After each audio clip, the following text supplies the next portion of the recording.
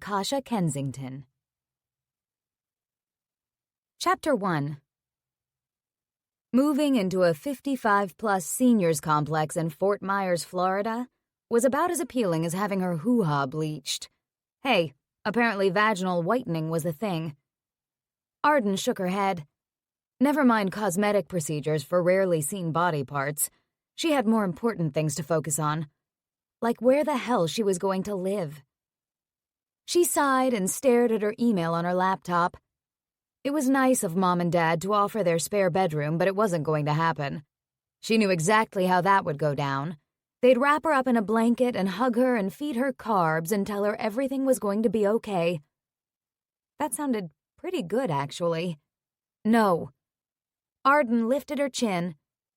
She'd handled all the crap for the last year on her own. She wasn't going to regress into the pampered princess she'd been when she last lived with her parents. She was a grown woman, and she was taking charge of her life. She was going to have to take her little brother's charity offer instead. She rubbed her forehead where the chronic ache was worsening. She had enough money in her bank account to cover the move from Phoenix to Chicago and a tiny cushion, but the word tiny when referring to her savings made her stomach cramp and panic flutter in her throat. She had to be out of the house on June 30th. That gave her 3 weeks to pack and ship what furniture and household items she wanted to keep, sell off the rest, and get out of town. Going home to Chicago wasn't so bad. She'd left there to go to college 10 years ago, and she still missed it. Phoenix was lovely, but it was different, and now it felt like a prison. She couldn't leave home without thinking people were looking at her, judging her, pitying her, or wondering how she could have been so stupid. She was wondering that herself. For an intelligent, educated woman, she'd fucked up epically.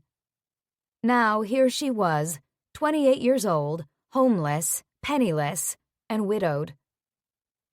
Arden squeezed her eyes closed at the stab of pain. It was still hard to believe Michael was gone.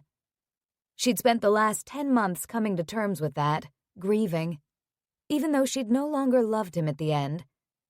And didn't that jab of guilt just add to the pain? But he was her husband. All their hopes and dreams gone in the blink of an eye. Hell, the truth was her hopes and dreams had been slowly dying over the last few years. While she'd watched her friends' perfect lives unfold on Facebook, she'd pretended her life was equally perfect. But it wasn't. And wasn't that a guaranteed trip to Depressionville? Constantly watching the illusion of everything her friends apparently had that she didn't. She sucked in a long breath, lifted her chin, and focused on her laptop. Fingers flying over the keyboard, she messaged her brother.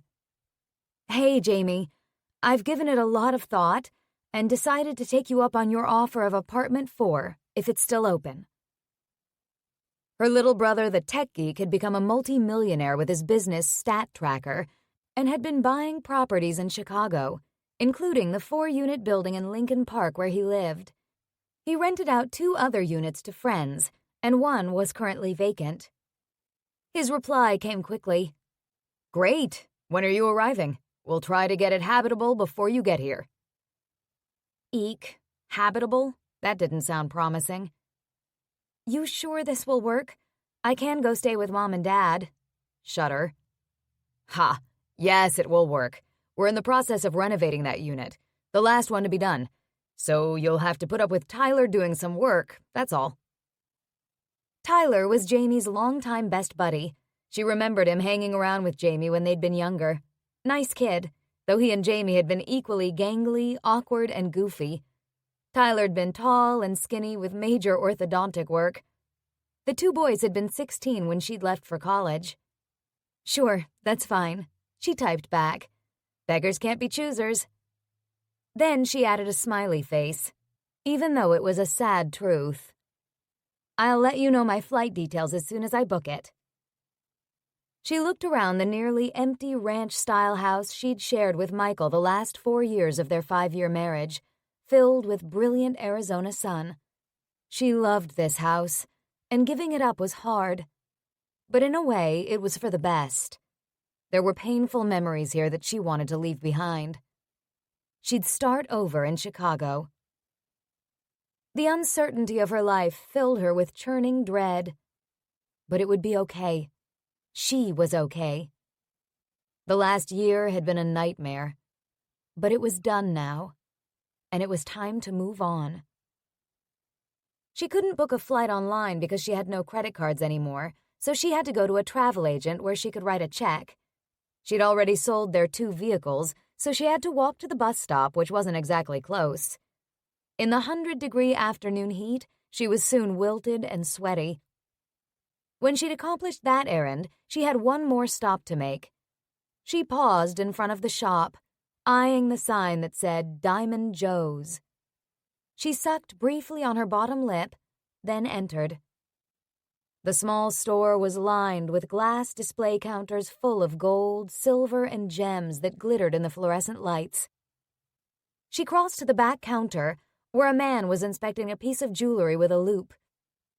He looked up at her and smiled, his round face creasing. He was round everywhere. The top of his bald head, his face, his belly in a strained white shirt. "Hello," he greeted her. "How can I help you?" She bent her head to look at the diamond wedding set on her left hand. She'd loved these rings so much. She couldn't help but remember the day Michael had proposed to her, how giddy and in love they'd been. Probably too young to get married, but with stars in their eyes as bright as the diamonds on the engagement ring. They'd imagined a perfect life together. An ache of loss and regret bloomed inside her. She'd sold nearly everything else of value they had. She'd resisted selling the rings, even though she had no daughter to pass them on to, and her marriage had been a shell. Because at one time they had meant something. They'd meant so very much. Her throat thickened as she slowly pulled the rings off. "I'd like to sell these." 2 weeks later, she stood in the kitchen, surveying the boxes of household items, trying to decide what to pack and what to get rid of. It was painful to contemplate giving up the Lagostina cookware, Henkel knives, and KitchenAid mixer. Even more than it had been to decide which designer shoes to keep and which to send to consignment. The doorbell rang. Her head jerked around. Who could that be? Frowning, she headed to the front door to see her mother standing on the doorstep. She threw open the door. "Mom! What are you doing here?" Mom smiled and opened her arms for a hug. "I came to help." Arden moved into her mom's embrace, and as her mother's arms closed around her, emotions surged into her throat painfully. She hugged her mom back, and they stood together for a moment. Then she drew in a shaky breath and pulled back. "I told you not to come." "I know you did." Arden stepped back, and Mom picked up her small suitcase and followed her inside. "Nice and cool in here," Mom said, fanning herself. "I had to come, honey. You're all on your own, trying to pack up things in this huge house all by yourself." "I can handle it." She'd been determined to be strong and self-reliant, but now her mom was here. She was actually grateful. She'd been feeling overwhelmed. She still wasn't sleeping well, tired both physically and mentally, and that didn't help. "I know you can." Mom touched her cheek. "But you don't have to. That's what family is for." Arden wanted to cry but fought back the tears. "You're right," she managed to choke out. Her brother was taking her in and helping out, and now her mom was here to help, and even though she wanted to be a grown-up and take responsibility for everything, she was so glad she had family. She'd do the same if they needed help. She met her mom's eyes. "Thanks, Mom." Mom clasped her upper arms gently and held her gaze. "You're going to be fine. You are fine. This will be a good change for you." Arden nodded. A new start. I agree. She smiled. Jamie's been great, letting me stay at his place. Of course. I'd be giving him hell if he didn't. She smiled ruefully. You too. She shook her head. I don't know what happened to you. What do you mean? Arden strolled to the kitchen, ready to make her mom a cup of coffee or iced tea. She paused at the big granite island and set her hands on the cool stone, facing her mom as she followed. You both lead such different lives. It kind of blows my mind. Arden laughed. What? Well, look at Jamie. Making so much money he doesn't know what to do with it, buying real estate and renovating it and making even more money. And you, married to a famous football player, hobnobbing with celebrities, hosting fancy dinner parties? She chuckles. That's not how you grew up. That's not who your father and I are. We're just regular Midwesterners who retired to Florida. Well, yes, but we're not living in some super luxurious retirement resort. We wanted to give you both a good life and encourage you to be the best you can be. But we sure as heck never envisioned what you've both done. Your worlds are so different than ours. Not anymore, Arden muttered, aware that she hadn't really done anything with her life. Would you like coffee or something cold? A cold drink would be wonderful. Arden opened the fridge and grabbed a pitcher of tea, then poured 2 glasses. So, where should I start? Mom looked around the kitchen. You know I love organizing things. She really did. More gratitude flooded through Arden, a little of the weight lifting off her shoulders. Thank you, Mom. A week later, Arden arrived at O'Hare. Jamie was there to meet her, and when she saw him, sudden emotions swamped her. She'd felt lonely in Phoenix, abandoned by the people she'd thought were friends, until Mom showed up. Hey! He threw his arms around her in a big bear hug. You're here. She nodded against his broad chest. He may be her younger brother, but he sure wasn't little anymore. Now over 6 feet tall, still lean but broad-shouldered. She hugged him back. I'm here. I'm glad. We've been worried about you. It'll be good to have you here where I can keep an eye on you. Her head jerked back and she frowned up at him. Jamie, I don't need a babysitter, I'm fine. He grinned. His mop of dark curls still fell over his forehead and ears, and he still wore dark-framed glasses, but now had a layer of dark stubble on his jaw. I know, humor me. It's been hard being so far away from you, knowing what you're going through. She'd tried to downplay the disaster her life had been after Michael's death, but eventually had to tell her family everything. They'd been there for Michael's funeral, but she'd insisted she could deal with things on her own after that. It's done, she said. Finally. Good. His smile faded and he studied her face. You sure you're okay? You look like you've lost weight. Yay. He rolled his eyes, as if you needed to. 10 pounds. I always wanted to lose 10 pounds. She smiled. They headed toward the baggage carousel for her flight, Jamie's arms slung around her shoulders. So, is the apartment habitable? She asked. He laughed. Yeah, it's habitable. We worked on the kitchen first, so you have a nice new kitchen. But there's still a lot to be done in the rest of the place. When you say we worked, you mean Tyler worked. Hey. He frowned in affront. I do help. I've been learning from him. She lifted her eyebrows. Really? Well, some. Mostly I'm just his gopher. I tried to use some crazy, huge power saw once and nearly cut my hand off. But I have other talents. That you do. Even though Jamie's success made her feel even more like a loser, she was proud of her geeky little brother. He'd started his business when he was in his senior year of high school, and holy fuck buckets, look at him now. Literally, look at him now. Because all the other women around them were definitely looking. Jesus. She squinted at him. What? Why are you looking at me like that? She elbowed him in the ribs. Those girls are checking you out. He smiled. I'm trying to figure out why. She put on a mystified expression. Jamie scowled. Thanks. She grinned. Teasing her baby brother was making her world all better. Eventually, her bags arrived. Holy shit, Jamie said as he hauled one off the conveyor belt. What the hell did you bring? All my worldly possessions, in 2 suitcases, FYI. Not quite all your worldly possessions. The stuff you shipped is in the apartment. Oh, good. They each took 1 suitcase and started toward the exit to the parking garage. Arden's shoulders were burning by the time they arrived at his vehicle, a gleaming new Jeep. Nice ride. Thanks.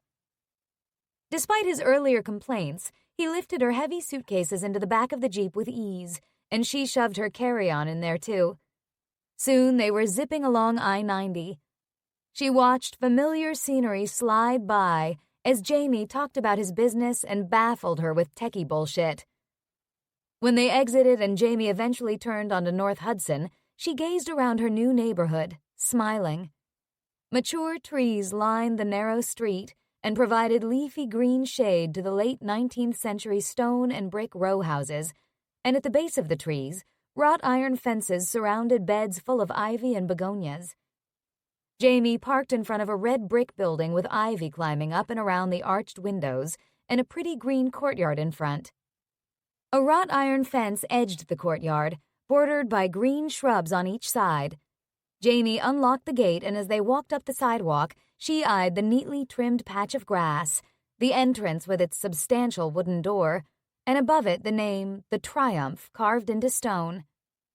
Did you plant that? She gestured at a big black pot on the front steps, overflowing with bright red and orange impatiens, lime green sweet potato vines, and multicolored coleus. Nah, Mila did. Figures, it's nice. He laughed. Arden had yet to meet Mila, though she'd heard about her.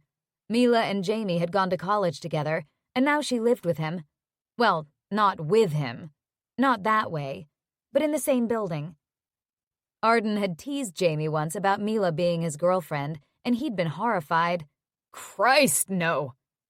He'd waved his hands like an umpire calling someone safe on base. We're friends, that's all. Apparently it was, because Jamie was constantly out with women and Mila had a boyfriend. As they entered, Arden took stock of the building, having never been there. The hardwood floors had been beautifully refinished, as well as the tall baseboards. She admired the original stained glass windows, the ornate ceiling medallion and crystal chandelier hanging above, and elegant sconces on the walls now fitted with electric lights. Mahogany doors on either side of the hall wore big brass numbers 1 and 2, and a grand mahogany staircase climbed to the second floor. Wow, this is gorgeous, Jamie. Thanks. The place needed a lot of work, so I got a good deal, but it's coming along. She could only imagine how much a building like this, in this neighborhood, cost, even if it did need work. She set a hand on the big carved newel post. Up? Yeah, leave that case. I'll come back and get it. The door of apartment 2 swung open and a woman popped out into the hall. Hi! You must be Arden. Arden smiled tentatively. And you must be Mila. Yes, I'm so happy to meet you. It's going to be awesome to have another woman in the building. Mila was stunning. Shiny dark hair cut in one of those bobs that was short in the back and longer at the front, curving around her perfect oval face. The tilted-up corners of her eyes gave her a mischievous look. Her full lips and high cheekbones had Arden blinking in awe of her beauty. And her enthusiastic greeting was nice. Arden's smile widened. Yeah, you don't want to be outnumbered. Hell no. The testosterone around here sometimes is suffocating and annoying. But she grinned. Welcome back to Chicago. Thank you. Mila obviously knew her story, but there was no awkwardness as she stepped forward to hug her. "You've been through a rough time," Mila said, her tone gentler. "So we're going to have some fun." Damn it. Tears stung Arden's eyes again. She didn't want pity, but someone being nice to her was enough to make her cry. "I'd like to have some fun." "We'll get you settled in." Mila reached for a suitcase. "You can't carry that upstairs," Jamie told her. She frowned. "Yes, I can. I've been working out." He snorted. "With 5-pound weights." She bugged her eyes out at him. "I'm up to 8 pounds now." She raised one slender arm and flexed, and tiny biceps appeared. Arden rolled her lips in to keep from laughing. "I've never had good upper body strength," Mila said to Arden. "A while back, I lost an arm wrestling match against your brother, and I vowed that would never happen again." Arden widened her eyes. "Jamie beat a girl at arm wrestling?" she asked in a shocked tone. Jamie gave the back of her head a gentle smack. "Hey now, enough of this. Up." He jerked his chin at the stairs. Mila and Arden exchanged smiles, and Arden started up with her carry-on. The second floor was similar to the first, with a small hall and a door on each side, this time obviously numbered 3 and 4. Mila entered first, the door unlocked, and Arden followed, Jamie bringing up the rear with a suitcase. "Tyler's working, or he'd be here to welcome you too." Arden walked to the middle of the living room. "You unpacked my stuff." "Yeah." Jamie dragged the big suitcase into the bedroom and reappeared. "Tyler and Mila helped me get things arranged." "You guys." Arden's bottom lip quivered yet again. "You didn't have to do that." Mila shrugged. "It was no trouble, really. You don't have a lot of stuff." She said it in such a matter-of-fact tone that Arden decided right then that she loved her. "Nope, I don't." There'd been a time in her life when having the new car, the big house, designer clothes, and beautiful furniture had mattered. Now she knew stuff didn't matter at all. While Jamie clomped down the stairs and back up with the other suitcase that Mila had apparently changed her mind about carrying up, Arden looked around the small apartment. The hardwood floor had been refinished up here, too, the golden oak gleaming in the afternoon sun that flooded in the 2 arched windows overlooking the street. The walls, on the other hand, were a mess. All the trim had been removed, and there were big holes here and there in the plaster, the paint chipped and peeling. "I love the fireplace," she murmured, moving toward it to inspect the old brick and the oak mantel. "We all have one," Mila said. "It's definitely a great feature of this building. They're going to clean up the brick and refinish the mantel, and you can see some of the work that's in progress." She waved a hand. "But come see the kitchen. It's gorgeous." Arden moved to the kitchen, separated from the living space by a granite counter. "It is beautiful." She contrasted it to the huge gourmet kitchen she'd had in Phoenix. She loved to cook and had taken a bunch of cooking classes over the years. But even though this space was tiny, it had decent counter space and was fitted with new stainless steel appliances among the dark wood cupboards. She could see herself cooking there. Maybe not the big dinner parties she and Michael used to host, but even cooking for just herself. It was a nice space. "I love it." She smiled at Jamie. "You did good." He grinned. "It was a team effort." "As in, Tyler did all the work." Mila wrinkled her nose at Jamie. "Bullshit. Also, you helped." He pointed at Mila. "She picked out the cabinets and appliances." Arden slid open a drawer and found her cutlery already there.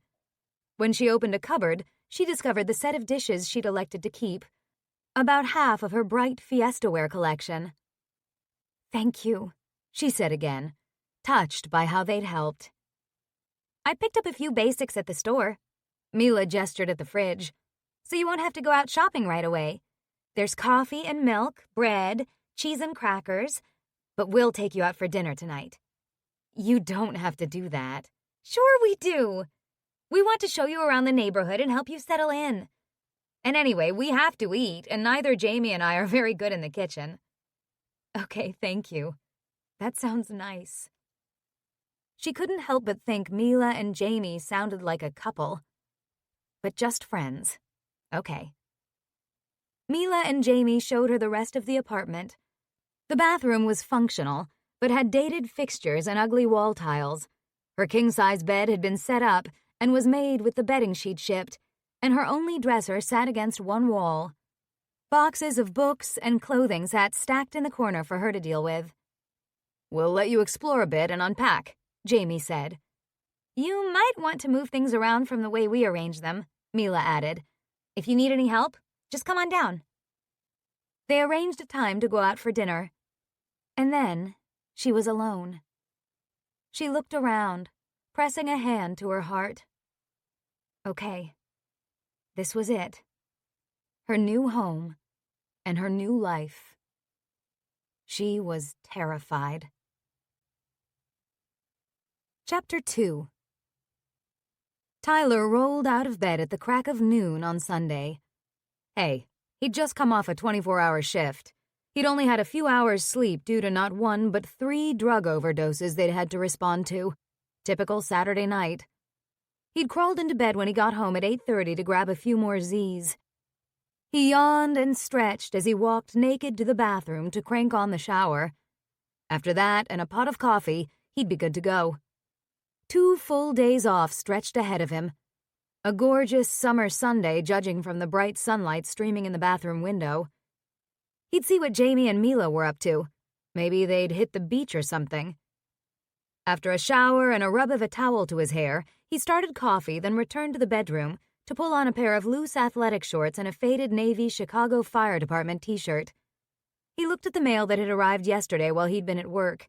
Nothing interesting. He poured coffee into a travel mug and headed downstairs to find Jamie, but paused outside his apartment door. He needed to get bathroom measurements from apartment 4 so he could go to Home Depot and pick up some stuff.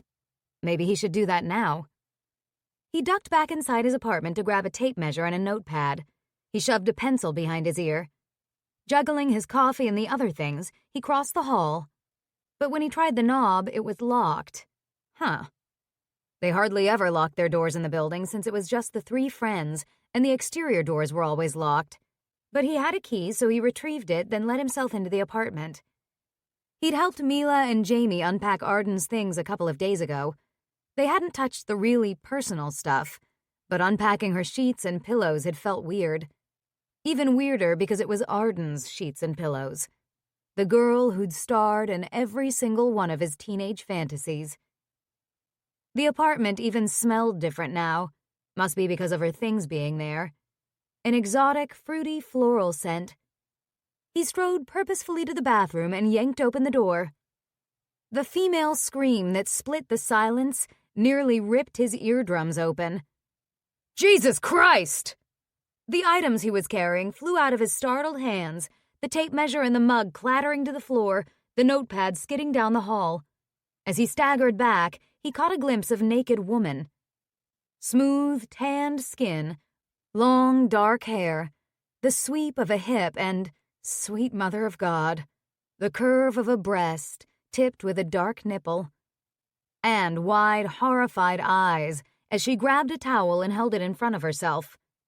"Get out!" she shrieked, then let out another piercing scream. "Ah! Help!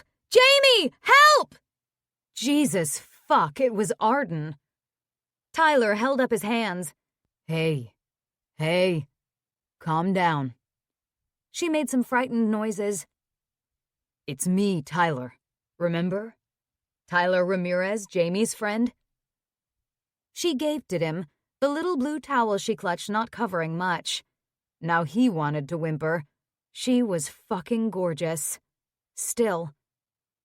"I am so sorry." He kept his eyes firmly on her face, smiling tentatively. "When did you get here?" She looked like she was having a heart attack. Good thing he was a trained EMT. "Yesterday." "Shit." He grimaced. "I could have sworn Jamie said you were arriving Monday."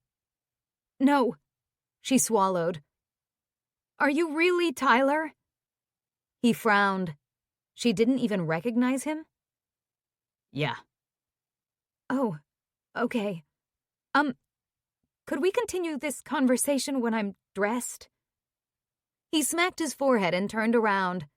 Yeah, of course, dumbass, he muttered under his breath. I'll, wait in the living room. He picked up his things, rubbing at the hardwood floor he'd just refinished weeks ago, hoping like hell the travel mug hadn't scratched the new finish. Looked okay. Then he strode back to the living room where they'd arranged her furniture. He was going to fucking kill Jamie. He set his things down on the granite counter and pressed the heels of his palms to his eyes. Christ, that vision was seared into his retinas for the rest of eternity. Naked Arden Lennox. Holy shit. Okay, calm down, dude. He was over that high school crush. Way the fuck over it. She was here and he was an idiot. He'd been trying to imagine what it would be like to see Arden again. It had been, 11 years since he'd seen her? Nah, he'd seen her 1 year at Christmas when she'd been home. So maybe 9 years ago? Whatever, so he'd had a crush on her. That was a long time ago. He'd been a kid then, and she'd married someone else. She was a widow now, mind you. But still, they were different people. And he'd just embarrassed them both. A few minutes later, Arden appeared, now dressed in a pair of cropped black leggings and a loose tank top. And yeah, she was still just as beautiful, with those big brown eyes, creamy smooth skin, and sweetly curved lips. Well, that was a great reintroduction, wasn't it? Tyler said with a grin. I really am sorry. I had no idea you were already here. I came to get some measurements so I can get started on your bathroom next week. She still seemed shaken and annoyed. I guess there was a miscommunication about when I was arriving. Yeah, I'm going to murder your brother. He frowned. I'm surprised he didn't come running to your rescue. That scream was loud enough that everyone in Lincoln Park probably heard it. He's not home, she admitted. He and Mila went out to get breakfast a little while ago. They're going to bring back something for me, so I jumped in the shower. What? They're not bringing me anything? Actually, I think they are, but they didn't want to wake you up. Oh, okay. He paused. So you screamed for him even though you knew he wasn't here? She made a face and her lips twitched. I figured a burglar wouldn't know that. Quick thinking. Luckily, I'm not a burglar. How did you get in? Through the door. Her eyebrows rose. You have a key? Yeah. Is that a problem? I'd kind of like to know when someone's coming into my apartment. Interesting concept. She frowned, and he couldn't stop his grin. Jamie and Mila wandered at will in and out of every other apartment, and he'd learned to lock the door if he really needed privacy. We hardly ever lock our doors inside since the outside doors are always locked. But we all have keys to one another's apartments just in case. I'm in this unit all the time working on it, but I'll try not to get in your way. She nibbled her bottom lip. Jamie told me you're still working on this place. I knew that was part of the deal. Right. Apparently she'd had to sell her house. Jamie'd told him that she'd discovered after her husband had died that he hadn't exactly been in good financial shape. She moved past him to the kitchen and reached into a cupboard for a bright yellow mug. Would you like some coffee?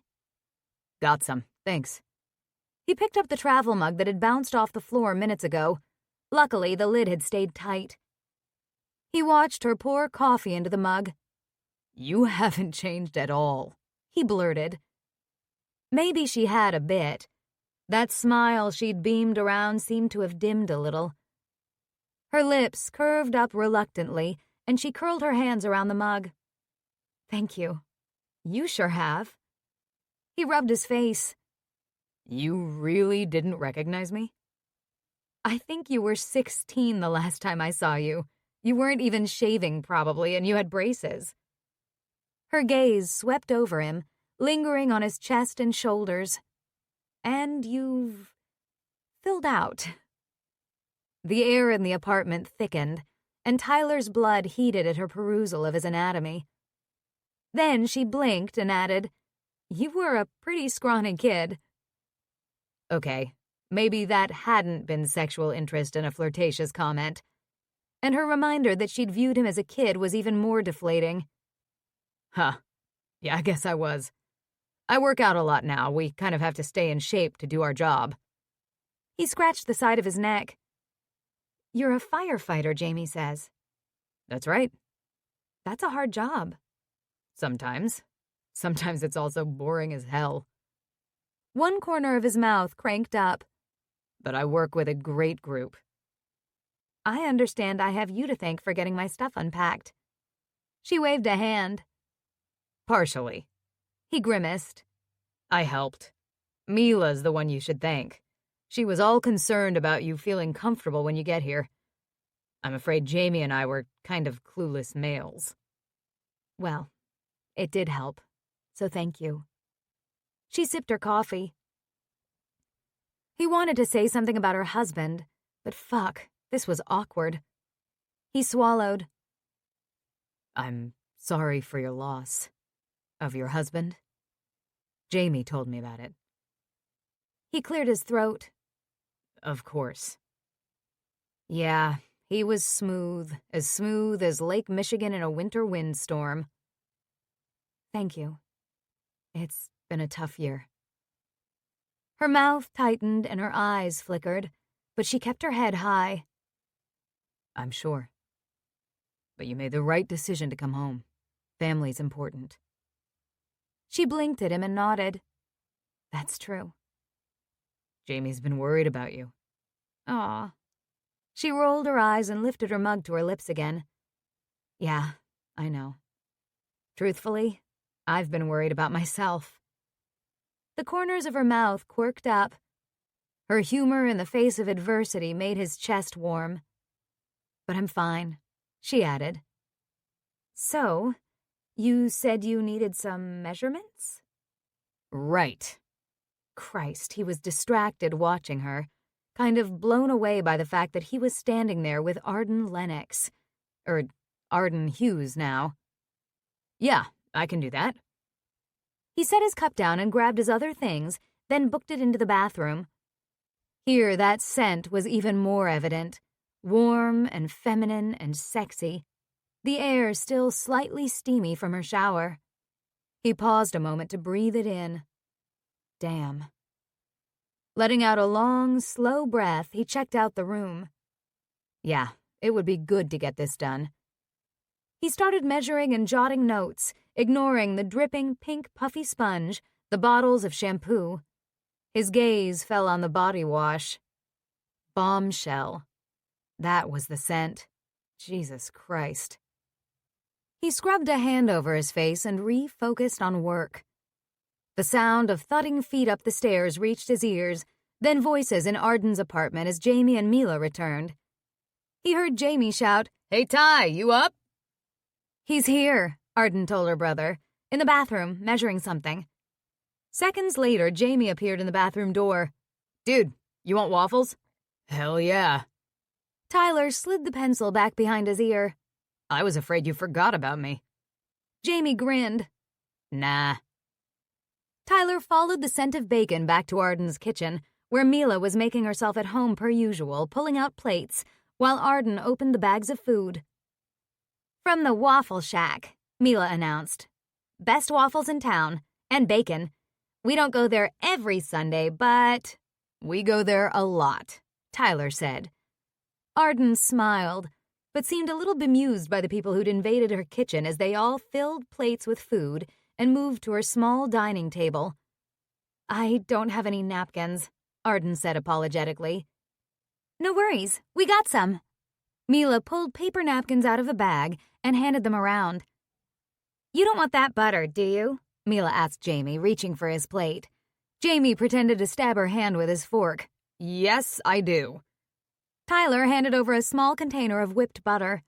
"Here you go, Butterball." "I love butter," Mila confessed to Arden. "I probably shouldn't have it, but thank you, Tyler."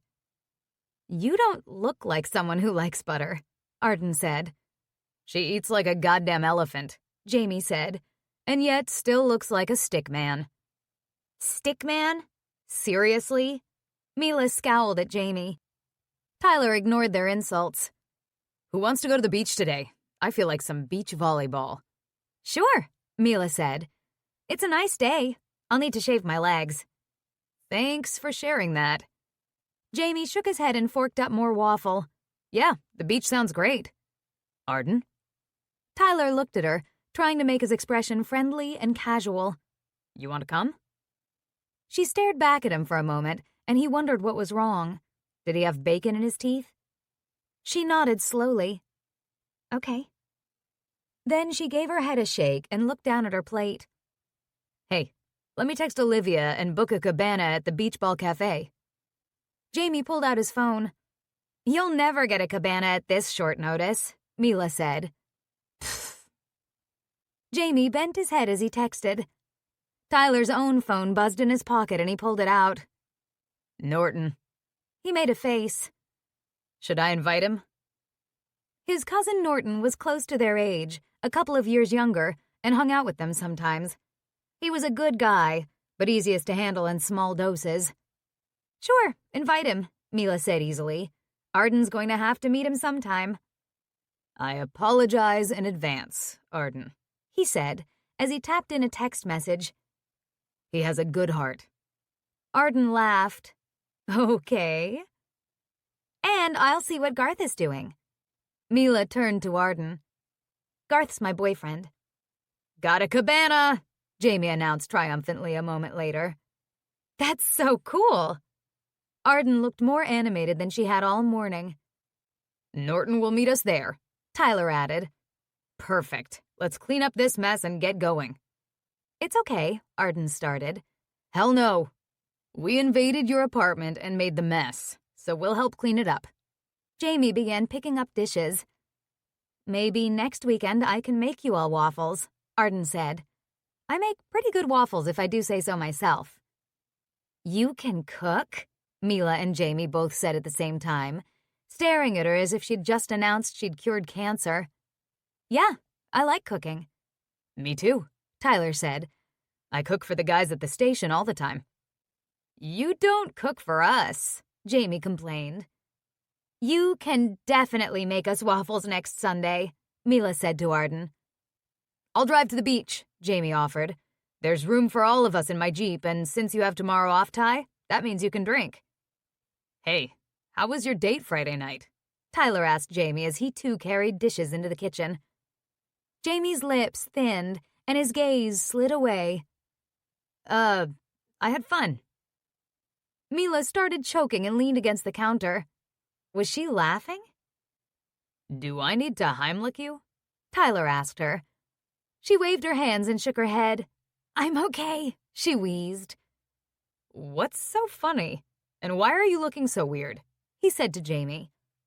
The date didn't turn out like he expected, Mila said. You met this chick on Spark, right? Tyler said, naming a popular dating app. You thought she was amazing. Mila collapsed onto the counter in a fit of giggles. What? Tyler demanded, grinning too. Arden looked back and forth among the three of them, wide-eyed. Oh, we have to hear this. Come on, Jamie. Tell them, Jamie, Mila choked out. Okay. This chick seemed really perfect on Spark. Hot, fun, a little geeky. Sounded perfect. So we met for a drink on Friday. Turns out she's a drag queen. You mean he, Mila corrected. Well, he's Honey DeVille on stage, but he introduced himself as Danny when I met him. Tyler and Arden burst out laughing at the same time. How did that even happen? Tyler asked. It was totally my bad. Jamie waved a hand. That's the embarrassing part. I've never used Spark before, and I didn't read the whole bio or swipe through all his pictures, so I just saw the honey picture. But here's the best part. Mila waved a hand at Jamie to go on. He was a really nice guy, Jamie said. So I stayed, and we had a few beers. It was a fun evening. He hitched one shoulder and shut the door of the dishwasher, looking around at them all earnestly. Tyler laughed. Are you seeing him again? Not on a date, but we might hang out and play Call of Duty sometime. Oh, Jamie. Arden shook her head, an affectionate smile brightening her face.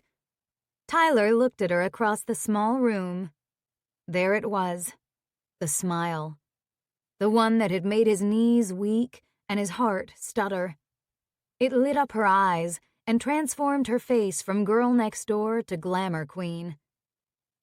And God damn it, it still made his heart stutter. Chapter 3. Arden looked around the upscale beachside restaurant and bar. She'd never been to this place. A group played live music on the patio at one end, and people wearing skimpy swimsuits and casual clothes lined the bar. The hostess led them past the bar and tables arranged on the outdoor deck to a white canopied cabana. Dark wicker furniture with bright cushions formed a U-shape around a long, low table. They had a perfect view of the beach over the low railing. I'm impressed, she said to Jamie, dropping her tote bag on a chair. This looks fun, and way too cool for a nerd like you. Pfft. Arden caught Tyler's quick grin. Oh yeah, Tyler'd been a nerd too. Not anymore, though. He looked like he fit right in here, wearing a pair of black board shorts and a t-shirt that hugged his broad shoulders and chest and draped over his flat abs. His thick dark hair gleamed in the sun. His sunglasses hid his eyes, and yet she had the feeling he was looking at her, too. She was glad she also had sunglasses on, hoping they hid the fact that she was totally checking him out. Other women at the bar weren't hiding that fact. Arden couldn't help but notice the looks he was getting, although some of the looks were for Jamie, as at the airport yesterday.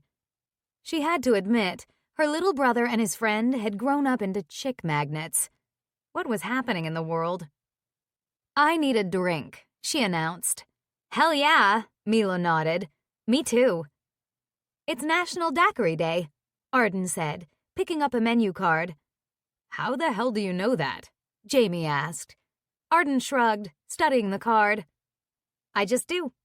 Do they have daiquiris? They have great daiquiris, Mila said. I love the peach one. Perfect. Is Garth coming? Jamie asked. Mila wrinkled her nose. No, he's working. On Sunday? Mila looked down and plucked at her beach cover-up. Yeah, they're really busy right now. Arden felt the faint tension emanating from Mila. He works all the fucking time, Jamie said with a snort.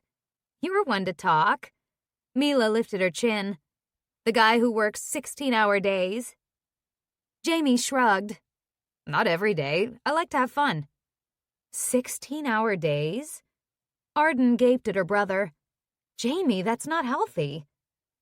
I love it, Jamie simply replied. Work is fun for me. With the 4th of July holiday coming up, Garth will take some time off, Mila said confidently. As they ordered beers and settled into the comfortable chairs, the breeze off the lake teased Arden's hair, and she turned her face into it, enjoying the pleasant temperatures. Unlike Phoenix, where sometimes you needed mist sprayers to sit outside, this was so pleasant. And that big expanse of blue, blue water.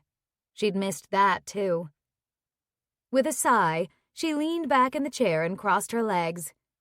This was nice and relaxing. She hadn't slept well last night. She hadn't slept well for the last year. Of course, her first night in her new home, her mind wouldn't shut off, and when she did drift off to sleep, she was startled into heart-pounding wakefulness by her dreams. Terror-filled dreams of trying to get to Michael to save him and not being able to over and over. She'd been having that same dream in various forms off and on for months. She probably had enormous bags under her eyes from lack of sleep, thankfully now hidden behind sunglasses. Somehow she sensed Tyler's attention on her, even though he too lounged in a chair opposite her in a casual pose. Her skin tingled everywhere. So, are you looking for a job, Arden? Mila asked, when they had daiquiris in hand. I will be. She made a face, then sipped her drink through the straw. Not sure what kind of job, though. Were you working in Phoenix? No. She peered into her drink and stirred the ice cubes around. I have a business degree, but when we moved to Phoenix, my husband was playing professional football. He made good money, so I didn't need to work. I did some volunteer work, though. Mila nodded. Arden's stomach tightened as it did whenever she thought about her financial situation and the need to find a job. Quickly. Except a business degree from 6 years ago with no work experience other than organizing charity events wasn't going to help much with that. She took a few deep breaths, trying to relax the tension that gripped her. She needed to just live in the moment. It was a beautiful day, and she was here with her brother and his friends, sitting beside the beach drinking a delicious cocktail. She had a cute, albeit somewhat dilapidated apartment, but it was a place to live, and it was comforting to have Jamie living right in the building so she didn't feel totally alone. Hey! A loud male voice cut through the conversation the others were having about the Cubs season. Arden looked up to see a man about the same age as the rest of them, dark-haired like Tyler, about 5'9" and stocky. He wore Ray-Ban sunglasses with neon green arms, a blue t-shirt that said, "Do not be alarmed, this is a kindness," and a pair of baggy board shorts. Hey, Norton. Tyler gave a casual wave. Jamie reached over to bro-shake Norton's hand. Hey, buddy, have a seat. Hi, Jamie. Hi, Mila. Hey, Norton, how's it going? Good. Then Norton's gaze fell on Arden. Hello. He pushed up his sunglasses and smiled at her. Norton, this is my sister, Arden. She just moved into the empty apartment in our building. Norton frowned. You told me you weren't renting that apartment out until you were finished renovating it. Jamie's mouth opened and then shut. Arden felt the atmosphere around them shift to bordering on uncomfortable. Well, yeah, but Arden needed somewhere to stay right away. She just moved here from Phoenix. I warned her that it would be under construction, and she was okay with that. Norton turned his attention back to Arden, extending a hand. She smiled and shook it, uncertain of where the sudden tension came from. Nice to meet you, Norton. Likewise. He smiled, his gaze moving over her in a way that was more awkward than creepy. But his smile seemed sincere. He dropped a backpack onto the deck and took the empty seat next to her. So, Arden, besides being sexy, what do you do for a living? Arden choked on a laugh. Funny, we were just discussing that. I'm unemployed right now. Got any leads on a good job? His eyes widened. Hell yeah, I can put a good word in for you where I work. The girls in HR are all hot for me. She rolled her lips in briefly, trying not to look over at Tyler and Jamie seated across from them. Where do you work, Norton? At Guardian Mutual. I'm a desktop support tech. Oh, cool. You and Jamie must have a lot in common. She bit her lip and now chanced to look at her brother, who grinned. Yeah, we're both tech dudes, Norton agreed. Except he's rich and I'm not. But hey, I'm working my way up the ladder. Arden nodded. The waitress arrived again, and Norton gave her a long up-and-down look. Arden couldn't blame him. She was lovely, wearing a tiny pair of shorts and a bikini top. The girl smiled brightly at Norton. What can I get you, handsome? Norton's eyes brightened. I'll have a pina colada, please. The girl's eyes flickered. Sure thing. Norton turned back to Arden. Hey, Arden, feel my t-shirt. Know what it's made of? She slanted a look at Tyler, then back at Norton without moving a hand. What? He grinned. Boyfriend material. She grinned, nodding. Good one. That's my sister, Norton, Jamie said. Cool it. Right. So, what are we up to today? Norton drummed his hands on the table as if playing a bongo. Maybe some beach volleyball? Sure. Tyler shoved his glasses on top of his head and sat forward. That'd be fun. I was thinking that too. Let's finish our drinks, Mila said. Except we're an odd number now. Jamie looked around. Pretty sure I can find one more person. Oh, there she is. Mila frowned. Who? I don't know her yet. Jamie grinned. But I will. Be right back. Mila snorted and watched him stand and stroll over to a blonde at the bar in a turquoise bikini. I guess it's easy to pick up chicks when you're loaded, Norton said, and the dejected tone of his voice tugged at Arden's heartstrings. I doubt that was his opening line, dude, Tyler said mildly. Pretty sure he didn't go up to her and say, "Hey, I'm rich, want to play beach volleyball with me?" Arden laughed and met Tyler's eyes. Oh, who knows, she said. I never thought Jamie was particularly skilled with women. You've obviously been away for a while. Tyler grinned at her in holy hotness. She felt that smile all the way into her bikini bottom. She blinked and quickly sipped her daiquiri. Your brother's all growed up. Mila winked. Chicks dig him. Norton sighed. The waitress arrived with his drink, and he took it and gulped half of it down. Arden was now realizing why they'd warned her about Norton. She could see how he could get on your nerves. But she remembered Tyler saying he had a good heart, and they apparently kept including him in their activities, and that was kind of nice. She relaxed a little more, grateful to Jamie for letting her stay in the apartment and for having these friends who were so welcoming to her. They were good people. She had problems in her life she had to deal with, and she would. But for now, she was going to have fun this sunny Sunday afternoon in Chicago. I could have called my friend Emma, she said. Then we would have been 6. Is she hot? Norton asked. Tyler shook his head, but Arden grinned. Yes, she is. How is Emma? Tyler asked. That's Emma Malone, right? Right. She and Emma had been best friends in high school. Emma still was her best friend. Arden had stayed in touch with some friends from college, but after moving across the country, she'd drifted apart from a lot of people. Everyone else seemed to be living the dream, with great jobs, marriage, beautiful houses and families, and when Arden had been going through hard times, nobody seemed very interested in that. Everyone wanted to know the pro ball player's wife, but didn't seem to care too much about the destitute widow. She didn't blame them, who wanted to log on to Facebook and read someone's whiny complaints every day. Not that Arden did that. She didn't even want people to know how crappy things had gotten. But that had made it hard to maintain real relationships with some people. Except for Emma. Emma was her one true, steadfast friend, and even though they didn't see each other that often, they'd stayed in touch.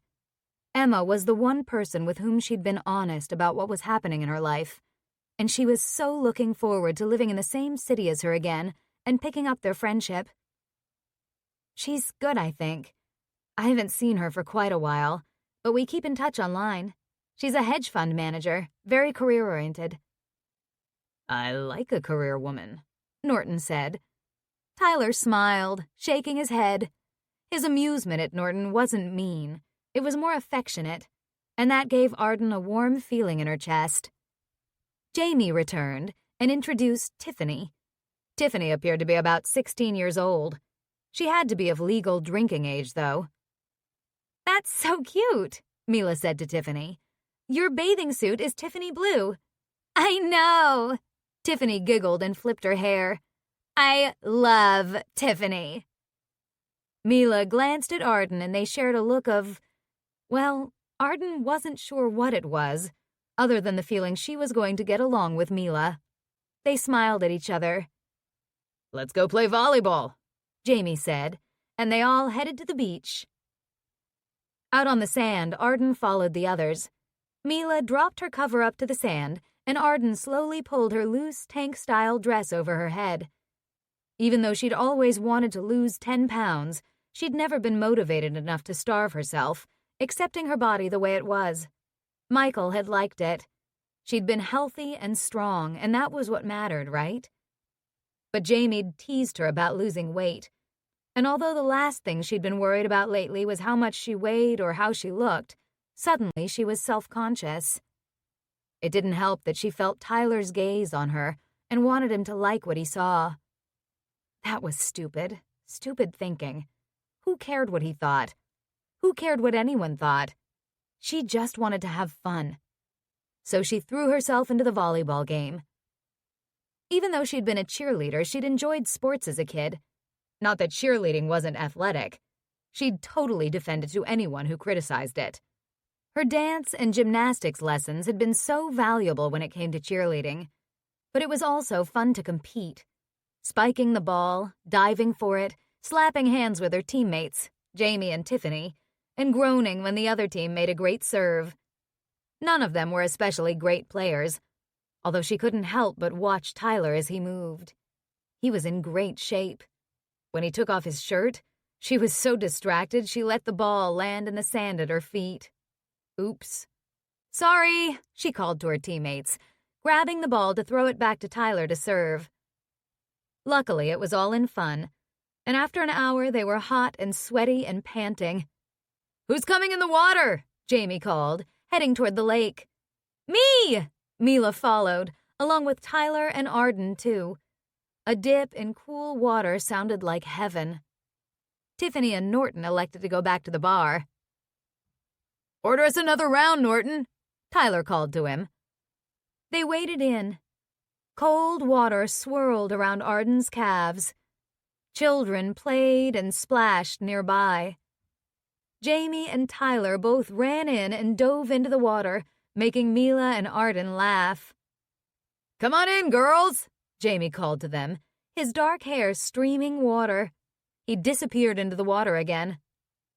"I'll just take my time," Arden said to Mila. "Me too." Mila swirled her hands in the water. "What a great day." "It's beautiful. Thank you for including me." "Of course. Now you're here, you're one of us." Oh, hell. Arden's eyes prickled. She and Michael had had a circle of friends in Phoenix, but she'd always been aware they were Michael's friends, teammates, business associates, and their wives and girlfriends, and they'd faded away after Michael's death. Only now was she realizing how lonely she'd been. She wasn't going to cry. So she too dove into the water, immersing herself in the coolness, letting it wash away the lone tear that escaped. She popped above the surface, laughing. "Oh, wow, that's cold." "You'll get used to it, you baby," Jamie said. He started wading toward Mila with an intent look on his face. "Mila needs to get wet." "No!" Mila tried to back away, but Jamie was faster, grabbing her, picking her up, and tossing her. She landed with a huge splash and a scream. When she emerged, she yelled, "You asshole!" But she was grinning. "Watch your language. There are children nearby," Jamie said with an unrepentant grin. They swam around for a while. Then Tyler said to Jamie, "You better get back. Norton's probably putting the moves on Tiffany. You could lose out." "Ha." "Well, I'm ready for a drink," Mila said. "Let's go." "Why didn't Norton come in the water?" Arden asked, as they trudged across the warm sand. "He can't swim," Tyler said. "He doesn't even like to get his feet wet." "Oh." As requested, another round of drinks sat waiting for them. Arden picked hers up and instead of sitting, moved to lean against the railing so she was in the sun. She tipped her face up and sipped her drink, letting the sun dry her hair and warm her skin, moving a little to the music the band was playing, a cover of a Chainsmokers song. Tyler grabbed his beer and joined her. "Having fun?" "Yes," she smiled. "I really am." "You sound surprised." "I guess it's been a while since I've had fun." He nodded. She watched a drop of water trickle down his neck, over his collarbone, and then lower, over his still bare chest. He had a beautiful body. Just enough chest hair, but smooth enough that his brown skin gleamed in the sun. His muscles shifted and flexed as he moved, his shoulders wide and powerful, his chest and abs lean and cut. She'd been married to an athlete, and she definitely appreciated the male body. She still had a hard time reconciling this muscular man with beard stubble and chest hair with the teenage kid she'd known years ago. She became aware of the conversation Mila and Jamie were having. "How old is Tiffany?" Mila hissed at him. "She doesn't even look legal." Jamie shrugged. "She has to be legal. She's drinking." "Like you never used a fake ID?" "Actually, I didn't. I tried once, but they laughed at me because I looked 12. Arden laughed. "I remember that. It was just before I went to college." "Why are men always interested in younger women?" Mila asked. "You go on any dating site, the men are all looking for women younger than them." "True." Jamie rubbed his chin. "I guess there is something appealing about a younger woman. Hey, it's got to be some kind of primal instinct. Younger women are more likely to be reproductively healthy, so men are just instinctively attracted to younger women because there's a better chance of procreating and continuing the human race." "Oh, for Christ's sake," Mila said. "A 30-year-old woman can still have children." "Sure, make me feel old, jerk," Arden said to her brother. "You're 28. You're not old." She made a face.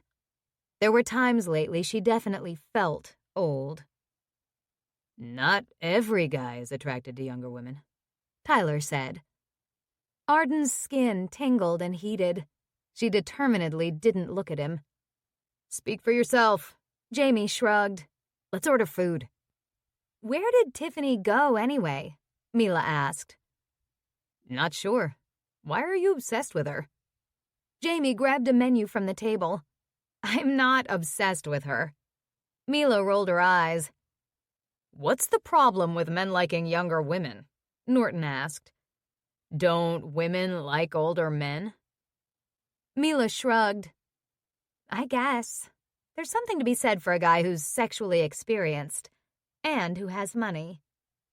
"You don't need to be old for that," Jamie said. "Let's order a bunch of things to share." "You're quiet on this subject," Tyler said to Arden. She smiled. "I don't care about age." "So you date a guy who's 21? She choked. "Okay, maybe I care a bit. 21 is pretty young.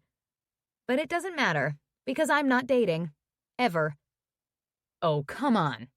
You don't want to spend the rest of your life alone. You're a young woman."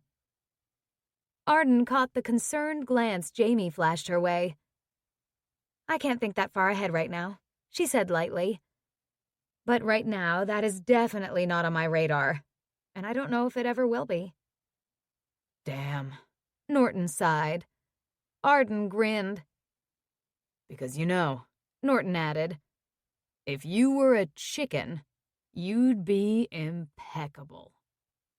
She frowned. "What?" "Impeccable. Get it? Chicken's peck." Tyler cuffed him on the back of the head. "Okay, Norton, you're done with the cheesy compliments today." Arden laughed.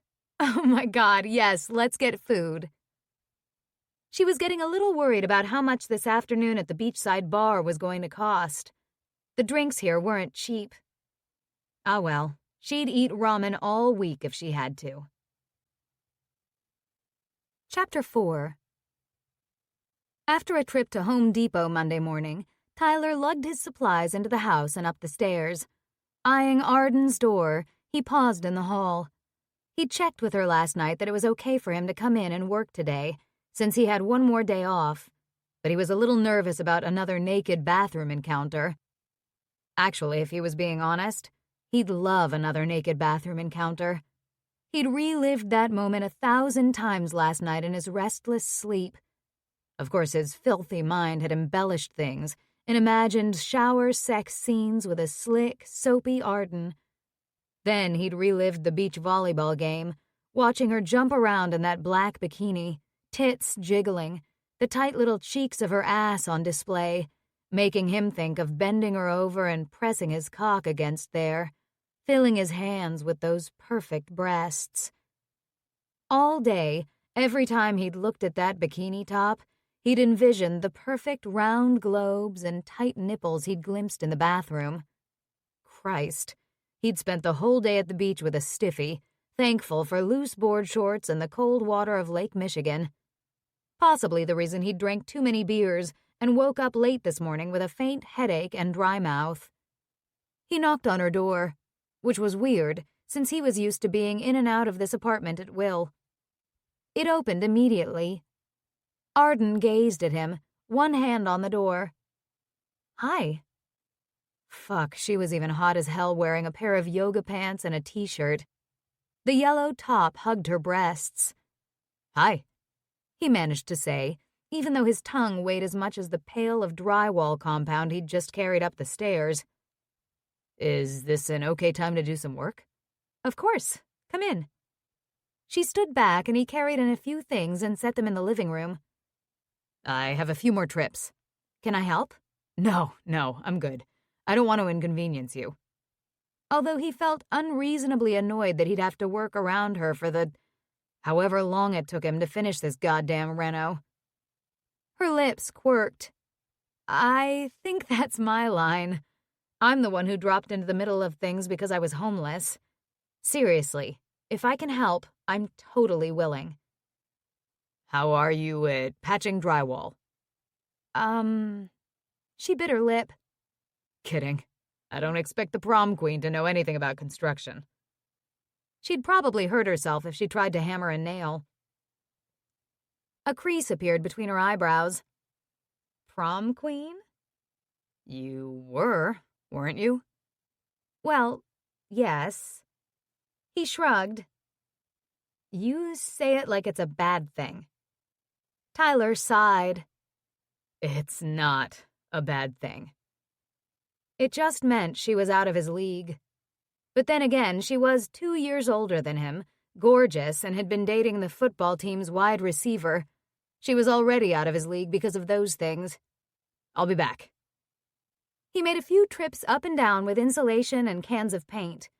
By the time he had everything upstairs, some of it stored in his own apartment since now that Arden was occupying the place, he couldn't just stack boxes and piles of lumber everywhere. He was hot and sweaty, and watching her move around her small kitchen didn't help. He fucking loved yoga pants on a woman. They were tight and stretchy and showed off a gorgeous ass perfectly. Not as well as a bikini, but as far as clothing went, only a tight pair of jeans compared. Or maybe a pencil skirt. He'd seen women wearing skirts that hugged their butt. If anyone thought he was obsessed with female anatomy, they'd be right. Women were amazing. Goddesses. Sometimes he found it hard to believe that such beautiful creatures existed in the same universe as him. Their soft curves and smooth skin and silky hair, the way they moved and smiled. Christ. He knew there was more to women than just the physical, and he appreciated all that too. But when faced with female beauty, he was in awe. He didn't mean to be objectifying, but readily admitted to checking women out on the street on a regular basis, just because, damn, they were beautiful. And now he was doing it with Arden. Of course, she was at the top of Mount Goddess, or wherever it was that goddesses hung out, and she had been since he was about 14. "Okay," he said. "Here's the deal. I'm ready to start your bathroom, but that's going to mean you don't have a bathroom for a while." She regarded him with wide eyes. "For how long?" "Hard to say. Depends on my work schedule. I could get started today, but I have to work tomorrow. After that, I have 4 days off, so I could do some demo work today and then be ready to really rock and roll on Wednesday. But I probably won't get it all done in 4 days, so it might be a couple of weeks before you can use your bathroom." She blinked. What am I supposed to do with no bathroom? Use mine. Her lips parted and she stared at him. No, really. Really? Why not? I'm right across the hall. Even if you need to sneak in during the middle of the night, that's fine. Don't go there. Don't think about Arden sneaking into your bedroom. Don't. She nibbled her bottom lip. Maybe I could use Mila's bathroom. Tyler frowned. Well, sure, I guess you could. It's farther away, though. And remember, I work 24-hour shifts, so there'll be a lot of times I'm not even home. Oh, right. She nodded. You don't mind a stranger using your apartment? You're not a stranger. Her lips pursed, and fuck, that made him want to kiss them. Then she smiled. Well, thank you. I appreciate the offer. Sorry you're being put out. No, I knew that was the deal when Jamie offered me a place to live. I'm grateful. I'll try to stay out of your way. And I'll try to make it as painless for you as I can. If I helped, maybe it would go faster? He eyed her. Yeah, I'm still not convinced about your construction skills. If you're like your brother, it's probably better if you don't help. To his surprise, a smile broke out on her face. Ha! I knew he wasn't that useful. He's learning. Well, I could learn too. I can paint. Seriously, how hard can that be? Well, that'll be about the last thing we do in the bathroom. She glanced around the living room. This room needs painting. Yeah, it does. But I have a lot of repairs to do to the walls, and I have to clean the brick of the fireplace and refinish the mantel before we paint. Also, we're replacing all the baseboard and casings around the doors and windows. He became aware of the scent of coffee and something baking in the apartment. His nose tipped up and he sniffed the air. Is that coffee? Yeah. Would you like some? Love some. He'd made a Starbucks stop on his way to Home Depot, but that had been hours ago. And what are you baking? Muffins. They smell fantastic. He followed her to the kitchen. She opened the oven door and peeked in. 2 more minutes. She pulled a bright red mug out of a cupboard and filled it with coffee. Do you need milk or sugar? Nope. Black. She nodded. Here you go. Thank you. He took a sip of the hot elixir. What kind of muffins are they? Blueberry lemon. Damn. It's National Blueberry Muffin Day. What? It's a thing, really. So I made blueberry muffins. Are you hungry? He grinned. Always, especially for baked goods. Her lips twitched. I see. I'm a pretty good cook, but I can't bake shit. Well, baked shit would be pretty awful. He barked out a surprised laugh at her joke. Oh, come on. She made a face. That was a terrible joke. No, it was funny. Hopefully my muffins don't taste like baked shit. The timer on the oven beeped and she grabbed a yellow oven mitt. I'm sure they don't. I'm salivating at the smell of them. They'll need to cool for a few minutes. She set the big muffin tin on top of the stove, then moved to the fridge and pulled out a container of margarine. Jesus, don't let Mila see that. See what? She turned big eyes to him. The margarine? He nodded. She thinks it's a crime. Arden's grin was gorgeous. Oh, right, butter lover. I'm in trouble. She popped the lid off the container. Do you object to margarine? Hell no, that's what I buy. I actually prefer butter, but I don't use much of it, and it's hard to keep soft. Margarine's convenient. True. He paused. Can I eat one now? She smiled and carefully lifted a muffin out of the tin. It's still pretty hot, but what the heck? Go ahead. He slathered margarine on it, although it kind of fell apart because, it was still really hot. But he managed to devour it in about 2 bites. Damn, that's good. She handed him another one, which he eagerly accepted. Thanks. You're welcome. The muffins were really excellent. He rubbed his abs, enjoying how Arden's gaze followed his hand there and lingered. Too bad his dick also took notice. Okay, now I'm ready to work. He left her apartment to retrieve his sledgehammer and crowbar. He'd burn off that sexual energy with some physical activity. He entered the small bathroom and stopped. Hey, Arden! What? Her voice came immediately from behind him. She must have followed him. You want to move your shit out of here? My shit? Yeah. He jerked his head at the towels and various bottles of female potions. There was also a hairbrush, a curling iron, and a tube of toothpaste on the vanity. It'll get all covered with dust. Okay. She squeezed past him into the small space, and call him an asshole, he didn't even try to move to make room for her, enjoying the brush of her body against his. Heat sizzled in his veins. She gathered up all her shit. He helped by picking up the blow-dryer and curling iron and followed her into her bedroom.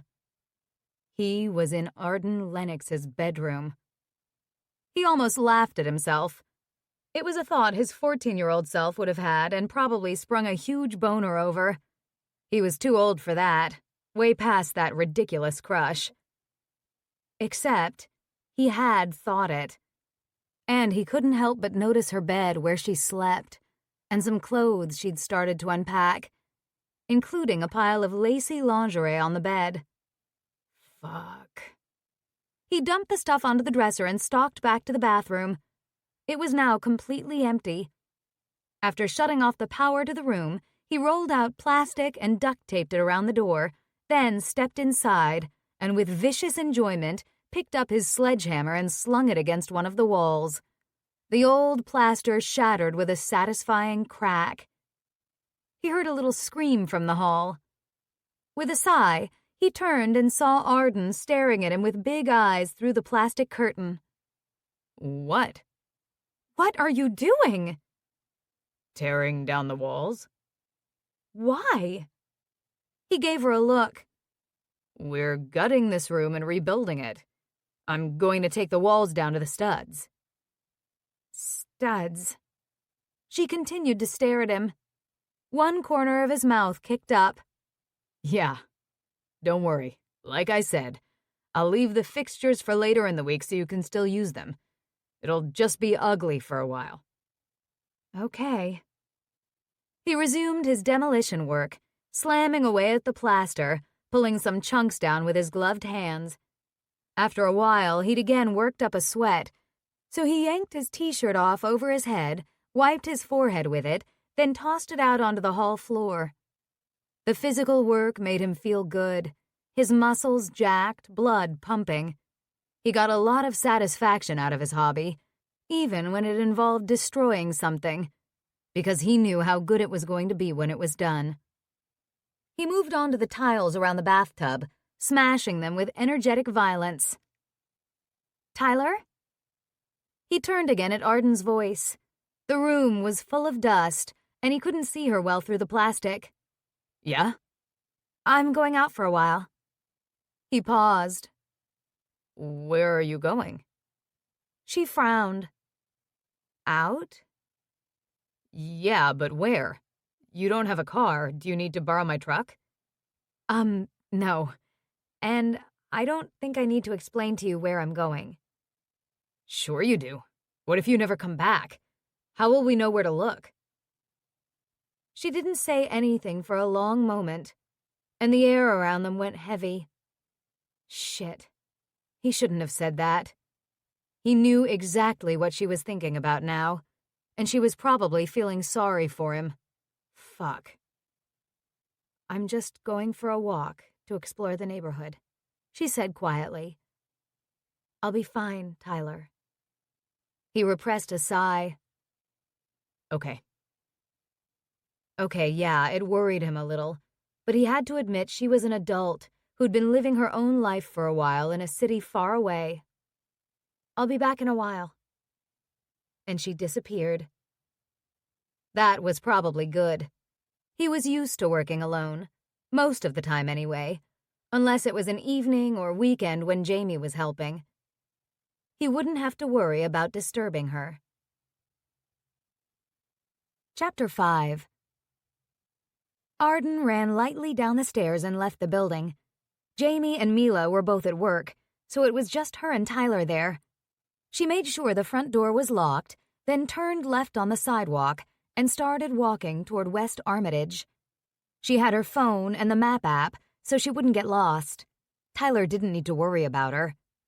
His insistence on knowing where she was going had at first annoyed her, but then he asked that question. What if you never come back? Memories had flooded back, things she hadn't thought about for years. When she'd been 16 and Tyler and Jamie 14, Tyler's 12-year-old sister had gone missing.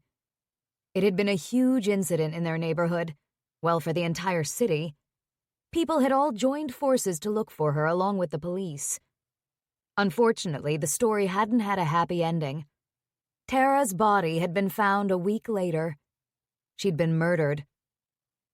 It was a shocking tragedy that traumatized so many of them. With Tyler being Jamie's best friend, the Lennox family knew the Ramirez family well. They'd all been horrified and grieving. Arden's parents, like many others in the neighborhood, had gotten very protective of both Jamie and her. Arden had had nightmares for weeks and had been nervous walking to and from school for a long time. If she'd been affected that much, it had to have been much worse for Tyler. She hadn't been close enough to him then to really know, but she did remember seeing him at the funeral, trying not to cry, and her heart had ached for him and his parents.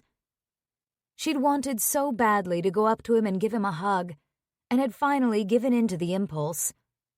It had been brief, a little awkward, and had made the tears in Tyler's eyes shine even more, although he'd bravely said, "Thank you for coming." Other memories from that time were fuzzy now. So when he'd said that, about what if she never came back, it had frozen her in place. And instead of arguing with him that where she went was none of his business, she'd tried to assure him that she'd be okay. Was that incident still affecting Tyler? Perhaps a person never really got over something like that. She rubbed at the faint ache behind her breastbone that had appeared along with the memories, then pulled a long breath in and slowly let it out. She turned her face to the bright sun that filtered through the lacy canopy of old trees lining the sidewalk. Another beautiful summer day in Chicago. She admired the houses and gardens on each side of the street.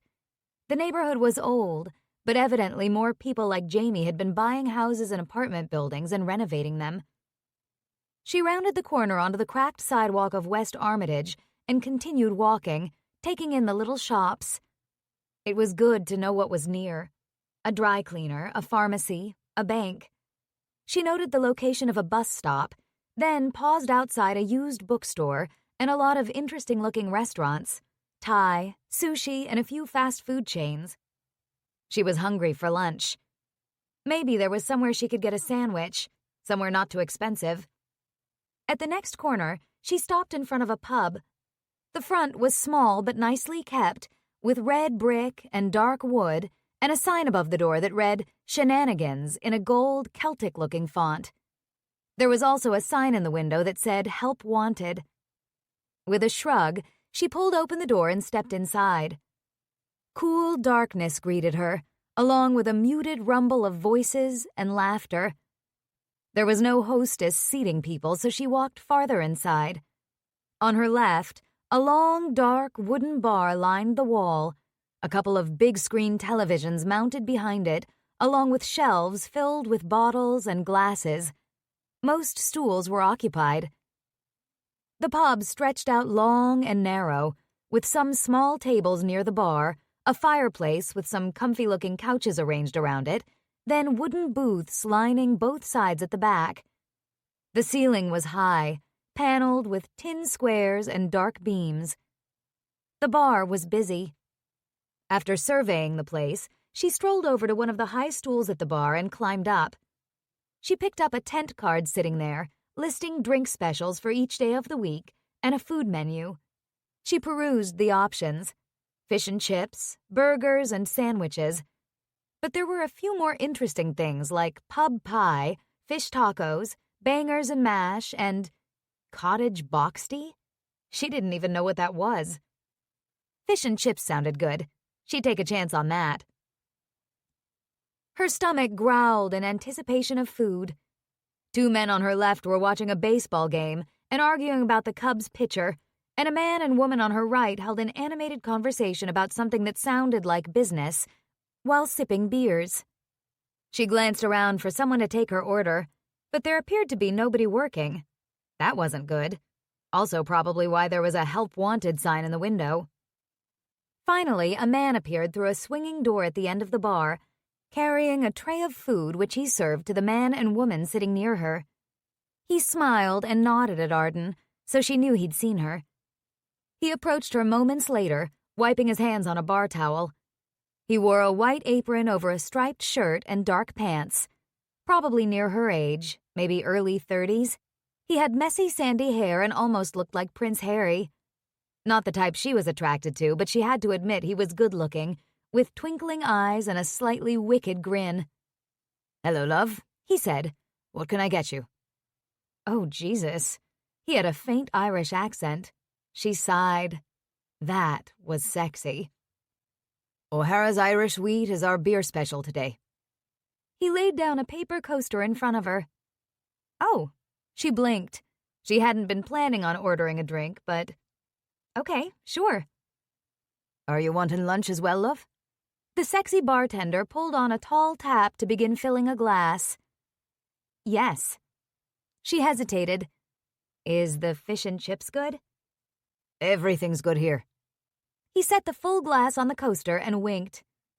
"The fish is freshly battered halibut, and the fries are hand-cut." Oh, that sounds good. Okay, I'll have that. "Sure look it." She blinked again. What does that mean? "Who knows?"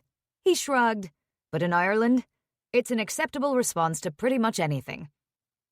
She smiled and reached for her beer. Okay, then. She took a swallow of the smooth, fruity beverage. She caught the eye of the 2 men arguing over the baseball game, and they both gave her big smiles. She smiled back hesitantly. They seemed harmless, friendly. Another man passed by on his way out and stopped to clap both men on the back and exchange pleasantries, calling them by name, Kasim and Brad. The bartender returned with a tray of glasses he started moving to a shelf. "Hey, Liam, can we get another round here?" Kasim called to him. Liam. Nice. Liam filled 2 more glasses and carried them over to the men, pausing to chat with them, hands on the bar, a smile on his face. He appeared to know them well. They must be regulars. A harried-looking woman appeared behind the bar, young, pretty, with red hair and freckles. Arden looked back and forth between her and Liam and immediately knew they were brother and sister. "Liam," the woman said, "I need 3 more Guinness and a Bud Light." Liam grimaced and moved away.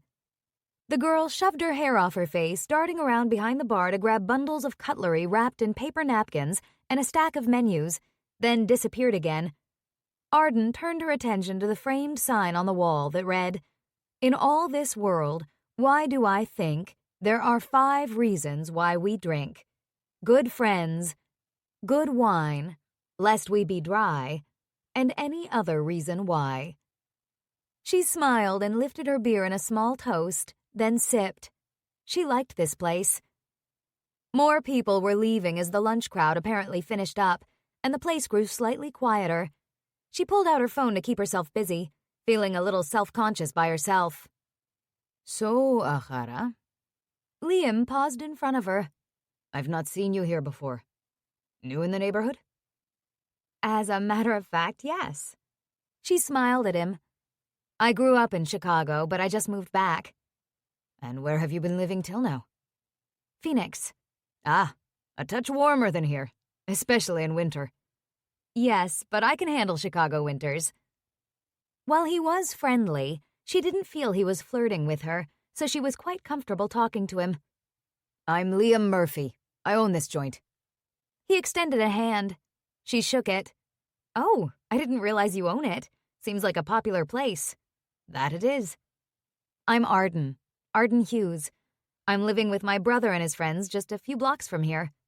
Lovely to meet you, Arden. The young waitress returned in a rush and set a hand on her hip. Where are those drinks, Liam? Oops. He flashed a wry grin. Excuse me. Arden nodded and watched them work together, the girl's exasperation affectionate, both of them obviously familiar with each other and with the bar. Moments later, Liam served her fish and chips, sliding the big plate across the polished wooden bar. It smelled amazing. Here you are, love. Enjoy. Thanks. She picked up the cutlery and dug in. And damn, he was right. This was good. The fish was firm and flaky with a crisp batter, and the fries were golden and hot. Even the coleslaw, usually added as a passing nod to veggies, was good, with a tangy dressing. How's everything? Liam returned when she'd made good progress on her lunch. It's excellent. He winked. Told you so. Yes, you did. So, what do you do for a living, Arden Hughes? She made a face, setting down her fork and picking up her beer. Nothing at the moment. Ah, we're hiring if you didn't know. Though you're probably not looking for a waitressing job. She stared at him. She was looking for any kind of job.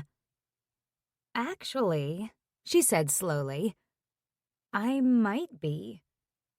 His russet eyebrows lifted. Yeah? Yeah. She gave a firm nod. I need a job. This seems like a nice place. Well, sure, I'm biased, but yeah, it's a nice place. We have a pretty regular clientele. Things can get a bit rowdy in the evenings, but it's rare that we have to eject anyone for being bollocksed. She laughed. Good to know. You'd likely do well with tips. He gave her an appreciative look. Her cheeks heated. Thanks? He grinned. Any waitressing experience, darling? In high school. She pasted a bright, confident smile on. That had been 10 years ago, but so what? He nodded, eyes narrowed. Well, we do need help. How soon could you start? Tomorrow? He laughed. You're hired. Sorcha! The young waitress called back. What? I just hired another waitress. Sorcha appeared, green eyes big. Seriously? This is Arden. She starts tomorrow. He nodded. My sister, Sorcha. Pleased to meet you, Sorcha. Arden stuck out her hand. The girl took it, studying her. Likewise. She didn't have an accent like Liam did.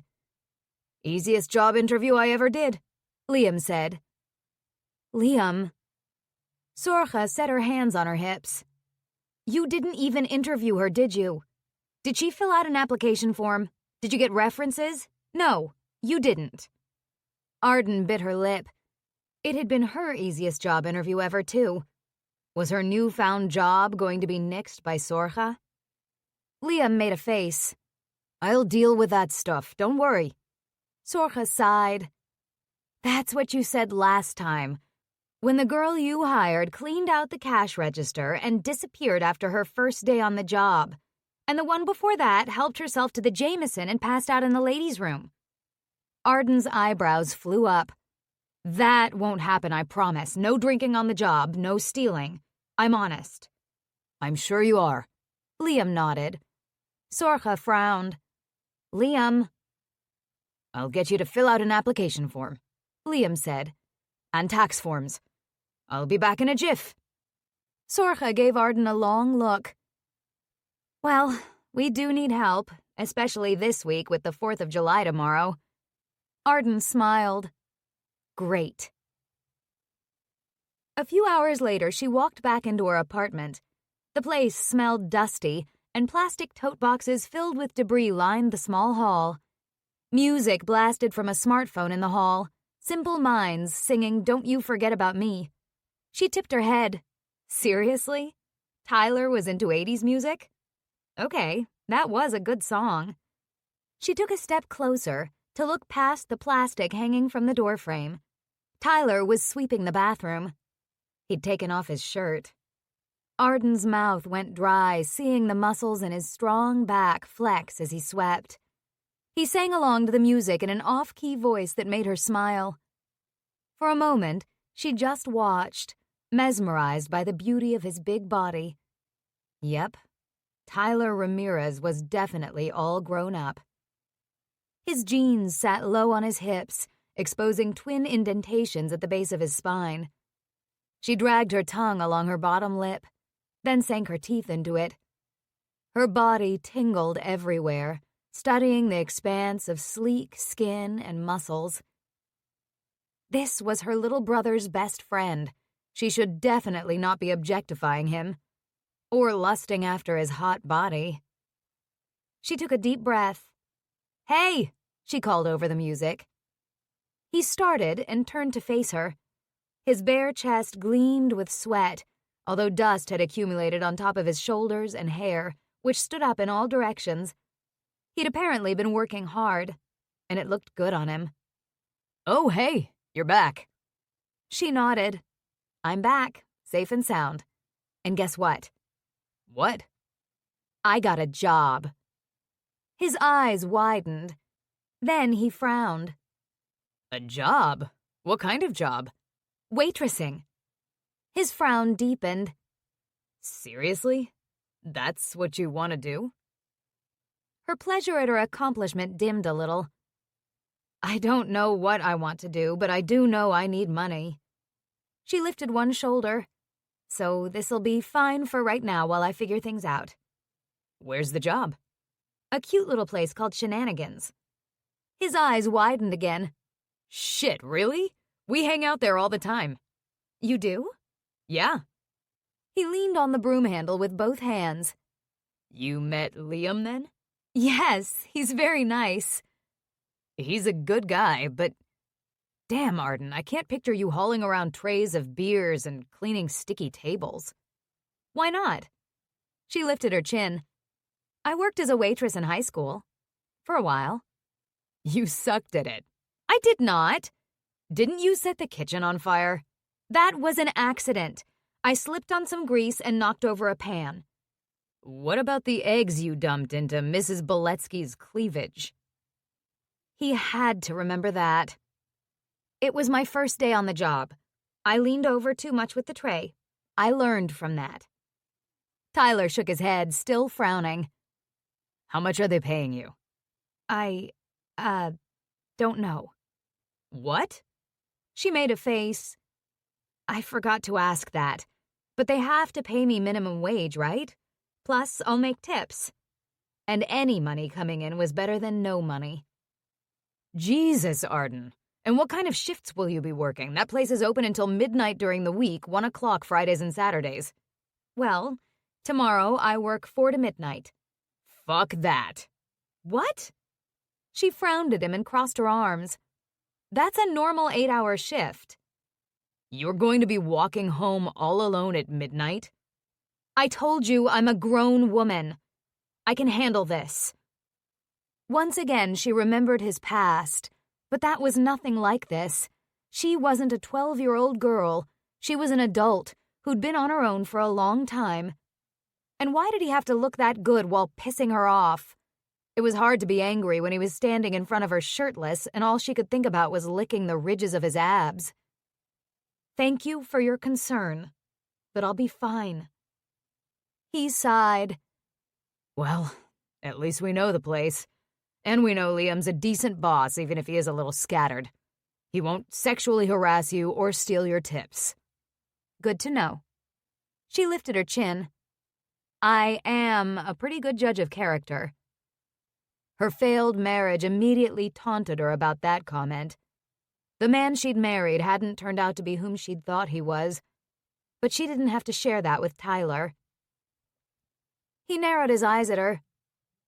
You got lucky. Then he laughed. Or maybe not. I guess we'll see how long you last serving beers and burgers. It can't be that bad. She rubbed her upper arms. I don't have a problem with working hard. When's the last time you actually worked? She gazed back at him, her throat tightening. Ouch. He winced. I didn't mean it like that. Okay, it's been a while. That doesn't mean I'm lazy. I've held jobs. I worked hard in school and at college. He didn't appear convinced. She swallowed a sigh. The truth was, most things in her life had come easy to her. She'd studied as much as she had to, but got decent grades even when she didn't. Her waitressing jobs had been short-lived when she got bored with them. Her cheerleading had been fun, so she'd willingly practiced. College had been a little more work, but she'd enjoyed a busy social life for the most part. She had committed to the volunteer work she'd done in Phoenix, though. She wasn't a total slacker. But life hadn't been easy the last few years. Tyler didn't know everything she'd been through. He didn't know how desperate and lost she was. He didn't know she wasn't too proud to work as a waitress, and she'd do her very best at it. He didn't know that she was stronger now because of everything she'd gone through. She'd show him. Chapter 6. Tyler grabbed his phone where he'd set it and ended the music, which he'd cranked up since he was alone. Silence descended around them as he bent to sweep up the last of the dust and chunks of plaster and tile on the bathroom floor. The floor that was now stripped down to plywood, in the room that was bare studs and wires. He'd accomplished a lot while Arden had been out, and now he was almost done cleaning up for the day. He tucked his phone in the back pocket of his jeans and bent to pick up one of the heavy totes. Arden's gaze tracked up and down his abs and chest, then moved over his arms and shoulders. She swallowed. He fought back a grin. Arden liked what she saw. Yes. Other women had complimented his body. He worked out regularly at the station, as did most of the guys. Strength was important for their job. I'll get rid of all this stuff. He held up the tote. Her gaze dropped to his biceps, and he flexed a little more than was necessary to lift the tote. And then I'll be out of your way for a few days. She nodded.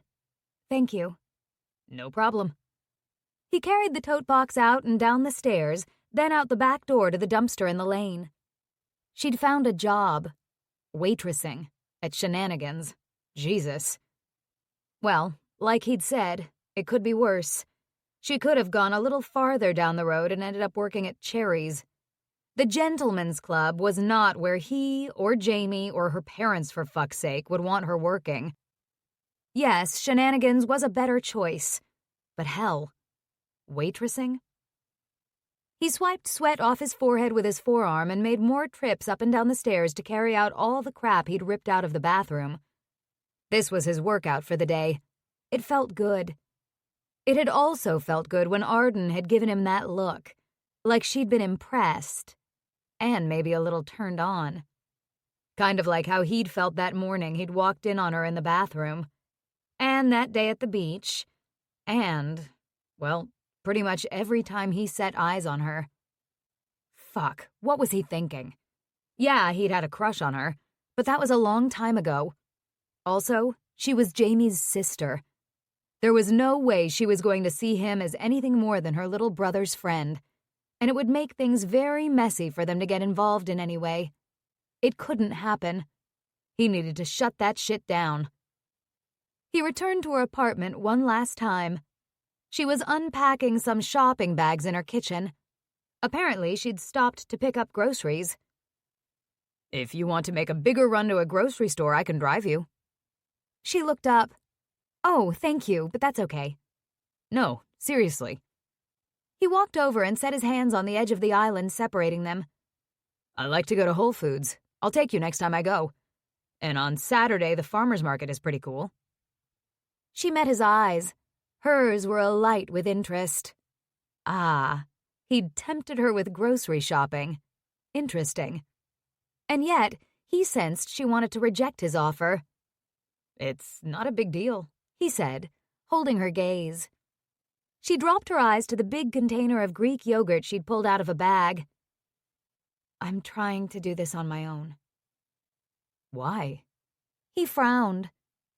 You're not alone. Your brother's here. We're his friends, and we're here for you too. She bit her lip and turned to the fridge.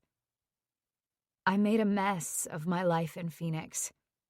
I want to prove that I can get back on track. By myself. He studied her slender back, her long, dark hair hanging all shiny down it, her very grabbable ass displayed in snug jeans. She'd made a mess of her life? Her husband had died, so yeah, obviously she'd been having a rough time. But how'd you make a mess of your life? She didn't turn at his question, just bent to put the yogurt away. Oh man, she did that, putting that ass on display. Then she straightened and closed the fridge door. It's a long story. Okay, he got that message loud and clear. She didn't want to talk about it. It made curiosity burn behind his sternum, but he wasn't going to be an asshole. Well, you ever want to talk about it? I'm a good listener. He kept his tone casual. Thanks. She turned, and he caught the shadows in her eyes, even though she smiled that sweet smile of hers. So come and see the bathroom. Okay. She followed him, and he pulled aside the plastic he'd used to cover the door. He gestured for her to enter the small space, and she brushed past him, with a quick glance at his bare chest as she did so. He caught a hint of that fruity floral scent he'd banished by tearing down the walls of the room.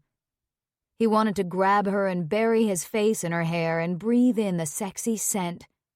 Focus, man. So you can't shower or have a bath now. Jesus. His throat dried up thinking about her having a bath, all naked and soapy and slippery. He gritted his teeth. But I replaced the toilet so you can still use it for now. Sorry it's ugly, but at least it's functional. Yes, that's fine. I can handle ugly for a while, thank you.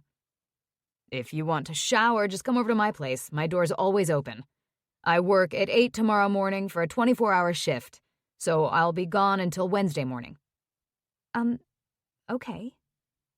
Yeah, thinking about her in his shower didn't help the tightening in his groin.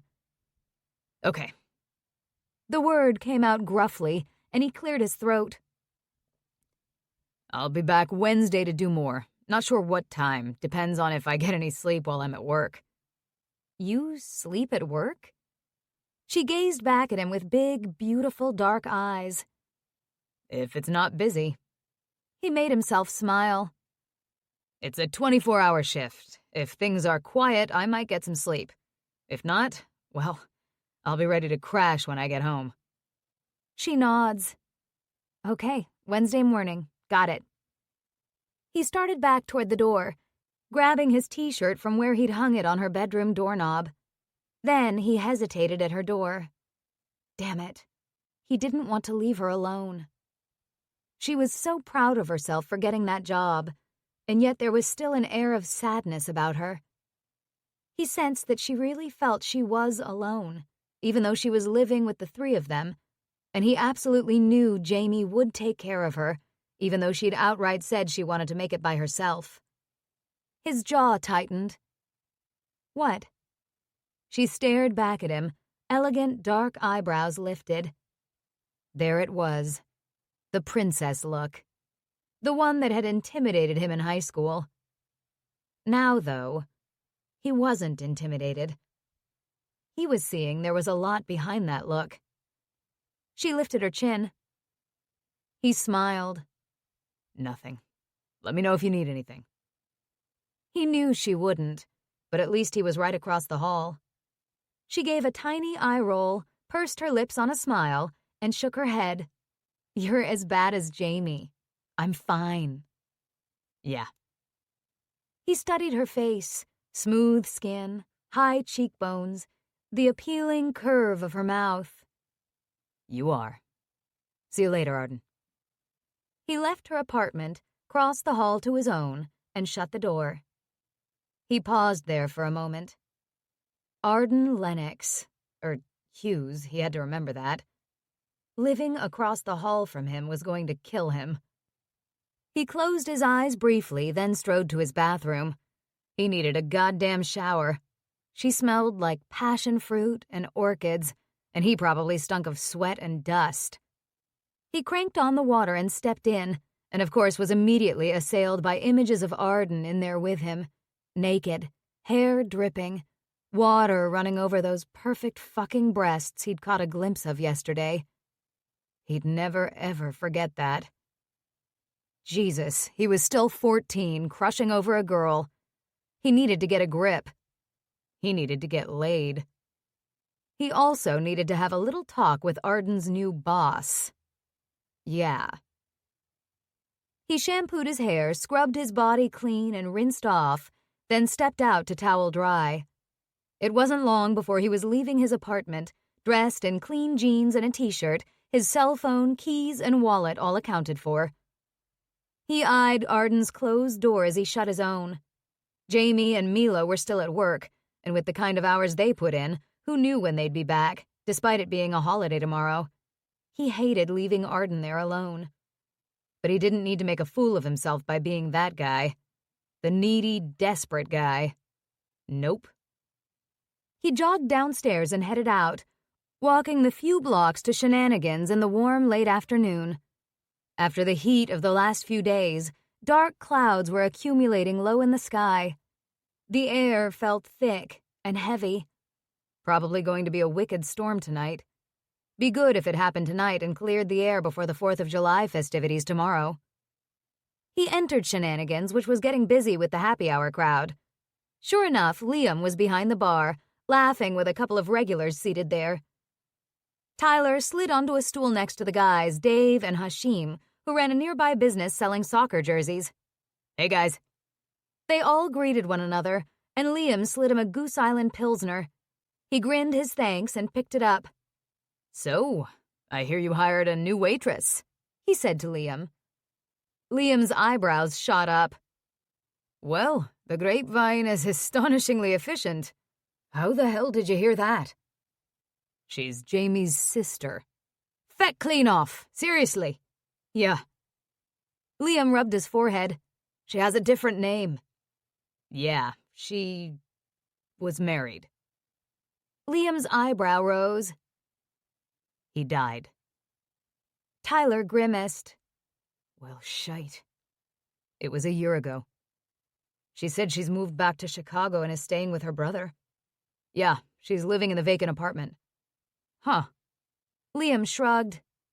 Well, she needed a job and I needed a waitress, so... Tyler leaned forward. You'll treat her well. Liam's head jerked back and he slapped a hand to his chest. What the hell? You think I don't treat all my staff well? Tyler shook his head, smiling. Just saying. He lifted his glass. You'll also keep an eye out for her so players like these dudes don't hit on her. He jerked his head at Hashim and Dave. Is she hot? Hashim grinned. Don't even go there, Tyler warned. Her husband just died. Leave her alone. All three men made sympathetic and apologetic noises. We'll all watch out for her, Dave said. He shrugged. We're here enough. That you are. Liam grinned. And I appreciate the business. Another Pilsner, Tyler? No thanks, just having one tonight. If I wanted only one drink, I'd go to communion, Dave muttered. Tyler laughed. I have to work tomorrow. Don't we all? But I will have something to eat. Can I get a pulled pork sandwich? You bet. The pork came with a tangy marinade made with Guinness that was damn good, along with the bar's excellent fries. That was dinner for tonight. What was Arden doing for dinner on her own? Christ, he had to stop thinking about her, worrying about her. She wasn't his concern. But she'd just moved back to Chicago and was living alone and... Stop. He forced himself to focus on the banter between the guys while he waited for his sandwich. It arrived moments later, served by Sorcha. She smiled at him across the bar as she set the plate down. "Here you go, handsome." She turned away and grabbed a goblet, filled it with ice and water, and placed it in front of him, too. "Anything else I can get you?" He gave her a vague smile and shook his head. "This looks great, thanks." She didn't leave, watching him, still smiling at him with an idolizing look on her face.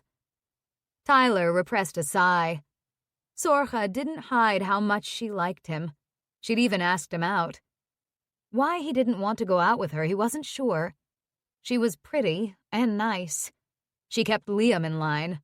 Without her, he'd dream away his days and the bar would go all to hell. That probably wasn't entirely fair to Liam, but there was an element of truth to it. Finally, Sorcha's smile dimmed, and she moved away to look after other customers. Damn, the young redhead just didn't interest him. There was no figuring out why. Chemistry was there or it wasn't.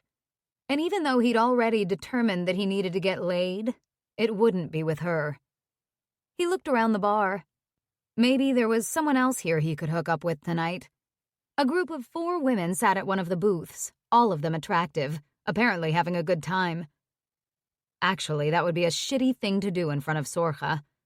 He wasn't interested in her and didn't want to lead her on in any way, but picking up another chick and leaving with her in front of Sorcha was kind of asshole-ish. Then again, maybe that was the best way to show her once and for all they weren't going to be together. He sighed. Maybe it was time to stop hanging out at Shenanigans. Except Arden was working here now, and he was definitely going to make sure she was okay. He couldn't be here every day, obviously. It just sucked that Sorcha made him feel uncomfortable when he really liked this place. He and Jamie liked coming here to watch baseball, football, or hockey, depending on the season, kicking back on the couches over by the fireplace, munching on chicken wings and Irish nachos. He finished his food, pulled out his wallet, and left the money on the bar, including a decent tip, then waved goodnight at the guys he'd been talking to. He headed out into the summer evening for the walk home. Another benefit of Shenanigans, within walking distance, so no worries about drinking and driving. Back in the apartment building, he tried to pretend he didn't care whether Arden was behind her closed apartment door or not. He sniffed the air. Even though he'd just eaten, something smelled fantastic. Ignoring it, he went in and closed his door. He had shit to do. Laundry he hadn't put away since last week, dishes he hadn't unloaded from the dishwasher, and garbage that needed taking out. That would keep him busy until bedtime. You know that saying, you never get a second chance to make a first impression? Arden nodded at Sorcha, nerves buzzing in her stomach at her first shift of her new job. She resisted the urge to twist her fingers together and tried to appear relaxed and attentive. That's so true in the restaurant business. Luckily, we have a lot of regulars, but still, we get new customers all the time, and we want them to come back. If something happens in their first visit, they won't.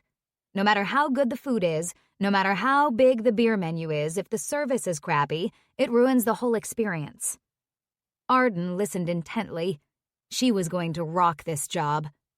Sorcha spent time with her, showing her their standard table settings, explaining how the tables were divided into sections and where silverware, glasses, menus, and cleaning supplies were located.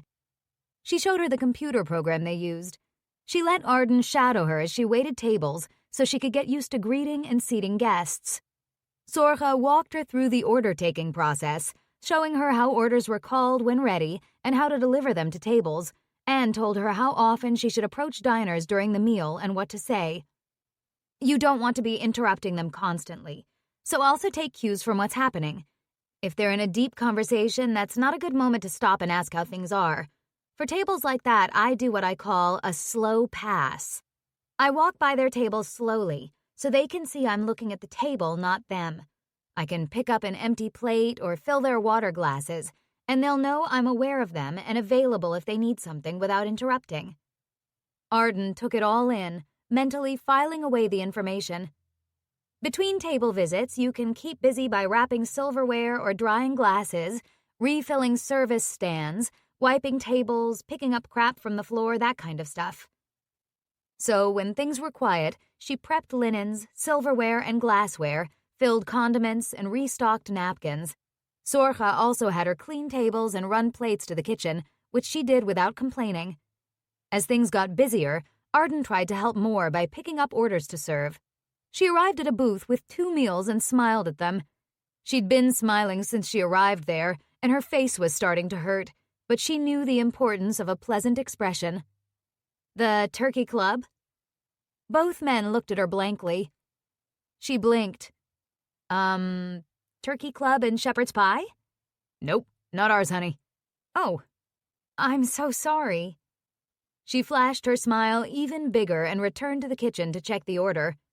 Had the kitchen screwed up? "What's wrong?" Sorcha asked. They didn't order this." "Table 12, Sorcha snapped. "You got the wrong table." "I thought that was table 12. She swallowed a sigh of frustration. "Great, just remember, your screw-ups affect my tips." Arden swallowed and nodded. "I'm sorry, I apologized." "Get table 12 their meals now." She hurried to the right table. She needed to go over the seating again and make sure she'd memorized everything. As she carried a tray of plates back to the kitchen, a man at table 2 near the bar flagged her down. "Excuse me, what's that martini called that has a cocktail onion?" She gaped at him. She had no clue. A martini?" He frowned. "No, it's got a different name. Anyway, we'll each have one of those." She hesitated. "Okay, sure." Probably better to take their order, even though she had no idea what they wanted, than to tell them she wasn't waiting tables yet. She paused at the bar and waved to Liam. He moved toward her with a smile. "Yeah, love?" "Table, 2 wants 2 martinis with pickled onions." His eyebrows rose. "What's that called? A martini with a pickled onion?" "That's a Gibson." "Oh." She blew out a breath. "Damn." "Yeah, we'll spend some time on the menus, don't worry, love. Is Sorcha cracking the whip?" "Oh, no." The last thing she was going to do was complain to the boss about her trainer, especially when she was the boss's sister. "She's great, teaching me a lot." "I'll get the drinks to them. You take those dishes to the kitchen." She nodded and picked up the tray again. The kitchen was sweltering chaos because things were so busy tonight, with people off celebrating the 4th. Her entire body was hot. Sweat trickled between her breasts and her feet hurt, and she hated screwing up. Maybe taking this job had been a mistake. Chapter 7. Arden slowly opened the door of Tyler's apartment the next morning. She poked her head in and called softly, "Hello?" Silence greeted her. Tyler had finished work at 8, so she expected he was sleeping.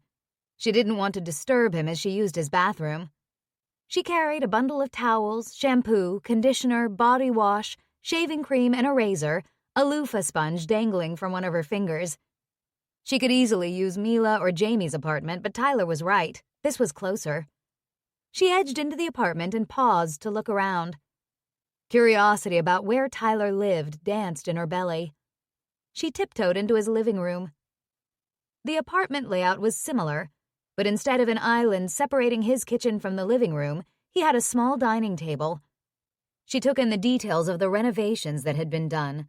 Similar shiny hardwood floors to her apartment, the walls painted a nice taupe color with deep white baseboards and casings around doors and windows.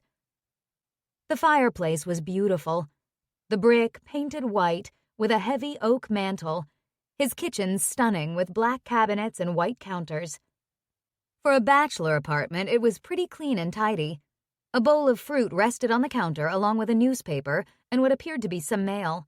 A squarish taupe sectional sat in the corner of the living room facing the fireplace, which was topped with a big screen TV. The square table in front of it held an empty bowl with crumbs of what appeared to be potato chips, the remote control, some magazines, and she had to smile. a hammer. She turned to a long, low bookcase that was stuffed with all kinds of things.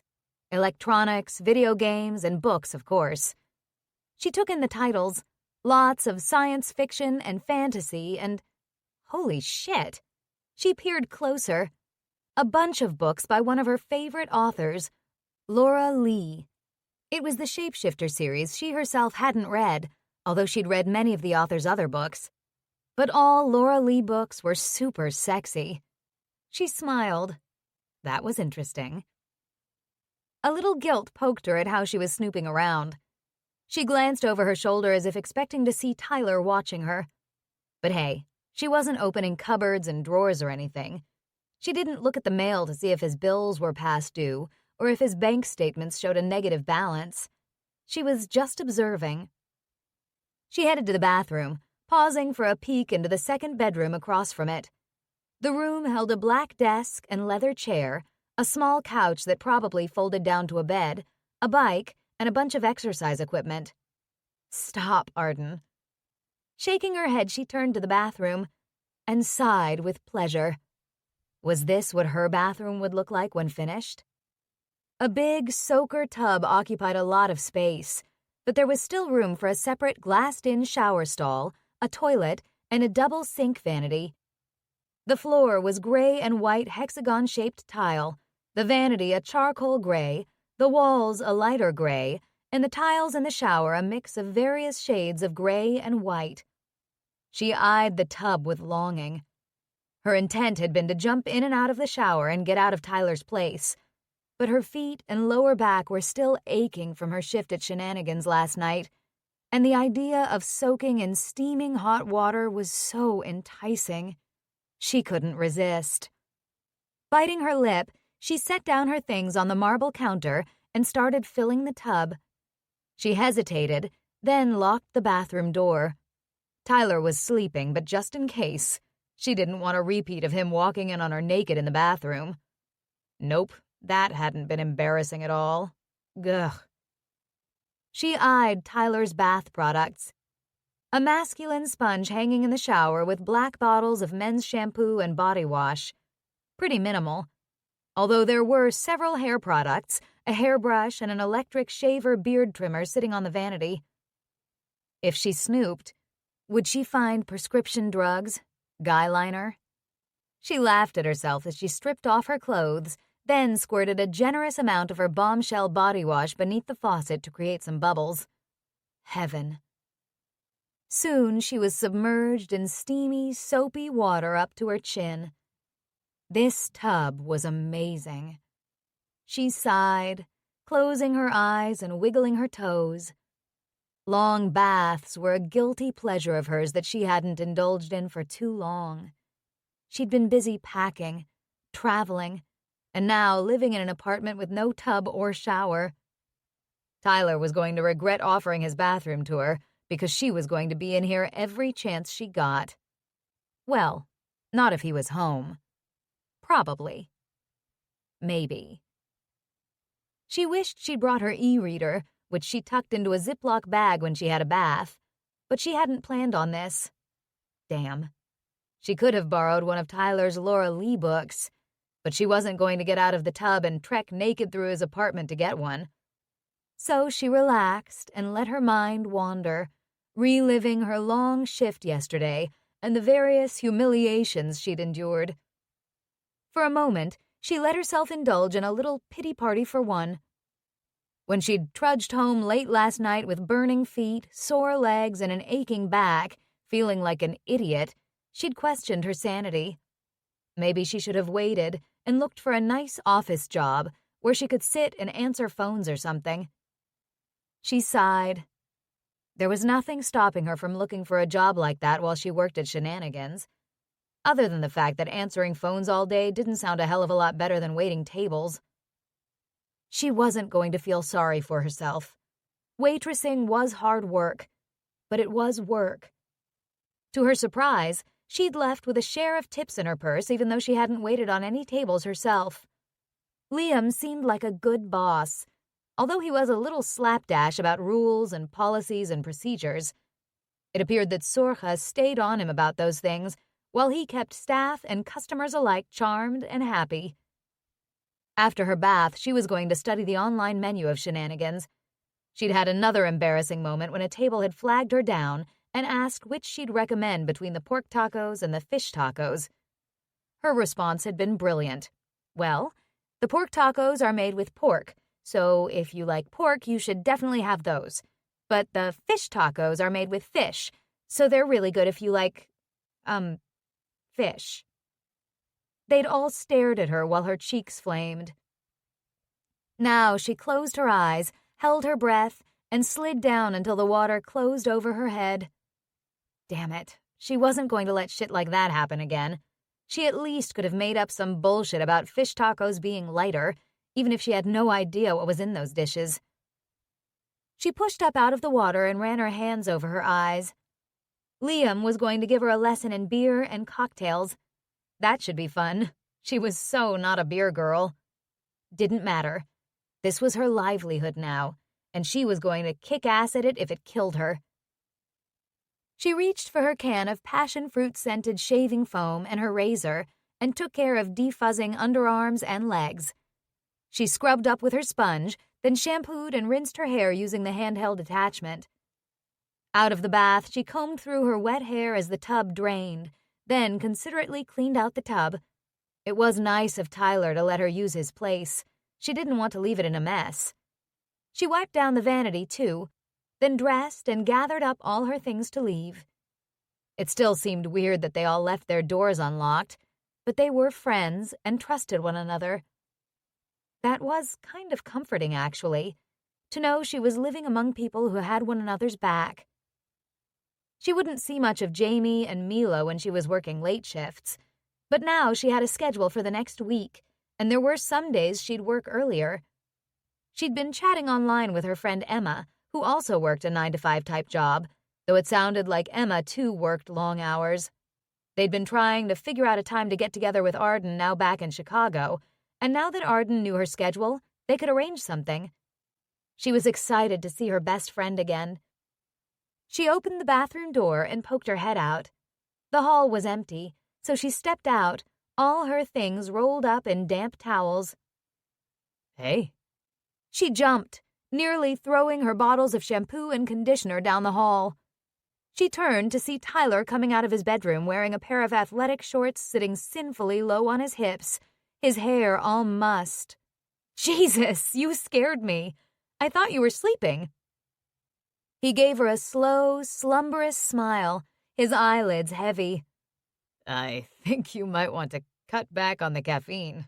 You're as jumpy as peas on a hot griddle. She couldn't stop the laugh that bubbled up. He was right, though. She'd been on edge for a long time, and the stress of picking up and moving across the country hadn't helped that. I guess that long bath I just had didn't help me relax much. You had a bath? One eyebrow rose, and his eyes took on an interested gleam. Yes, I hope that was okay. Yeah, that was okay. I told you, you can use my bathroom anytime. That tub is amazing. I love it. She blinked. Well, good. I need coffee. You need coffee? He moved toward her down the hall. You just told me to cut back on caffeine. He brushed past her with a smile. How many cups of coffee have you had today? None. Then you're good. Come on. I should go. She had wet hair dripping down the back of her t-shirt and no makeup on. Have a cup of coffee. Did I wake you up? She followed him slowly to his kitchen, watching the muscles in his back, the shorts so low she could almost see the shadow of his butt cleft. She swallowed. They really had to stop meeting like this. Nope. He grabbed a package of Tassimo cartridges and checked the machine for water. Just woke up. I only needed a nap since things were quiet last night. Oh, that's good. It was good. Busy day yesterday. Did you rescue any cats from trees? He laughed as he started the coffee maker. Is that what you think I do? It's the stereotype, I know. Have you ever rescued a cat? No, we don't do that. What? You just leave them up there? He turned and leaned against the counter, an amused expression on his face. Have you ever seen a skeleton of a cat in a tree? She frowned at him, then burst out laughing. Good point. I did rescue a dog, though. Her eyes widened. You rescued a dog from a fire? No. He grimaced. He ran under a parked car and got stuck in the engine compartment. Oh, really? Really. We had to lift the car and get underneath. He's okay? He's fine. Back with his family, crazy mutt. He shook his head but smiled. You like dogs? Love 'em. Would Jamie let you have one? Probably. We don't have much of a yard, though, with parking behind the building. I think I'd rather wait until I can buy my own house someday. He rolled his eyes. Which could be in 50 years, and I'll be too old to look after a dog. Buying a house is hard. Unless you're Jamie Lennox. She sighed and accepted the cup of coffee he handed her. True. She eyed him. Am I sensing I'm not the only one who's a little envious of Jamie? Nah. He started making another cup. Jamie deserves everything he has. He's worked his ass off for it since he was 17. True. And I'm exaggerating on the home buying thing. I've got some decent savings, thanks in large part to living here. Jamie and I have a deal, so the work I do comes off my rent. And that's really helped me put some money away. She found the idea that he might move away unsettling, even though she'd just arrived here and had no idea how long she'd stay. I guess I'm in a similar boat. Jamie's letting me live here rent-free because the apartment is still under construction. Well, think of it this way. He can't rent it to someone else. Nobody would pay to live in an apartment that's still being renovated. And it could take a while since I just do it part-time. What about Norton? Huh? He squinted at her. Sunday at the beach. He seemed upset that Jamie had given me the apartment. Was it promised to him? No. Tyler's lips twisted and he shook his head. Norton wants to live here, but he couldn't afford the rent if Jamie charged him regular price. Norton still lives with his parents. She nodded. That's not unusual these days. Especially for Puerto Rican families. My grandma lives with them, too. Norton's my cousin on my dad's side, obviously. Multiple generations tend to live together. Norton would like to get out, but he can't afford it anyway, and nobody promised him anything about this apartment. Well, hell, I feel bad. I feel like I took that away from him. You didn't, he said firmly. If Norton really wanted to live on his own, he'd find a way. It's not easy. I know. Hey, I don't make that much money. It might seem like I'm getting some kind of deal from Jamie, but I work for it. So I found a way. True. Why don't you still live with your mom? He grimaced. I offered. With Dad gone, I thought she might want me there to help out. But my mom's not Puerto Rican, and she thinks a guy my age needs to live on his own, not with his mother. Ah. She recalled that Tyler's dad had passed away around the time she'd graduated from college, from a heart attack that had taken him way too soon. Hey, how'd your new job go last night? He picked up his own mug of steaming coffee. Oh, it was great. She beamed a smile before taking another sip of coffee. He tilted his head. Really? She wasn't about to share all her missteps last night. Not right now, anyway. Maybe someday they'd be funny stories, but she wasn't quite ready to laugh at herself. She wanted everyone to think she had her shit together and was moving on with her life and doing just fine. Really? He eyed her, and she held his gaze for a long moment. The warmth in his eyes made something inside her crumble. Not really. She dropped her head forward. It was exhausting. I have so much to learn, and being on my feet all that time tired me out. That's why the bath felt so good. Although I do love a nice long bubble bath. She lifted her head to give him a wry smile. His eyes darkened and his mouth firmed. He swallowed. Well, good. You can use my bathtub anytime. Thanks, she sighed. I made a bunch of stupid mistakes. I don't know anything. Hey. He moved closer, his dark eyes fastened on her. It was your first day. Don't be so hard on yourself. I don't like making mistakes or feeling stupid. Nobody does. Most people mess up from time to time. He paused, holding up a hand. But wait. Are you seriously telling me you're not perfect? Her forehead tightened. Of course I'm not perfect. Well, hell, you're destroying my illusions. I always thought Arden Lennox was perfect. Gorgeous, smart, fun, kind. Kind? She tipped her head to one side. Sure. You may have had an annoying little brother, but you were always nice to his geeky friend. After Tara died. Oh. She swallowed. He did remember that. I also remember that day in high school when a bunch of kids were making fun of Barry Wong because he tripped and fell in the hall and broke his glasses and couldn't find them. And you gave him his glasses and told them to shut up and leave him alone. And they listened to you. Because you were Arden Lennox. Something expanded in her chest, stealing her breath. She couldn't even speak.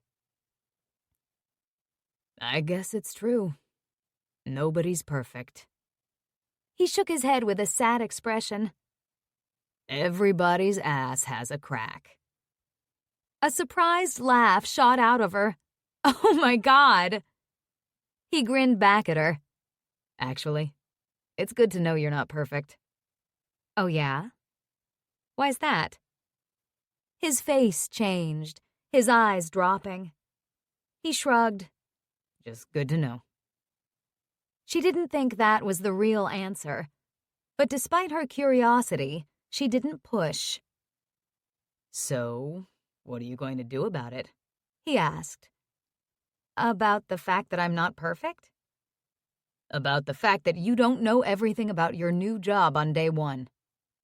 Ah. She didn't tell him she'd thought about quitting. Well, I've given myself some homework. I need to study the menu and make sure I've memorized the table sections. There you go. His voice softened. That's all you can do, beautiful. Learn from your mistakes. That soft warmth in her chest expanded even bigger, and suddenly all her stupid mistakes didn't seem so bad. Right. You're right. I usually am. Except about you being perfect, sadly. She shook her head. You're crazy. Could be. He paused. Did you tell Jamie about the new job? Yeah. And what did he think about you working at Shenanigans? She made a face. Kind of the same as you. Tyler nodded. I won't say I told you so. You just did. He grinned, a flash of white teeth that was incredibly charming. It kind of sucked you had to start work on the 4th of July. Whatever, it's not like I had big plans. You had to work yesterday, too. Yeah. He shrugged. No big deal. Someone has to do it. I'm used to working holidays. And now, I'm off for 4 days. That's nice. That's why I need a hobby, like helping Jamie renovate this place. Keeps me busy. You must do other things besides that. She paused. You don't have a girlfriend? Nah, not right now. I was seeing someone for a while. We broke up about 6 months ago. Oh. She wasn't sure if she should express sympathy. I play baseball once a week in the summer when I can with the guys from the station, and in the winter I play for the CFD hockey team. I help out my mom when she lets me, and I do some community work. What kind of community work? He shrugged. My buddy Tremont and another guy, a cop, and I started a non-profit organization a couple of years ago. We raise money for victims of fires. People's lives are destroyed in an instant. They get injured or lose a family member. Their homes are demolished. We saw how people suffered after a disaster, and we decided to try to do something to help. Oh, wow. We do different fundraisers throughout the year and some outreach programs. She nodded, intrigued by knowing this about Tyler. That's awesome. I used to volunteer with a women's shelter in Phoenix. I enjoyed contributing to something meaningful. Yeah. Does the nonprofit have many volunteers? Oh yeah, couldn't do it without them. She nodded thoughtfully. Well, I need to go dry my hair and do my homework. She picked up her bundle of toiletries. You can leave your stuff here. He nodded at it. Just leave it in my bathroom. It'll be a while before you can use your own, and it won't get in my way. You sure? Hell yeah. And you can have a bath anytime. I hardly ever take baths. Her lips twitched and opened her mouth to make the joke. He laughed, reading her mind. Don't worry, I do shower. I'll be over to your place in a while to do more work. Just gonna grab some breakfast. Right, okay. She returned to the bathroom, set her bottles and shaver on the shelf above the bathtub, and hung her sponge from the faucet. This was kind of weird. Another funny little intimacy for a couple who barely knew each other. But she was getting to know Tyler Ramirez. Grown-up Tyler Ramirez. And she really liked him. Chapter 8. He needed a shower. Tyler grinned, remembering his earlier conversation with Arden. Yeah, bubble baths weren't his thing, although he could be persuaded if Arden asked him to join her. He let out a low groan. Keeping her firmly in the friend zone was getting harder and harder the more they hung out. He hadn't offered her his bathtub to feed his spank bank with hot fantasies about wet, soapy Arden, but that's what was happening, damn it. It was now nearly 7, and he'd been working most of the day, stopping for a sandwich mid-afternoon. He was dirty and sweaty again, but felt a sense of accomplishment. He was also starving. Until she left for work, Arden had been curled up with her laptop in the living room, when she wasn't hovering around the bathroom asking if she could help. That was cute. He pulled his t-shirt off over his head as he crossed the hall between their apartments. He heard noises in the foyer at the bottom of the stairs and moved to peer down at Jamie and Mila coming in. Hey guys, you eat yet? They both looked up at him. Mila grinned. Tyler, you have no shirt on.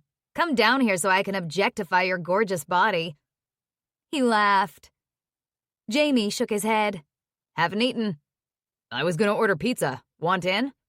Yeah, that'd be good. Can't, Mila said, going over to Garth's place. Order something, Jamie, Tyler called. I need a quick shower. Be down in 10. Bring beer! He flashed a thumbs up and headed back to his place. 40 minutes later, he and Jamie had each consumed 2 beers and now had pizza. As they loaded plates up, Mila walked in. She'd changed into a short baby doll dress with a jean jacket over it. That smells great. She wandered over and helped herself to a piece of the Italian special. Hey!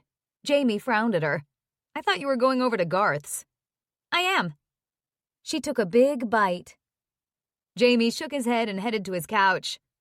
There's a ball game on. Let's watch it. No, let's watch Keeping Up with the Kardashians. Mila sank down beside him. You're going out. And I am not watching that show, Tyler added. Mila pouted. I need someone to watch with me. Maybe Arden will, when she's not working. Maybe. Jamie found the Cubs game on TV, who were winning 5-2. Mila finished off the piece of pizza, jumped up and washed her hands at his kitchen sink, then walked to the door. Okay, guys, see you later. Have fun. When the door had closed behind her, Tyler said, "Have you noticed she and Garth aren't seeing each other as much?" Jamie gave him a blank look. No? Tyler shrugged. He picked up his pizza. He was too busy working on Sunday to come to the beach. I can't remember the last time I saw him, actually. And she didn't seem in a big hurry to get to his place.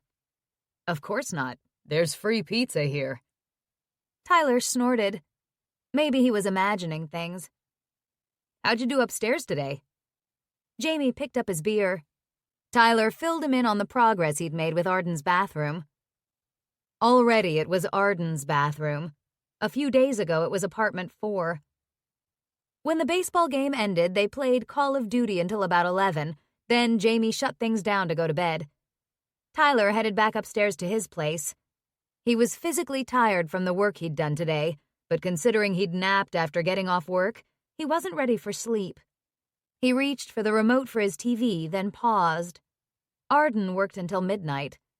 He didn't like the idea of her walking home alone at that time of night, although she'd done it last night without incident. He'd been thinking about it at work, though. What the hell? He grabbed his keys and jogged back downstairs. He exited the building into the mild night air, the street quiet and dark.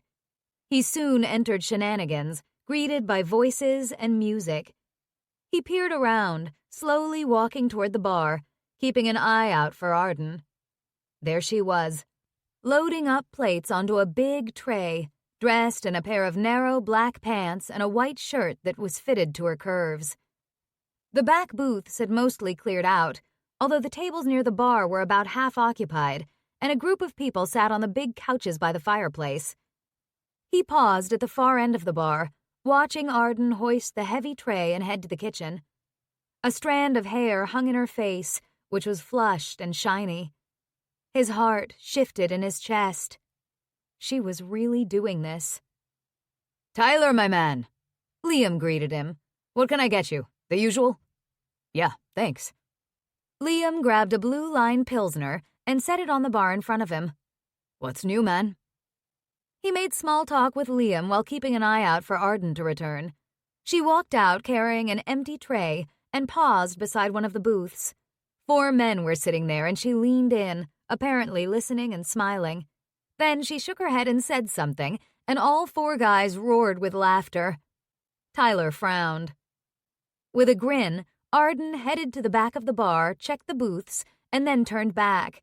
As she approached the bar, she spotted him. Her eyes widened and her head tilted. She walked closer to him. "What are you doing here?" "Getting a manicure? What does it look like I'm doing?" He lifted the bottle.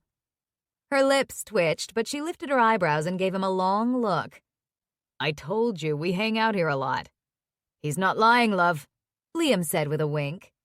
"Okay." She shrugged. "How did things go in the bathroom?" Liam snorted. "Jesus, man. You can't be talking about your bowel issues with lovely Arden here." Tyler met Arden's eyes, and they both burst out laughing. Arden had to lean on the bar, she was laughing so hard. "Oh, my God!" She wiped an eye. "Liam!" Liam grinned. "What? That's not what you meant?" "You know that's not what I meant." Tyler shook his head, still chuckling. "Christ, Liam." The 4 guys she'd been talking to passed by on their way out, calling, "Night, Arden." "See you soon, beautiful," another added. "Good night, guys." She waved. "Making friends already?" Tyler asked, his jaw tight. She grinned. "Sure. Well, must get back to work." The booths had cleared out now. While he sipped his beer and watched another baseball game on one of the TVs, he glanced at her occasionally as she cleared the tables and wiped them down. Every once in a while, she'd look up and catch him watching her, as if she felt his gaze on her. He couldn't stop, though. This was crazy. Every time he was around her, his body vibrated with tension. He was mesmerized by her. By her beauty, yes. By her appealing curves, too. But also by the sad hope in her eyes, by the determined optimism in her smile, and by her unassuming rejection of all those amazing qualities that had made her the perfect prom queen. Now, watching her interact with customers and with Liam, who all appeared to be as entranced with her as he was, something unfurled in his chest. Christ. He gulped a mouthful of beer. That crush he'd had on her all those years ago apparently hadn't died. How could that be? It seemed as if getting to know her better made her even hotter, even more beautiful, even more special. They were both different people now. Looking back at the geeky kid he'd been, tongue-tied and wide-eyed in her presence, feeling completely out of her league, he almost felt sorry for himself. But he wasn't that kid anymore. He was a man now. A man who'd had relationships with women. A man with the confidence to go after what he wanted in life. He wanted her. He let out a short exhalation and bent his head briefly. Okay, he'd admitted it. He wanted her. But there were problems with that. She still saw him as her little brother's friend. Or maybe not. He was pretty sure she felt those sparks that sizzled around them. Or she felt something. Maybe. The other problem was that her husband had just died. Fuck. He hated thinking about her in love with another man. Was she still in love with him? Was she heartbroken and grieving? It had been a year. That was enough time for someone to move on, wasn't it?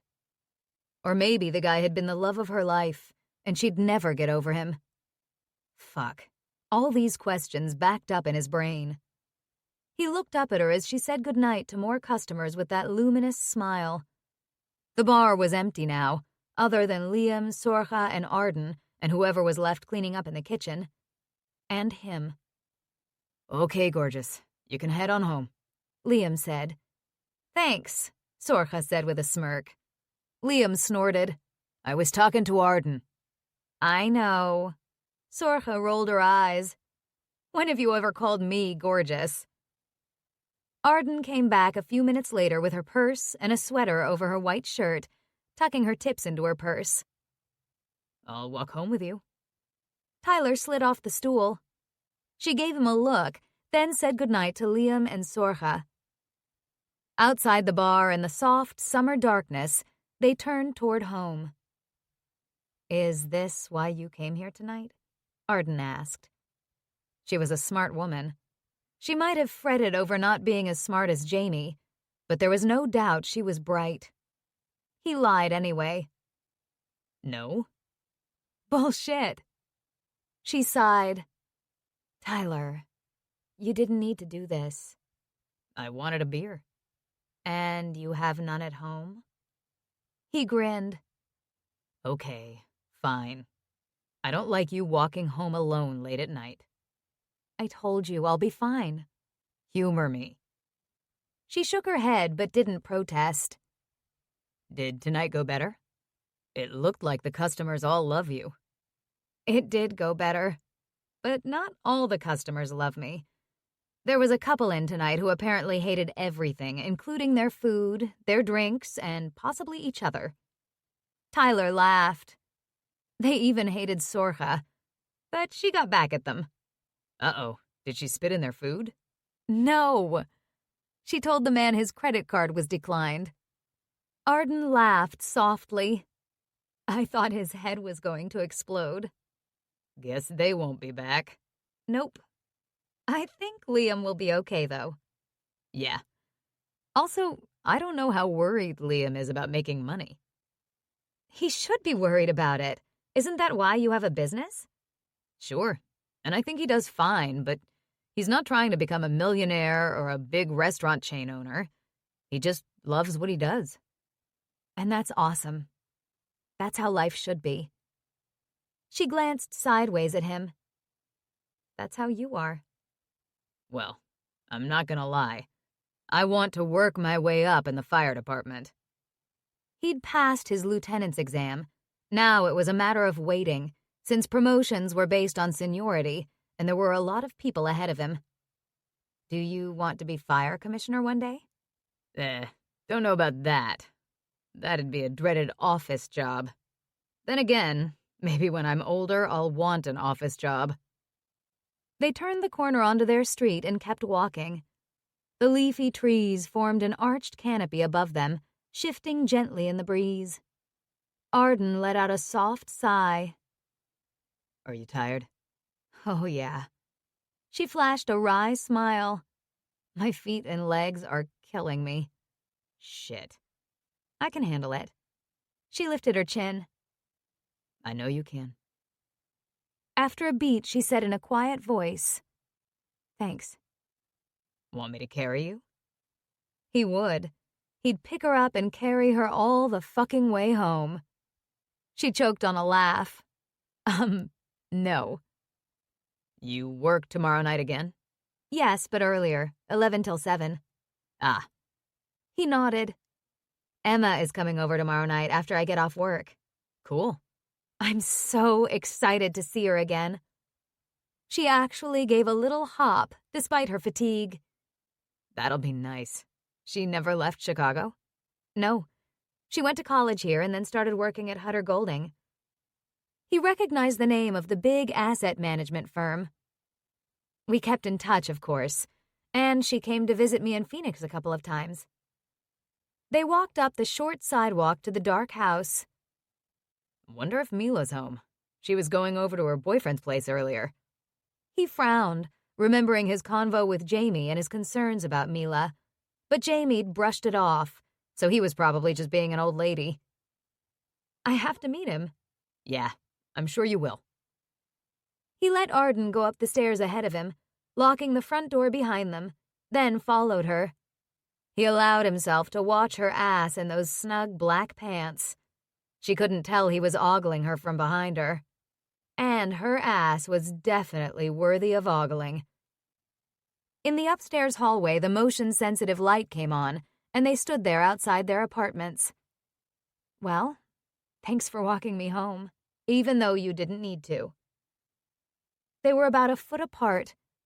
Her hair was pulled back into a ponytail, with a few strands loose around her face, and it gleamed in the overhead light. The opening of her shirt was modest, but revealed a hint of cleavage. The white cotton fitted to her breasts. Those sparks he always felt around her prickled and heated his skin. Awareness shimmered between them. Her eyes darkened, and her lips parted. She felt it too.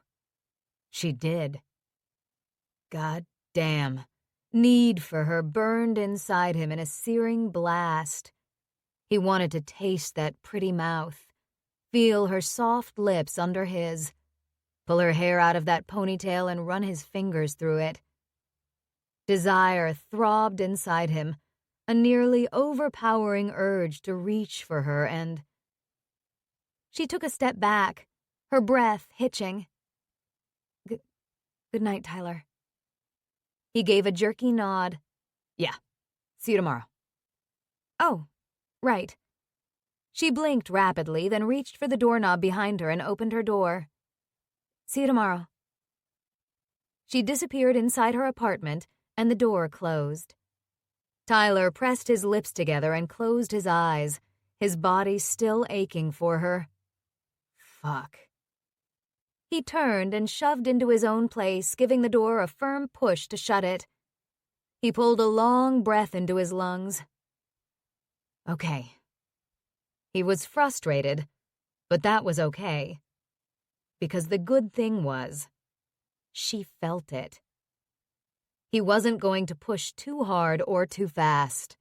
Christ, patience had never been a strength of his, but he learned it over the years. She'd just arrived a few days ago. She was in the middle of a huge upheaval in her life. It wouldn't be fair for him to be too aggressive. He'd take his time, show her it was okay. In the meantime, he needed to rub one out, spank the monkey, arm wrestle with his one-eyed vessel. Yeah. Chapter 9. Arden hurried home from work.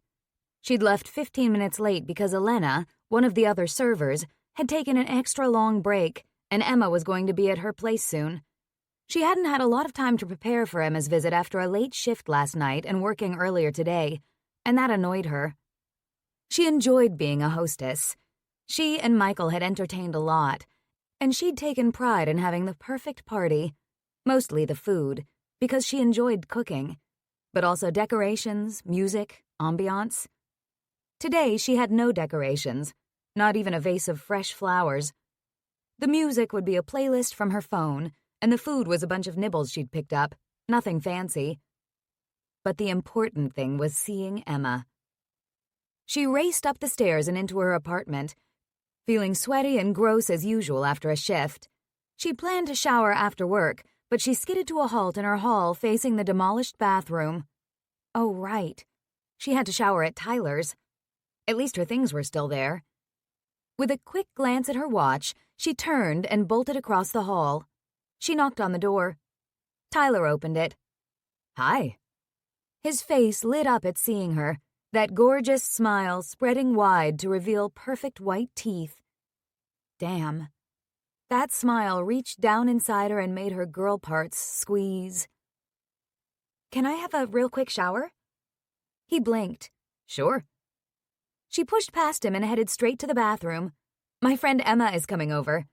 "Right, you said that last night." "I was late leaving work and I need to clean up quickly." "Go for it." After a rapid shower and shampoo, she grabbed her clothes. Ugh, she didn't want to put them back on. She needed to invest in a nice, thick terry robe for crossing the hall. She sighed and wrapped a towel around her, tucking it in at her breasts to hold it in place. She twisted another towel around her hair in a turban. She peeked out of the bathroom. Could she make a run for the door and leave without encountering Tyler? Clothes clutched in her hands, she made a move, scurrying on bare feet over his shiny hardwood floor. "Done already?" He appeared in front of her. She sighed and halted. "Yes, thank you." His gaze swept up and down her body, leaving a wake of tingles on her skin. "Nice outfit." "Sorry, just wanted to get home and get clean clothes on." His eyes gleamed. "Don't apologize. This is the highlight of my day." His admiring gaze lingered on her bare shoulders. Heat slid up from her chest into her face. She shook her head and exited the apartment, coming face to face with Emma in the hall. "Hey!" Emma blinked at her, her mouth open. Hi." Her eyes flickered to Tyler standing behind Arden, then back to Arden. Arden gave a strained laugh. "Oh my God, I'm sorry. I'm running late and needed a quick shower." She gave Emma a one-armed hug. "Let me get dressed so I can hug you properly." "Sure." Emma's wide eyes went back to Tyler. Her head tilted. "Tyler Ramirez, right?" "Right." He grinned, leaning against the doorframe, arms crossed. "Good to see you again, Emma." You too." She blinked again, and Arden caught the appreciation in her friend's eyes as she took in Tyler's sexy smile, shadow of beard stubble, broad shoulders, and bulging biceps. "I'll look after Emma while you get dressed," Tyler said to Arden. "Go on." She stared at him, and he met her eyes with a small smile. Then she whirled and pulled open the door to her apartment. "Come on in." She dashed to her bedroom, quickly discarded the damp towels, and dressed in jeans and a tank top. She brushed her hair out and aimed the blow-dryer at it until it was half dry, then took one extra minute to brush on some eyeshadow and mascara, although Emma wouldn't care about that. I'll look after Emma. What the hell was that about? Annoyance at this added to her haste to get back to them. She found them in her kitchen, leaning on the counter, laughing together. Emma with a glass of the Chardonnay she'd had in her fridge, Tyler with a beer. Huh. "Sorry." She beamed a smile at Emma and moved toward her with open arms. They hugged for a long moment, then drew apart. Emma smiled at her. "Don't apologize, I understand. No big deal." "It's so good to see you." "You too, you look great." "No, I don't. I look frazzled and my hair's a mess, but whatever." Arden waved a hand. Tyler handed her a glass of wine. Here. She cocked her head and gave him a long look. Thank you. I better head downstairs. Jamie's got some guys coming over to play this new game that just came out. Oh, Arden made a face. Sounds like fun. Tyler grinned. I'll let you ladies get caught up. I'm sure I'll see you again, Emma. You bet. She winked at him. Tyler waved as he left, leaving her apartment door ajar. Arden and Emma both watched him, then turned to each other. What is going on here? Emma demanded. Arden gulped her wine. Nothing. I don't think so. You were at his place, naked. Are you two? No. My bathroom is being renovated. She waved a hand toward it. It's pretty much gutted right now, so Tyler's letting me use his bathroom to shower, since it's right across the hall. I can't believe that's Tyler Ramirez. I know, right? I didn't recognize him the first time I saw him. When she'd been naked. She shook her head. He's all grown up, and wow. Arden didn't want to get into a lengthy discussion about Tyler's hotness because she was trying not to notice that. He's a firefighter. Oh, God, that's even hotter. Emma sighed. How's Jamie? Good. Arden moved to her stove and turned it on, then opened the fridge to take out some of the food she prepared earlier. She set out a bowl of mixed olives, another of cubed feta cheese marinated with herbs, and some sliced Italian salami. Yum. Emma popped an olive into her mouth. Jamie's business is going well, apparently. Arden set slices of bread onto a baking sheet to toast them. He's been buying properties like this one and renovating them. Lucky for me, since I have no money to pay rent. Oh. Emma's eyes shadowed. I can't believe what happened, Arden. I know. Me either. She gave her friend a wry smile. But it happened, and I'm dealing with it. I have a job. She told Emma about shenanigans while she finished making bruschetta, and they nibbled and drank wine. They fell right away into easy conversation, moving the food to the coffee table in the living room so they could curl up on the couch with their glasses of wine. It was so easy being with Emma. It was like they'd never been apart. I have to admit, I'm a little disappointed there's nothing going on between you and Tyler, Emma said much later. What? Why? Because he's gorgeous, and you deserve some hot, sweaty sex with a gorgeous man. Arden laughed. Seriously, you need to get back out there. I'd fix you up with someone, except I'm not that good at it, since I can't even find a guy for myself. I'm sure you could. Emma was beautiful, wicked smart, and fun to be around. I don't have much time for dating, Emma sighed. I work such long hours, I don't have time for anything. That's not good for you. I know, but that's the nature of the business. Up early to check the London market, then New York. Then when the markets close at 4, it's time for meetings to review portfolio holdings and talk about ideas for potential opportunities the next day. She smiled. I love it. A female voice spoke from the door. Hey, Arden, are you... Oh! Arden and Emma turned to see Mila at the door. Hi, Mila. Arden smiled and gestured. Come in. Mila entered. Sorry to interrupt. The guys are all into some video game, so I came up to see if you were busy. I see you are. This is my friend Emma. Emma, this is Mila. She lives downstairs and works with Jamie. Emma and Mila shook hands. Sorry, Mila said again, holding up her hands. I'll let you get back to your visit. No, stay. Have a glass of wine with us. Sure? Yes, of course. Arden rose and moved to the kitchen. Luckily, she had a couple of bottles because the first one was nearly empty. She filled another glass and handed it to Mila where she sat on the love seat.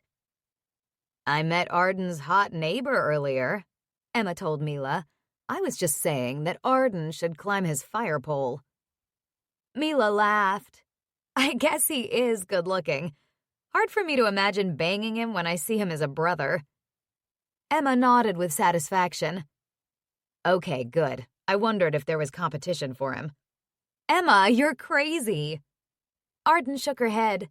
He's my little brother's friend. Okay, first of all, Tyler is not little. Second, who cares if he's your brother's friend? Well, it would be awkward since we all live here. I suppose. Also, I have to say that your little brother is looking pretty hot himself these days. Arden frowned. You've seen him? He let me in when I got here. Also, I ran into him at a club a while back. Oh. He's all grown up, too.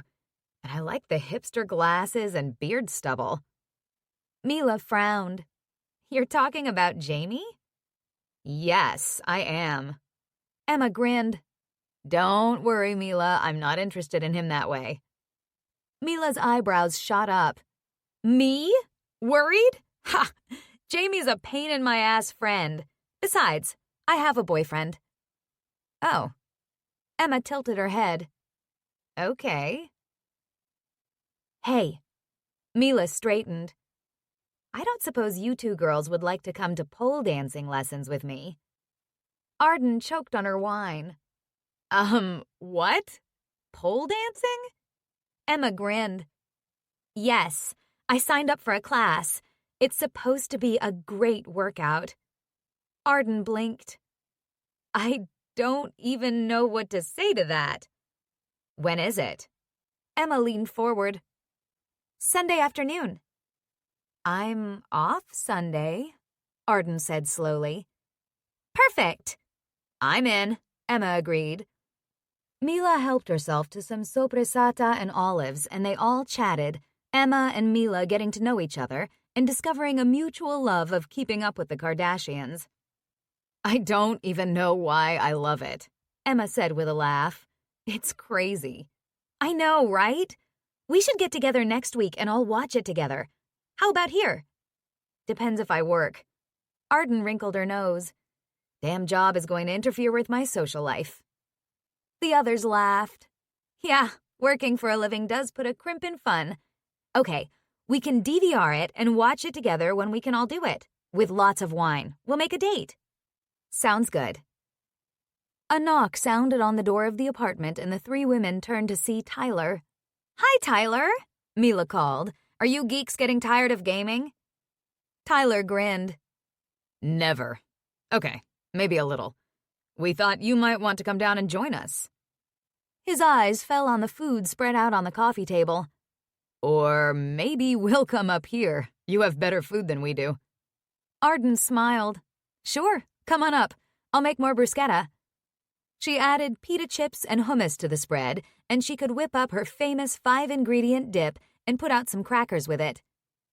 Tyler disappeared but came back moments later with Jamie and two other guys he introduced as Danny and Asher. Jamie and Emma greeted each other with friendly ease, and Arden watched Tyler make more introductions from her kitchen, where she stirred together mayonnaise, bacon bits, slivered almonds, cheddar cheese, and green onions. Jamie set a case of beer on the island and started handing them out. Tyler leaned on the island. Anything I can help with? Oh, hell yeah, he could help with something. He could help with that ache low down inside her that appeared when she was around him, or when she thought about him. When he smiled that easy, sexy smile, and his eyes crinkled up. When she watched his big, strong hands with a crowbar or a hammer and thought about his hands on her and how he could definitely help her. She pushed a box of crackers and a plate toward him, clearing her throat.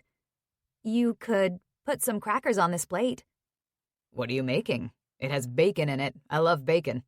It's a dip for the crackers. She set the bowl onto the plate.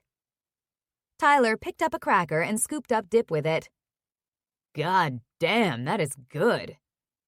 Arden smiled, a lightness filling her. Look at her, in her new apartment that was now noisy and full of people, and she was serving them food and making them happy. At that moment, she felt maybe her life was going to be okay. A swelling feeling of gratitude rose inside her. She looked over at her brother talking to Emma and Danny. Yeah, she could see that women would find him good-looking, with his shaggy dark curls and beard stubble and tall, lean build. Family was important. Thanks to him, she had a place to live and all these new friends. She swallowed away the thickness in her throat. You okay? Tyler's eyes were watchful. She smiled and nodded.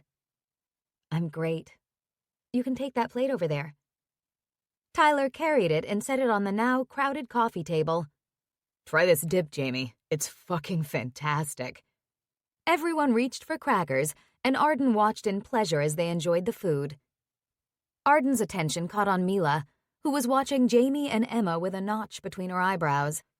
Jamie laughed at something Emma said, and Mila's eyebrows drew down even more.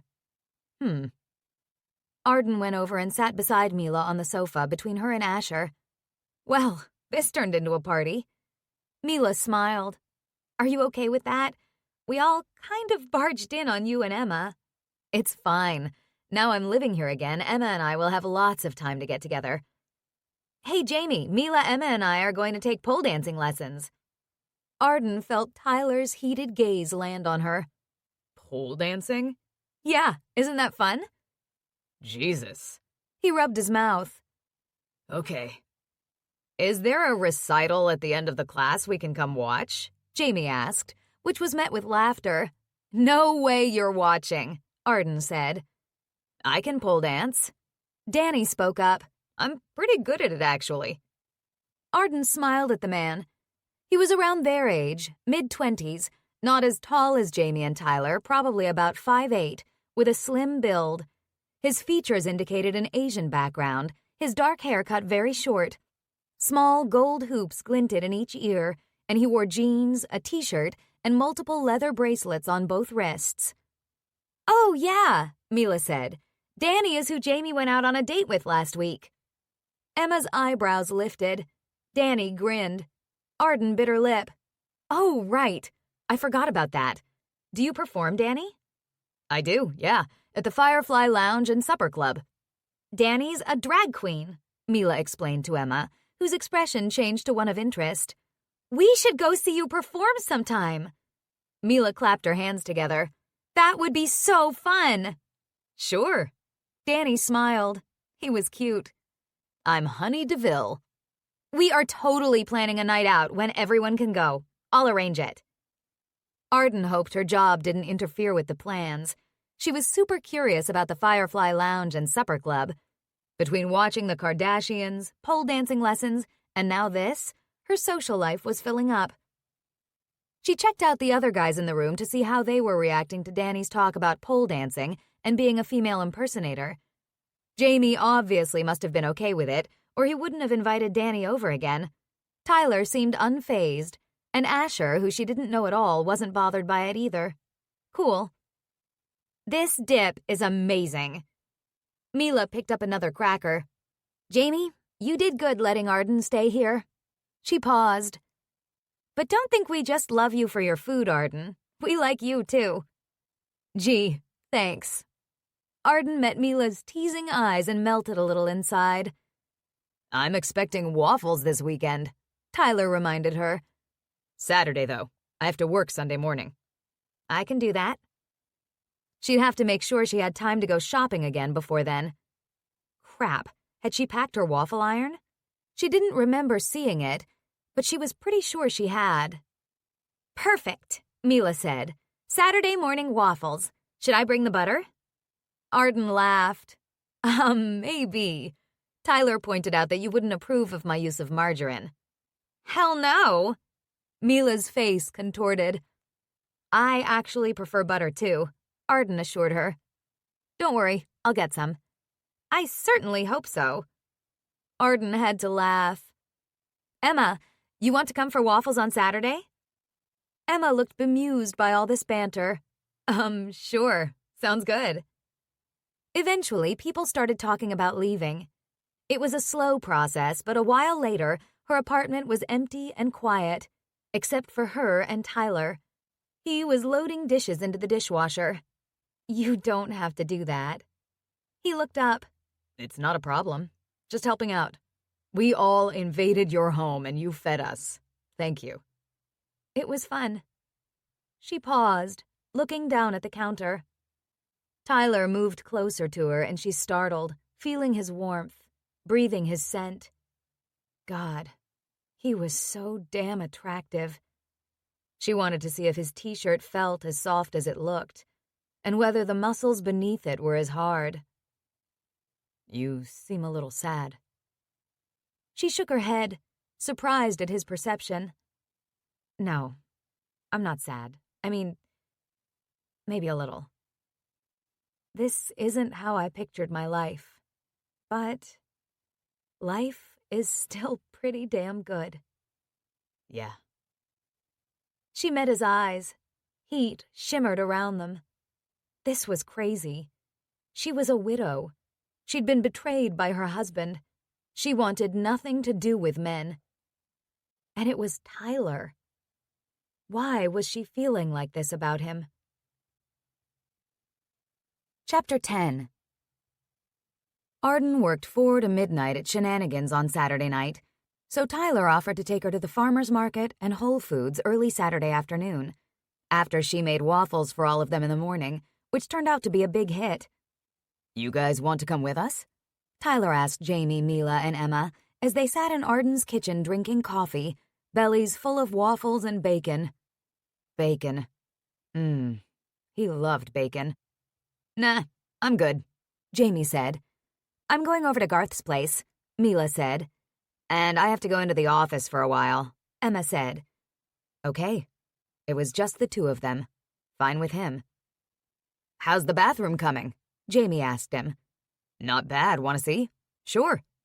Jamie stood and Tyler followed him to the bathroom, which was still a disaster. It always takes longer than I think it will, he said to Jamie. Especially when I'm waiting for someone else. I need Brent to come and do the wiring. They had an electrician and a plumber they liked to use, but those guys were both really busy. Also, he'd clued into the fact that the longer it took to get Arden's bathroom functional, the longer she'd be coming over to his place to shower. And he really enjoyed those times, especially when she left with just a towel wrapped around her, water drops on her shoulders from wet hair, her legs bare. He shook his head, trying to refocus. The plumbing work is minimal, since we're not moving the location of the fixtures, so that's good. What's your schedule like this week? Jamie asked. Anything else we can start on while we're waiting for Brent? 24 on starting tomorrow, 48 off, 24 on. Maybe Monday I can start working on the walls or the fireplace. No, fireplace first. Or you could take a day off for yourself. Jamie faced him. You don't need to spend every minute of your days off working here. Jamie'd told him that before. I know. You'll be off all weekend, right? I can help with some things then. Okay, sounds good. They wandered back to the kitchen where Mila was helping Arden clean up. Okay, I'm out of here. Mila tucked a dish towel over the rack inside the cabinet door. See you guys tomorrow. At least, I'll see you, Arden, for pole dancing. 1 o'clock. Be ready. She pointed. Oh yeah, that wasn't distracting at all. Imagining Arden spinning around a pole in sexy moves. What do you guys wear for pole dancing? He kept his tone casual. Sequin G-strings? Mila laughed. No.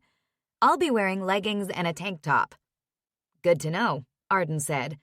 I would have been so embarrassed showing up in my thong and pasties. Jamie choked. Grinning, Tyler slapped him on the back. Mila and Jamie left and clomped down the stairs to their apartments. Does Garth ever come over here? Arden asked, rinsing a sponge in the sink. Not much, especially lately. Maybe he hates us. I doubt that. It's possible. Even though Mila's been going out with him for a while, I don't feel like I know him that well. Huh. You guys are so much fun to hang out with. I would have thought he'd be here all the time. Really? You think we're fun? No. I was just being polite. He snorted. Come on. She smiled. Okay, fine. You're fun. I'm ready to go. Just let me get my purse. I'm gonna pop back to my place and grab some grocery bags. They met up in the hall, and he followed her down the stairs, taking in the short shorts that hugged her cute ass and left her legs bare. Her long hair bounced against her back as she ran down the stairs. We'll walk to the farmer's market first, Tyler said. It's not far, and it's hard to find parking that's much closer than we are. Then we can leave our stuff at home and drive to Whole Foods. Plus, the market's only open until 1 o'clock. Sure, make me walk, as if I don't do enough of that at my job. He paused and eyed her. I'm kidding. She rolled her eyes and kept walking. I know you think I'm a princess, but I can walk a few blocks. What's wrong with being a princess? She slanted him a look as they walked along the sidewalk. Someone who's so pampered, spoiled, and sheltered that she has no idea about the real world? That's not you. She sighed. That's exactly me. I mean, it used to be. A princess can also be someone who uses her status to help others. I suppose. Sure. Like Princess Diana. She did a lot of humanitarian work. Arden said nothing. And I'm sure I remember reading that she had a way about her that made people feel special. Because she was genuinely interested in them. And that totally described Arden, too. The other night at her place, she'd opened her door to people she didn't even know and made them all feel welcome. No, more than just welcome. She fussed over them with food and drinks and took an interest in them. I am not like Princess Diana, and I can't believe you know so much about her. He laughed. I'm just saying. Being a princess doesn't have to be negative if you don't want it to be. Once again, she fell silent, clearly thinking. The farmer's market was busy as usual on a sunny Saturday. They wandered among the tents set up with all their different wares, taking in baked goods, produce, flowers. He watched Arden's face light up as she studied heirloom tomatoes, bunches of Swiss chard, and crusty ciabatta. She lingered over a tent with gorgeous potted plants and colorful flowers. I don't know what to buy.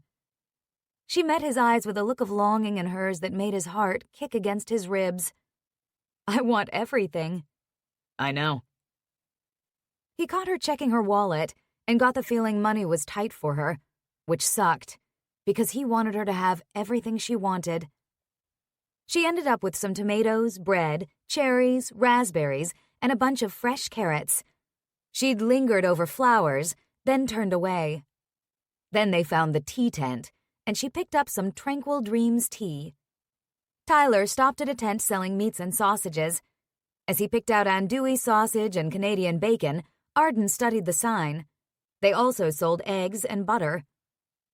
I'll take a pound of butter, she told the man behind the table, when Tyler had paid for his goods. Tyler lifted an eyebrow at her $8 purchase. For Mila, I bet it's really good. It is, the man behind the table said with a smile. Tyler's heart turned over in his chest. That was nice of Arden, thinking of Mila. Especially since she'd clearly held back from buying things she wanted herself. They picked up more veggies, beans, chard, onions, and mushrooms, as well as honey. Arden sighed and smiled as they left, some of the booths starting to close down. That was awesome. I love food. Hold on. He paused at a flower tent and picked out a bunch. He didn't know what they were, but they were pretty.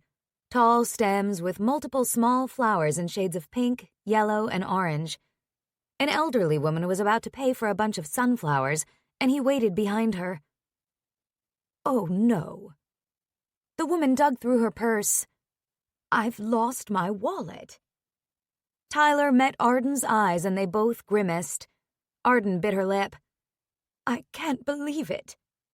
The lady sounded near tears. I just had it. When did you have it, ma'am? Tyler stepped up beside her. I just bought this bread. He recognized the paper bag and knew exactly where she'd bought it. Hang on. He handed Arden his flowers and took off jogging toward the tent. They were almost closed down when he skidded to a halt. Hey, there was a woman here who just bought some bread, white hair, pink sweater. She left her wallet here. Did you happen to find it? Yes. The dude's eyes widened. I was going to try to get hold of her. Oh, great. She was pretty upset. I'll get it. The guy pulled it out of a bag. Here it is. Thank you. She'll be so relieved. It struck him that he must look honest for the guy to turn the wallet over to him. He hiked back to the flower tent. Arden comforted the woman, who had tears running down her face, Arden's arm around her shoulders. He held up the wallet. Oh, thank you. The woman took it and clasped it to her, pale blue eyes beaming at him. You're a sweet young man. He bit the inside of his lip, then smiled at her. Happy to help. She opened the worn wallet and pulled out a bill. She handed it to the man selling the flowers. I'll pay for his flowers, too. No. Tyler held up a hand. She didn't look like she had a lot of money. You don't have to do that. I want to thank you, she said firmly. It's nothing. Please, let me. He still hesitated, then gave in. Thank you. You're a lucky girl, the lady said to Arden with a smile. Hold on to him. Oh, Arden's eyes went big as they met his. Then she smiled, and he smiled back. The moment stretched out for an hour, or maybe a few seconds, while he admired her glowing face, the sparkle of her eyes, the curve of her mouth. Desire punched through his stomach. Then they both blinked and stepped apart. Okay, Arden said breathlessly. Thanks for bringing me here. This was great. I love food. Me too, mostly eating it. She laughed. The afternoon was heating up, but the big old trees shaded them as they walked home. You're carrying all the stuff. Arden reached for a bag. Let me carry something. I got it. But here, you can take these. He handed her the big bundle of flowers. They're so pretty. I love snapdragons. Is that what they are? Yeah. Didn't you ever play with them when you were a kid? No. Look. She plucked one of the blossoms off the stem and pinched it between her thumb and forefinger. It's a dragon mouth. See? The flower opened and closed with the pressure of her fingers, indeed like a little mouth. Learn something every day. Although I wouldn't say it looks like a dragon. She bumped him with her elbow. Don't mock me, it's a nice childhood memory. Wasn't mocking you, princess. Ugh! He laughed. When they got upstairs outside their apartments, he followed her into hers to unload her purchases. I'll just go put my stuff away and then we can head out again. Here. She thrust her arms out. Don't forget your flowers. No. Those are for you. She tilted her head and pursed her lips, looking like she was going to argue with him. She glanced at the flowers, then her mouth softened. Thank you. They're beautiful. Be right back. He quickly put his own things away, then returned to her place. Let's shake it, babe. You have to work at 4. We're not going to spend 2 hours at Whole Foods. Yeah, you're right. Much as I love food and don't even mind shopping for it, I can't handle that much. In and out. Let's rock and roll. They ended up being at the store longer than he planned. Arden walked around with big, bright eyes, smiling and exclaiming over the olive bar, the baked goods, the huge selection of wines and produce and chocolate. Oh, God, I've missed shopping here, she sighed, clutching a wedge of cloth-bound cheddar cheese. I have to try this. Again, she was careful in her purchases, and a lot of the things she bought were snacks and appetizers like she'd served the other night, as if she expected to feed people again. It seemed like she loved doing that. Usually, he was happy to buy what he needed and get out, but watching Arden drool over prepared salads and pizzas and unique crackers was enough to keep him entertained for hours. He ended up driving Arden to work since they'd run out of time, plus she'd done a lot of walking and would be on her feet all night. "I'll pick you up when you get off," he said as he pulled up in front of Shenanigans. She blew out a breath and turned to him. "No, you won't. You work in the morning. And... "What?" Tyler." She bit her lip and met his eyes. You're... Oh, shit. "Spit it out, princess. What are you trying to say?" Wow, she was really stumbling. He cocked his head and waited. "My husband died," she said in a near whisper. His head jerked back. "I know." "I'm not interested in anything, in dating, you know." He kept his face neutral, despite the feeling of being punched in the gut. But hadn't he already thought that? Wasn't he supposed to be taking things slow, showing her that they could be good together? Had he pushed too fucking hard today? It was the flowers. Had to be the flowers. Okay. But he wasn't giving up that easy. "You don't have to look after me all the time. You don't have to drive me to work and pick me up. I'm a grown woman and I'm trying to... She stalled out. "I have to do this on my own. It's important."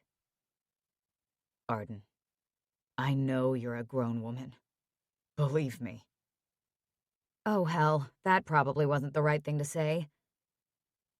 "Okay, let me be frank here. I don't like playing games. I'm attracted to you. She stared back at him. And I have the feeling it's mutual." She swallowed. "I get that you're maybe not in a place to explore that right now, so I'm not going to push it. He held her gaze. But I'm not giving up either." Her eyes remained big and unblinking. Then she hopped out of his SUV and disappeared into the pub. Shit. Arden rushed into Shenanigans, her face hot, her hands shaking. What the hell was that? She couldn't believe what Tyler had just said. "I'm attracted to you." She hurried into the staff room where she stored her purse in a locker and set her hands on her face. Okay, it's not like that was a huge shocker. Yes, she'd felt it too. But it was out of the question for them to act on it. She'd brought up the issue of Michael's death, but that wasn't really the problem. She'd fallen out of love with Michael before he'd died. He'd changed so much. Nonetheless, she had grieved his death. Of course she had. She'd also grieved the loss of so many other things. The life she'd thought she had. The future she'd thought she would have. The friends she'd thought she had. Her home. Not to mention the loss of her innocence. Maybe innocence wasn't the right word for it. Naivete?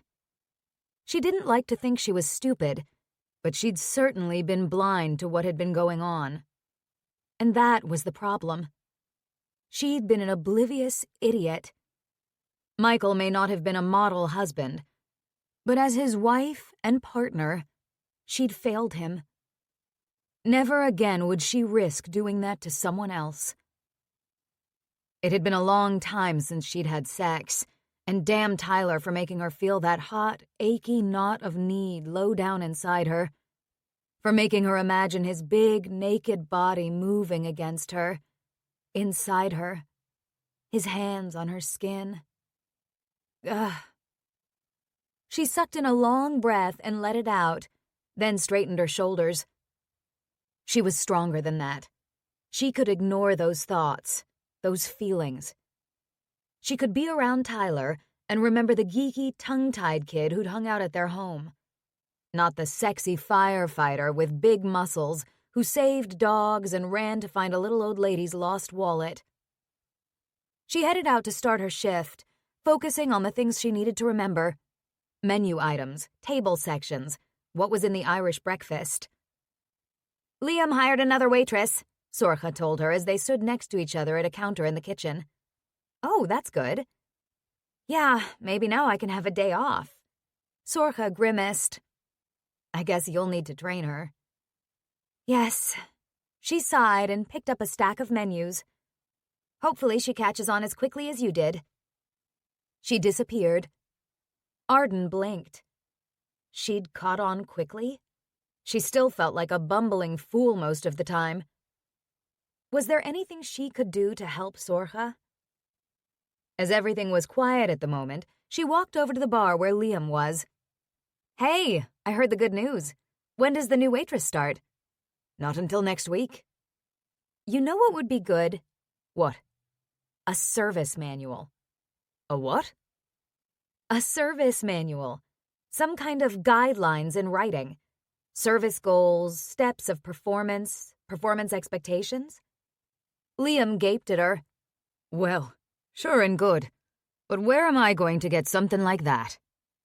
She sighed. "I don't know. Sorcha is the one who knows the most." "Hey, this is my place." "I know." She smiled at him. "You know a lot, too. But she's the one who trains new waitresses." "Yes." "But she's so busy working and training new people, I'm sure she doesn't have time to work on something like that. The thing is, if you had a service manual, it would make training new people so much easier for her. I can tell you it would have helped me when I was starting." "This would be your business degree coming out." She laughed. "I guess so." "I'll consider it." "Maybe you could help her?" "I don't think I know enough." "You're a smart lass." "Thanks.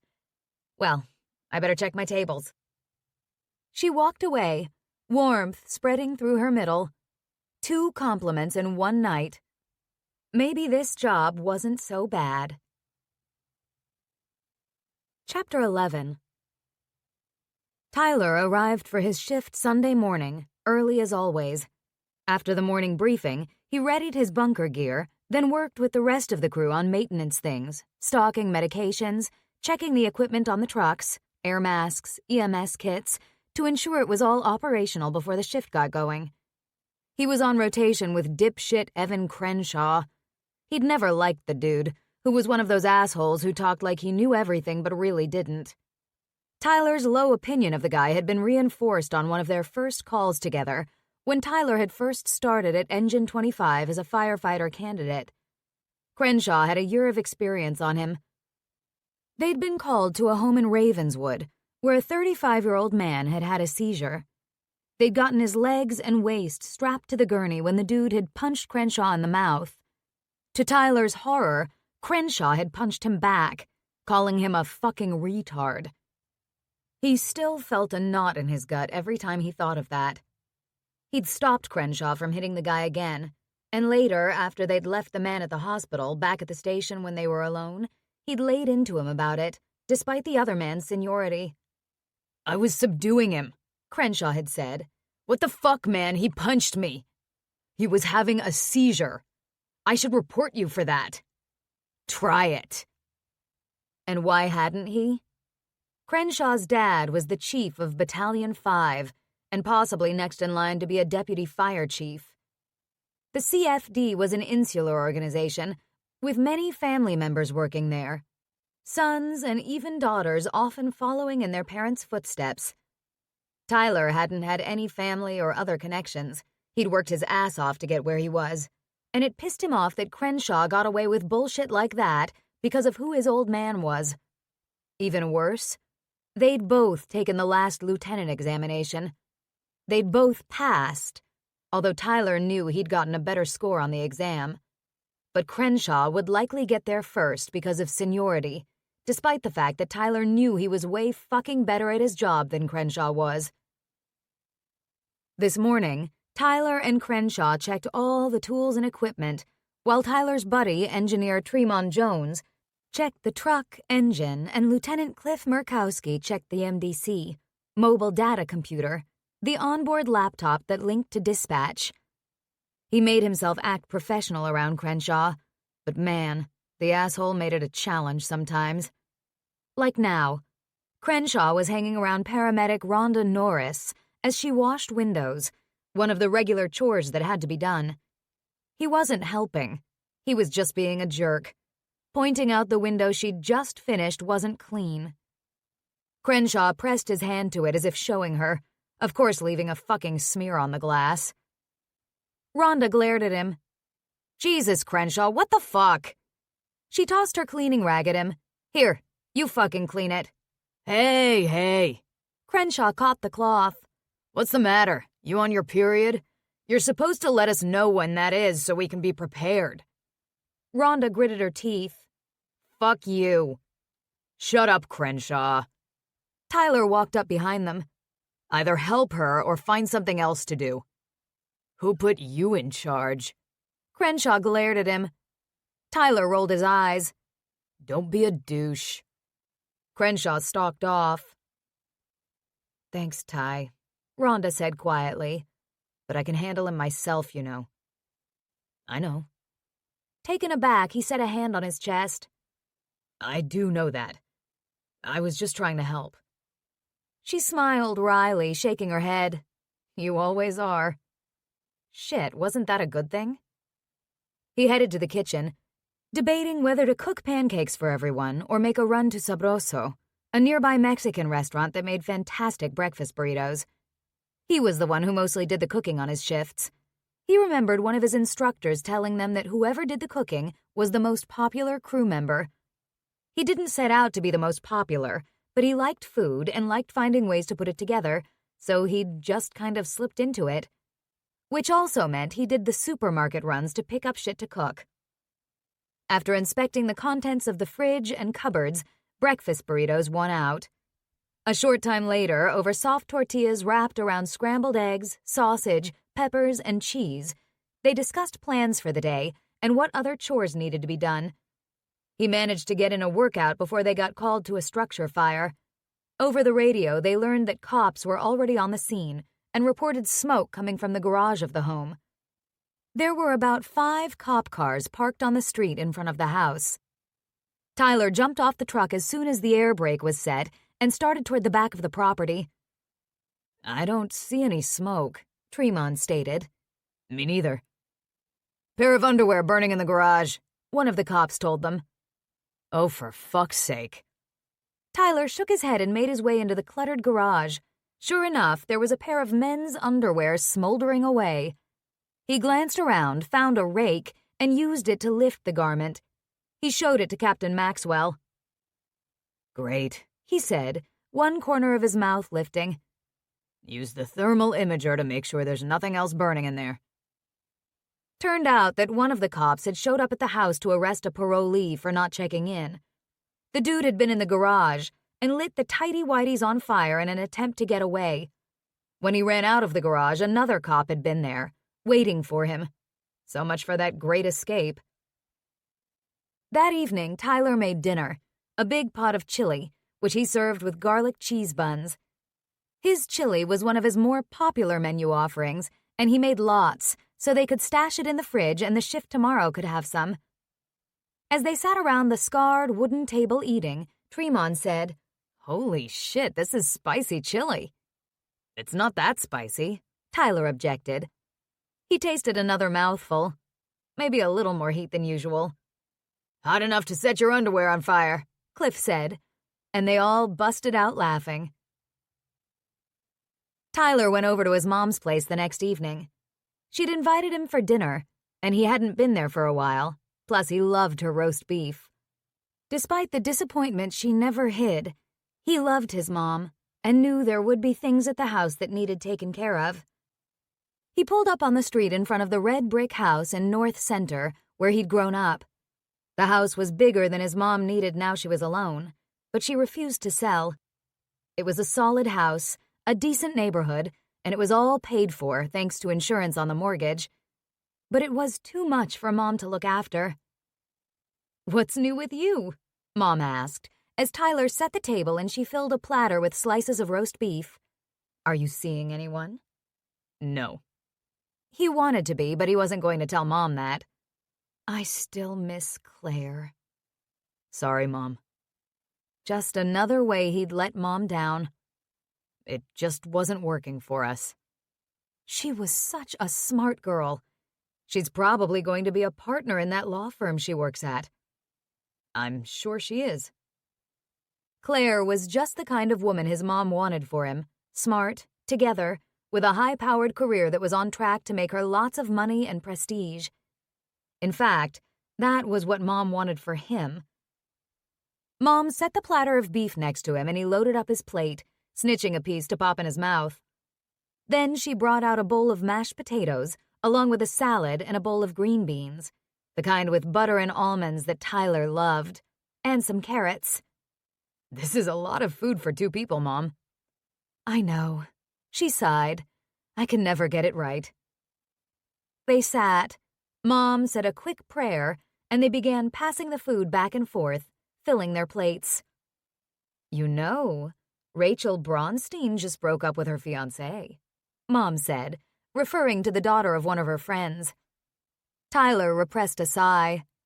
I'm not interested in Rachel, Mom. She'd be perfect for you.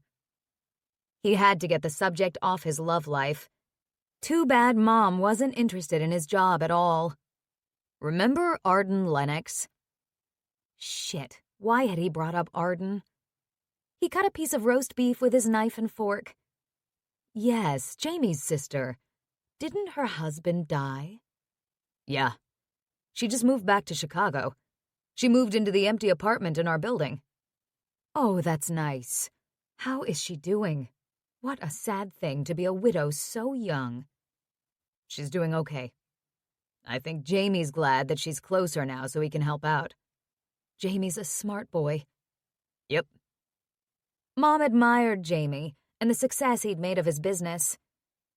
Maybe Jamie can convince you to go back to college. Look how he's done. Tyler's chest tightened. They'd had this discussion so many times. I'm not going back to college. Not full-time, anyway. I took some courses to help me do better on the lieutenant's exam. Mom had been happy he'd obtained top marks on the exam. I just think you could be doing something better with your life. Something with more of a future. I want a future with the fire department, Mom. Everyone I work with is dedicated to this profession, willing to risk our lives to help others. He met her eyes.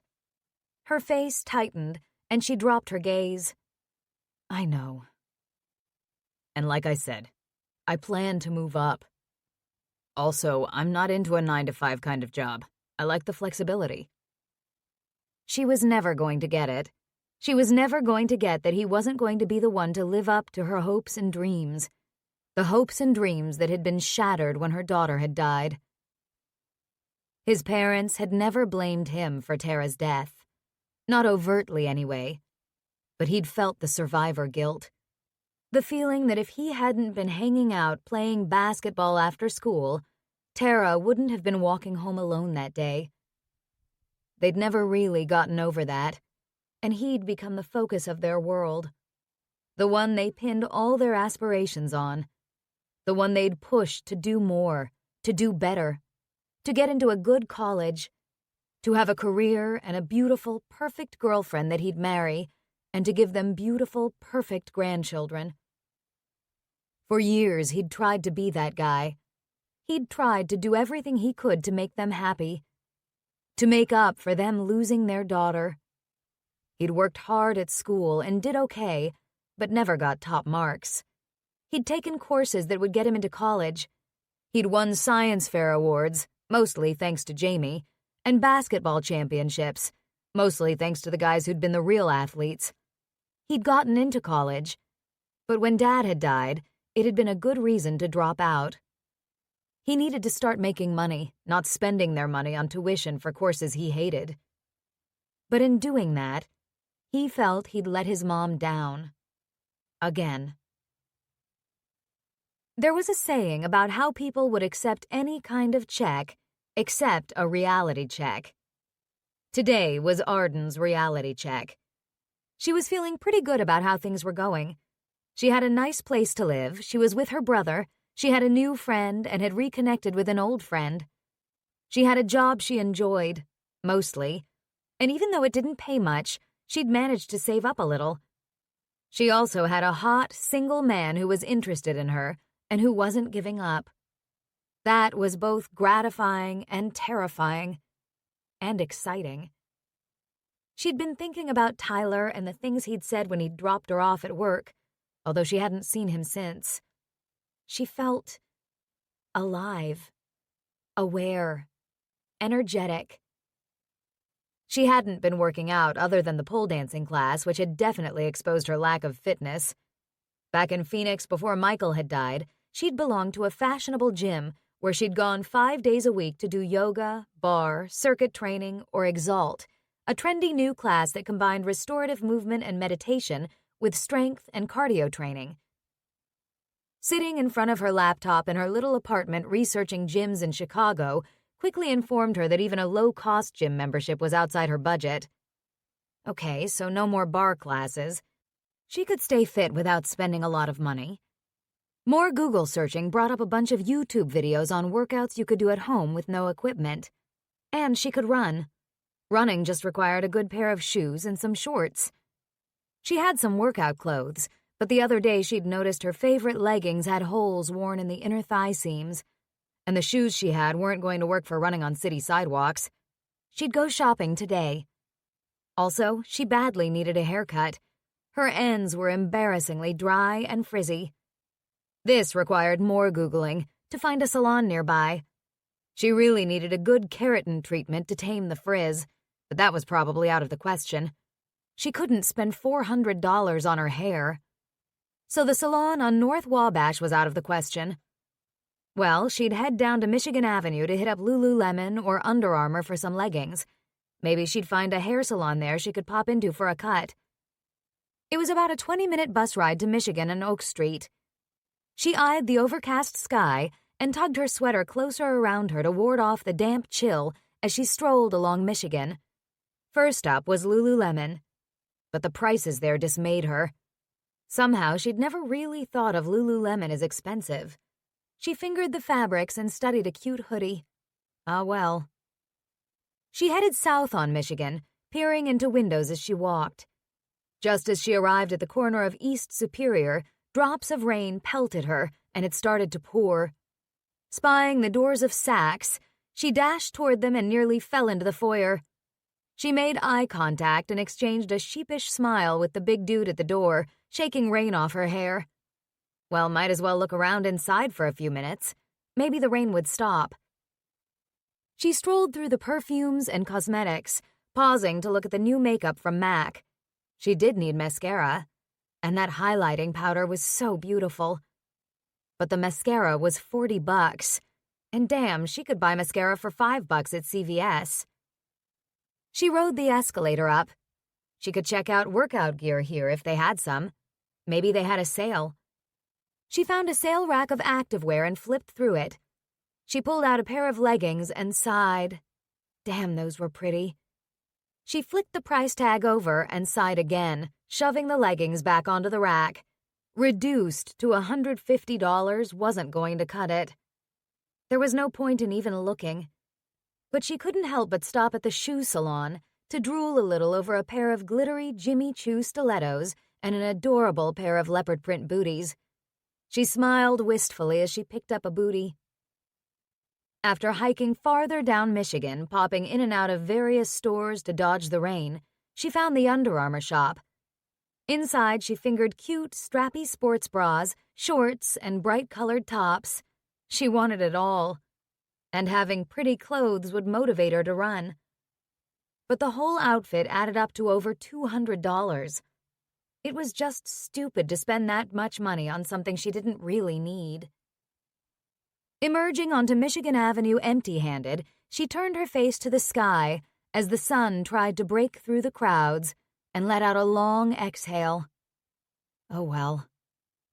She spotted a hair salon on the other side of Michigan just down the side street.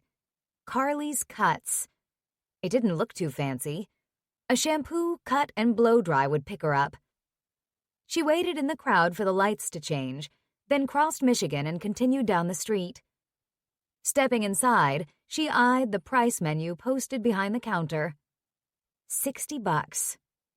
She would have thought nothing of paying $60 for a haircut at one time in her life, but now that too seemed extravagant, unnecessary. She was changing, and that was okay. She left the salon and walked to a bus stop to head home.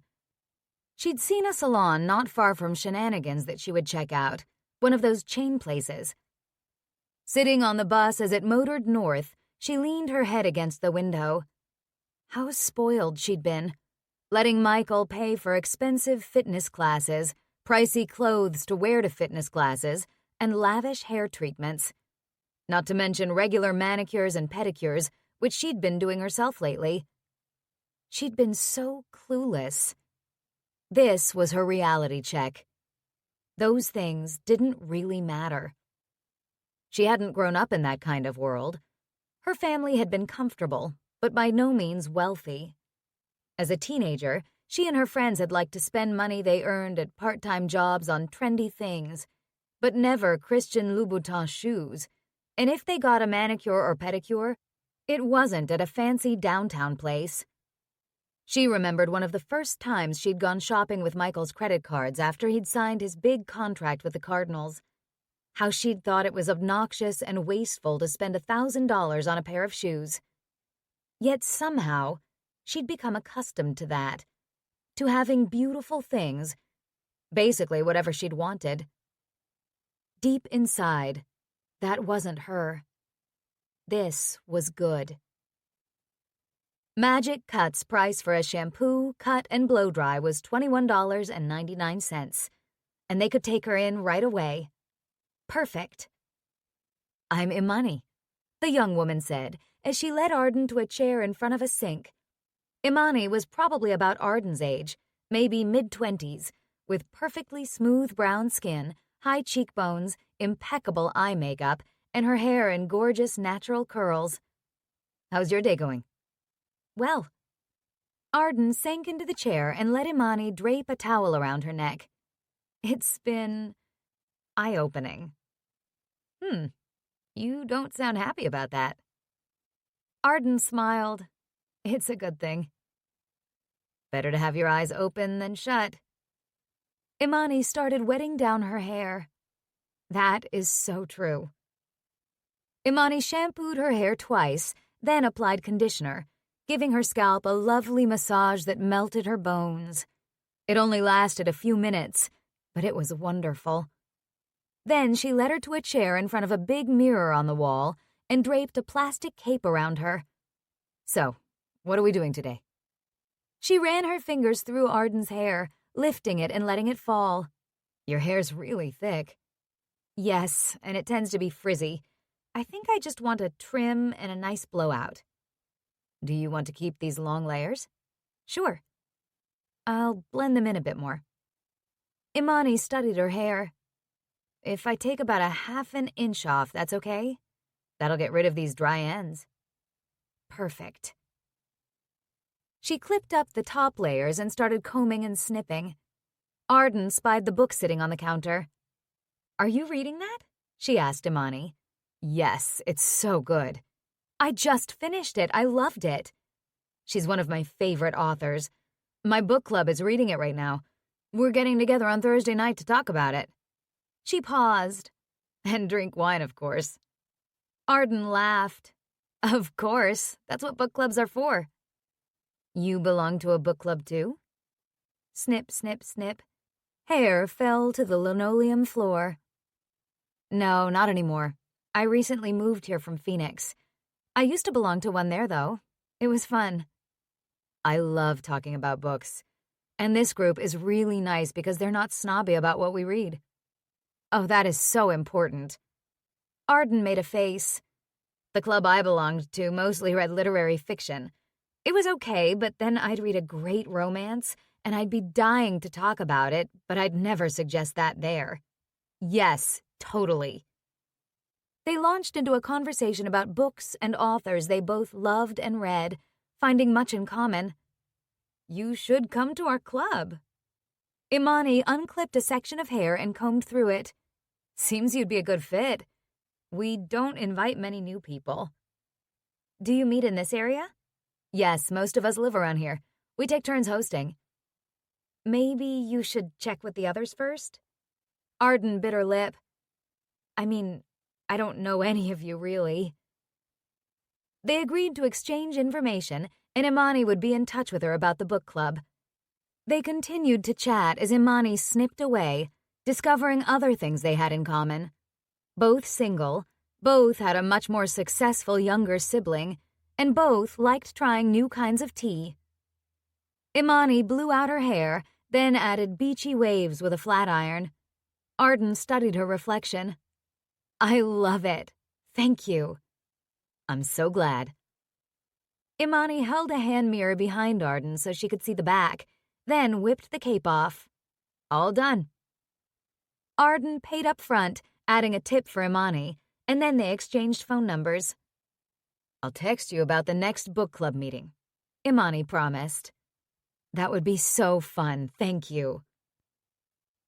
As Arden sauntered along the sidewalk toward home, the sun now drying up puddles and creating humidity, she laughed out loud. Something settled inside her comfortably. A feeling of contentment. She'd made a new friend. Who cared that she couldn't afford Lululemon and expensive salon treatments? None of that mattered. It was the people in her life who were most important. Chapter 12. What the hell is that? Tyler regarded the pieces scattered over Mila's living room floor with a frown. Outside Mila's front window, the skies had darkened with heavy clouds. All day the air had been thick and humid. "It's a stripper pole." Jesus Christ. "Cool, huh? I bought it so Arden and I can practice between classes." Tyler glanced at Arden, sitting on Mila's couch. He hadn't seen her since the day he'd confessed his attraction to her. Their eyes met. Christ, she was gorgeous. Even with her dark hair pulled back in a loose ponytail, no makeup, and dressed in a pair of short shorts and a snug t-shirt. He tried not to look at her perky nipples and long, bare legs, but his eager dick definitely took note. Her eyelashes fluttered, and he sensed her nerves. And yet, her lips tipped up at the corners, and the air around them became charged and hot as their eye contact extended. He gave her a slow smile back. "I just need help installing it," Mila added. "Right, the pole." Tyler rubbed the back of his neck. "Did you ask Jamie?" Mila frowned. "No." "I kinda think you have to. This is his building." No, I think it's okay. It's not permanent. It stays up with pressure or something." "Let me see the directions for this thing. If it's not too hard to take down, maybe he'd be okay with it. But you really want this in the middle of your living room?" "Not really." Mila made a face. But Arden wouldn't agree to it being in her place. Tyler barked out a laugh. "Atta girl, Arden." "I wouldn't mind it," she said. "But the place isn't that big." "Jamie wouldn't evict you," Mila added. "He won't evict you," Arden chided. "He could fire me." Arden laughed. "He won't do that either." Tyler read the installation instructions and looked up at the ceiling. "Okay, you can install it with friction so we aren't going to damage the floor or ceiling." He squinted. "I hope it's strong enough to hold your weight." "What are you saying, Tyler?" Mila frowned. "Are you saying we're heavy?" "Jesus, no, that's not what I'm saying. I'm just imagining you doing some kind of spin and the pole falls down and you fly into the wall or something." Arden covered her smile with her hand. "No, we don't want that." "I know." Mila held her hands up. "You can try it out for us. If it'll take your weight, it'll take ours." "I am not swinging around on a stripper pole." "Why not? You're a firefighter. Don't you slide down poles at work?" "No." "What?" There's no pole at the fire station? Nope, sorry. You want this here or in your spare room? Let's put it in the spare room, then I can leave it up. Jamie should be okay with it since it's tension mounted. But you know what you're gonna have to do. What? Demonstrate it. Mila and Arden laughed. I think it's safe to say Jamie won't want to see me demonstrating my moves on the pole, Arden said. He caught her eyes, which danced with amusement. Maybe he won't. Her lips parted as she got his meaning. How are the classes going? He asked. Well, the first one was the most humiliating experience of my life, Mila said. Even though I've been working out, I apparently have no upper body strength whatsoever. Arden grimaced. My thighs are killing me. He didn't want to imagine Arden's thighs wrapped around the pole. Well, this shouldn't take long. He grabbed his tool belt, and they carried the pieces into Mila's extra bedroom. He slotted the 3 pieces of the pole together, then added floor and ceiling plates. He stood the pole up and unscrewed and extended it until the top plate connected with the ceiling, and did the same for the bottom plate. After shaking it to test the fit, he tightened the nuts on the bottom plate. Okay, let's see how strong this baby is. He jumped and swung himself around the pole. It held tight. Mila clapped. Good job, Tyler! Okay, show me what you learned. This is the only move I could do. Arden moved toward the pole. Tyler blinked as she gripped the pole with both hands, slender arms outstretched, then extended a long, sleek leg to hook the back of one ankle around it.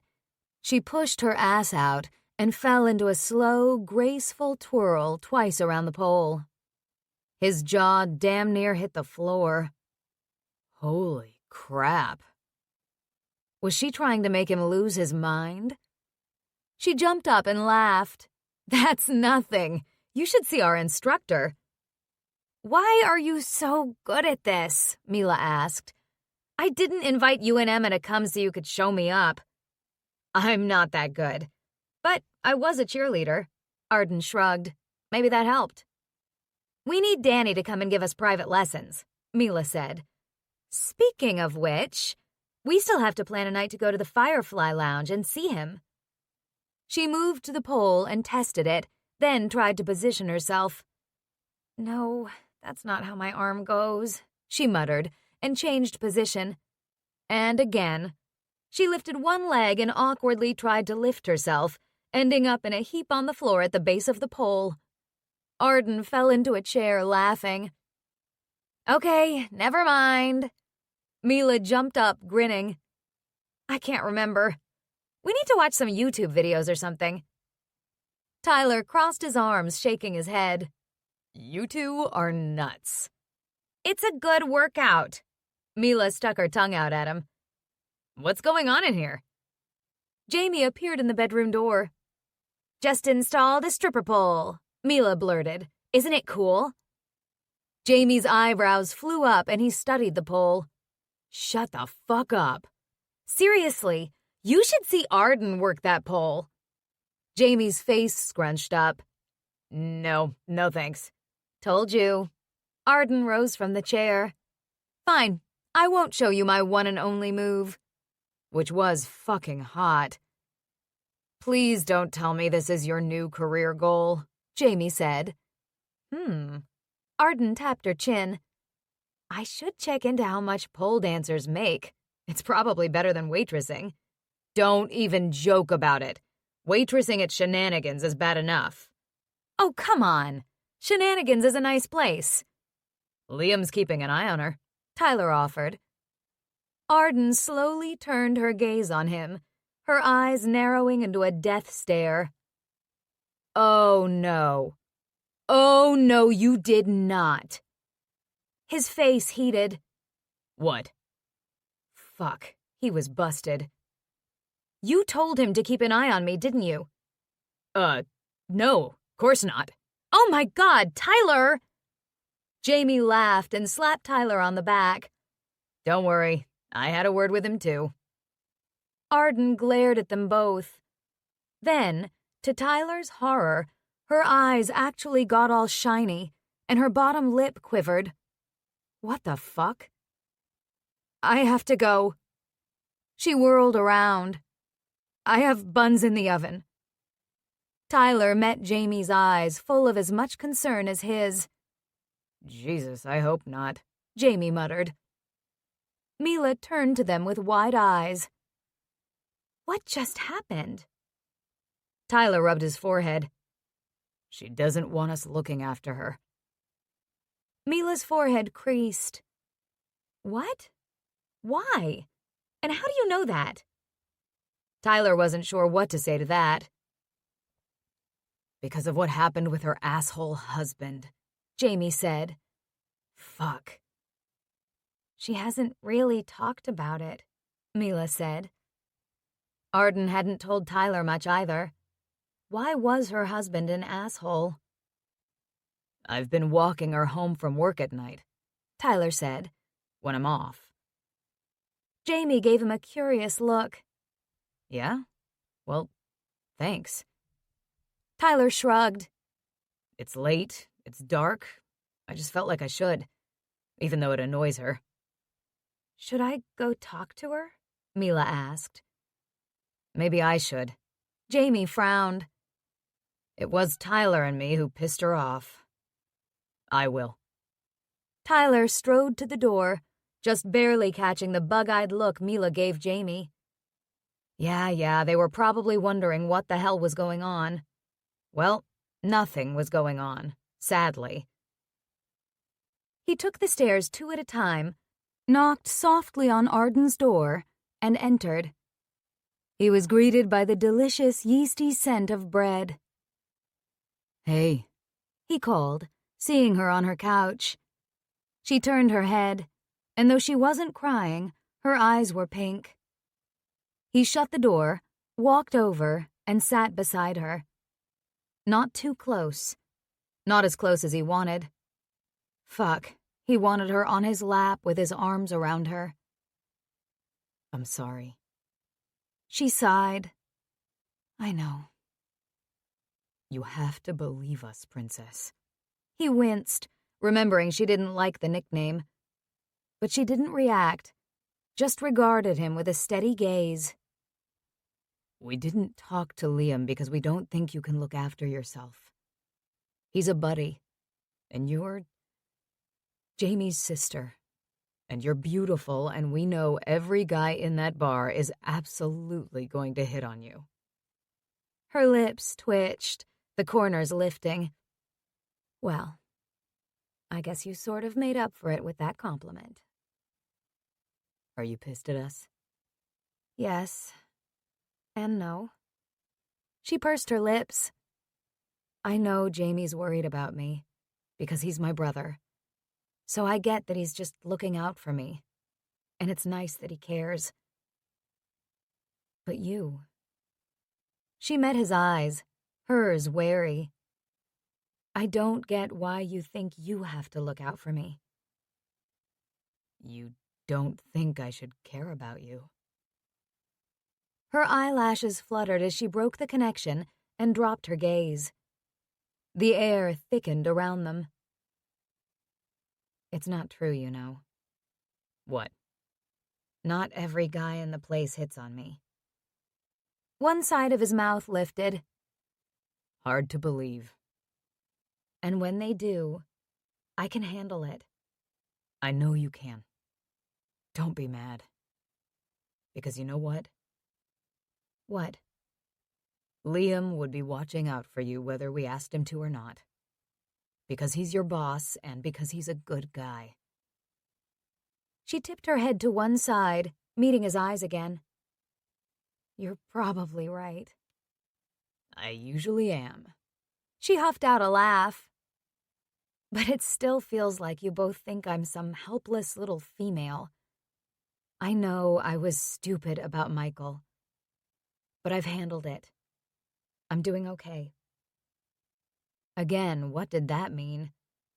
He didn't really want to ask, so he said, Jamie said your husband was an asshole. Did he? She wrinkled her nose, but she didn't offer anything more.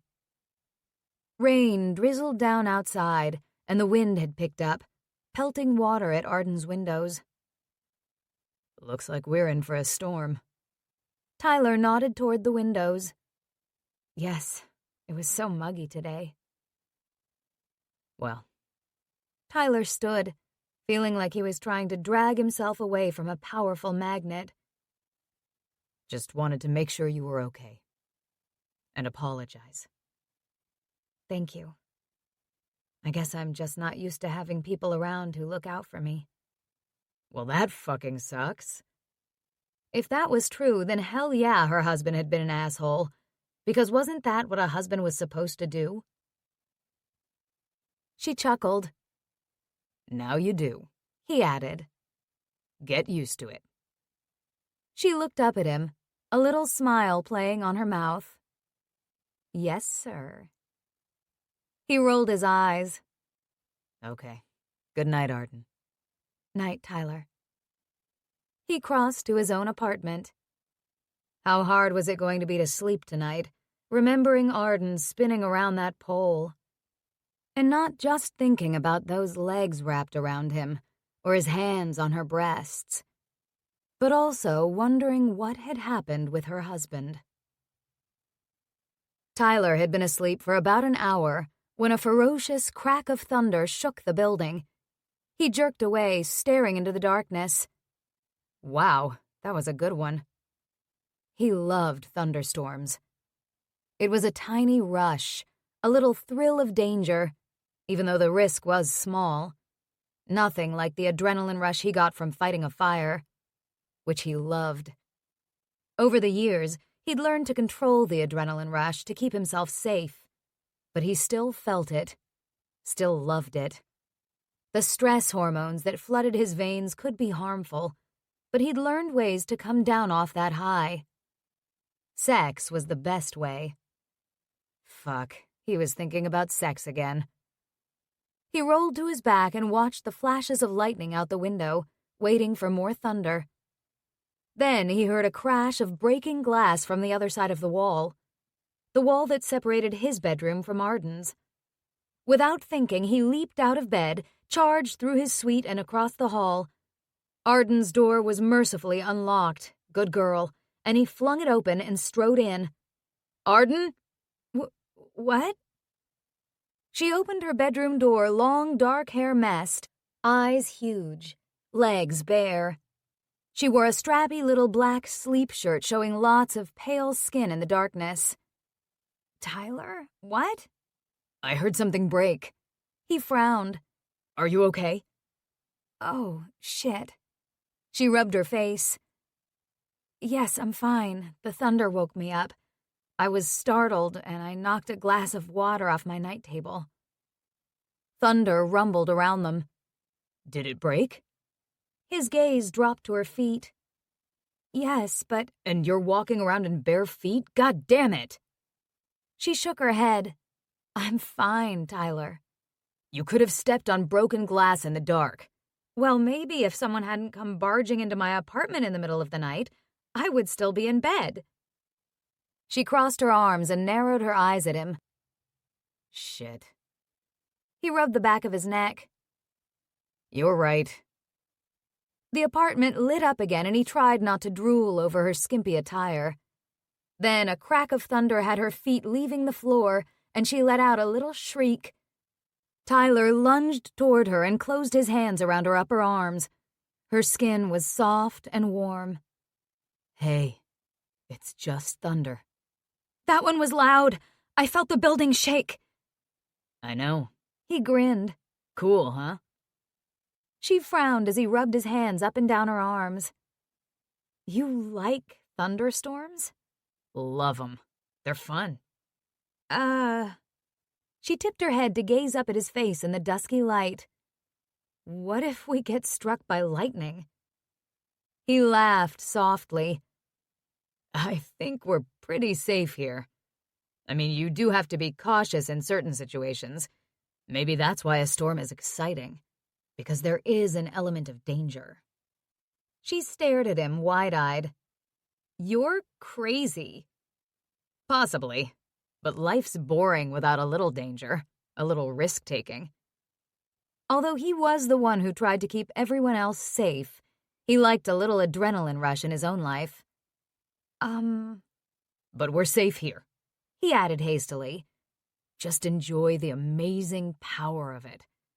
It's really kind of fascinating that light can create such a loud noise. The lightning creates the noise? Yeah. A bolt of lightning opens a hole in the air, and then when the light is gone, the air collapses back in and makes a sound wave. That's thunder. Huh. We see the light first because light travels faster than sound. I knew that at least. She rolled her eyes. I didn't know you were a science nerd. Really? You didn't know that? His voice was low and teasing. Jamie and I won first prize in the 10th grade science fair for our project on how fast light travels in water versus in air. Oh. You don't even remember that, do you? Jamie won all kinds of awards in high school. I couldn't keep track of them all. You weren't jealous, were you? Of course not. She tossed her hair back. Well, there may have been times I wished I was as smart as he is. Tyler snorted. You are smart. Not like he is. Maybe if you'd spent more time studying and less social butterflying. She jerked back, but he kept his hands curled around her arms. What? Oh, come on. You didn't care enough about getting awards to spend your whole life studying. She blinked at him. How did he know her that well? That's the second time you've implied I'm lazy. That's not what I'm saying. I'm not criticizing you. You think Jamie and I weren't envious of all your friends and the parties you went to and how easy it was for people to like you? The teachers loved you. Even the principal loved you. She could only gaze back at him for a moment. I guess things look different through someone else's eyes. And with 10 years of hindsight. He smiled. You lived life the way you wanted to. Nothing wrong with that. Her eyes grew distant, and the corners of her mouth drooped. Huh. What had he said? The room flickered into light, then darkness, and another boom of thunder vibrated the floor. Arden flinched, then laughed. I'm okay. It'll pass over quickly, I think. His skin tingled everywhere, as if electrified from being so close to her. Or maybe it was the electricity in the air from the storm. Yeah, right. That was why his dick was thickening in his boxers. He released her arms and moved behind her, then gave her a little nudge. Go make yourself some herbal tea or something. I'll clean up your broken glass. He grabbed the big broom he'd left in the hall from his work earlier and headed into her bedroom. He turned on her lamp, swept up broken glass, mopped up with a towel he found neatly stacked on her dresser, and deposited the shards into the wastebasket. When he returned to the kitchen, she'd flicked on the overhead light, had the kettle on the stove, and was pulling a tin of loose tea out of a cupboard. Do you want some tea? Sure. All cleaned up. Dried up the water so my beautiful wood floors don't get wrecked. Oh. She bit her lip, her gaze dropping to his bare chest, then lifting quickly back up. Did I do any damage? Nope. He rested his hands on the counter on the other side of the island, looking down at the 2 cups with tea infusers sitting on top. What are we having? Honey lullaby. Okay. Not a tea drinker? Not really. I like nice, strong coffee to keep me awake. He rubbed his face. But not right now. Need sleep. I'm sorry. Hey, I didn't mean this is your fault. I was already awake from the storm. Enjoying the storm? Yeah. She poured boiling water over the tea leaves, and the scent of honey and chamomile rose from the cups. That smells good. This is one of my favorites when I can't sleep. She removed the tea infuser and pushed his mug across the counter to him, then fixed her own. She lifted the steaming cup, breathed in the aroma, and sipped the hot beverage. Tyler did the same and wrinkled his nose. You don't like it? No, it's fine, just different. They were both standing at her island to drink the tea. I need to get stools, she said. It would be nice to sit here, maybe eat my meals here. Somewhere for guests to relax while I cook. Yeah, that would be good. Not in the budget right now, unfortunately. I need to make some money. Yeah, again, he wondered why she seemed so broke. She picked up her tea. We can sit in the living room. Tyler followed her to the couch, his eyes lingering on her legs. Seated there, they eyed each other. Tyler's body heated, and tension arced between them. He gulped his tea, damn near scalding his mouth. Chapter 13. Arden curled her legs under her, aware of how skimpily she was clothed, as was Tyler. Yeah. She was sitting in her living room in her nightie, with a man wearing a pair of boxers. She and Tyler had seen quite a bit of each other's bare skin in the last couple of weeks. Although he'd been working a lot of the time, they had managed to run into each other. On top of that time she'd tried to sneak out wearing a towel, there was also the day she'd gotten mixed up about his shifts and walked in to find him wearing nothing but a towel around his hips. It was a good look on him for sure. Then there were the days he was working in her place. Despite the air conditioning, he seemed to have to take his shirt off a lot. She wasn't complaining, mind you. When he wore his tool belt low on his hips, it was jaw-droppingly sexy. He was always screwing and nailing and finding studs, and it all made her think very inappropriate thoughts about her little brother's friend. Tonight, when the lightning had flashed, she'd taken in the boxers sitting so low on his hips, she could trace with her eyes the thin line of dark hair trailing from his navel. Lower, lower. Then he'd been holding her.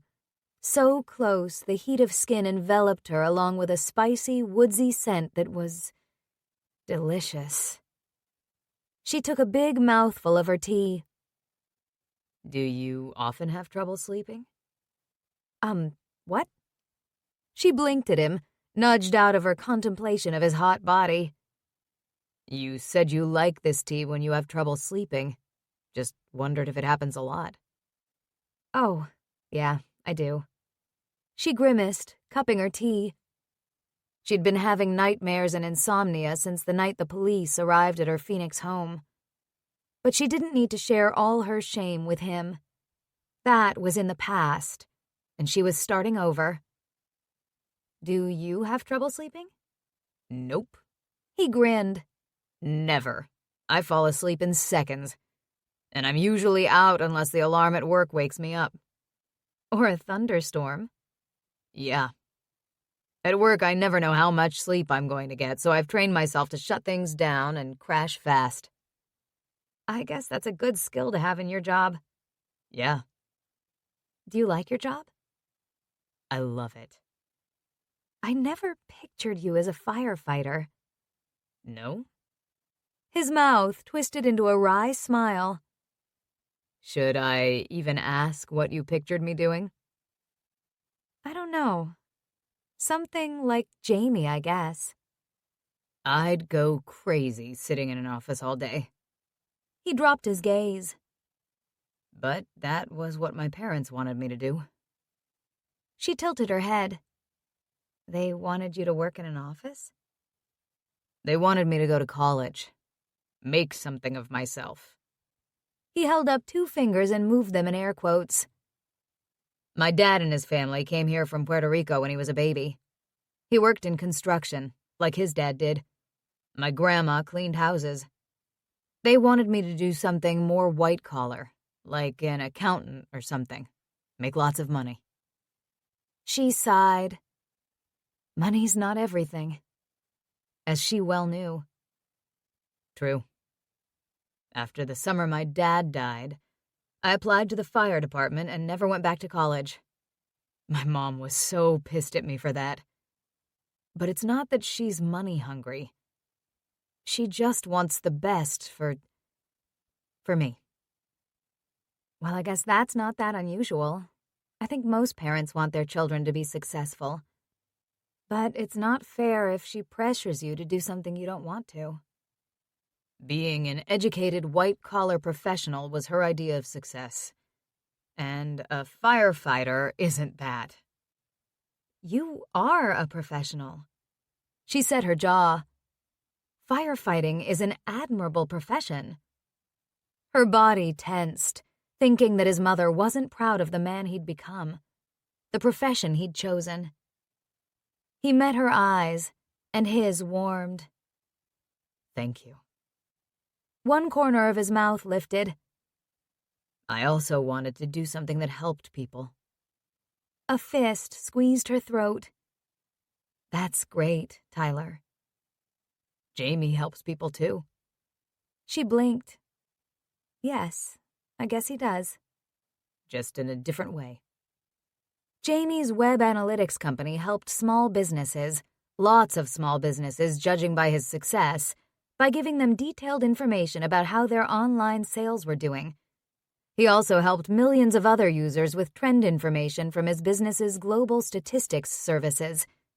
It was a bit of a stretch to compare that to running into a burning building to rescue someone, but Tyler's modesty and generosity of spirit melted her inside. You okay now? He met her eyes. I'm fine. I was just a little nervous. It's still new here, and the storm was wild, so... I get it. He'd run into her apartment to rescue her. Admittedly, it hadn't been on fire, but his intent had been the same. She shivered, her nipples tightening. Cold? A little. Tyler set his mug down on her coffee table and reached for the throw blanket draped over the back of the couch. He took it out and shifted closer to her to drape it around her. His hands lingered on her shoulders, and she looked up at him, his face so close. She breathed in that intoxicating scent again, studying his strong jaw and long eyelashes, and his mouth, his perfectly shaped lips. Her breath caught in her throat, and heat built between them as his lips parted and his fingers tightened on her shoulders. Arden. She dragged her bottom lip between her teeth, her heart racing. White-hot desire tore through her, an undeniable, overwhelming need to feel his mouth on hers, to feel his body against hers, his arms around her. To just give in to the lust heating her insides. Her eyelids lowered. His mouth moved closer. Only a breath apart, he paused. The silence of the room vibrated around them. She closed her eyes and tipped her chin up so their mouths met. A low groan rumbled in his chest, and his mouth opened against hers in a long, clinging kiss. And another kiss. Slow, liquid heat pooled inside her, her breasts growing heavy. Heat radiated from his bare skin, and she lifted a hand to lay it over one firm pectoral. The muscle jumped at her touch, and with another groan, he tilted his head, opened his mouth wider, and deepened the kiss. Oh, holy hell. Rational thought fled as heat flooded her body. She made a noise of need in her throat as he devoured her mouth with long, deep kisses. His tongue slid into her mouth and met hers in a dizzying, panty-melting caress.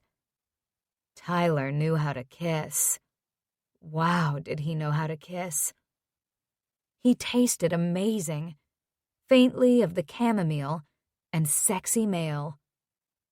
His stubble grazed her jaw, so male and a little rough, and she loved it. Lightning flashed and thunder crashed, and she was almost oblivious to it, dazed and breathless, the storm inside her more powerful than the one outside. Her head whirled, her body pulsed and ached. Fuck. He leaned his forehead against hers, and it thrilled her that he was panting and trembling just like she was. Christ, Arden, your mouth. He brushed another kiss over her lips, and she parted instinctively for him. Never imagined you would taste so goddamn good. She moaned. You taste good, too. Kiss me again. This time he hauled her right up against him, crushing her aching breasts to his chest, and it felt amazing. The blanket dropped away, and his hands came up to cup her face, holding it while his mouth took hers. She kissed him back, and they both slid a little lower on the couch, one of her knees lifting up over his legs. She wanted to be closer still. His hands slid into her hair, now holding the back of her head, his thumbs caressing her jawline, and she melted even more at the tenderness of his touch. She let her hands roam, exploring hard muscles and hot skin, smooth in some places, hair roughened in others. Oh, God. She let out a soft sigh as he used his thumbs to tip her head back and stroked his tongue along her throat. His lips latched onto her skin and sucked so gently. She was on fire everywhere, her nipples tingling, her inner muscles squeezing. He kissed her mouth again, and one of his hands slid over her shoulder, brushed one taut nipple straining at the thin cotton of her nightie, then swept along her waist and hip and around to her bottom. The short nightie had ridden up, and with only cheeky panties beneath it, he found bare skin and squeezed. Her breath left her all at once, making her head swim. Tyler's big hand on her butt cheek felt amazing, a sensual, wicked promise of more. He palmed her flesh, pulling her closer still until she was pressed against his muscular thigh, just where she needed it. A moan climbed up her throat as throbbing sensation built there, spreading through her body. You have the sweetest ass. Thank you. His mouth teased over the side of her neck, her jaw, her cheek. He kissed each eyelid, the tip of her nose, then her mouth again, his tongue licking inside in a deep, wet kiss that had every nerve ending in her body burning. His hands moved over her, one fisting in her hair, pulling her head back, his other caressing her throat and jaw. She opened her eyes and met his, almost gasping at the desire blazing there. His fingertips brushed over her cheek, and she swallowed at the intensity of the moment, their gazes locked, his hand on her vulnerable throat. Heat simmered through her. You're beautiful, Arden. His voice was a rasp. So goddamn beautiful. Her heart swelled in her chest, and she could only stare, mesmerized. I want to do such bad, dirty things to you. You, the perfect prom queen. I thought we already established that I'm not perfect. So you're saying you're okay with that? She whimpered. I'll worship you. He rubbed his beard stubble against her jaw, nipped at her earlobe. I'll pleasure this gorgeous body. I'll make you feel so good, baby. Let me. Her eyes fell closed at the onslaught of sensations his words brought on. This isn't really happening. You feel it. You want it. He licked over her bottom lip. If I slide my hand inside those little panties, what will I find? She squeezed her inner thighs, knowing without a doubt what he would find. It's okay, he murmured, hands smoothing down her back and cupping her ass again. Because I'm hard as a fucking fire hydrant. She made a choked noise of amusement and lust. Hopefully not as big. His lips twitched as he squeezed her cheeks. Close. She leaned her head on his shoulder, filled with an undeniable need to laugh despite the heat that flowed through her veins.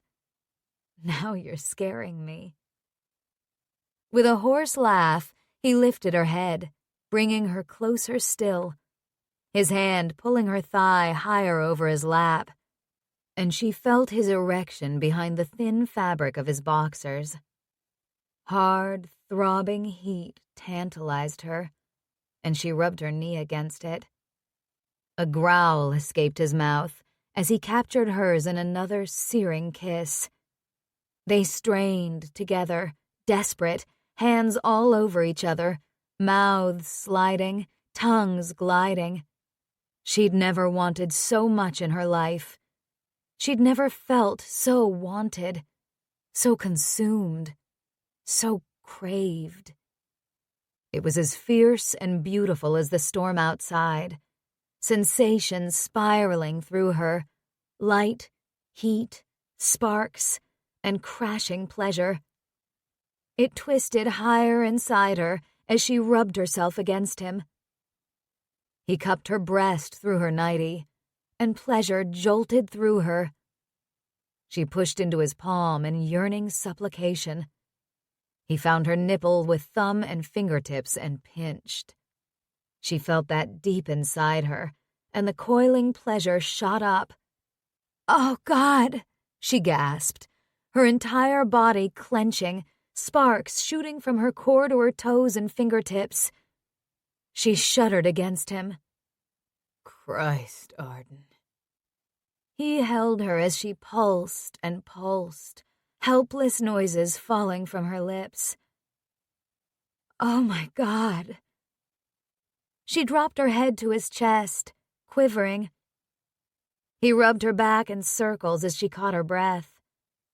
Her face burning, she kept her eyes squeezed closed. She couldn't believe that had just happened. "I'm sorry," she said weakly a moment later. For what? For having an orgasm? "Yes." He lifted her face with the same motions he had earlier, hands cupping her face, thumbs brushing her lips. An orgasm is nothing to apologize for. I wanted you to feel good. I wanted you to have that. I might have done it differently, mind you. I want to use my fingers on you, or my tongue, so I can taste you and feel you come on my face. Oh, God. She wanted to slide into a pool of lust and misery on the floor at his feet. What? He slid his thumb inside her mouth briefly, his eyes fastened on hers. Her belly did a warm flip. What's wrong with telling you what I want? We can't. This is crazy. Why? His eyebrows pulled together. Just tell me why. Because... She stopped. It all sounded so feeble. Tyler was in no way the boy he'd been when she'd last known him. He was a man. There was no doubt about that. A man who knew how to kiss. A man who knew how to touch her in ways that lit her on fire and melted her inside. A man who wanted her. She swallowed. You're Jamie's friend. This has nothing to do with Jamie. She couldn't argue with that. His eyebrows notched together even more. Are you still in love with your husband? She sucked in a breath, staring at him, her eyes going wide at his blunt question. She considered how to answer that. If she told him she was, he would end this. She didn't know him well, but somehow she knew he was honorable that way. He would never force her to do something she wasn't ready for. But that would be a lie. And a man like Tyler deserved honesty. No, she finally said. His frown eased into a look of puzzlement. Then he lifted her away from him and sat back. She pushed her hair off her face, not taking her eyes off his. What? You're not ready. I am, she said. I'm so ready. She squeezed her thighs together. Again, his lips twitched. That's not what I meant. Oh. She blinked, then she sighed. It's not that I'm not ready. It's that I don't want to get into a relationship again. I'm not good at that. Tyler's forehead pulled into a perplexed crease. For a moment, he didn't speak. Then he said, Why would you say that? I mean, I know your husband died, but Jamie said he was an asshole. She swallowed. It's a long, ugly story. She peered at him through her eyelashes. He committed suicide. Tyler's eyes flew open. Jesus, no. Yes. She closed her eyes. This was the last thing she wanted to talk about, when all she really wanted to do was jump back into Tyler's lap and do the wild thing. I'm sorry, he said quietly. I didn't know that. Jamie didn't tell you? No. He hinted that things weren't great for you, even apart from your husband dying. But he didn't share the details.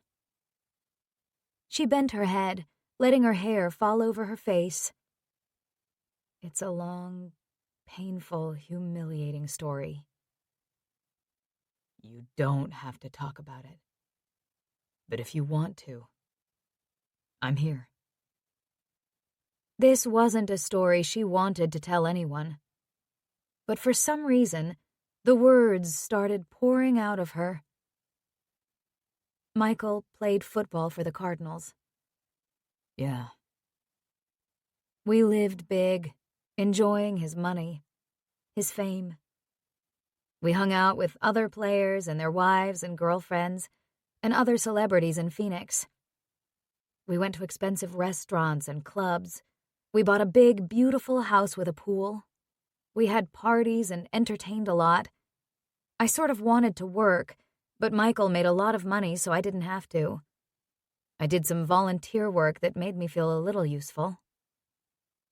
Tyler picked up the throw from the floor and once more wrapped it around her, pulling her back into his arms. She snuggled in, head still bent. Michael got injured a few years into his career. He couldn't play football anymore.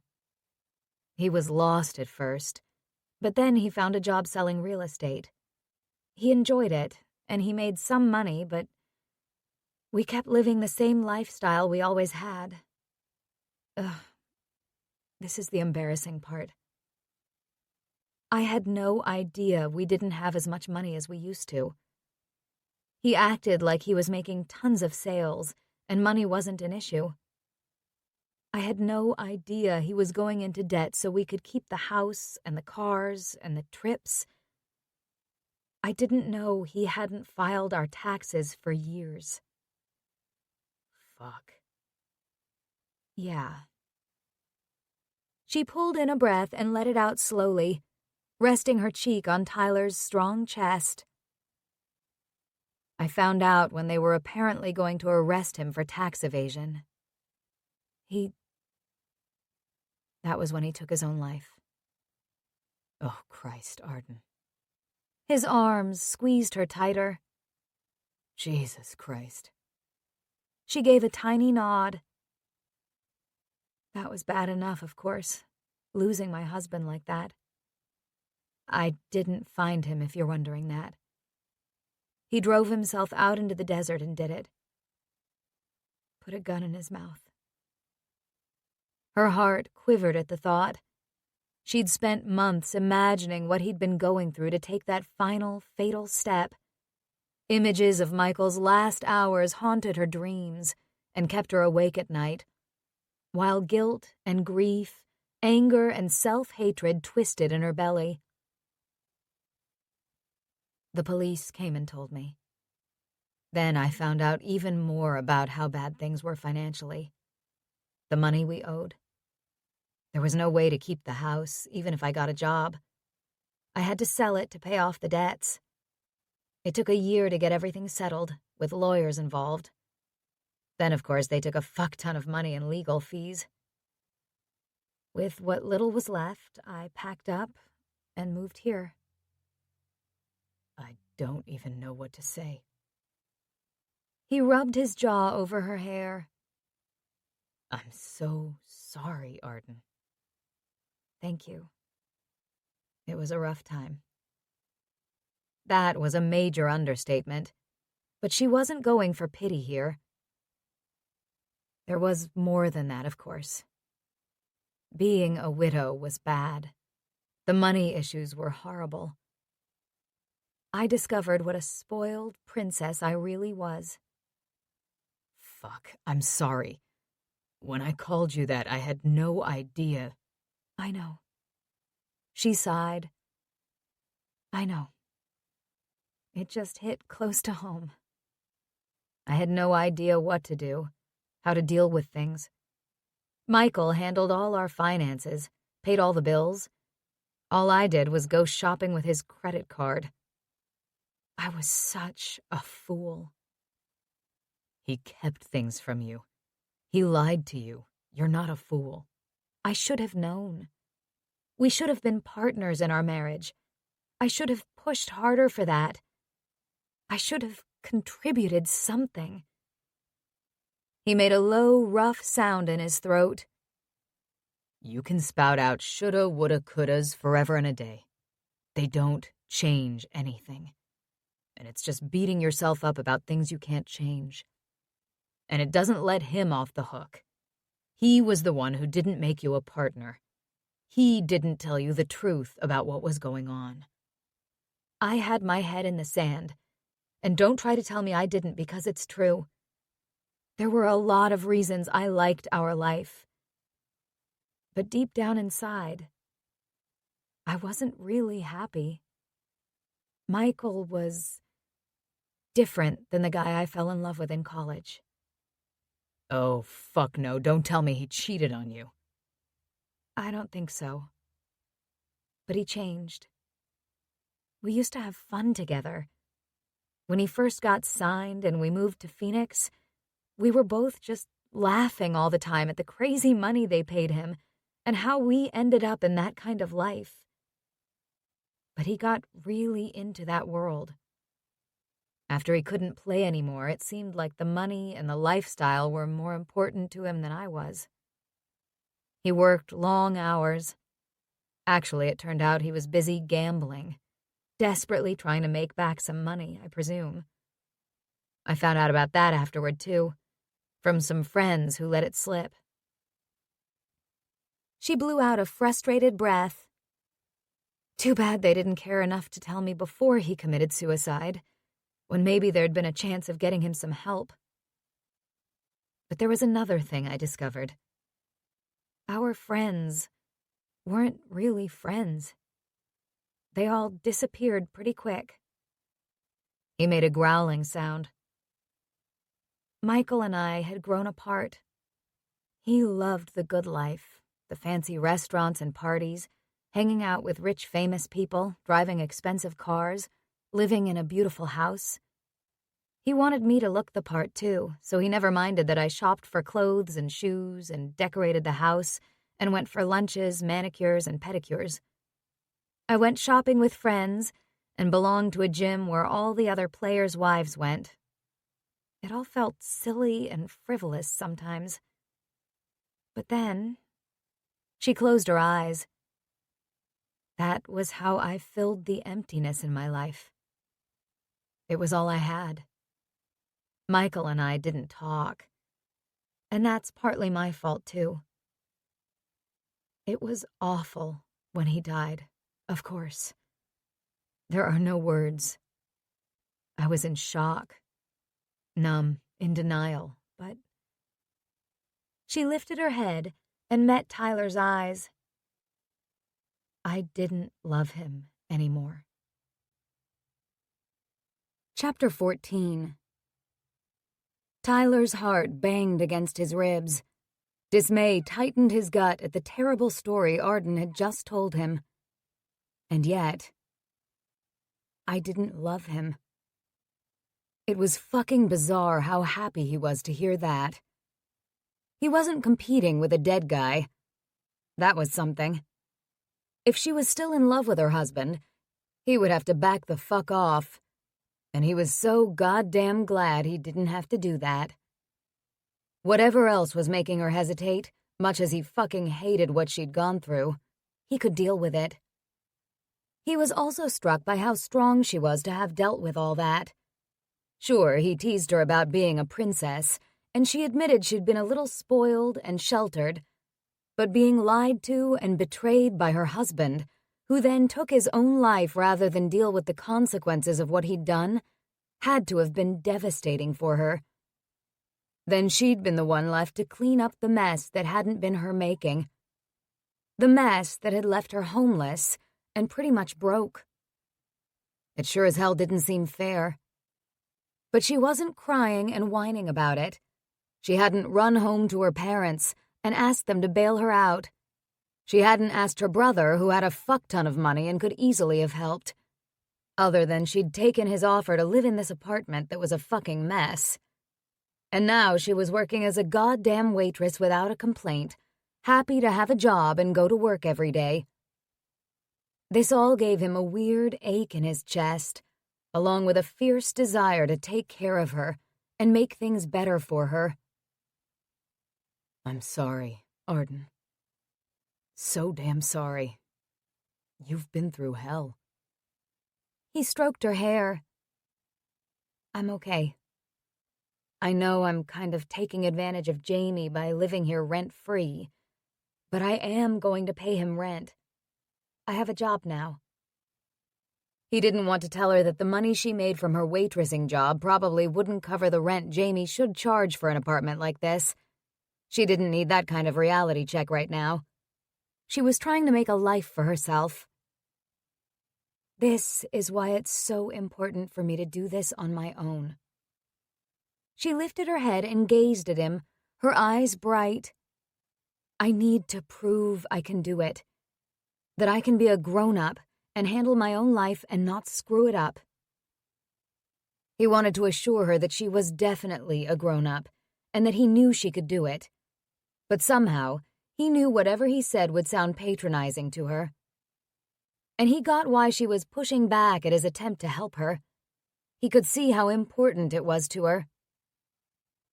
And I'm definitely not looking for a relationship. She bit her lip. Right. That was how they'd gotten into this discussion. She'd said they shouldn't be doing this. But at least now he knew it wasn't because she was still in love with her husband. He smiled. Her eyes widened. That's great, he said casually. Neither am I. And since we agree that this has nothing to do with Jamie, He bent his head and found her mouth again. She made a little noise, but she kissed him back. The blanket slid off her shoulders, and he set his hands on her skin there, so soft, so warm. She lifted her arms and twined them around his neck as he deepened the kiss, the heat between them flaring up again. She was here in his arms, practically on his lap, and he was kissing her.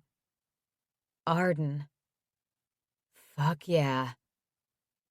He pushed the blanket away, set his hands on her waist, and lifted her so she was straddling him. She gasped, her hands gripping his shoulders. Wide-eyed, she stared at him. You're strong. She made him feel like he could crush bricks with his bare hands. I have to be. He slid his hands down to her ass and pulled her closer, so his throbbing erection was pressed right to her warm, damp center. He lifted the hem of her nightie and found skin again. Christ. When he'd filled his palms with her taut little cheeks, he'd damn near come. He squeezed the firm flesh and let out a groan. Damn, Arden. Tyler. The strappy little garment had to go. He slid his hands along her back, pushing it up, slowly, anticipation tightening his lungs, blood surging to his groin. He held her gaze as he eased the fabric up, and she didn't stop him. His fingers skimmed over her ribcage, thumbs brushing the undersides of her breasts, and then she lifted her arms so he could draw it over her head and off. His head spun as he took in nearly naked Arden, perfection right in front of him. Jesus, he muttered. Look at you, gorgeous girl. Her hands drifted down to rest on his shoulders again. He studied her avidly, and then he cupped her breasts, another groan rumbling up from his chest. Her head fell back, her back arched, pushing her softness into his palms. Oh. Her nipples hardened, and more heat flooded to his groin. Christ, she was perfect, sweet, addicting.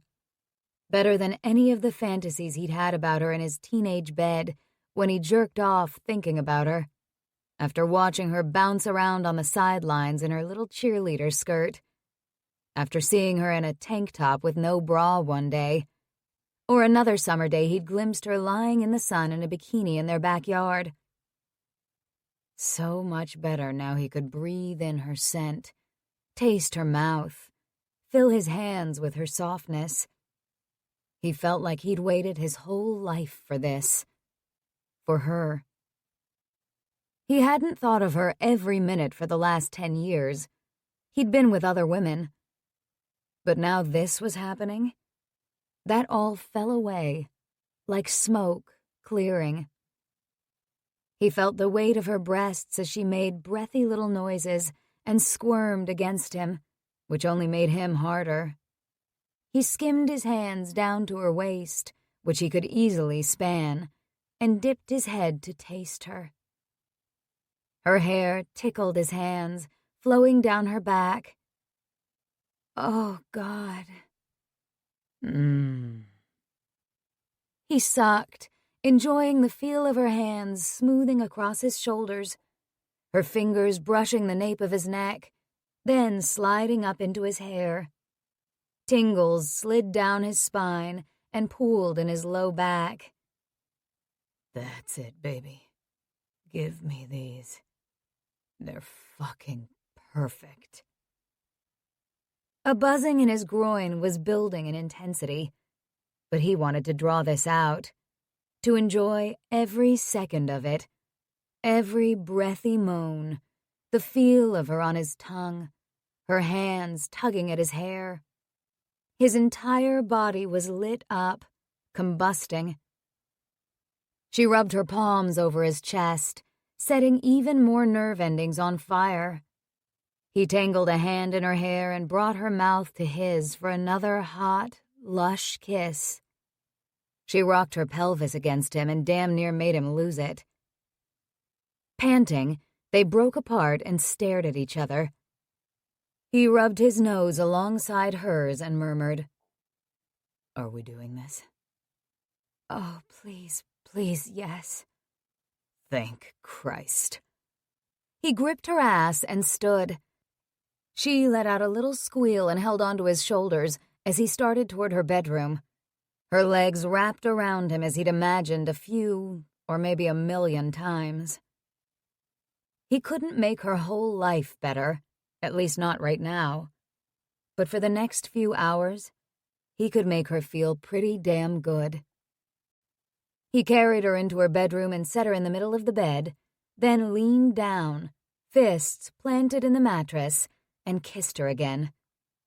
He lowered one knee to the bed between her legs, then the other, slowly rolling her down to her back so he was lying in the cradle of her thighs.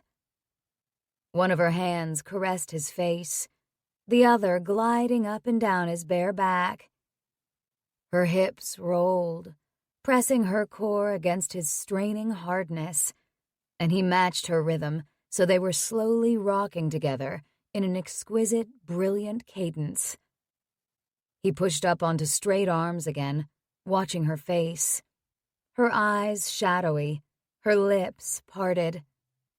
He lowered his head and kissed her lower belly, then slowly drew his tongue up over her stomach.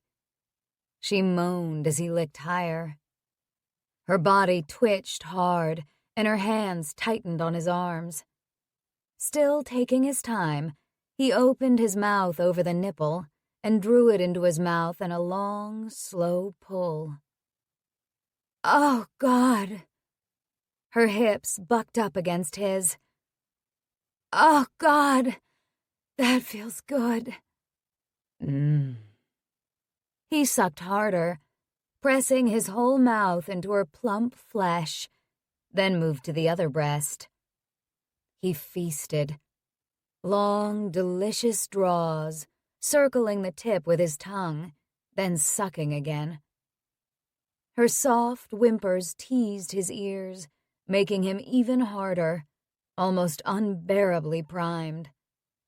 He kissed his way back down her abdomen, aware that she was watching him, then sat back on his heels and tugged her up to sitting and leaned in for more long, deep kisses. She sighed into his mouth, and he pulled back. Jesus, you're so goddamn hot. I want to make you come again. She whimpered. Want you to come on my tongue. He kissed her again. Want to make you lose your mind. Oh, God. The words eased between her lips on a shaky breath. He cupped her breasts with both hands and gently squeezed, admiring the shape and weight of her. Then he lost patience. His dick was a throbbing spike in his boxers, leaking with the urgent need to come.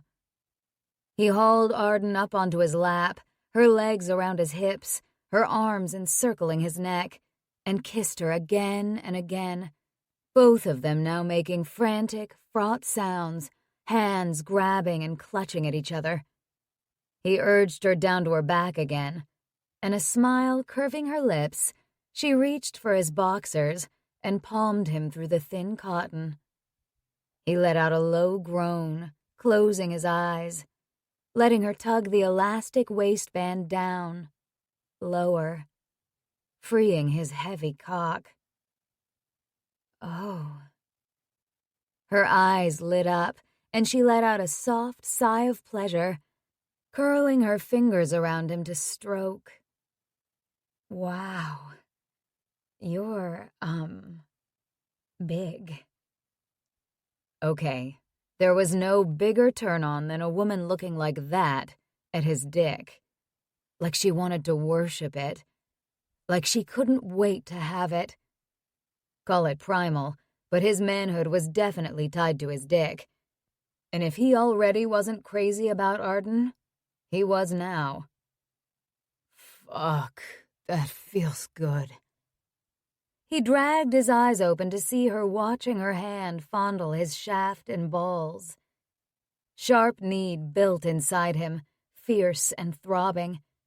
Then he shifted back and set his hands on her knees, pushing them open.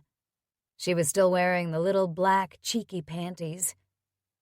He bent and kissed her in her thigh, working his way closer to her center. She smelled insanely good, musky and feminine, obviously aroused. Then he opened his mouth over the fabric of her panties. Oh, God. She bent an arm behind her head to raise it and watch him, her eyes heavy-lidded, her chest flushing a pretty pink. That's so hot. He licked and kissed her through her panties, inhaling the scent, getting a faint taste of her. Eager for more, he tugged the fabric aside and revealed the most goddamn gorgeous pink lips he'd ever seen. Completely bare and smooth, with a neat triangle of dark hair on her mound. He wanted to weep. Jesus, Arden, you have the prettiest pussy. With a groan, his eyes drifted closed, and he lowered his mouth there and swiped his tongue over smooth, smooth flesh. Her body twitched, and she gasped, her head falling back and her back arching, pushing those perfect tits up. He pulled her soft skin into his mouth in tiny sucks, swirled his tongue up and down, sinking it deeper to taste her more fully. So damn wet. Look at you. He slid his fingers through her slit. That's for me, right, baby? Yes, for you. He tasted her again. Christ, could eat you like this forever. Her hips rolled against his mouth, faster, and he tongued her clit. She reached for his hand, and he twined his fingers through hers, holding on tight as she gave a soft cry. He moved his tongue faster, too, her body quivering and tightening as she came in another exquisite orgasm, her pussy getting even slicker. He kissed her thighs again, eyes on her face, drawing back to lift her legs straight up. Jesus, look at you. Her plump folds pouted between her thighs. Fucking gorgeous. He pulled her panties up her legs and off, and tossed them aside, then shucked his boxers too. Then he froze, hands on her thighs. Fuck. What? I need a condom. Oh. She swallowed. Right. She bit her lip. I don't have any. His lips quirked. Luckily, I live nearby. Be right back. He jogged naked in the darkness to his apartment, snatched up a couple of condoms, and sprinted back. He ripped open one and had it on before he made it to the bed, and was rewarded by her sleepy, sexy smile as he crawled up over her.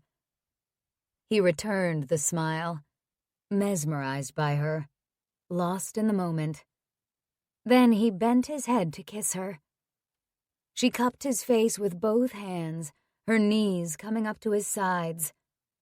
He found her entrance, his body tensing. Tight, he muttered, easing in. So goddamn tight and hot. Her fingers curved over his shoulders, digging in. Okay? Yes. Oh, God, yes. Do it. Please. He loved hearing her say that. The perfect princess begging him. Oh, hell yeah. She held on to him, staring up at him. Arms pressed into the bed, he held eye contact as he slowly moved his hips, rolling them against her. Her skin tingled everywhere at the connection between them, at the intensity of their linked gazes.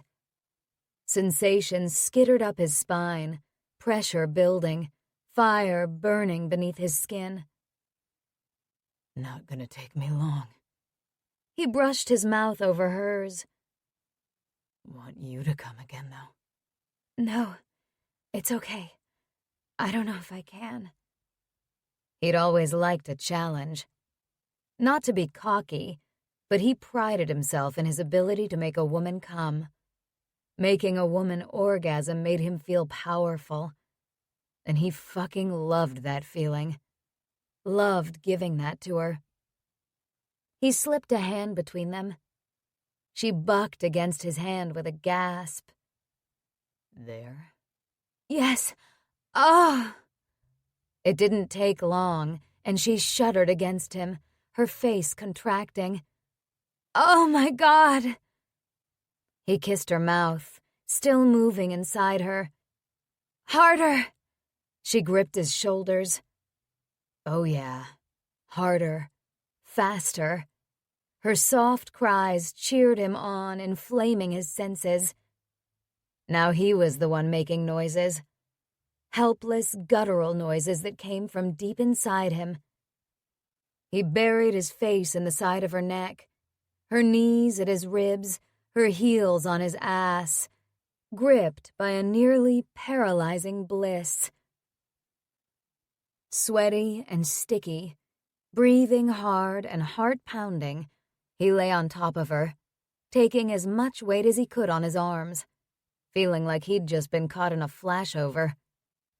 He was blistered and fatigued and so incredibly satisfied, his brains scrambled, overloaded on sensation. Her hands roamed up and down his back, her mouth opening on his shoulder in a long, wet kiss. Arden. He was with Arden. He'd just defiled the prom queen. A smile tugged at his lips, because she'd loved it. Again, not to be cocky, but he'd made her come 3 times, and there was no way that wasn't good for her. Not to mention, she'd begged for more. He couldn't wait to do it again. Chapter 15. Another thunderstorm was passing over, but this time Arden was so relaxed and content, it didn't bother her at all. It helped that there was a big, strong man in her bed, and she snuggled closer into him. His arms wrapped around her, their bodies fitted together in a way that was particularly satisfying. She rubbed her calf against his and breathed in Tyler's unique scent, that delicious, clean, and spicy scent. After a huge crack of thunder, Tyler said, That was a good one. Are you still nervous? Nope, not even a little. Maybe she was drunk or something, high from breathing in his scent, intoxicated by the flood of hormones several orgasms had released. She knew this was probably a very bad idea, and yet, right now it didn't seem all that bad. In fact, it seemed pretty damn good.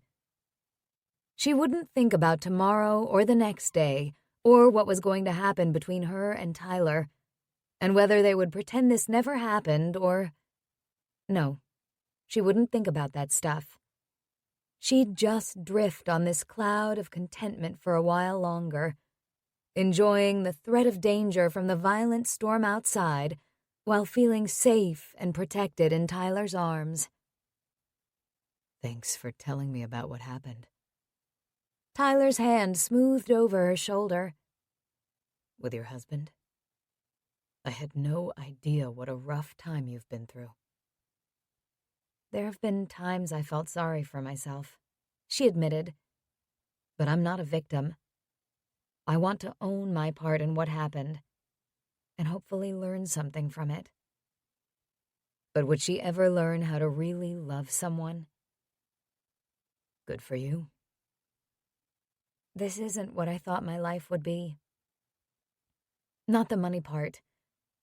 I mean, when I was a kid, my parents always told me I could do anything, be anything I wanted to be. I always believed that. Then I married Michael, and I had everything I wanted. Except, it wasn't because I'd accomplished anything. My own goals and ambitions got forgotten. And here I am, a widow, 28 years old, and I have nothing to show for myself. I don't know if that's necessarily true, he said quietly. You've proved how strong and resilient you are. She was silent, absorbing that. I guess that's true. My parents told me I could be anything I wanted to, but turned out that really meant I should do what they wanted. He grimaced. Ugh, she hated that. But you know what I've learned? He continued. We all figure things out differently. Jamie knew what he wanted to do when he was 17, but some of us take longer. Mila had about 10 different jobs before she ended up working for Jamie. I didn't know what I wanted to do when I started college. I spent that year all frustrated. Like I said, my parents were pushing me to go into business or law school. He paused. When you said this isn't how you thought your life would be, well, this isn't how I thought mine would be either. I thought I'd end up in some white-collar profession, but I didn't know what. I like computers, but not the way Jamie does. Then, when I saw something about applying to be a firefighter, it caught my attention. It was what I wanted to do, and I'd never really considered that. That's so good you found it. My mom's never been happy about it. Yeah, you said that. That sucks. She paused. Again, she hated that his mom didn't appreciate what he did. I'm proud of what you do. Maybe she shouldn't have said that. Not that that means a whole lot. He squeezed his arms tighter around her. You know what? It means a lot. I just don't like the idea that your job is dangerous. There can be danger, he agreed. But we're trained to deal with it. And honestly, there aren't that many big fires that require rescue. Have you ever had to do it? Go into a burning building? Yeah, not gonna lie, it's scary. We're weighed down with equipment facing a wall of heat and smoke. We have breathing tanks, but it's awkward, and we don't have that much time. I went in, and of course it was totally unfamiliar. When it's dark like that, we don't know our way around. We don't know what kind of hazards there are. We didn't know if there was anyone in the house, so we had to check. Basically crawling through the heat and dark, feeling our way around, and trying not to get lost in the smoke and end up trapped ourselves. Oh, God. Was there someone? No. Turned out the house was empty. We got the fuck out of there just before the whole roof collapsed. Her heart bumped, and she rubbed his shoulder. That's scary. I was fine. I'll do it again if needed. Something expanded in her chest. Warmth. Admiration. Maybe pride. He was brave and strong. She wanted to be brave and strong like that.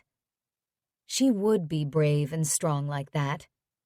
Sure, her life wasn't what she'd thought it would be. Neither was Tyler's. But he was doing what he wanted to do, and had made a good life. It was up to her to make her life good. And maybe that even included having hot sex with a hot guy. Why the hell not? She rolled toward him, pushing him onto his back and wriggling herself on top of him. Whoa. His big hands clasped her hips. I want you. His smile was white in the dark room. He'd turned off the lamp a while ago. I like that. She lowered her head and laid a string of kisses across his chest, then down the middle. She heard his sharp intake of breath as she wiggled lower, licking down the center of his chest, then lower over the rippled muscles of his abs. God, she loved his abs. Every time she saw him working without a shirt on, her mouth went dry while her panties dampened. Now she was up close and touching those abs, licking them, leaving lingering, open-mouthed kisses on them as she worked her way to his navel, and then the tender skin below that. His groan rumbled up from his chest, and his fingers threaded through her hair, tugging it back from her face so gently. Arden. She positioned herself between his thighs, curling her fingers around him again as she had earlier, marveling at the soft skin over hardness. It had been a long time since she'd done this. She'd always enjoyed this part of a man's anatomy, enjoyed giving him pleasure and reveling in the sensuality of it herself. But being perfectly honest, she hadn't been enthusiastic about it when her relationship with Michael had started to deteriorate. Now, excitement filled her with buzzing anticipation, her core clenching, her mouth watering. She glanced up at Tyler and found him watching her, eyes blazing. Oh, Christ. His fingers tightened in her hair, clasping it back off her face. Holding his gaze, she opened her mouth. Moments later, she crawled up beside him, draping one arm and leg across his body. He panted, eyes closed, finding her hip with one hand. I think I just saw Jesus. She smiled. Me too. He was here earlier. He chuckled and squeezed her hip. I fucking love blowjobs, and that was amazing. A little shiver of delight worked over her. Thank you. You know what makes it so good? What? You were so into it. You looked like you loved it. That's because I did love it. And that makes it extra hot. He shifted and pulled her into his arms. I'm about to crash. Give me an hour, and we can go again. Ha! Feeling sleepy herself, she let her eyes drift closed. You need that long? Just need sleep. His voice had gone thick, and she felt his body relaxing against hers. And she slept too. They didn't wake up an hour later. They woke up 6 hours later, at 9 a.m. Tyler was still off for another day, but Arden had to work at 11. Lots of time, Tyler murmured as he rolled her onto her back and moved over her. Don't kiss me. He cocked his head. Why not? I need to brush my teeth. He pursed his lips.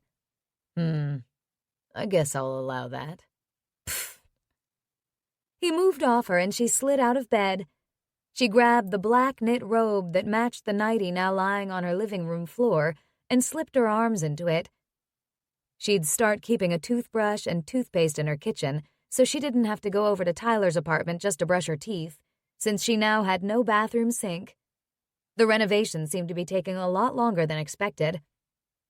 Tyler followed her, big and naked, which made her inner muscles squeeze. Guess I better be minty fresh for you, too, he said, before disappearing out the door, presumably to his place. Apparently, walking around naked didn't bother him.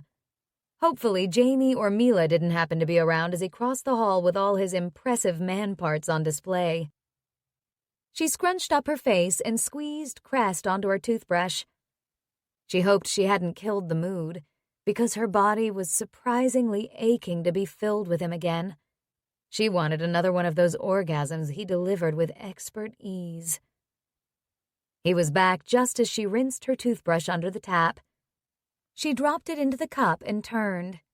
He tilted his head toward the bedroom. Get that sweet ass back in there. Her belly flip-flopped at his command. She shouldn't like that. She did, though. A lot. Just so you know, I only like to be told what to do in the bedroom. One eyebrow arched. I think it counts if you're in the kitchen and I'm telling you to get in the bedroom. She tried not to smile and tossed her hair back. Okay, I'll let it go this time. Oh my God, this was so fun. She scooted past him, but not before he got his hands on her and gave her ass a little tap. That was also something she shouldn't like, but totally did. Excitement flared low in her belly as she raced to her bedroom and jumped onto the bed, followed closely by Tyler, who flipped her to her back, held her hands, and pressed them into the pillow next to her head while he kissed her. God, she wanted him again. His body was heavy on hers, and she arched against him. His tongue slid into her mouth, and liquid heat pooled in her core. His strength and weight thrilled her. Minty fresh, she panted when he lifted his mouth from hers. He smiled. Good. Wouldn't want to offend you. Be quick. I have to go to work. She said it teasingly. Oh yeah, that's a turn on when a woman just wants to get it over with. Her lips lifted into a smile. That's not what I meant, and you know it. I want another one of those stupendous orgasms you're so good at. Greedy girl. I'll own that. He kissed her cheek and her jaw. I'm glad you recognize my skill. Oh, I do. I definitely do. I slept with Tyler. 2 pairs of female eyes flew open wide, and Arden's apartment fell silent. Emma's mouth dropped open. Shut up. What? Mila said. Arden paused as she scooped ice cream into bowls in her kitchen. It was Thursday evening, and since she had a night off, she'd invited Emma and Mila over to her place. Because it was National Hot Fudge Sundae Day, she'd picked up ice cream and made her own hot fudge sauce with cocoa, vanilla, butter, and cream, and it was to die for if she said so herself. Last Thursday had been National Root Beer Float Day, and everybody had come up to her place for root beer floats and snacks. It's true. Oh my God! Mila gaped at her from the other side of the counter. Emma's mouth now stretched into a grin.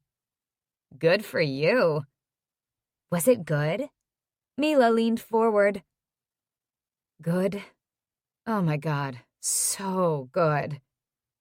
Arden closed her eyes briefly, her belly doing a lusty little flip, which it had been doing every time she thought about Tyler. She hadn't meant to say anything, but she was bursting to talk about it to someone. Nuts or sprinkles? She asked brightly. Sprinkles, Emma said. Nuts, Mila replied. And speaking of nuts, how is Tyler, endowed? Very well. She scooped up a spoonful of chopped peanuts and dumped it over Mila's sundae. And that's all I'm saying. How did this happen? Emma blinked long eyelashes at her. Well, remember that thunderstorm the other night? She told them about how Tyler had come rushing into her apartment to rescue her. I had a feeling about this. Mila dug her spoon into the ice cream. He watches you all the time. Arden's belly did another flutter. He does? Hell, she knew that because she watched him too, and often caught him looking at her. How many orgasms? Emma asked. Arden burst out laughing. Plural? Really? I'm hoping. Okay. In total, 4. He stayed overnight, she added in a rush, so we had morning sex too. Emma made it sound like she was weeping as she lifted her spoon of ice cream to her mouth. Then she paused. Holy shit, Arden. This hot fudge sauce is amazing. Thank you. And there are no calories whatsoever, obviously. Mila snorted. It tastes like sin. Unbelievable. Speaking of orgasms, I think I'm having one from eating this sundae. Emma sighed. I want to hear more about Arden's orgasms. Apparently, Tyler is generous. This doesn't surprise me, actually. He's very generous. And his head game is... oh my God. She closed her eyes briefly. Meanwhile, my vagina is a sexual wasteland, Emma said morosely. You and me both. Mila stared at her sundae. Wait, what? What about Garth? Arden gazed at Mila in concern. We haven't had sex in weeks. The corners of Mila's mouth drooped. I don't know what's going on. Arden met Emma's eyes, which were also concerned. Have you talked to him? Arden asked. No. I hardly ever see him. We both work long hours, but lately it seems like he's always busy. And when we do get together, he's tired or distracted. She sighed. Do you think he's seeing someone else? Emma asked carefully. Mila shrugged. I don't know. It makes me wonder. But why would he do that? Why not just tell me? Good question. Well, I'm probably not the one to give advice, seeing as my own marriage was a total failure. But if I learned anything, it's better to speak up if you're worried about something than to ignore it or pretend there's nothing wrong. Mila lifted her head to meet her eyes. Your marriage was a total failure? Arden spooned more ice cream into her mouth and nodded. Yeah, it was. And it was partly my fault. Even though Tyler had tried to convince her that Michael was the one responsible for his actions, she knew she had responsibility too.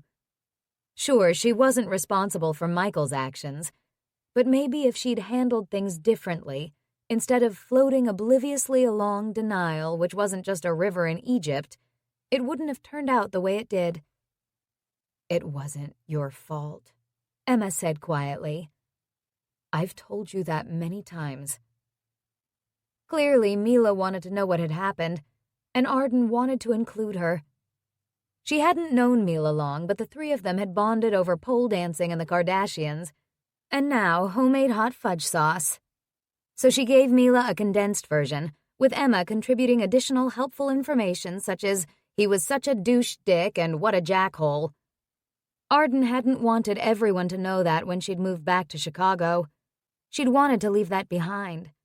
She'd wanted to pretend that her life had been perfect and beautiful, other than the fact she was a widow at 28.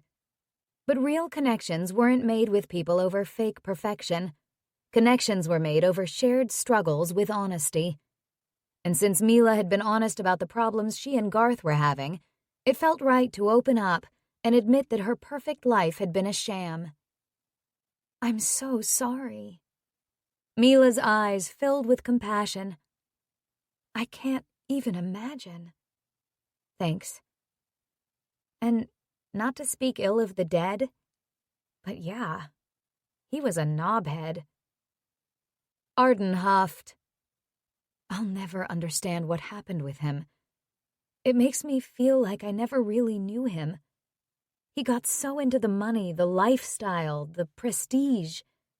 And then he couldn't do without it, I guess. He must have been so messed up. Losing his football career was so traumatic for him. That was his whole identity. And when he didn't have that, he must have been lost. And then when his new career wasn't doing well, he must have been so desperate to try to make it seem like it was.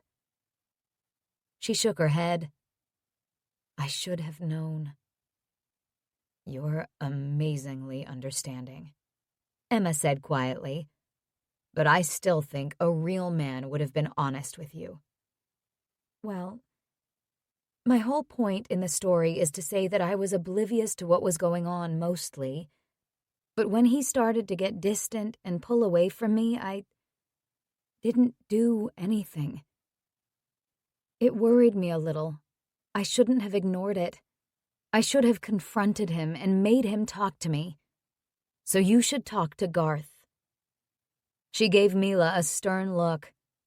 Mila scrunched up her face. Yeah, you're right. I will. She sighed. You know, I'm trying to tick off all the boxes. Good job, fabulous apartment, lots of friends, great boyfriend. I thought I was finally getting there. I got this great job at Jamie's company and the beautiful apartment. But this is like the 8th job I've had since college. Garth is the 6th boyfriend. I've had 5 roommates. Some of my friends have disappeared, and I'm still paying off student loans. Now I'm going to lose the great boyfriend. Well, maybe he's not so great, Emma said carefully. Not that I've ever met him. I haven't either. Arden frowned. And that's not right. I want a chance to judge him on whether he's good enough for you. Mila laughed. You know what? I think I love both of you. Arden's heart expanded hot in her chest. I think I love you too. She pointed her spoon at Emma. You already know I love you. Back at you, babe. Emma winked. Mila, we're here for you, whatever happens. Thanks, bitches. You're gonna make me cry. See, I was just talking to Tyler about that, Arden said. After the 3rd or 4th orgasm. Emma made a face. Ha! I mean, I feel the same. This wasn't supposed to be how my life is. I'm a widow at 28, broke. I'd be homeless if it weren't for my brother, or living with my parents, God forbid. When are we ever going to get there? When is my vagina ever going to get some action? Emma asked. You work too much, that's your problem. Emma shrugged. I love my job. Arden sighed. See? That I'm envious of. You'll find what you love. Well, you know what I'm happy about. Arden looked around. I'm happy I have you. Oh, damn. What? They both spoke at once, frowning. I might cry. Sorry. This was so hard, coming here with nothing, my entire life in shreds. And you both have made it so easier. Aw. Emma smiled. Of course, hun. I'm always here for you. Me too. Mila dropped her spoon into her empty bowl. I'm so glad Jamie's sister turned out to be a kindred spirit. Arden's heart quivered. Also, I'm glad you can cook, Mila added. It's been awesome. The air in the room lightened and Arden choked on a laugh. And let's not forget what else is here for you. What? Tyler's magnificent wang. Chapter 16. I know right away when I'm attracted to a woman. Jamie shrugged. It's there or it's not. Tyler nodded. Yeah, I agree. He leaned back on the couch at Shenanigans, half his attention on the conversation, the other half on the ball game on TV. No, check that. Part of his attention was also on Arden, waiting on a table of 4 guys who were all drooling over her. He tried not to scowl. Mila frowned. Seriously? What about getting to know someone? Getting to know her personality? It can't just all be superficial. I guess it is. Jamie looked around Shenanigans where they were gathered Saturday night, possibly looking for a woman he'd feel that instant attraction to. Tyler grinned. Men are superficial assholes. It's different for women, Emma said. Sometimes you meet a guy and you think he's okay.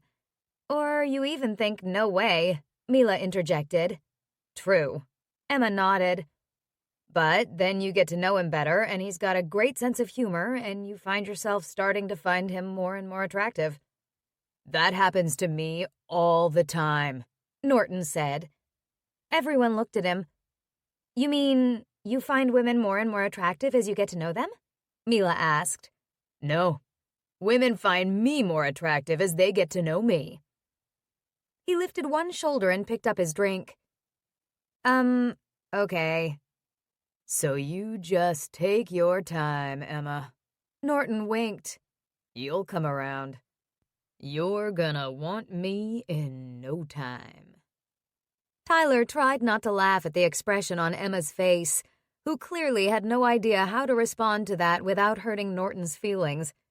This was Emma's first time meeting Norton. Norton, they had to find a woman for him. It sure as hell wasn't going to be Arden. Probably not Emma either. Norton had been flirting like crazy with both of them since they'd arrived at Shenanigans. Luckily, Emma had laughed when Norton told her she reminded him of an overdue library book because she had fine written all over her. But it's true about men, Norton added. I know in 3 seconds if I'm attracted to someone. You're attracted to every woman, Norton, Jamie said. Norton frowned and thought about that. Arden approached their table, still smiling from her conversation with that table full of ass monkeys. How's it going here? Holding an empty tray, she planted her butt on the arm of the big comfy chair Emma sat in. Good. Emma reached over and squeezed Arden's knee, which had Tyler's full attention. He usually saw Arden wearing black pants and a white shirt, the uniform of Shenanigans, but tonight she was wearing a short black skirt. Tyler caught Norton's open-mouthed gaze on Emma's hand on Arden's knee. He sighed. Need another round? Arden tilted her head and met his eyes. Heat punched through his gut at the eye contact.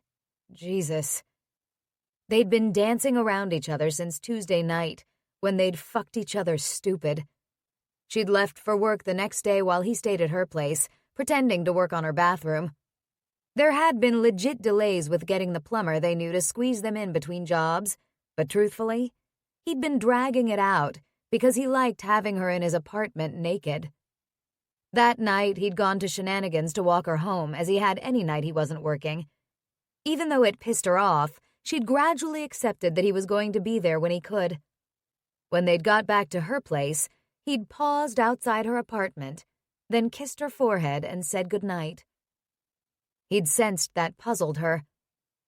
Then he'd had to work the next morning and hadn't seen her much until tonight. I'll have another fuzzy navel. Norton held up his empty glass. Arden smiled. Sure. Why the hell are you drinking those? Jamie asked. That's a girly drink. The sharply sucked-in breath of the three women was audible even in the noisy bar. What did you just say? Mila asked. Jamie blinked. What does that even mean? Emma said. What is a girly drink exactly? And why does a drink have to be gender-specific? Why can't men drink whatever they want? And women, Arden added. Jamie held his hands up. Sorry. I'm secure in my masculinity, Norton said. Good to know, Jamie said dryly. I'll have another beer. Same, Tyler added, though he hated Arden waiting on him. It just felt wrong. He wanted to be the one looking after her. But planting her ass on this couch while he went and got drinks would definitely be weird. You drink whatever you like, Norton, Arden said, squeezing his shoulder. Norton shot her a look of near adoration. Arden was always so kind and respectful to Norton, despite his idiosyncrasies. Just as she was leaving to get their drinks, Danny arrived. He was greeted with enthusiasm, except for Norton, who hadn't met him yet. Jamie made introductions, and Danny sat in the empty spot next to Norton on the couch opposite Tyler. "What can I bring you to drink, Danny?" Arden asked. "Jack and Coke, please." "You got it." "So, Danny," Norton said, "we were just talking. What do you think? How long does it take you to know you're attracted to a woman?" Danny smiled. "Long. Very long. In fact, never." "Huh?" "I'm gay. I'm not attracted to women." Norton's mouth fell open. "Oh." Tyler grinned. "Okay, how about men?" Danny cocked his head. "I don't know. Maybe a minute or less." Norton shot Danny a suspicious look and shifted away from him on the couch. Tyler winced and shook his head. "Don't worry, Norton. I'm not attracted to you." Danny patted Norton's knee, and Norton nearly leaped off the couch. Everyone else laughed. "That guy," Danny said, nodding toward the bar. "Now he's attractive." They all turned to look at Liam. As if sensing their interest, Liam looked up and gave them one of his usual cocky smiles. He handed Arden the last of their drinks, which she loaded onto the tray. When she started toward them, Liam followed her.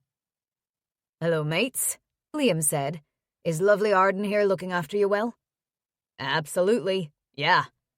They were all enthusiastic in their praise of Arden to her boss. Her cheeks flushed as she set their drinks on the table. Tyler studied her legs, her skirt riding higher as she bent over. He wanted to slide his hands up the backs of her thighs. Yeah, he was a perv. He got annoyed at Norton, yet he was just as bad. Maybe not quite as inappropriate as Norton. "We haven't met," Liam said to Danny, eyeing him with as much interest as Danny had showed in him. Apparently the attraction was mutual. Arden blinked, clutching her tray, watching her boss. "Hey, Liam, this is Danny," Jamie said. "Danny, Liam. Liam owns this place." "That I do. Pleased to meet you, Danny." Danny smiled. "Anyone ever tell you you look like Prince Harry?" "Never." Liam winked. "You're Irish," Danny said. "That I am." "But he has that Irish curse," Jamie said, smirking. Liam frowned. "What Irish curse?" Danny asked. "You haven't heard of the Irish curse?" Jamie grinned. "Irish men are cursed with very small penises." Smiles and chuckles broke out all around. Liam tossed his head. "I've offered to prove that's false many times." He shrugged. "Step into the men's room." "No thanks." Jamie still grinned. Liam didn't give up. "As a matter of fact, my dick's so big, it's against the law to fuck me without protective headgear." Laughter rose around them. "It's so big I entered a big dick contest and came in first, and second, and third." Tyler caught the look of interest mingled with amusement on Danny's face. "Oh my God," Mila said. "You guys in your biggest dick competitions." She turned to Danny. "We still haven't come to see your show at the supper club. I've been trying to plan something, but it's hard with everyone's schedules." "That's okay," he said. "It'll work out sometime." Liam leaned on the back of an armchair. "What show is that?" "Danny's an entertainer," Tyler said. Liam pursed his lips. "A singer?" "Dancer." Danny's eyes gleamed. "I sing a little, too." "Cool." "You need to give Arden a night off," Mila said with a cheeky grin for Liam. "And maybe you could even join us." Liam tilted his head. "Arden gets 2 days off a week." "But the supper club is closed Mondays." "Maybe I could work an early shift one Friday." Arden eyed her boss hopefully. "We could do that." "Yay!" Mila pumped a fist. "I'll make a reservation for Friday. Who's in?" They were all in, even Liam. He pushed away from the armchair. "Well, best be back to work. You kids have fun." Tyler grinned. He knew Liam was nearly 40, but the dude didn't look it. He didn't act it either. He was tons of fun. Tyler watched Danny's gaze follow Liam back to the bar. Then he looked at Arden, saw her watching them too before she met his eyes again.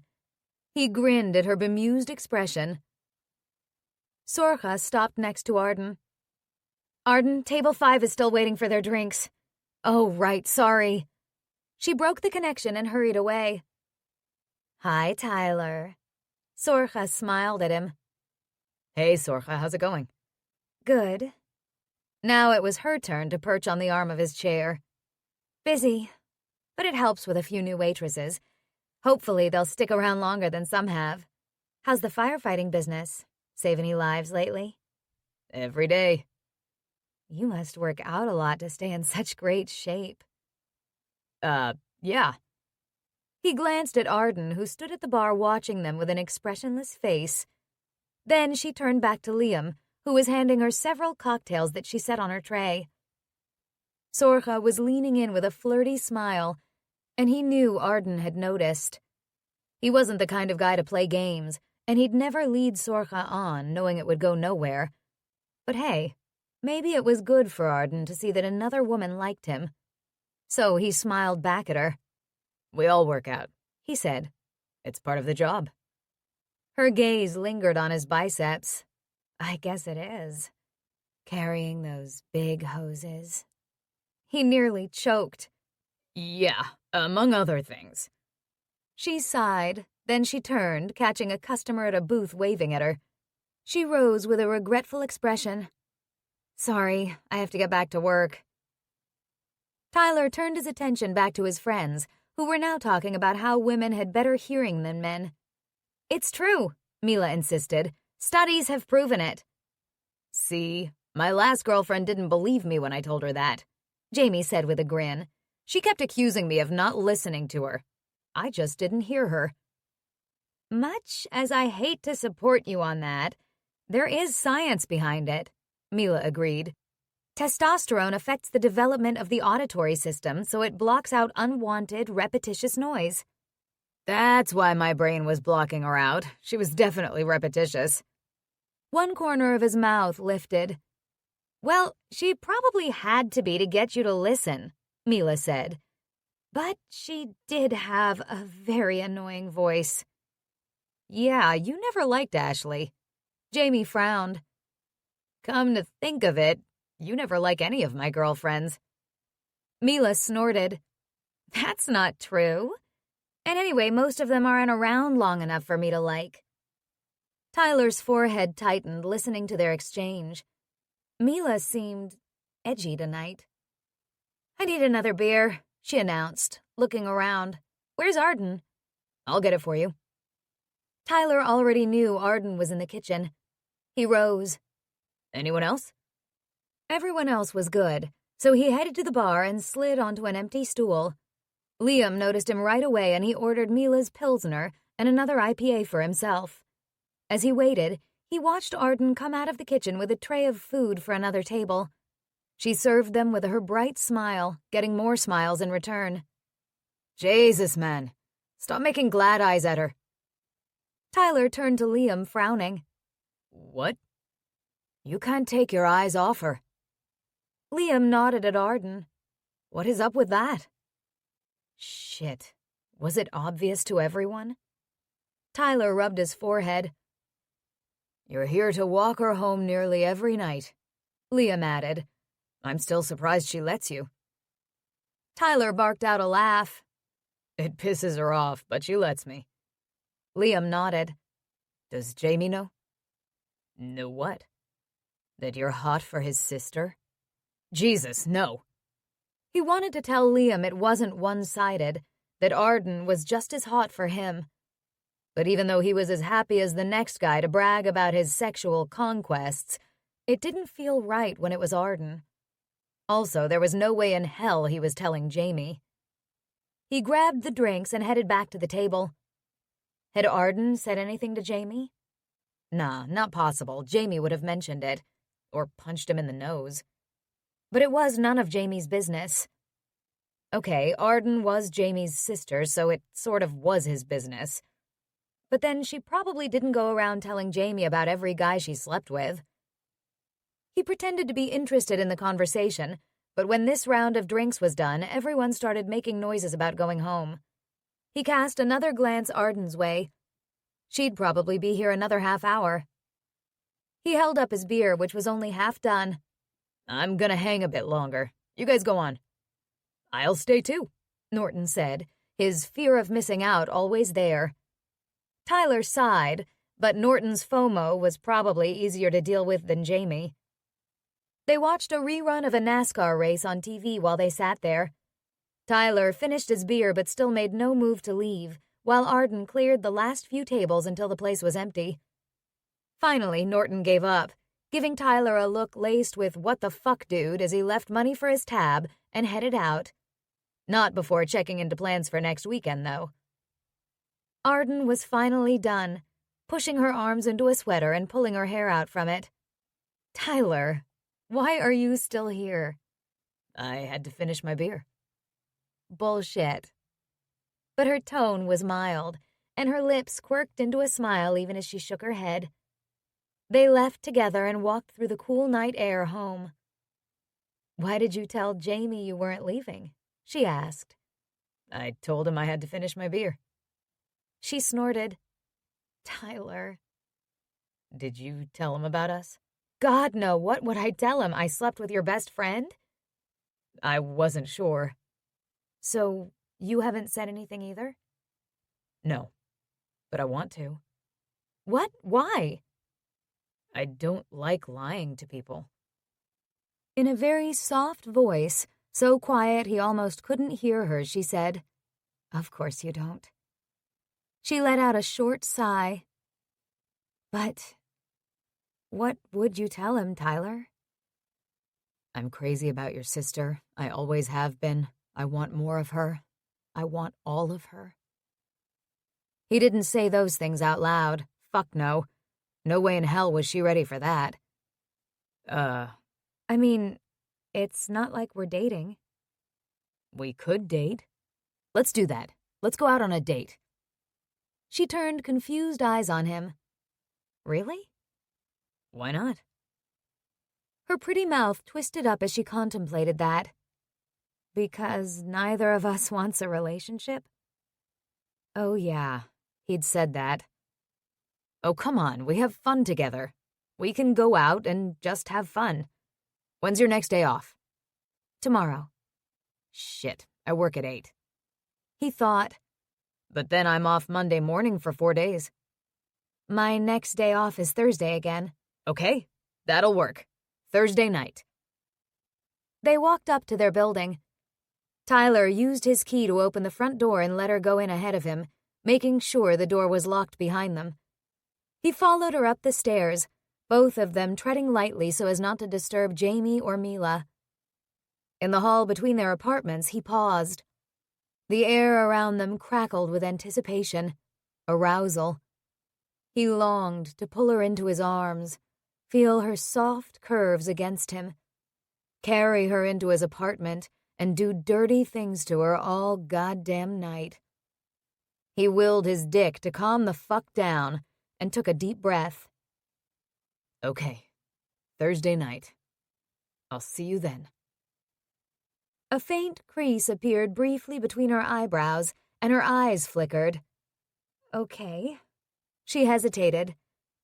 I'm still not sure it's a good idea, but okay. He leaned down and brushed his mouth over hers in a quick kiss. Any more and he wouldn't be able to stop himself, and the magnetism shimmering around them told him she felt the same and was puzzled by his restraint. Good night, princess. Her lips quirked. Night, Tyler.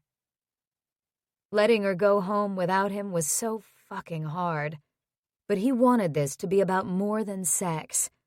And he wanted her to want more than that, too.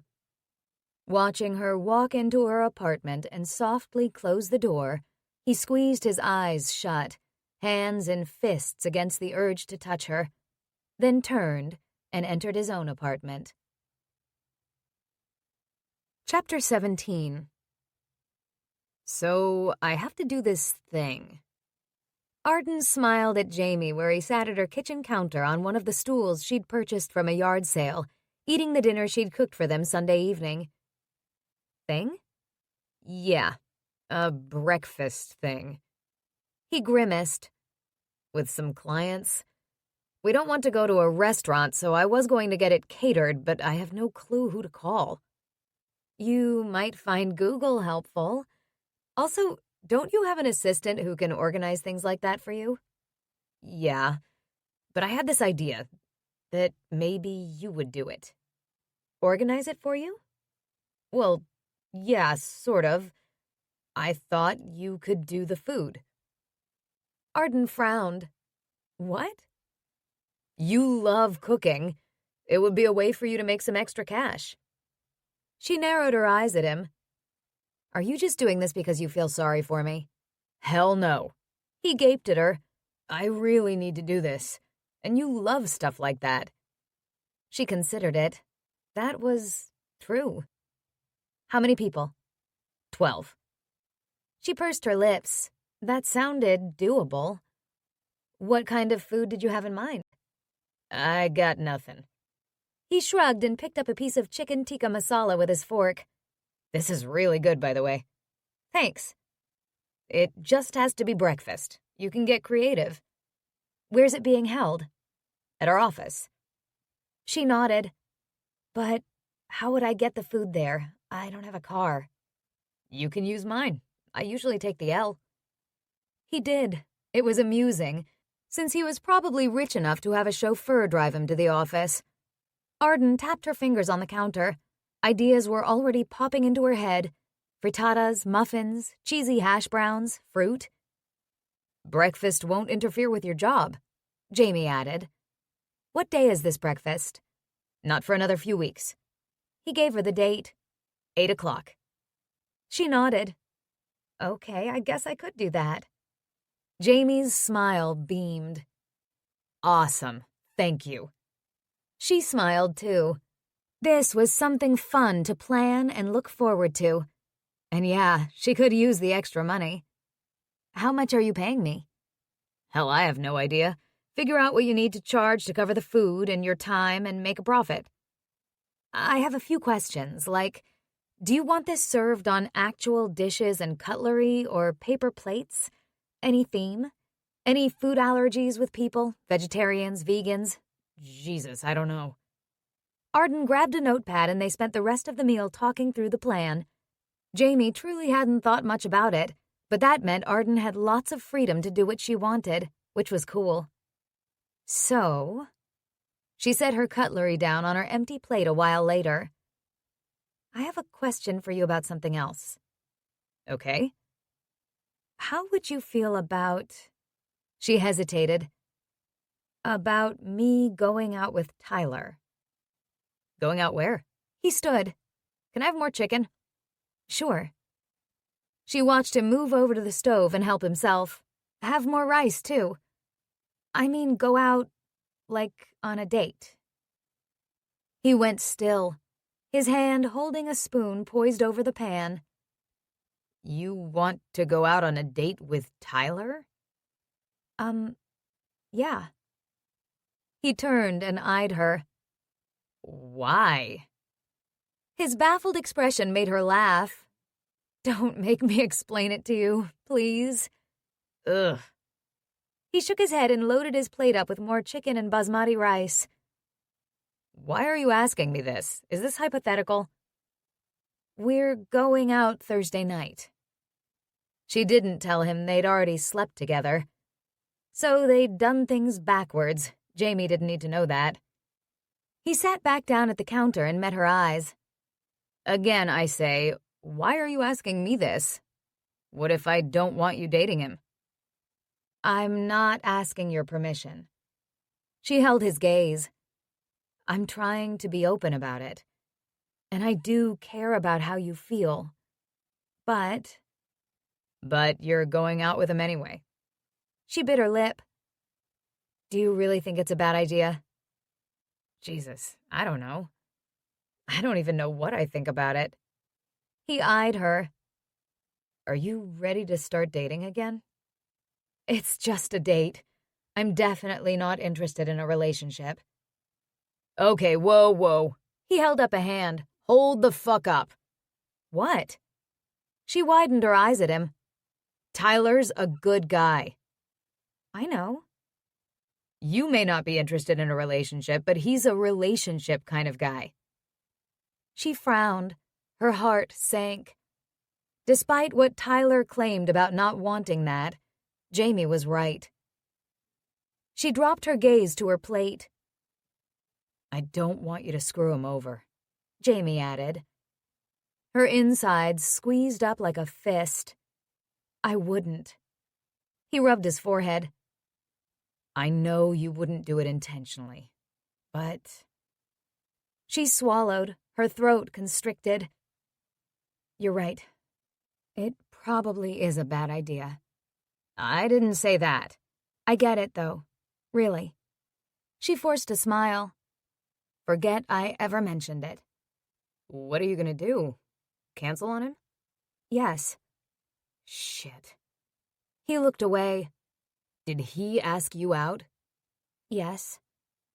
Shit. I'm sorry, Jamie. She slumped on her stool. I didn't mean to come here and mess things up. I'm grateful to you for letting me stay here. You haven't messed anything up. I have, and I'm sorry. I love having your friends as my friends and hanging out with all of you, and even though I haven't figured everything out yet, I will. I definitely don't want to cause problems between all of you. Damn. Her eyes stung a little in the corners, but she determinedly blinked away tears. Look, it's none of my business, really, Jamie said. You and Tyler are adults. She nodded. She knew what she had to do. Yes, we are. She smiled at her brother again. Don't worry. It's all good, Jamie. No big deal. Do you have room for dessert? Hell yeah. Good. I picked up raspberries at the market yesterday. They're so good. And I made little meringues. While Jamie cleared away their dishes, she set the meringues onto plates and topped them with berries and whipped cream. They were just finishing when someone knocked on her door. They both turned as the door opened and Mila's head poked in. She'd been out with Garth. Oh, hey, you're both here. Come on in. Arden waved a hand. Want some dessert? Mila walked in, and instantly Arden knew something was wrong. Mila's usual smile was absent, and she shook her head at the offer of dessert. No thanks. What's wrong? Arden asked. Jamie frowned, apparently not picking up on Mila's mood. Nothing. Mila took a seat on another stool. She pointed at the bottle of Chardonnay sitting on the counter. I'll have a glass of that, though. Arden slid a sideways glance at Jamie, then back to Mila. Sure. She slipped off her stool and grabbed a glass from a cupboard. Here you go. Mila emptied the bottle into her glass, nearly overflowing it, then took a big gulp. Arden bit her lip. Something's definitely wrong. Mila's head dropped forward. Garth and I broke up. Arden sucked in a sharp breath. Oh no. What? Jamie's eyebrows flew up. You broke up? Yeah. Mila sniffed, then squared her shoulders, lifted her head, and chugged back more wine. But it's fine. Are you okay, hun? Arden reached out to cover Mila's hand with hers. Yeah, I'm good. Why'd you break up with him?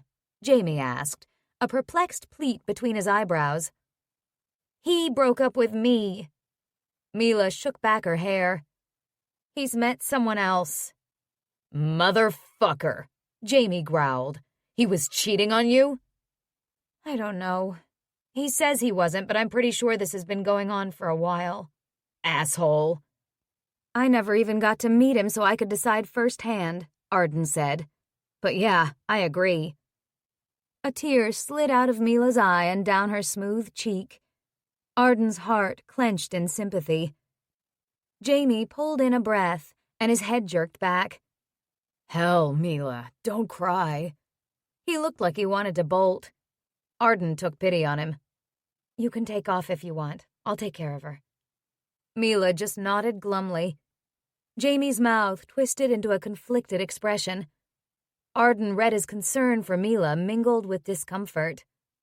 "You sure? I can stay." Mila waved a hand. "It's okay, Jamie. Don't worry. I'll be fine. I'll be at work tomorrow." "Jesus, take a day off if you need."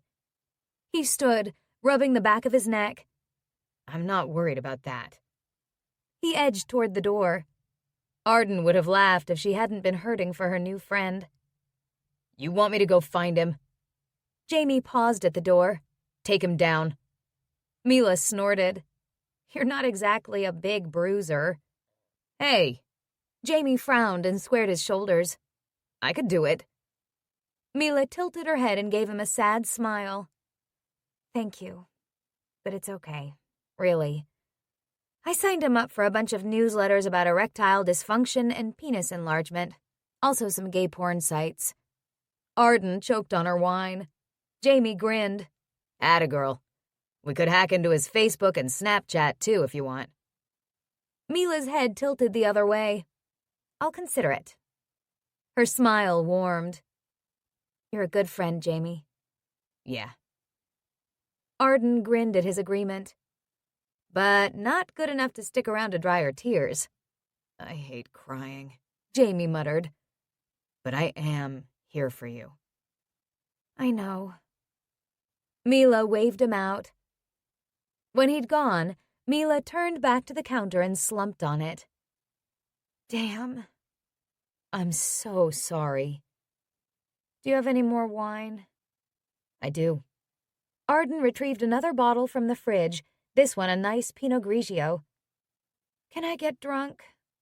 "I think in this situation, you absolutely must get drunk. And probably eat some junk food." "What have you got?" Arden wrinkled her nose. "Not much that's junky. Vanilla ice cream, cheese and crackers." "That's not good enough. I need potato chips. A huge bag of chips. And possibly peanut butter cup ice cream. That's my favorite." "You want me to go out and get some?" "No, of course not. You're a good friend, too. But I don't need junk food. Wine is good." "I also have Jägermeister." Mila's eyes widened. Even better. Arden opened the wine. She'd look after Mila. Sure, she'd serve her a couple of shots, but she'd make sure she didn't overdo it, and she'd make sure she made it safely home, all the way downstairs. She smiled. "Want to tell me about it?" Mila sighed and drank again. "I don't know. It's done. Things weren't great for a long time. You know that." "Yeah." "I kind of felt it was coming."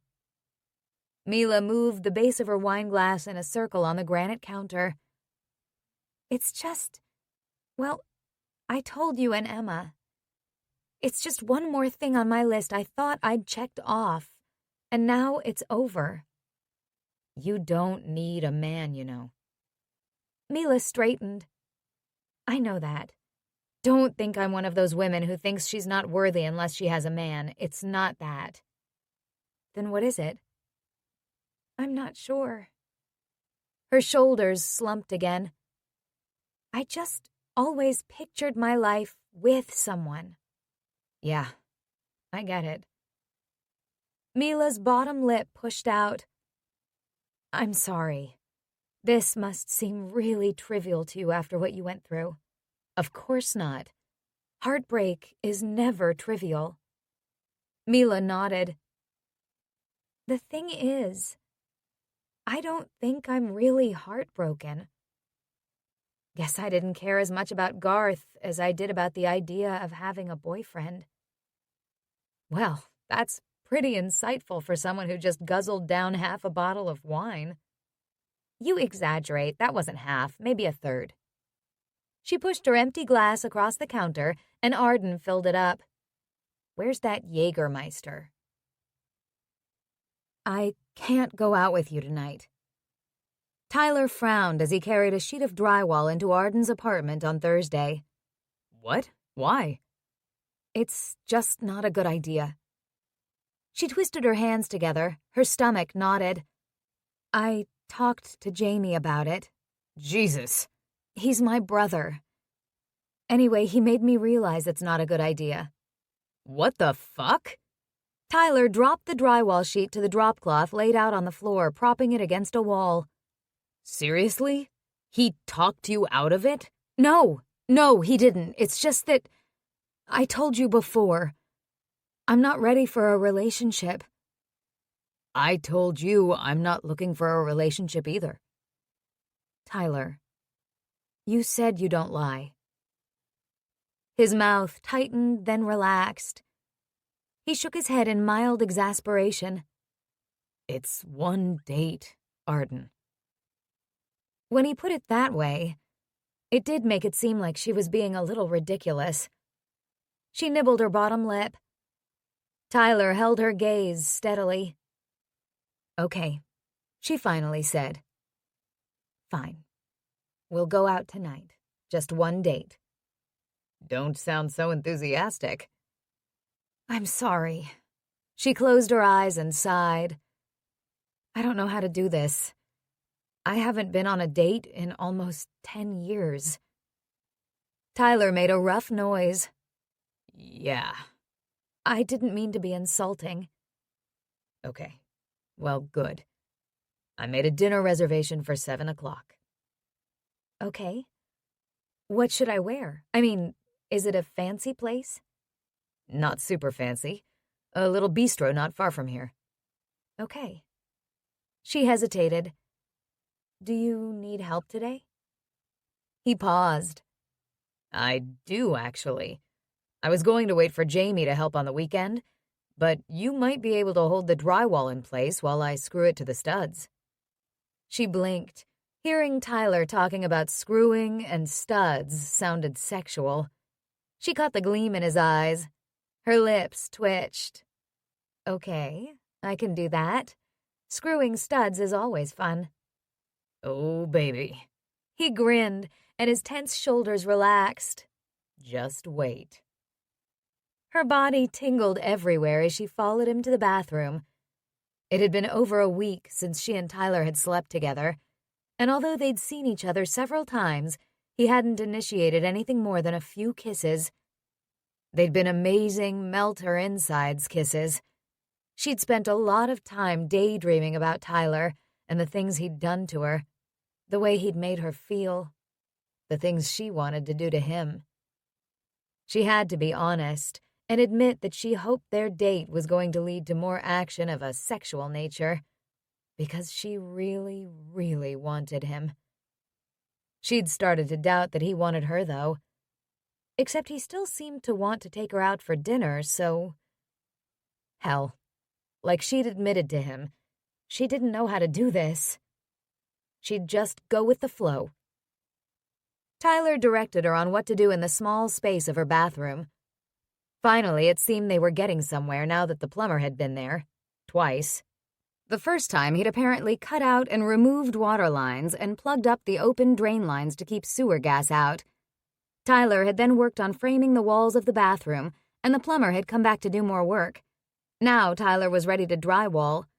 He pulled out a drill and began noisily driving screws into the drywall piece that she was helping hold in place against the wall. "Why is it green?" she asked. "Is the bathroom going to be green?" No, it's green because it's a special water-resistant drywall for bathrooms. Oh. What color is the bathroom going to be? He smiled. You want to pick? Can I? Sure, I doubt if Jamie cares. How about pink? Tyler choked. Yeah, he might care about that. Probably something neutral is better in case you ever move out. I was kidding. Good. He continued working, measuring, cutting drywall, hauling it in, and fastening it into place. She admired how he worked. Not just his strong hands and arms, but his competence, measuring carefully, cutting precisely, taking care with every drywall screw. Competence porn was definitely a thing. She focused on following his directions, helping him fit the boards and hold them in place. How did you learn to do all this? I guess I mostly learned from a buddy at work. He did renovations on the side, and I offered to help out. I learned a lot from him. He retired last year, but we still help each other sometimes if we need extra hands. It looks like you enjoy it. Yeah, it's fun doing something hands-on. You're good at it. He eyed her, and her belly did a little flip at his intense expression. Thanks.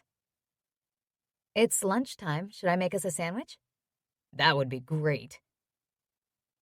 She left him to head into her kitchen, where she put together 2 toasted bacon, tomato, and avocado sandwiches. Then she made one more sandwich with the feeling that Tyler probably had a bigger appetite than she did. "Okay," she called to him. "Lunch is ready." He emerged and strode to her kitchen sink to wash up. Do I smell bacon? Yeah. He groaned. I love bacon. I think you mentioned that a time or two. In fact, she'd remembered that he loved bacon and had picked up a package at the store with that in mind, not sure when she'd get to feed him, but wanting to make something he'd like. He sat on a stool at her counter, took a big bite, and chewed. He closed his eyes. This is so good. Thanks. She slid onto the stool beside him and picked up her own sandwich. I like your bathroom with the gray and white. I think that would be nice. Maybe with some black. He nodded. Gray tiles too? Maybe. She pursed her lips. I should look on Pinterest for some ideas. Or come with me to the tile store. You might see something you love there. I guess I could do that. She grinned. Especially since Jamie's paying for it. He smiled back at her. Yeah, not very often you get to decorate your place for free.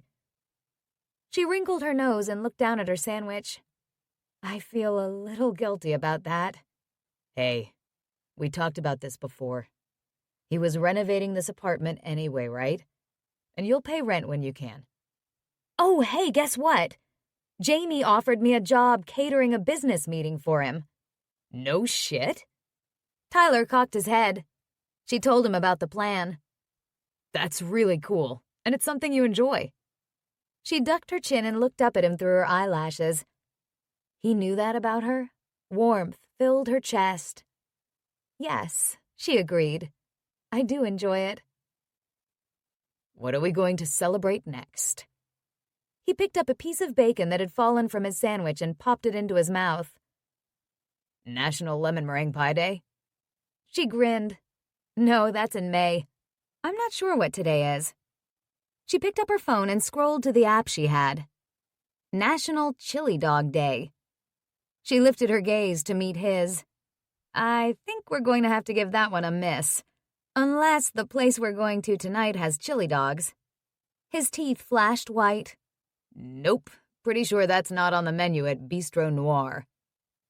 Their eyes met and held, the warmth of amusement sliding into something hotter, crackling sparks and a low-down kick of lust.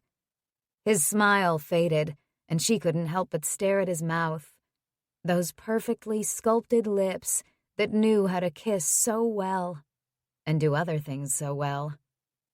Heat rose up around her, and her lungs stopped working. Her own lips parted, and the distance between them shortened as they slowly leaned in closer.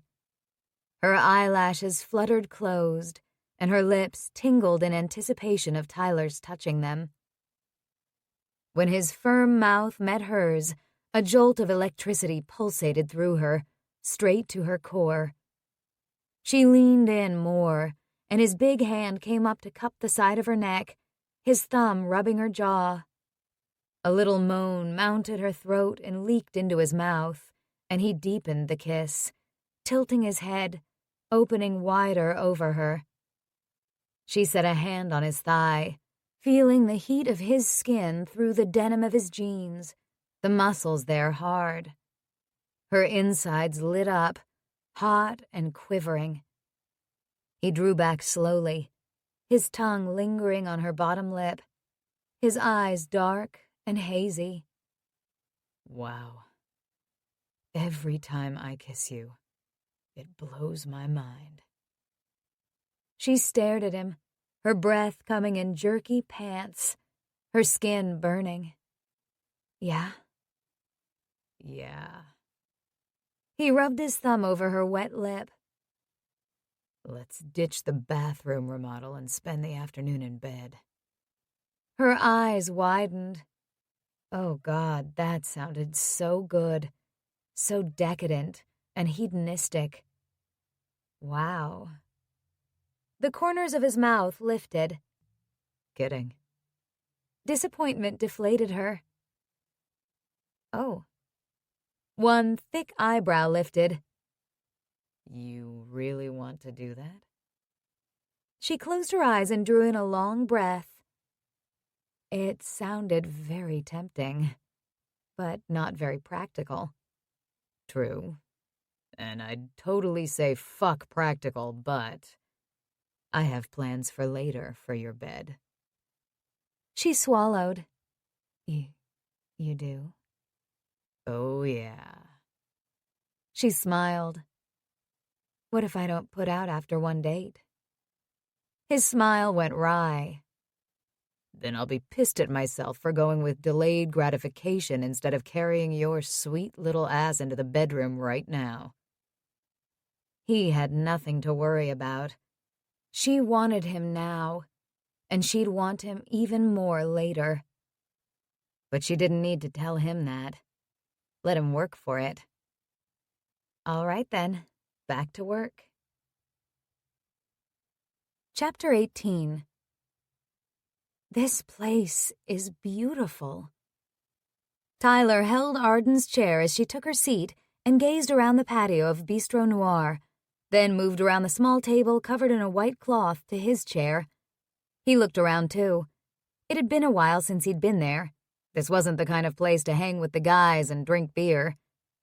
Old brick walls bordered the patio on two sides, and a wooden fence topped with a trellis laced with flowering vines ran along the other two sides. A couple of Japanese maples created a leafy canopy, and little white lights lined the walls and twinkled in shrubs. Pots of flowers added color and a fresh scent to the warm evening air, soft jazz music floating around them. He turned his gaze back to Arden, and she smiled. I love it. Wait till you try the food. A server approached them to fill water goblets while they opened their menus. Would you like to pick a bottle of wine? Tyler asked her. I think you know more than I do. Sure. Would you like red or white? I like red if that's okay. Of course. She skimmed through the selections and ordered a bottle of Pinot Noir. Then she turned her attention to the food menu. Wow, how am I going to decide? I think we should get an appetizer, Tyler said. I want one of everything, she murmured, eyes still on the menu. He studied her face. She was wearing a little more makeup than usual, her eyes shadowy and lips shiny. Her hair hung long and loose, and she'd dressed up in a black dress, sheer and floaty, with multiple little straps on her bare shoulders.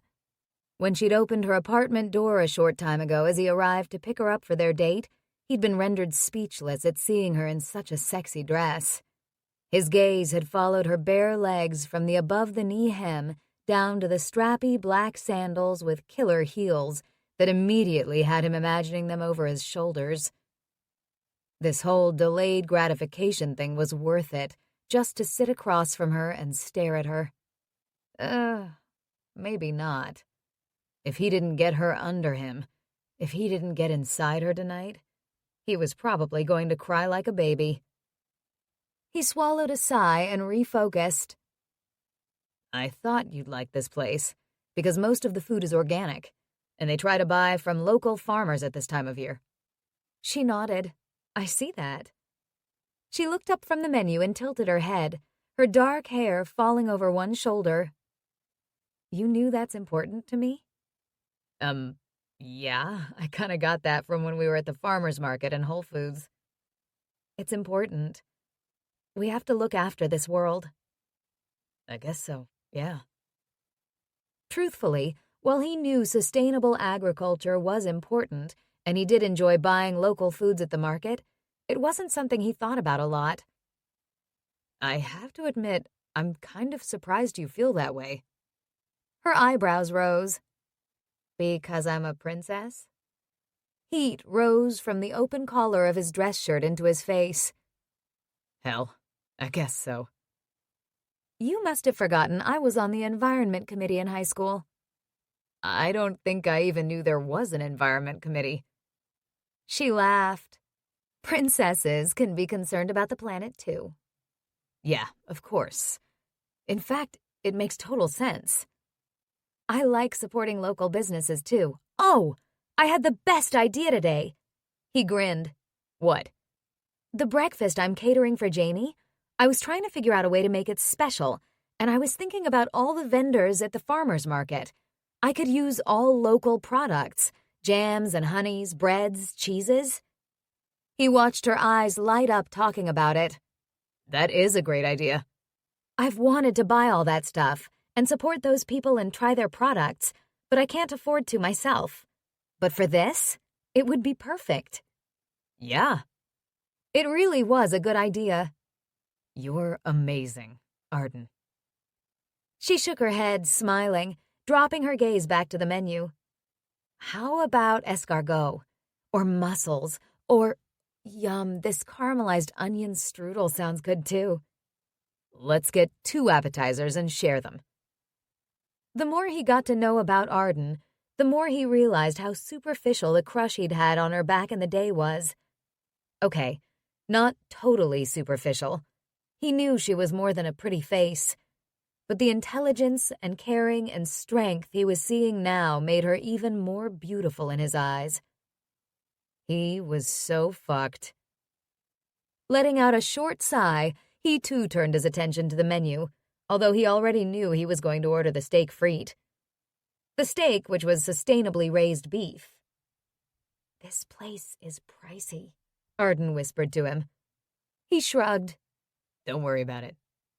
He could afford a nice meal out once in a while. She bit her lip, looking conflicted, then nodded, reminding him of her money situation. The server arrived with their wine, pouring a little for Arden to taste. She gave a nod of approval, and the server filled their glasses, then disappeared again while Arden continued to peruse the food selections. Finally, she decided and closed the menu, setting it aside. Picking up her wine, she leaned forward and lifted her glass in a toast. Thank you for this. He touched his glass to hers with a gentle clink. You're welcome. She sipped her wine, glancing around. The best word to describe the patio was romantic, which was totally what he'd been going for. But he could see the wariness in her eyes. He tasted the wine. This is really good. It is. They made some small talk until the server came to take their order. For her meal, Arden requested the salmon. So, have you talked to Mila? She asked him, picking up her glass again. Not really. Jamie told me about her and Garth breaking up. Can't say I'm surprised. No? She lifted an eyebrow. He shook his head. I've been wondering about things between them for a while now. He related some of the incidents he'd noticed. That's very perceptive of you. He shrugged. Just observant. Is Mila okay? Yes. We got drunk together and talked it all out. She'll be fine. Jamie and I are gonna go see Garth and beat him up. She laughed. You are not. Okay, maybe not beat him up, but for sure I'm gonna have a little chat with him. She bit her lip. I don't know if you should interfere. He shrugged. She's a friend. We look out for each other. Don't look like that. It'll be fine. Okay. She paused. Jamie was so funny the night she came up and told us. Funny how? He was obviously very uncomfortable because she was upset. But he almost looked upset too. They've been friends for a long time. True. Anyway, we're going to have a girls' night sometime, go to a club and dance and flirt with a bunch of men." Tyler frowned. "You're going to flirt with a bunch of men?" "Shh." Her eyes darted around, and he realized he'd nearly shouted. "Sorry." He lowered his voice. "But seriously?" She smiled. What's wrong with a little flirting? How the hell did he even answer that question? There was everything wrong with a little flirting, unless the man she was flirting with was him. He pulled in a long, slow breath, working for control. He'd gotten her here on this dinner date, in this romantic restaurant, but she didn't think she was ready for a relationship, so he had to keep things casual and light. But the possessiveness inside him was growing, the powerful, protective need to claim her as his, to look after her and make her life as perfect as he could. It was making it damn hard to keep his hands off her, to keep from forbidding her to flirt with any other man. Hell, she shouldn't be smiling at any other man. And it was making it damn hard to keep from telling her exactly how he felt about her. Too soon. Their appetizers arrived, and they continued to talk as they shared the small dishes, about his job, the upcoming beer festival being held in Oz Park, and the plan to go to the Firefly Supper Club Friday night. She shared more of her ideas about the breakfast she was catering, how she'd collected business cards last weekend and had already made a few calls to some of the vendors, and she told him about something she was working on at Shenanigans, a service manual, she called it, which Liam hadn't asked her to do but which she'd taken on herself after seeing a need for it when she'd been hired. "I'm sure he'll appreciate that." Tyler held a mussel shell in one hand and a small fork in the other. "It sounds like it'll make training new staff easier, and that helps everyone." Including the customer. They apparently have a lot of staff turnover.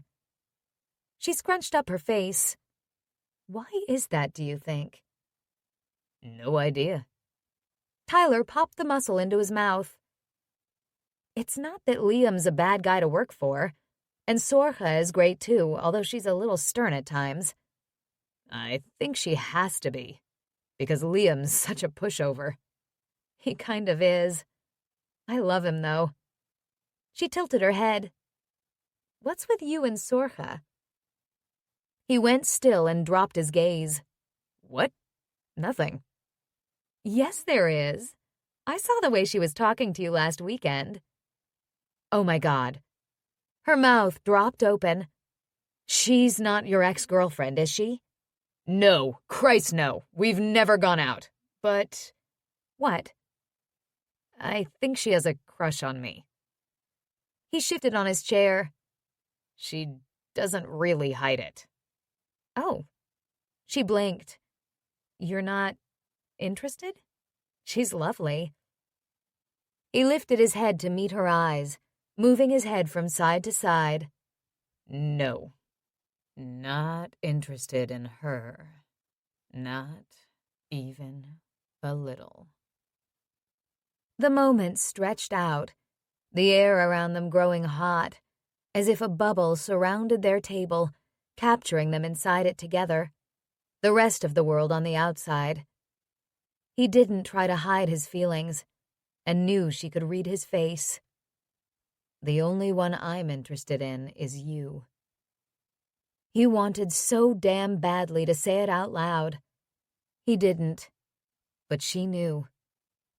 Her lips parted and her tongue came out to wet her bottom lip. Watching it, his groin tightened, and heat gathered in his core. Fuck, he wanted her. Stop looking at me like that, she choked out. Like what? Like you want to jump me? I do. His disclosure made the air around them buzz even more with tension. He leaned across the table and lowered his voice. I want to do you right here on this table. She made another small sound in her throat, and he hardened even more. A flush rose on her cheeks. He kept staring at her, and heat built between them as they eyed each other. Finally, she broke the connection, picked up her fork, and stabbed at the onion strudel on her plate. Okay, so, if you could make one rule that everyone had to follow, what would it be? He stared at her with the abrupt shift in conversation. What? She repeated the question with a nervous smile, picking up her wine glass.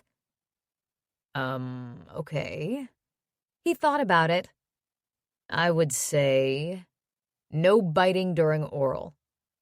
She choked on her wine and took a few seconds to recover. Really? One rule and that would be it? He grinned.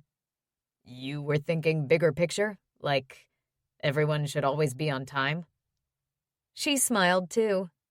If punctuality is important to you, then yes. I thought you were talking about sex rules. Why would you think that? I don't know. I just think about sex a lot, I guess. Sex with you. Also, if you have to spit, don't do it in front of the guy. She fell back in her chair, laughing.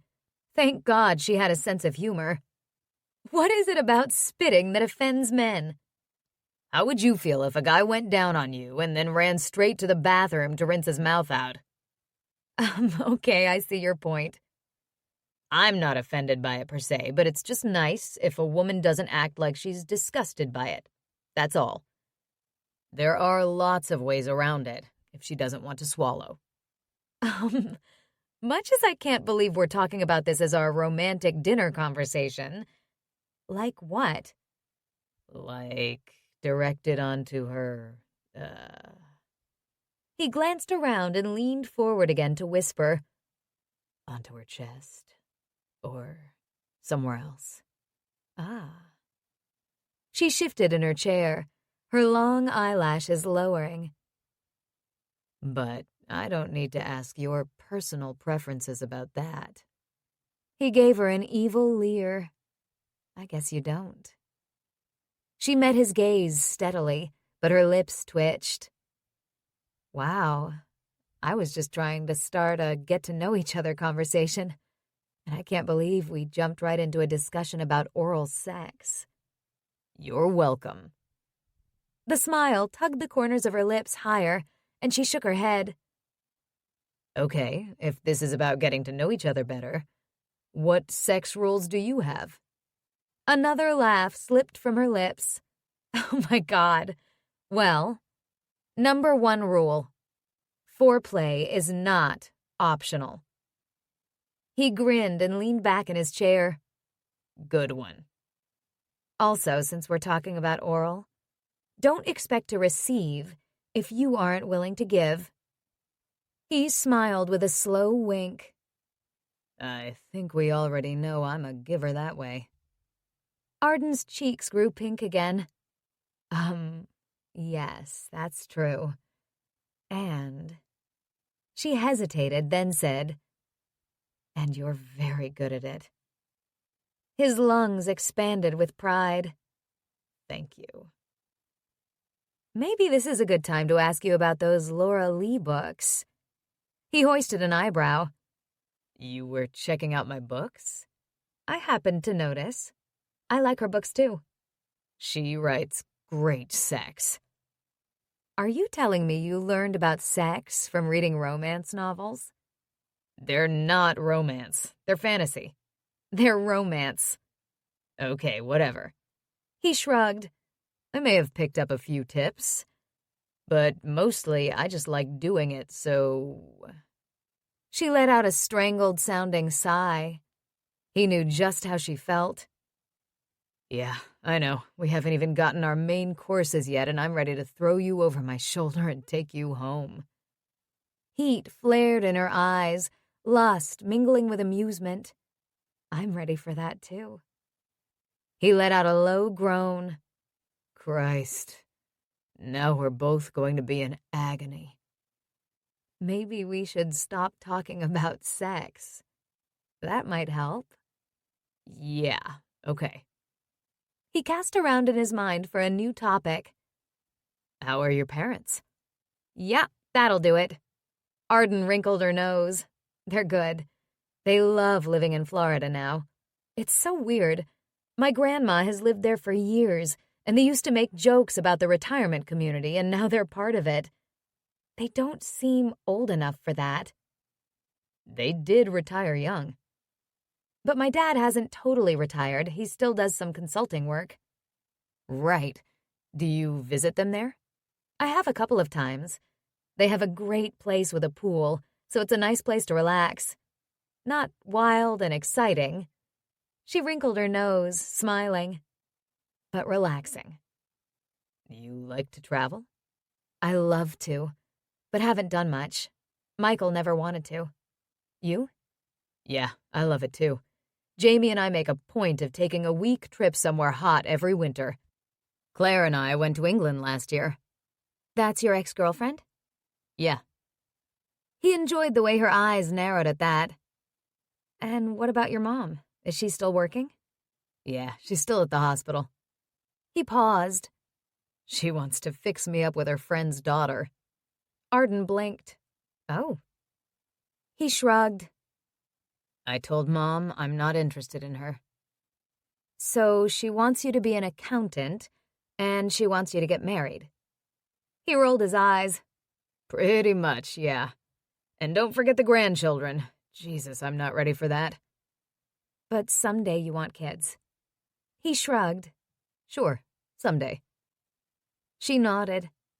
She wants a lot for you. I guess all parents do, but for her it's hard, because she was supposed to have 2 kids to pin all her hopes on. Now it's just me. He shrugged, trying to look nonchalant, even though this topic made his insides clench.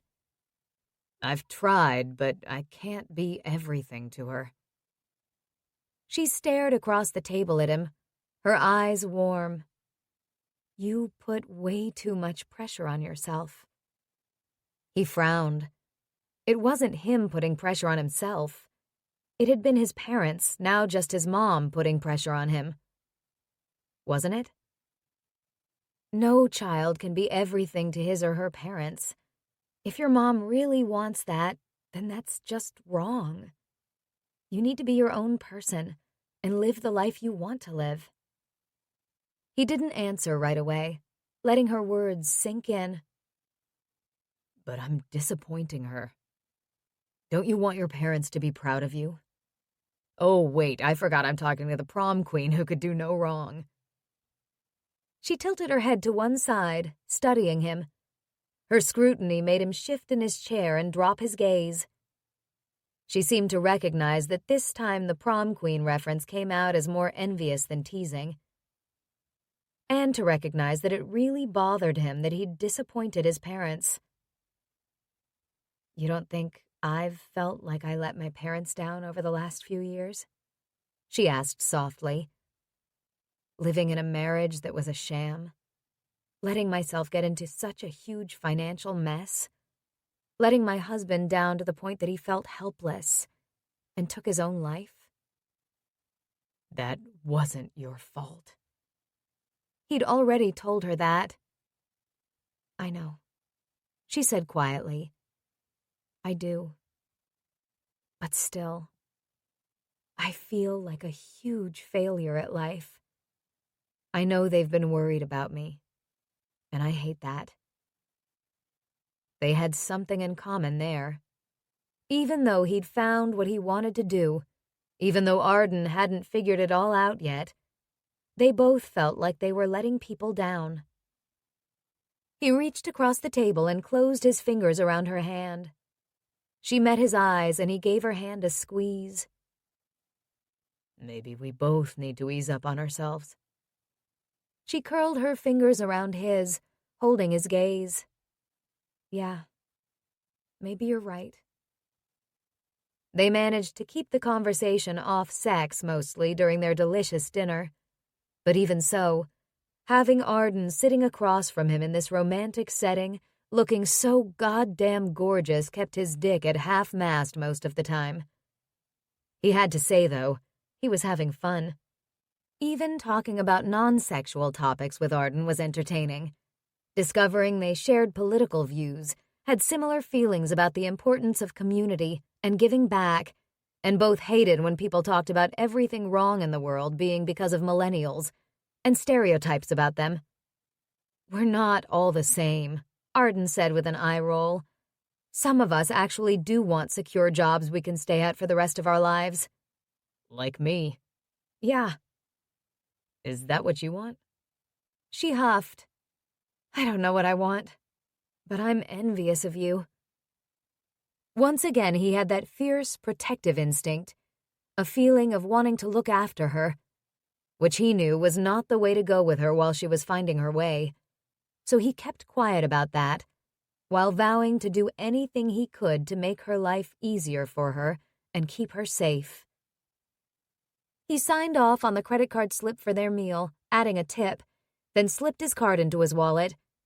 They'd finished the bottle of wine, and that arousal was still a low-grade buzz inside him. "Okay," he said. "Let's get out of here. It's time." She blinked and reached for her purse. "Okay, time for what?" He rose from his chair and moved around to pull hers back for her. When she stood, he leaned in and whispered, "Foreplay, baby." Chapter 19. My place. Tyler shoved open the door and pushed into his apartment, tugging Arden in with him. He slammed the door shut and yanked her up against him, her back to his front. Excitement heated her blood, her belly doing a pirouette at being the object of Tyler's intense, nearly rough desire. She felt how hard he was, pressing into her back, and a small whimper escaped her lips. "Yeah," he said on a low growl, nuzzling the side of her neck. He slid one arm around her front, the other moving her hair aside so he could suck on her skin at the juncture of her neck and shoulder. Her breathing quickened. Her body quivered. He slid the narrow straps of her dress off her shoulder and glided his tongue across her skin there. His other hand gathered up the sheer fabric of her dress and lifted it higher on her thigh. He pressed his erection against her lower back, and she pushed back against his thighs. Electricity sparked over every nerve ending in her body. "Tyler," she gasped. "Yeah." He closed his teeth over her skin, gently but still. It was a possessive, dominant gesture, and she shivered. "That was so goddamn hot sitting on that patio. People all around us while we were talking about me eating you." Oh, God. Thick, liquid heat pooled down low inside her, remembering their dirty conversation. "Right?" Yes, it was hot. So hot. He'd shocked her a little, but she'd been so turned on. He now had her dress high enough that he could slip his hand over the front of her panties and then between her thighs. "Your panties are soaked, you sexy girl. I love that." A helpless moan leaked from her lips. "Were you wet like this all during dinner?" Yes. Her thighs clenched on his hand as he cupped her over her panties. "Good. Because I was this hard." He tilted his pelvis, nudging her even more with his erection. "You make me this hard all the fucking time, Arden." He rubbed his beard stubble against the soft skin of her neck, and she shivered again. "Thinking about you in my shower. Seeing you leave wearing nothing but a towel. Knowing you're sleeping right across the hall from me in that sexy little nightie. Or maybe naked. Fuck." She moaned. Oh, God, Tyler. I think about you, too. I dream about you. "Yeah." She pulled in a shaky breath. Her confession poured from her lips as he rubbed her. Sex dreams. She panted as he kissed her neck, then sucked on her earlobe. She pulsed against his hand. "I like to hear that." His voice rasped near her ear. "Do you touch yourself?" "Yes. A couple of times. I nearly came in my sleep. I woke up and I was so turned on, so close, and I touched myself." "Jesus." He spun her around and stepped her backwards until her back met the wall forcefully. "That's enough to make me come too." He crushed her up against the wall, and their mouths crashed together. He consumed her, nipped at her bottom lip, licked over it with his tongue, then slid his tongue into her mouth. The bold stroke of his tongue against hers rendered her boneless, and she sagged between his hard body and the wall. He licked inside her mouth, softly bit at her lips, then pushed her lips farther apart with a desperate hunger. She gasped, but kissed him back. He found her hands and lifted them, pinning them to the wall above her head, while he dipped his knees and flexed his hips, pushing against her soft core. "Feel that?" His lips moved against hers. "That's for you, baby. You make me hard enough to drill through concrete." He nipped her bottom lip. "That gorgeous body of yours and your hot mouth make me lose my mind." Her head thunked back against the wall as his lips cruised over her cheek and neck, and his cock rubbed against her. Desire swirled and heated inside her, her inner muscles squeezing, her breasts swelling. She caught his face in her palms and held it to kiss him again. He cupped her ass, bringing her closer to his erection. He released one of her hands and hiked her dress up again, rough fingertips brushing over her thigh and hip until he found her thong. He curled his fingers around the string and gave a sharp tug, and it snapped. She whimpered again. He dropped her panties, grabbed her hands again, and lifted them over his shoulders. "Hang on, baby." "Condom," she gasped, a faint voice of reason tricking into her consciousness. "Shit." He groaned. "Got it." He pulled his wallet out of his sagging pants and found the small package. She cried out when he pushed inside. Delicious tension throbbed in her body at the intrusion, clamping around him. "Fuck yeah." "Oh, God, Tyler, that feels so good." She gasped and he kissed her, sucking her tongue as he filled her. Sensation burned and twisted inside her. It was dirty and wicked and so hot she thought she might burst into flames. And then she did burst into flames. A bright, burning conflagration. Moments later, both of them breathing hard and slumped against the wall, she attempted to speak. "Wow. I've never been banged up against the wall before." He groaned. "I'm sorry." "Don't apologize." She met his eyes. "I loved it. Although, you did promise me foreplay." He choked on a laugh. "What, the drive home wasn't enough foreplay?" "The whole dinner was foreplay." She smiled ruefully and pushed his hair off his forehead.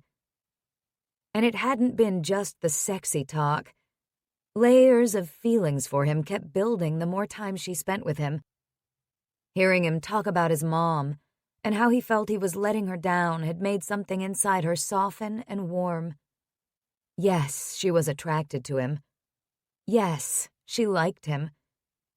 But getting a glimpse of his vulnerabilities caused a feeling of warm tenderness, a desire to soothe him and reassure him that he was a strong, amazing man who had no reason to feel lacking.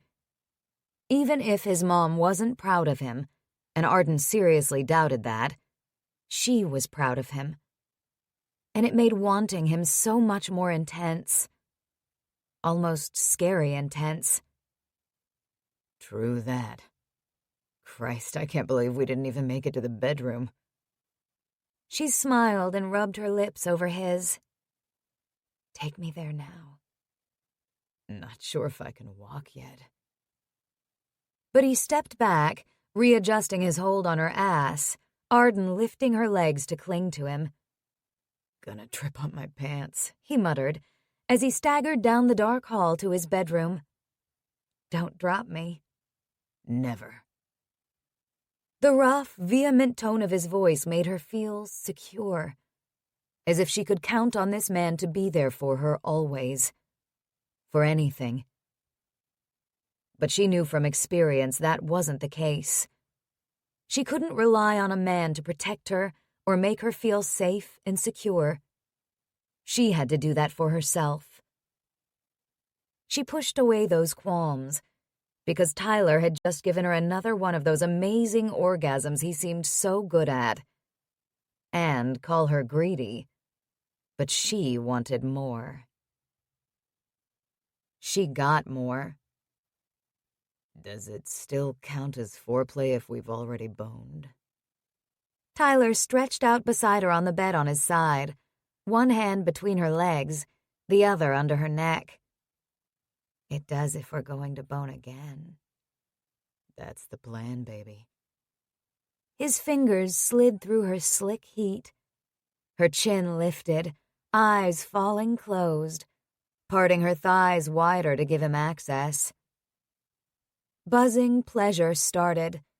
A moan climbed in her throat, and she reached for him, clasping his strong hip bone. The sweetness of his fingers and mouth on her was so deliciously erotic, turning her body liquid. She lost herself in it. Wanted to taste this sweetness again, he murmured. You're addicting, Arden. I can never get enough of this. His words made her belly flip with lust. She started to quiver, her insides tightening, sensation twisting up hard and tight, higher and higher. She cried out, her hips lifting to his mouth as it rocked through her. Beautiful, he said, licking her tenderly. Consumed with the naughty, erotic pleasure of it all, she shifted down the bed, ran a hand over one of his butt cheeks, so firm and muscular, and took him in her mouth. And she answered his question about her preferences, keeping him in her mouth, relishing every groan and pulse until he finished. And then she let him slowly pull out with a last swipe of her tongue. He collapsed onto the bed beside her, flat on his back, his head at her feet.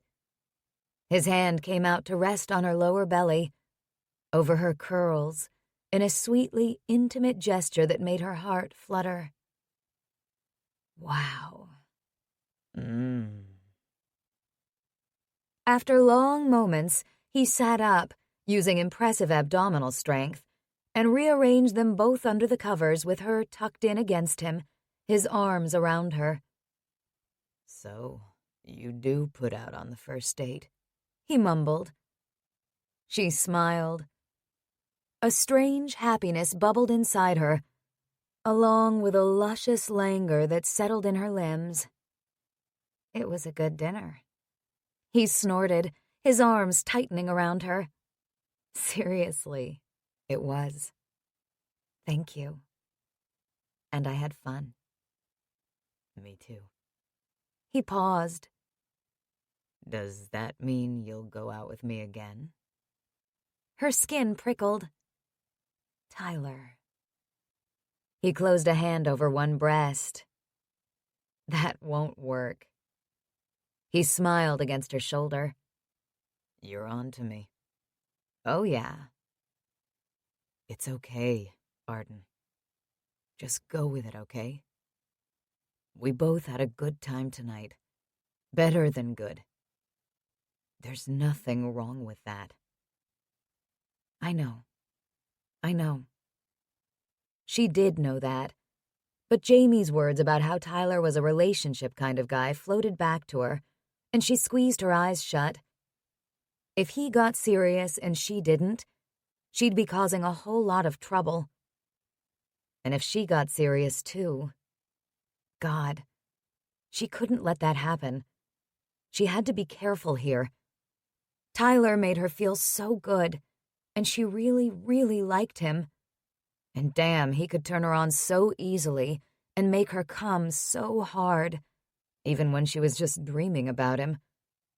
Which was all great, but also seemed kind of dangerous when she was trying to make a new life for herself and show everyone she wasn't just a spoiled prom queen.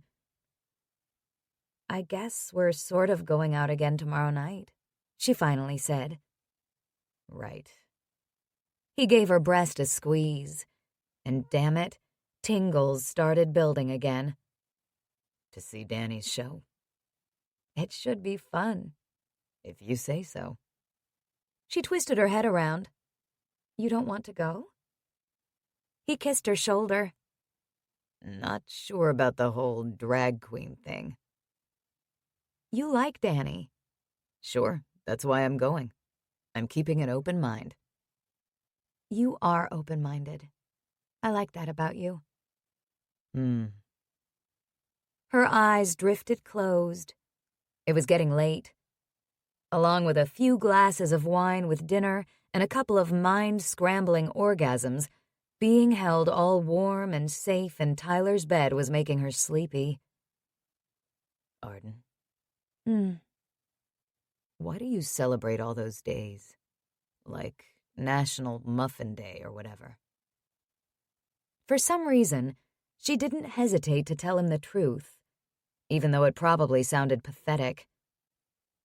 I started doing that when I wasn't so happy. After Michael died? Before, actually. I wanted to remind myself that no matter how bad things are, there's always something to celebrate. His arm tightened around her again and his breathing changed. She heard him swallow. She relaxed into his body and his embrace. A moment later, he asked quietly, Are you going to sleep? Maybe. Then her eyes popped open wide. Oh, do you want me to go home? Jesus, no. He kissed her again and pulled her back against him. Night, Arden. Go to sleep. Right here. Kay. She relaxed again. Where you belong, she thought she heard him murmur as she drifted off. Chapter 20. What the hell did you do? Arden's eyes swiveled to Mila as she marched into Jamie's living room. She, Jamie, and Tyler were waiting for Mila before heading to the supper club to watch Danny perform. What's up, hon? Arden asked tentatively, taking in Mila's tense posture and flashing eyes. You! Mila pointed at Tyler. Tyler's eyebrows rose, and a flush spread over his cheekbones. What? You went to see Garth. Mila advanced on him. Why did you do that? He lifted his chin. Because he fucked with you, that's why. Ugh! Mila closed her eyes briefly, her fingers curling into her palms. Arden's gaze flicked back and forth between them. Tyler'd said he was going to have a chat with Garth, and she'd told him that wasn't a good idea, but... What happened? She asked quietly. Now he wants to get back together! Mila planted her hands on her hips and glared at Tyler. Isn't that what you wanted? He met her stare head on. No! He was in love with someone else! He wasn't, Tyler protested. He realized he'd made a mistake. I don't care! Mila's voice rose. Arden jumped up and moved over to her, setting a hand on her back and rubbing. "It's okay," she whispered. "Calm down." Mila sucked in a long breath. "He's an asshole, okay? He treated me like crap, and I don't care if he made a mistake. He thought he was in love with someone else, and that's it, we're done. And anyway, he doesn't like ladyhead, so why would I want him back?" Tyler's mouth fell open and Jamie coughed. Arden tried not to laugh. "Good point." She turned an "I told you so" glare on Tyler, eyebrows raised. He grimaced and rubbed a hand over his face. "Sorry, Mila. You were hurt, and I just wanted to make things better for you." Arden felt the tension exit Mila's body, her hand still on her back. "Shit," Mila muttered. She crossed the room and dropped into an empty chair, exhaling a long breath. "Okay, I get it. But you shouldn't have done that." "I'm sorry." Tyler set his hand on his chest. "I had good intentions." "You always have good intentions," Mila muttered.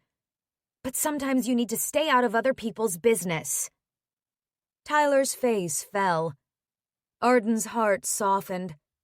He did mean well. He cared about people. But yeah, he couldn't fix everything for everybody. She returned to the couch where she'd been sitting next to him, and now she set her hand on his back, leaning her head against his shoulder. "Are we ready to go?" Jamie asked brightly. "I am," Arden answered. "Yeah." Mila stood, her mouth still in an unhappy line.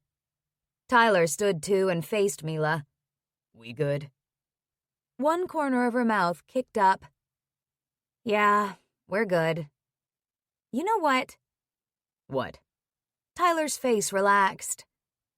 "It kind of felt good having Garth want to get back with me, and me telling him to fuck right off." Tyler grinned. "This is not what I expected." Arden took in the supper club with wide eyes and a breathless smile. "Me either," Mila said, taking a seat at the table for 6 she'd reserved at the Firefly Lounge and Supper Club. "It's very upscale," Emma added, setting her small clutch purse on the table. "I'm glad we dressed up." Tyler had to agree. Nearly every table in the elegant club was full of men in suits, women in party dresses, couples and groups of all ages. He hadn't wanted to prejudge, but he'd kind of been expecting something tacky. The decor was sort of old Hollywood glamour, with glittery chandeliers, white tablecloths, and leopard print upholstery on all the chairs. Screens on one wall had multicolored images swirling. "It's a prix menu." Mila picked up a martini menu. "We get a martini, a salad, and an entree for one price. And they have like 200 kinds of cocktails." "Where's the stage?" Emma asked. "I think they perform right here on the floor," Mila said. "Oh, this sounds good. The Firefly Martini, vodka and passion fruit puree." "That does sound good," Emma agreed. "Think I'll stick with a dirty martini," Liam said. A waitress in a curve-hugging black dress arrived to take their drink orders. "The shows run every 20 minutes, she told them. "The next one starts in 5 minutes. They all ordered drinks, and Jamie and Tyler decided to order coconut shrimp and calamari appetizers to share, even though that was over and above the prix menu. The place hummed with music and chatter and energy. They'd just been served their martinis when the lights dimmed and the music changed to Danza Kuduro by Don Omar. The crowd started clapping as shimmery curtains at the far end of the club opened and a woman stepped through them. She was gorgeous, Tyler had to admit. A silvery, swingy skirt and a matching low-cut top barely covered slender curves and long legs, and she started dancing to the sexy Latin beat. The crowd quieted, people turning in their seats to watch. "Wow," said Arden next to him. eyes wide watching the sexy dance moves. "That's Danny." Emma clapped her hands together. "No, it's not." Jamie frowned. "Oh, wait. It is." "Jesus." Tyler stared in amazement. Long, dark hair swung in time with the slender hips. "I love his shoes." Mila grabbed Arden's arm. "We have to get him to take us shoe shopping." Tyler choked on a laugh. Danny, Honey DeVille, shook her hips, the silvery skirt swinging. Tyler couldn't take his eyes off the sexy dancer, even knowing it was a guy. It was hard to believe Honey was really Danny. Her face was made up with shiny red lips that smiled enticingly and deeply shadowed eyes with long eyelashes. And that cleavage was incredible. "Holy shit," Liam said, also apparently unable to look away, his gaze following Honey as she danced down the long aisle of the supper club toward them.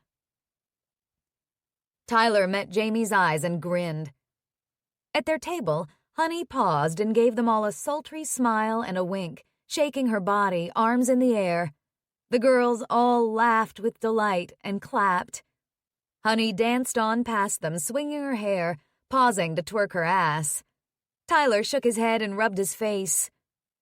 "How does he move like that?" Arden asked. The girls were grooving in their chairs to the catchy tune, watching with big smiles. Tyler glanced at Liam, taking in his dumbstruck look. Then Honey dropped it low, and everyone in the club hooted and clapped. Honey danced around the tables, pausing here and there to shimmy or do salsa dance steps to the immense enjoyment of the crowd. At one point, she brushed up against a man wearing a suit and a sheepish expression, then kissed his cheek. The men's companions laughed and clapped. When Honey finished, standing back near the curtain, the room erupted into cheers and applause. She waved and disappeared. Another entertainer appeared through the curtain, holding a microphone. "That was our very own Honey DeVille," she said, resulting in more clapping. "Isn't she amazing? Welcome to the Firefly Lounge and Supper Club. We are Chicago's top supper club featuring the city's most talented divas. I'm Candy Dish, and I'm your hostess tonight. Let's go hard." She set down the mic and began lip-syncing and dancing to Kesha's We Are Who We Are. She, too, was gorgeous, with long blonde hair and killer curves in a short sequined purple dress. The crowd once again was totally into the music and entertainment. Tyler shook his head, grinning, and turned to look at Arden. She met his eyes, hers full of laughter, still chair dancing. "This is so fun."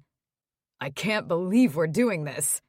She clasped his biceps in both hands and squeezed, leaning closer, and he wanted to bend his head, close the distance, and kiss her. Aware of their friends around them, he didn't, though he caught Jamie's lifted eyebrows at Arden's affectionate touch. Yeah, he was going to have some explaining to do to his buddy later. When that show ended, they ordered dinner. Then Danny appeared, dressed in a different outfit, this one a sequined red dress. "Hey, everyone, thanks for coming." Honey, you're amazing," Mila cried. Danny smiled. "Thanks." "Honey's one of our most popular girls," the waitress said with a smile before leaving. Danny grabbed an empty chair and pulled it up to their table. "I can join you for a few minutes before the next show." "You are so coming shoe shopping with us," Emma said. "Also, those are awesome eyelashes." Danny laughed. "I gotta give you credit," Jamie said. "I don't know how the hell you can even walk in heels like that, let alone dance." "Practice," Danny said with a wink. He looked at Liam, who stared at him with a stony expression. "Hey, Liam, glad you could make it." "Yeah." Liam cleared his throat. Ugh. The air around them became charged as Liam and Danny locked eyes. Tyler wasn't sure what was happening. There'd seemed to be a mutual attraction between the two guys at Shenanigans that night. Now Liam seemed almost angry. "Danny," Mila whispered and leaned in closer. "Can I ask you a crazy question?" Sure. He dragged his gaze away from Liam to smile at Mila. "How do you get that?" She waved a hand at his chest. "That cleavage." Danny grinned. Mega push-up bra and some creative contouring. "Shut up! Really? You look amazing! What kind of bra?" Tyler and Jamie exchanged another look of amused disbelief. Their dinners arrived as another show began. Singing and dancing wasn't usually Tyler's thing, but the food and the martinis were good, and it was a fun atmosphere. The second show ended with an ensemble number of 3 drag queens dancing and lip-syncing to It's Raining Men. After the second show, Emma, Arden, and Mila went to the bar for more drinks. "Wow, this is crazy," Jamie said. Tyler lifted his nearly empty beer glass. 1 martini had been enough for him. "Hey, you're the one who went on a date with Danny." Liam's eyebrows pulled together and he glared at Jamie. "You went on a date with him?" Jamie gave Liam a long, level look. "Dude, you know I'm straight." Liam's forehead creased. "Yeah?" "I thought it was a date. I totally screwed up on the dating app and thought he was a chick. Turned out, he's not. We had a good time, but we're just friends." "Oh." Liam grimaced into his martini glass. Tyler's attention shifted across the room to Arden, standing at the bar with her friends. Surrounded by men. What the fuck? She laughed at something one of the men said as he leaned in closer. As the bartender set her drink down, the guy reached for his wallet. Arden waved him off with a smile. Clearly, the dickhead was trying to buy her a drink. Jesus. He narrowed his eyes and watched Arden pay for her martini, pick it up, and sip it, while apparently listening intently to the guy. What the fuck was he saying to her? Then Arden was talking animatedly, waving a hand and smiling. Tyler surged up out of his chair and stalked toward Arden, his gaze fixed on her. "Hi," he gritted out as he arrived at her side. She smiled up at him. "Hi, need another drink?" The dude gave him a wary glance, no doubt sensing his displeasure. "Yeah, and you need to get back to the table." Why?" She blinked at him. Because the next show's going to start." She gave him a slitty-eyed look. "In 10 minutes. I was just telling Brannon that we know Honey DeVille." Brannon. For fuck's sake, she knew his name. Tyler edged closer to Arden and leveled a cold look at Brannon. "Yeah, we do. Friend of ours." Arden sighed. "Okay, let's go back to the table. Nice to meet you, Brannon." "You too." The dude's face wore a disappointed expression, clearly thwarted in his pickup attempt. "What the hell, Tyler?" Arden whispered at him as they made their way through tables. "What?" "I was just talking to that guy." "He wanted to buy you a drink." "He offered, yeah, but I said no thanks." "He wanted more than a drink." She stopped and turned to face him. "So?" His hands curled into fists in frustration. He searched for the right words. "You can't. I don't." Her eyebrows rose, her mouth a thin line. "What?" "I'm just looking out for you." Her face tightened even more. "Jesus, Tyler, I was talking to him. That's it." She whirled around and zipped back to the table. He followed her more slowly, dropping into the chair beside her. She ignored him, talking to Jamie and Liam. Shit. "What's with you and Arden?"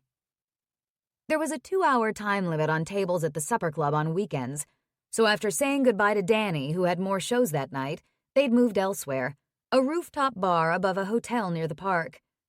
The girls were all in the ladies' room, leaving Jamie, Liam, and Tyler alone at the table. Tyler met Jamie's eyes steadily. "We went out for dinner last night." Shit. Tyler hoisted his eyebrows. That's a problem? Jamie rubbed his forehead. I don't know. It's just weird. She's my big sister. She's 2 years older. Not a big deal. I guess not, but her husband just died. He screwed her around. Bad. I know. Jamie cocked his head. She told you about it? Yeah. He sighed. This didn't start last night. Well, there's something there between us. I don't know what it is right now, but I can't believe this. Jamie stared at him. You never got over that crush on her? Tyler's face heated. What crush? Come on, man, you were obsessed with her back in high school. I was not. That was a lie. I mean, okay, maybe I had a little crush. He paused. I didn't think you knew about it. Liam grinned. This is interesting. Sure, reliving my teenage humiliation is fascinating. Tyler grimaced. Everyone knew about it, Jamie said. Shut the fuck up. Jamie laughed. Okay, not everyone. Terror seized Tyler's insides in a tight grip. Arden didn't know, did she? Nah, don't think so anyway. Honestly, I don't think she paid much attention to you, Jamie said, busting his balls with honesty. Thanks, Tyler muttered. Good to know. Look, she told me that you'd asked her out. I thought she'd changed her mind, though, because she didn't want to mess things up with all of us if things didn't work out. She did change her mind. I convinced her one dinner together wasn't going to mess things up. Jamie gave him a long look. Well, she's an adult. I guess it's up to her. Arden, Mila, and Emma arrived back at the table with fresh lip gloss and fluffed hair. Arden took a seat opposite him instead of next to him, lifting her chin at him. She was still pissed. Had she really been interested in that dude? Was that why she was pissed? Because he'd interfered with her flirtation? Fuck that. Okay, now he was pissed too. They'd had a great dinner last night.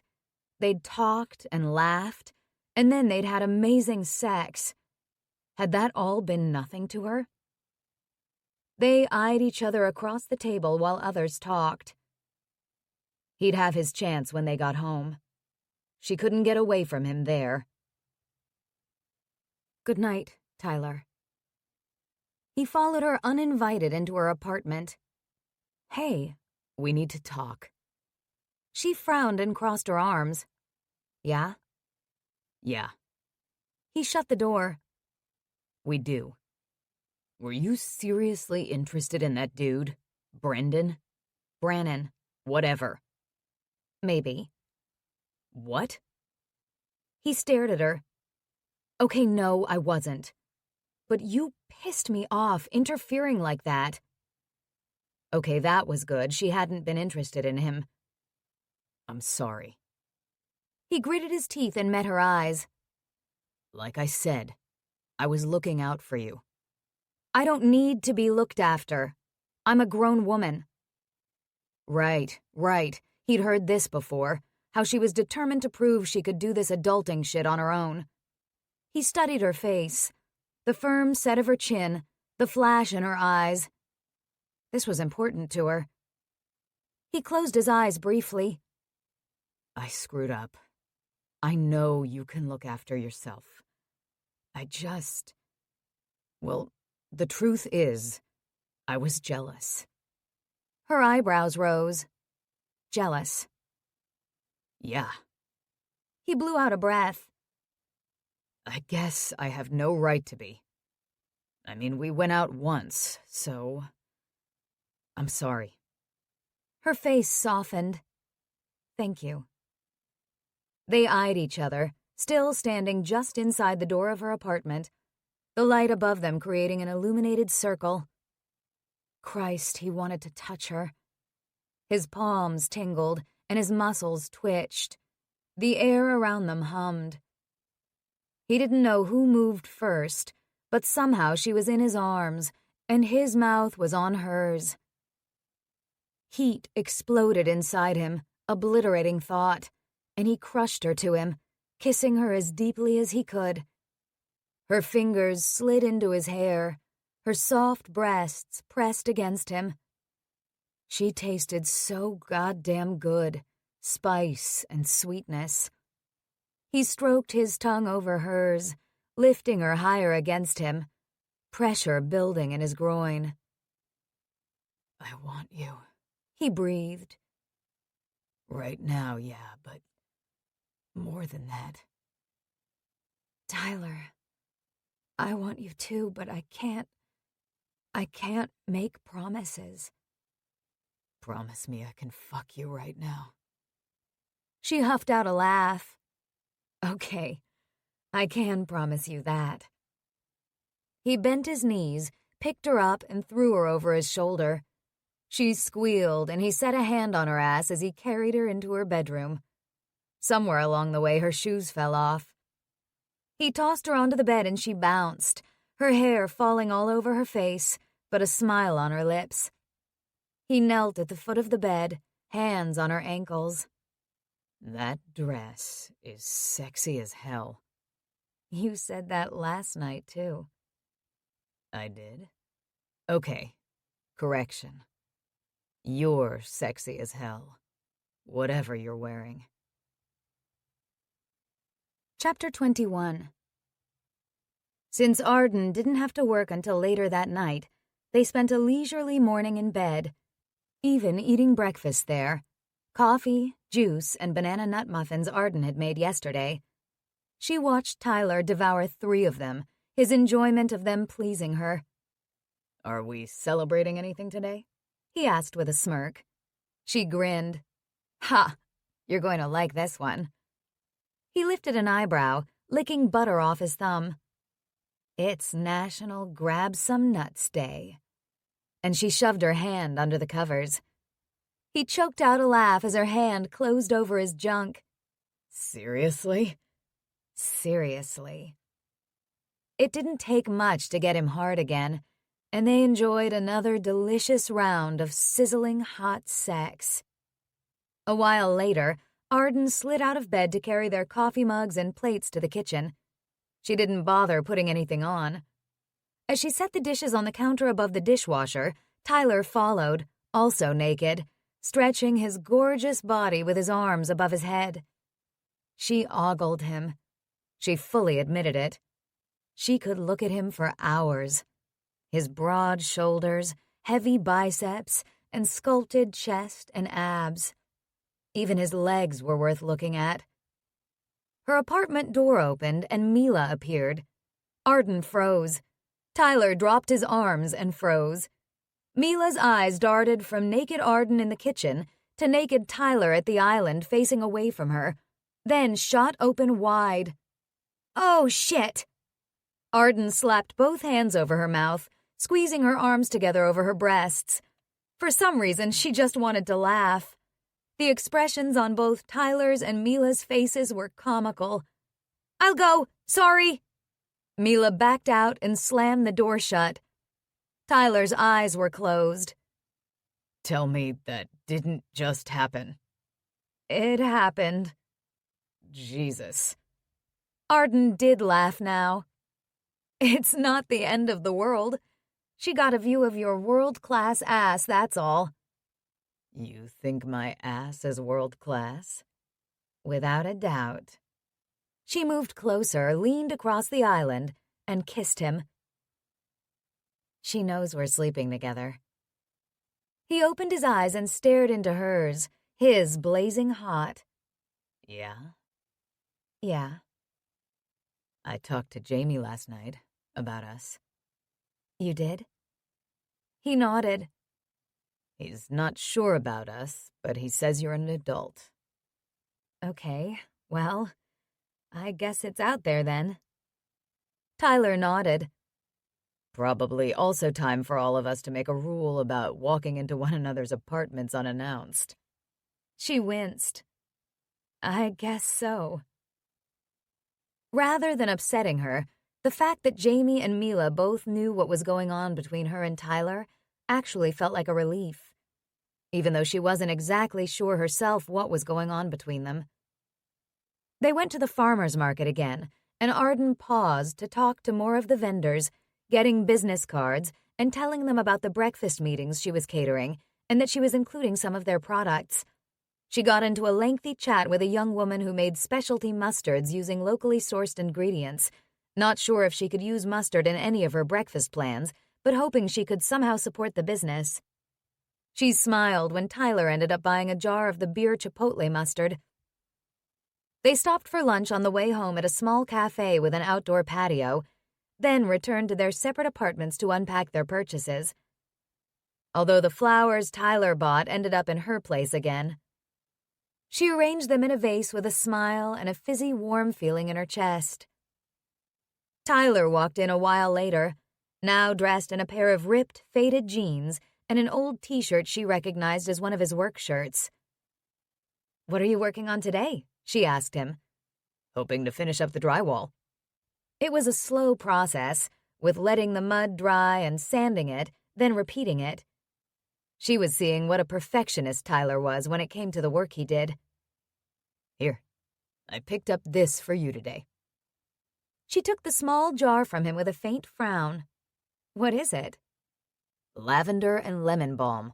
You rub it on your temples when you go to bed, and it supposedly helps you sleep better." She gazed at the product with hot eyes, that fizzy feeling in her chest intensifying. She hadn't noticed him pick this up, and it was so thoughtful it almost made her cry. She blinked a few times.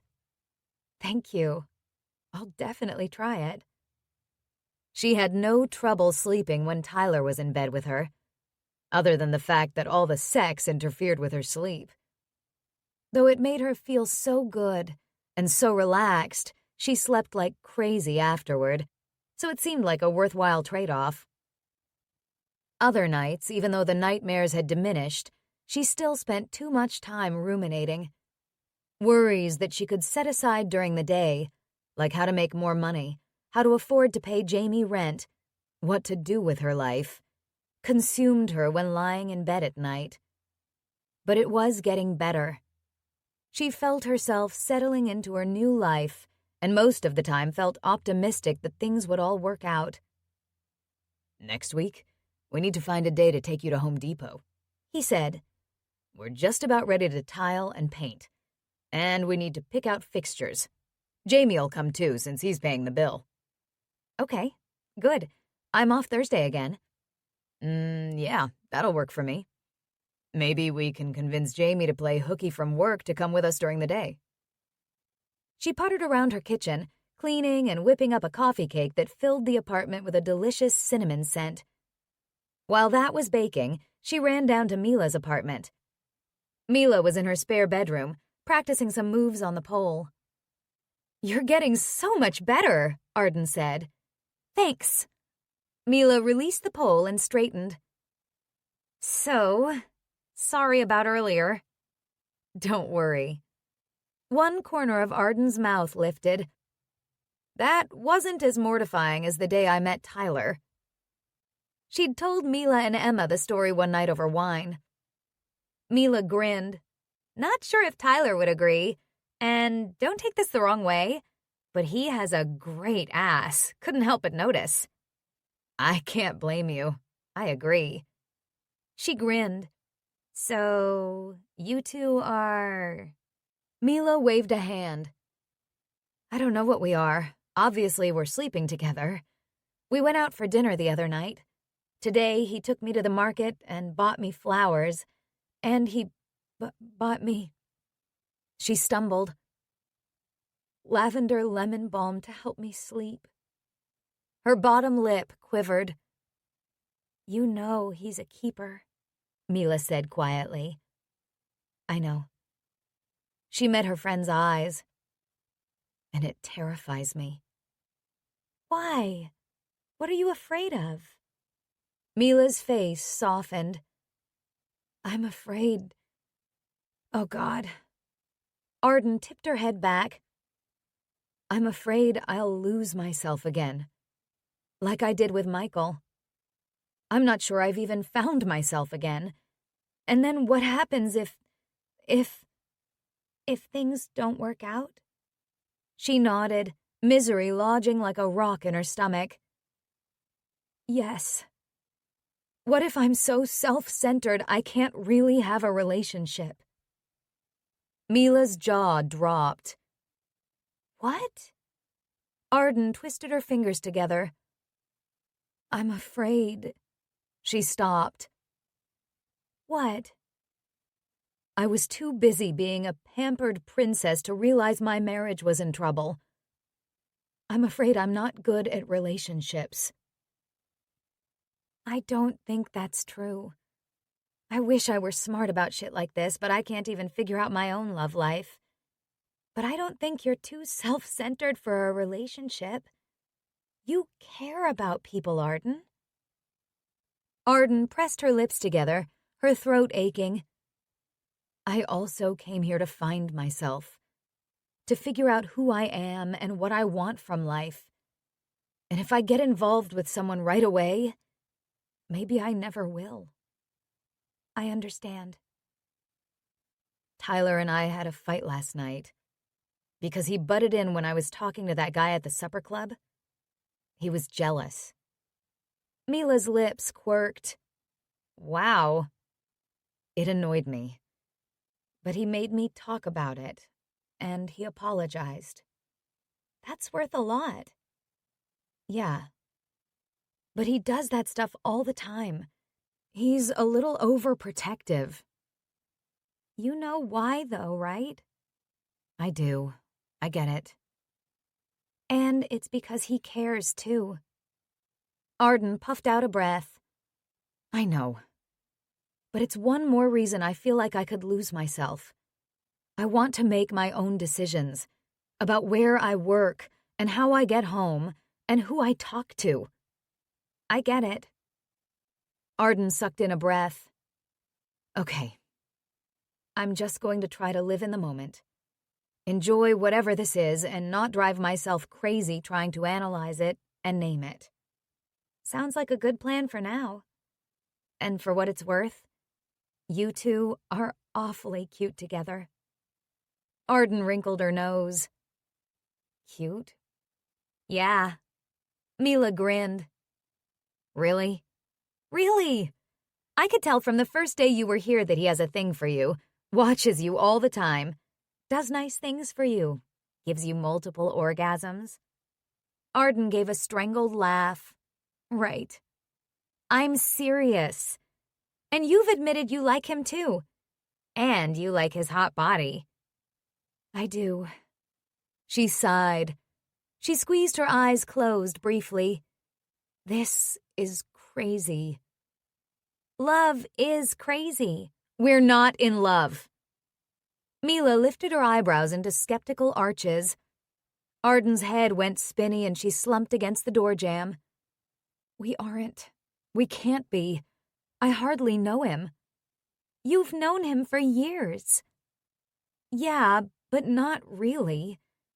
We were kids. She drew in a shaky breath, then bolted straight up. Oh, I have to go get my coffee cake out of the oven. Coffee cake? Yes. Want to come for breakfast in the morning? Tyler works tomorrow, so no worries about walking in on us again. Mila laughed. Sounds good. I'll tell Jamie, too. Great. She ran back upstairs, her mind churning. Mila thought they were cute together. She thought Tyler had a thing for her. Could this really be happening? Tyler was working in the bathroom, his phone playing Journey's Don't Stop Believin' loud enough that he probably didn't hear her. She checked her coffee cake, her hands shaking a little as she pushed a wooden pick into the batter. Yep, it was done. She pulled it out of the oven and set it on a rack. She laid her hands on her cheeks and stared across the apartment. All kinds of feelings swirled inside her. Yes, she liked being with Tyler. A lot. And not just for the orgasms, although they were remarkable. She also liked giving him orgasms. She liked laughing with him, going to the farmer's market, walking home from work and telling him how her day had been, hearing about his job. She thought about him a lot. She missed him the days he was at work and looked forward to seeing him, more than she probably should. She checked the time. She had to get ready for work. She walked down the hall toward the bathroom, peering through the plastic curtain Tyler had taped around the door. Once again, he'd taken off his shirt, and while she couldn't see him clearly, she could make out the shift and bulge of muscles as he sanded the drywall. He glanced over and saw her and stopped. He moved over and pulled the plastic aside. His hair was snowy with drywall dust, some even on his eyelashes and cheeks. Hey. He grinned at her. Hey, how's it going? Good. I made a coffee cake. Help yourself to some when you want a break. I'm going to work now. Okay. See you later. He leaned over and smooched her mouth, and she continued into her bedroom to change, with fingertips pressed to her lips. Shenanigans was busy that night. Liam seemed distracted and grumpy. She was at the bar when he knocked a glass off that shattered on the floor. Jesus suffering fuck! He yelled. Chill, Liam, she said calmly. It's just a glass. He grumbled as he retrieved the broom and began to sweep up the pieces. What's wrong with you tonight? She asked, patiently waiting for a round of drinks. Nothing's wrong with me tonight, he snapped. I'm totally boxed off. Well, I have no idea what that means, but I beg to differ. Although he was her boss, they'd become friends, too. Did you drink too much last night? Geez, you've had a whole day to recover. Now that she thought about it, he'd been kind of quiet last night, too, after they'd left the supper club.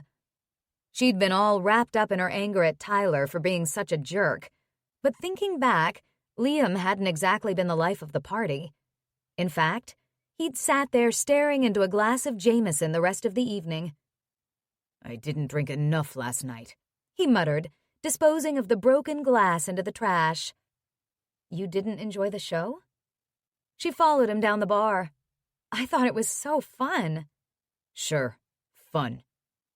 She eyed him. Okay, if you say so. Still need the gimlet, the Mai Tai, and 2 Guinness. Coming right the fuck up. When the pub finally closed, Arden was happy about the large bundle of bills she stuffed into her purse. Tips had been great all evening. She was even getting more used to being on her feet. Tyler hadn't shown up at the bar as he usually did when he wasn't working. She stepped out into the cool night air. Clouds covered the sky, and the wind had picked up, tossing tree branches. She looked around for Tyler's truck, thinking he might be parked outside waiting. But he wasn't there. She frowned a little, shrugged, and started walking. The air felt like rain was coming. Maybe a thunderstorm? Tyler would like that. If he was home. Maybe he'd gone out somewhere with other friends. He did get together sometimes with coworkers, like their baseball games or going out for beers. She turned down the side street and trudged along the sidewalk. A man walked toward her, shadowy in the darkness. Was Tyler coming to meet her? But no, she could tell from the man's gait and size it wasn't Tyler. The street was deserted otherwise. She tightened her grip on her purse, aware of the sizable amount of cash she was carrying. Her gaze darted around, and she debated crossing to the other side of the street as she and the man neared each other. It was fine, just a guy in the neighborhood. She'd walked home alone numerous times the nights that Tyler was working. The man passed by her without incident, and she let out her breath. Geez. She was the one who kept telling Tyler she was a grown woman and could look after herself. Why was she so fearful? Because she wasn't stupid. She could talk all she wanted about being a grown woman responsible for herself, but she knew shit happened, and part of being a grown woman was making sure she didn't get herself into foolish situations. Maybe part of being an independent woman was taking some kind of self-defense course. It wouldn't hurt. And she didn't want to rely on Tyler or anyone to look after her. She'd check into that tomorrow.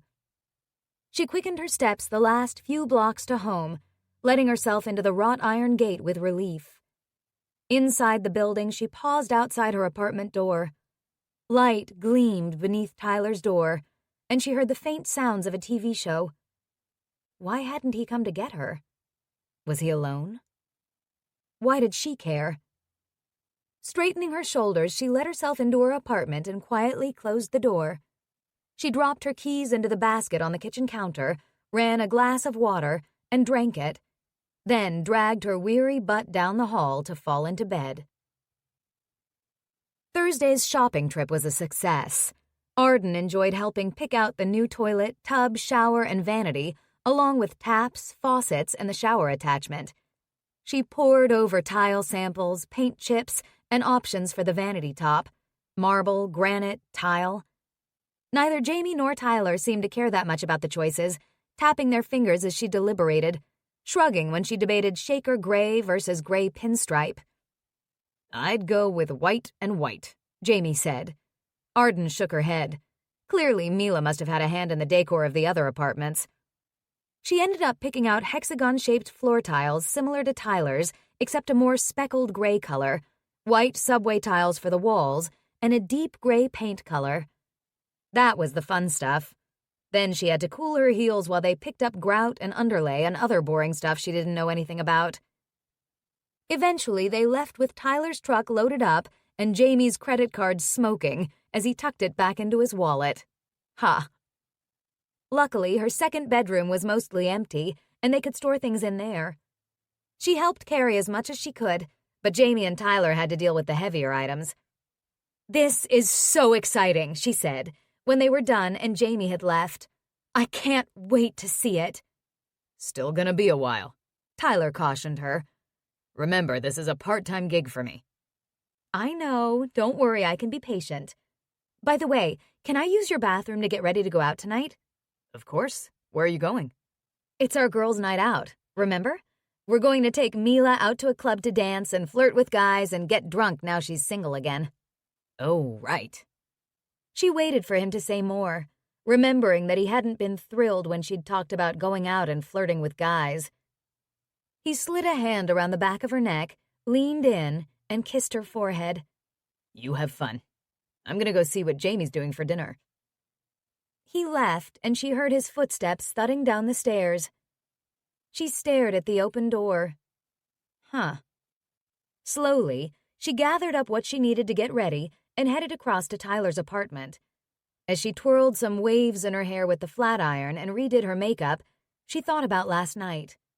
About how Tyler hadn't come to pick her up after work, even though he could have. How they hadn't spent the night together. And how he didn't mind at all that she was going out with Mila and Emma tonight. Was he losing interest in her? Her insides squeezed uncomfortably. Just when she was getting used to the idea that she and Tyler might be able to do this, might be able to have something, maybe it didn't really mean as much to him as she'd thought. Maybe she was the one who was getting all caught up in romantic ideas about falling in love, when all he wanted was convenient, across-the-hall sex. She had to guard her heart, or she was going to end up broken again. Chapter 22. Ugh. Emma lowered her phone with a grimace. "That dude I went out with last week just sent me a dick pic." "Let me see." Mila attempted to grab Emma's phone, but missed. No doubt the result of the many pomegranate margaritas she'd consumed. Arden shook her head, the three of them standing at the bar at Prophecy, a hot dance club on West Hubbard. Music pumped around them, the dance floor a mass of shifting bodies, the lights changing from red to blue to purple. Why do guys do that? No idea. Mila now had Emma's phone and studied the picture. "What I want to know is why unsolicited dick pics aren't called junk mail." Emma and Arden burst out laughing. Mila was swiping away at Emma's phone, her forehead furrowed in concentration. "What are you doing?" Emma asked. "You're not replying to him, are you?" "Yep." Mila's grin held a hint of evil. "Hang on."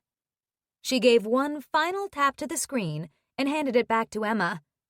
Emma's eyes widened. Oh my God!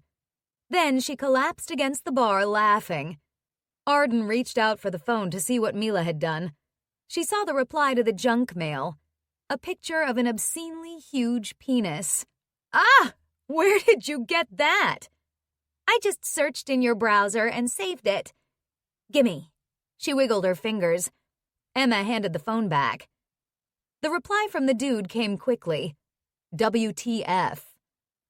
Grinning, Mila sent another message, then held the phone up to show the second picture she'd sent. Arden and Emma winced, but Arden had to smile. Nasty, was the reply. Why? I was nice. Mila tapped in a response. If sending dick pics is nice, I'm being nice too. She quickly sent 3 more pictures. Stop. Just leave me alone. Arden's abs hurt from laughing. There.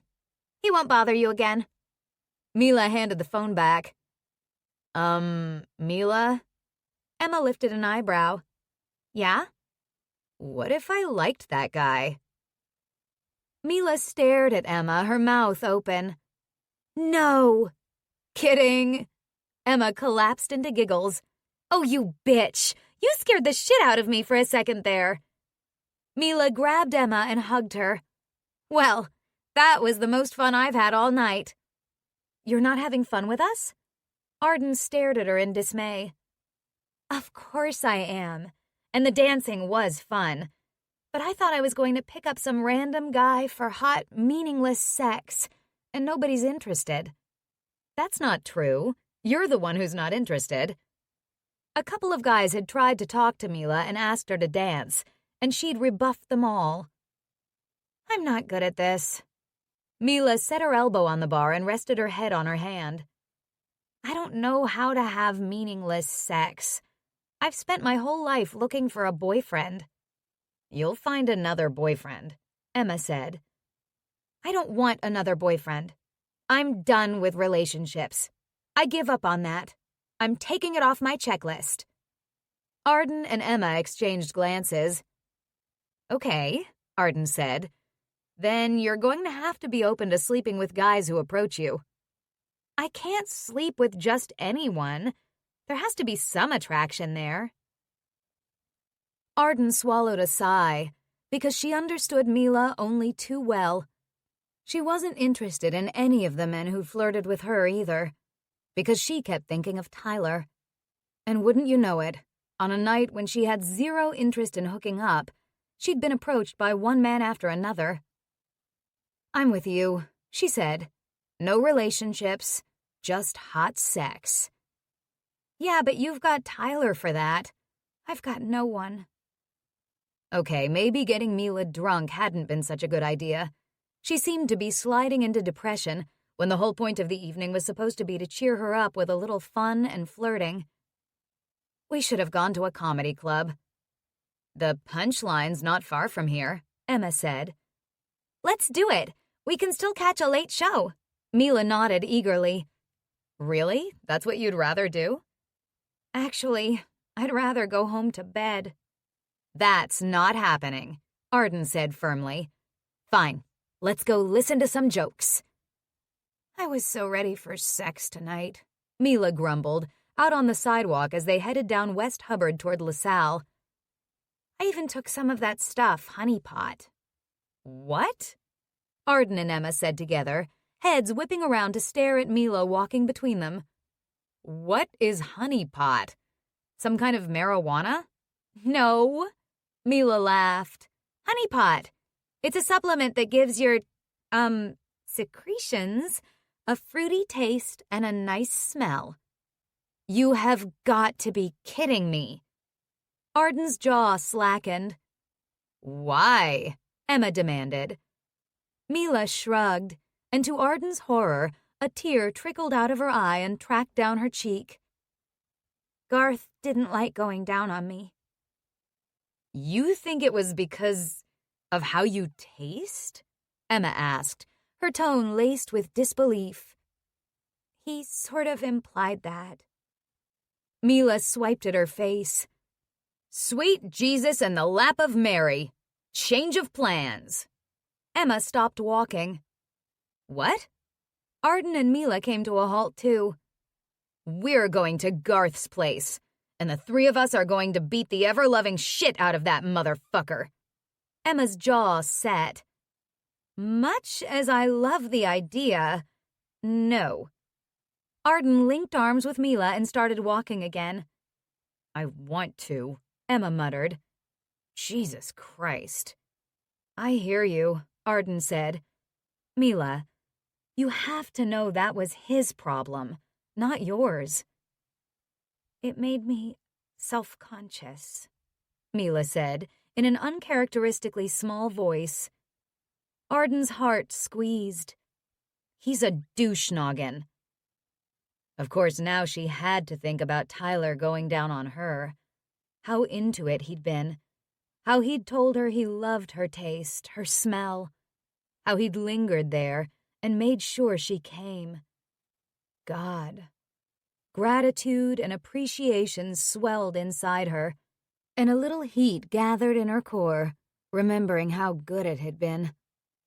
Women are scared of their vaginas, Emma announced. Arden nodded. I think that's true. A while back, I read about vaginal bleaching. Oh my God. Women are even having surgery to look better down there, labiaplasty. It's because of porn. Now, not only do we need perfect breasts and a perfect ass, we need a perfect lady garden. Mila snorted with laughter. Lady garden? Ha! Also, guys apparently aren't at all worried about their junk, as evidenced by the dick pics. See? That's true. Arden nodded. And it probably has something to do with the fact that women still feel ashamed of being sexual. I'm not ashamed, Mila protested. Maybe it's a subconscious thing, Emma offered. There still is a double standard for men and women when it comes to sex. The vagina is something we should be proud of, Arden said. It gives us so much pleasure. On top of the miracle of procreation, it's the essence of our femininity. Right? Mila nodded. Women's bodies are amazing, Emma said. Let's love our vaginas, Mila shouted, attracting the attention of a group of people passing them on the sidewalk, 3 men and 2 women. Yeah! One of the women in the group stopped to high-five them. Love your vaginas, ladies. I'm enthusiastically pro-vagina, one of the men declared. Amid laughter, they all cheered on vaginas, including the men. Then Arden, Mila, and Emma continued on to the comedy club. Where's my whisk? I can't find my whisk. Jesus, who took my goddamn whisk? Tyler wrapped his arms around Arden from behind in her small kitchen. Shh, nobody took your whisk. What's going on? It was the night before the breakfast she was catering for Jamie, and she was bouncing around her kitchen like she was the ball in a pinball machine. I can't find my whisk. How the hell am I supposed to make the eggs without a whisk? We'll find it. He released her and calmly opened the drawer where she kept her utensils. Moving aside a few spatulas, he located the whisk and handed it to her. She dropped her head forward. Thank you. Come here. He pulled her into his arms again and pressed her face to his shoulder. You okay? Yes. No. I'm a mess. I'm freaking out. It's going to be fine. I'm terrified. Something's going to go wrong.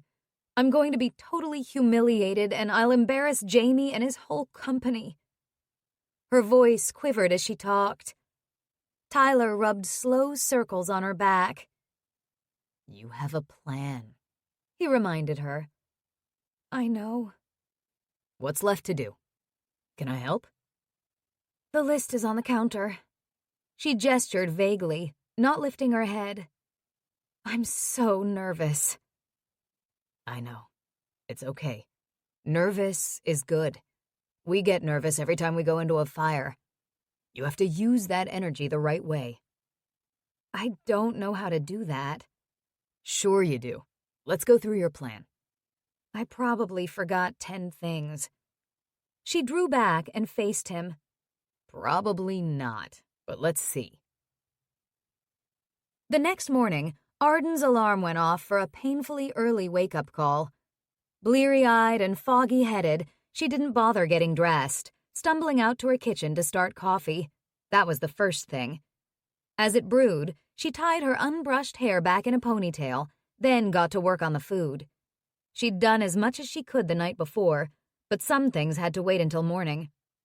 Her kitchen was bursting with food, her fridge barely big enough to hold everything, her counters covered with platters of wrapped baked goods. She gulped coffee as she worked, packing things into big insulated bags. Luckily, Jamie had given her a deposit, which had enabled her to purchase some supplies and the food without depleting her meager savings.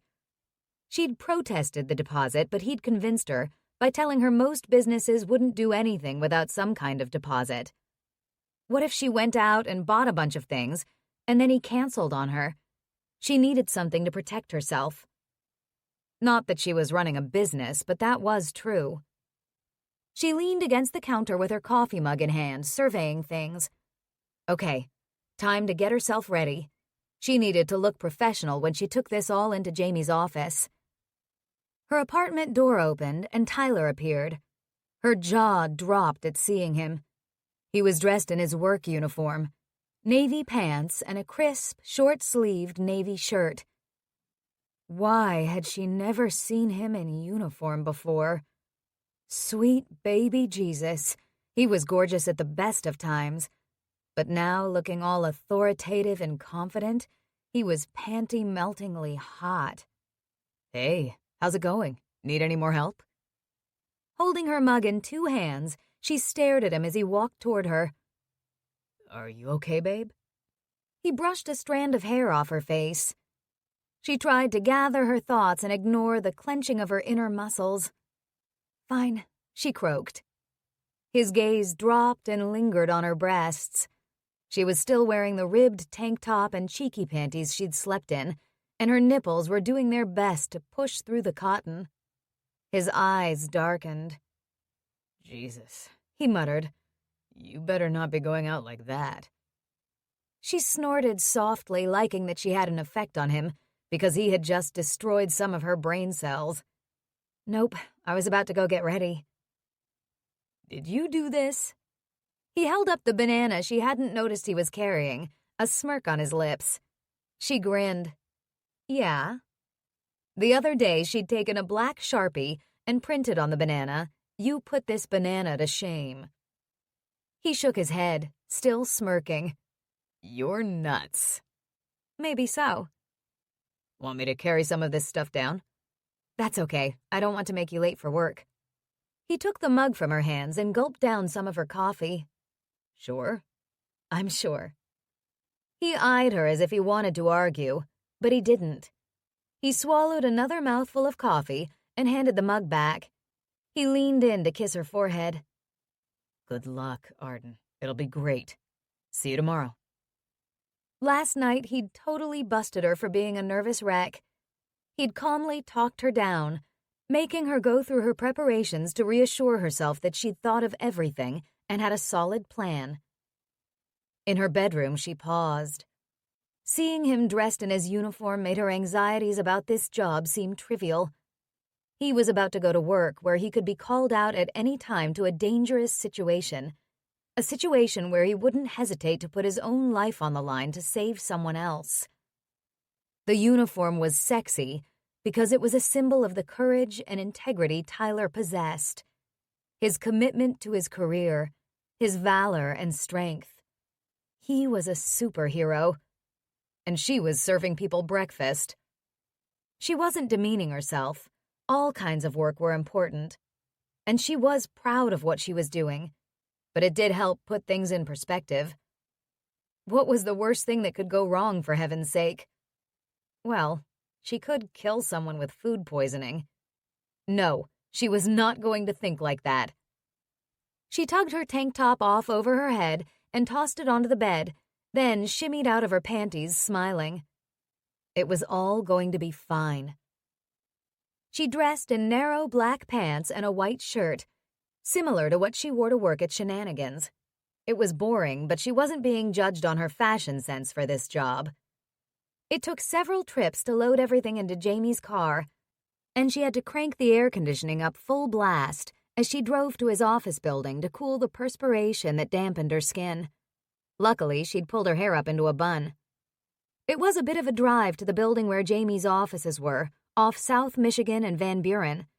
She had to make one stop on the way there, and that was at Screamin' Beans, the micro-roaster she'd discovered at the farmer's market.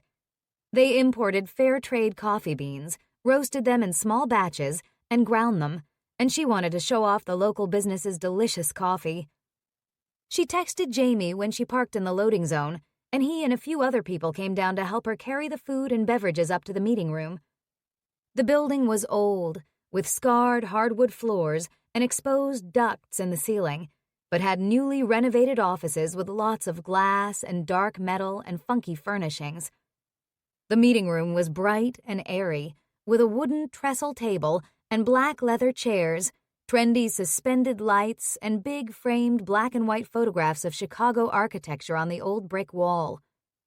A credenza along another wall was ready for her to set up.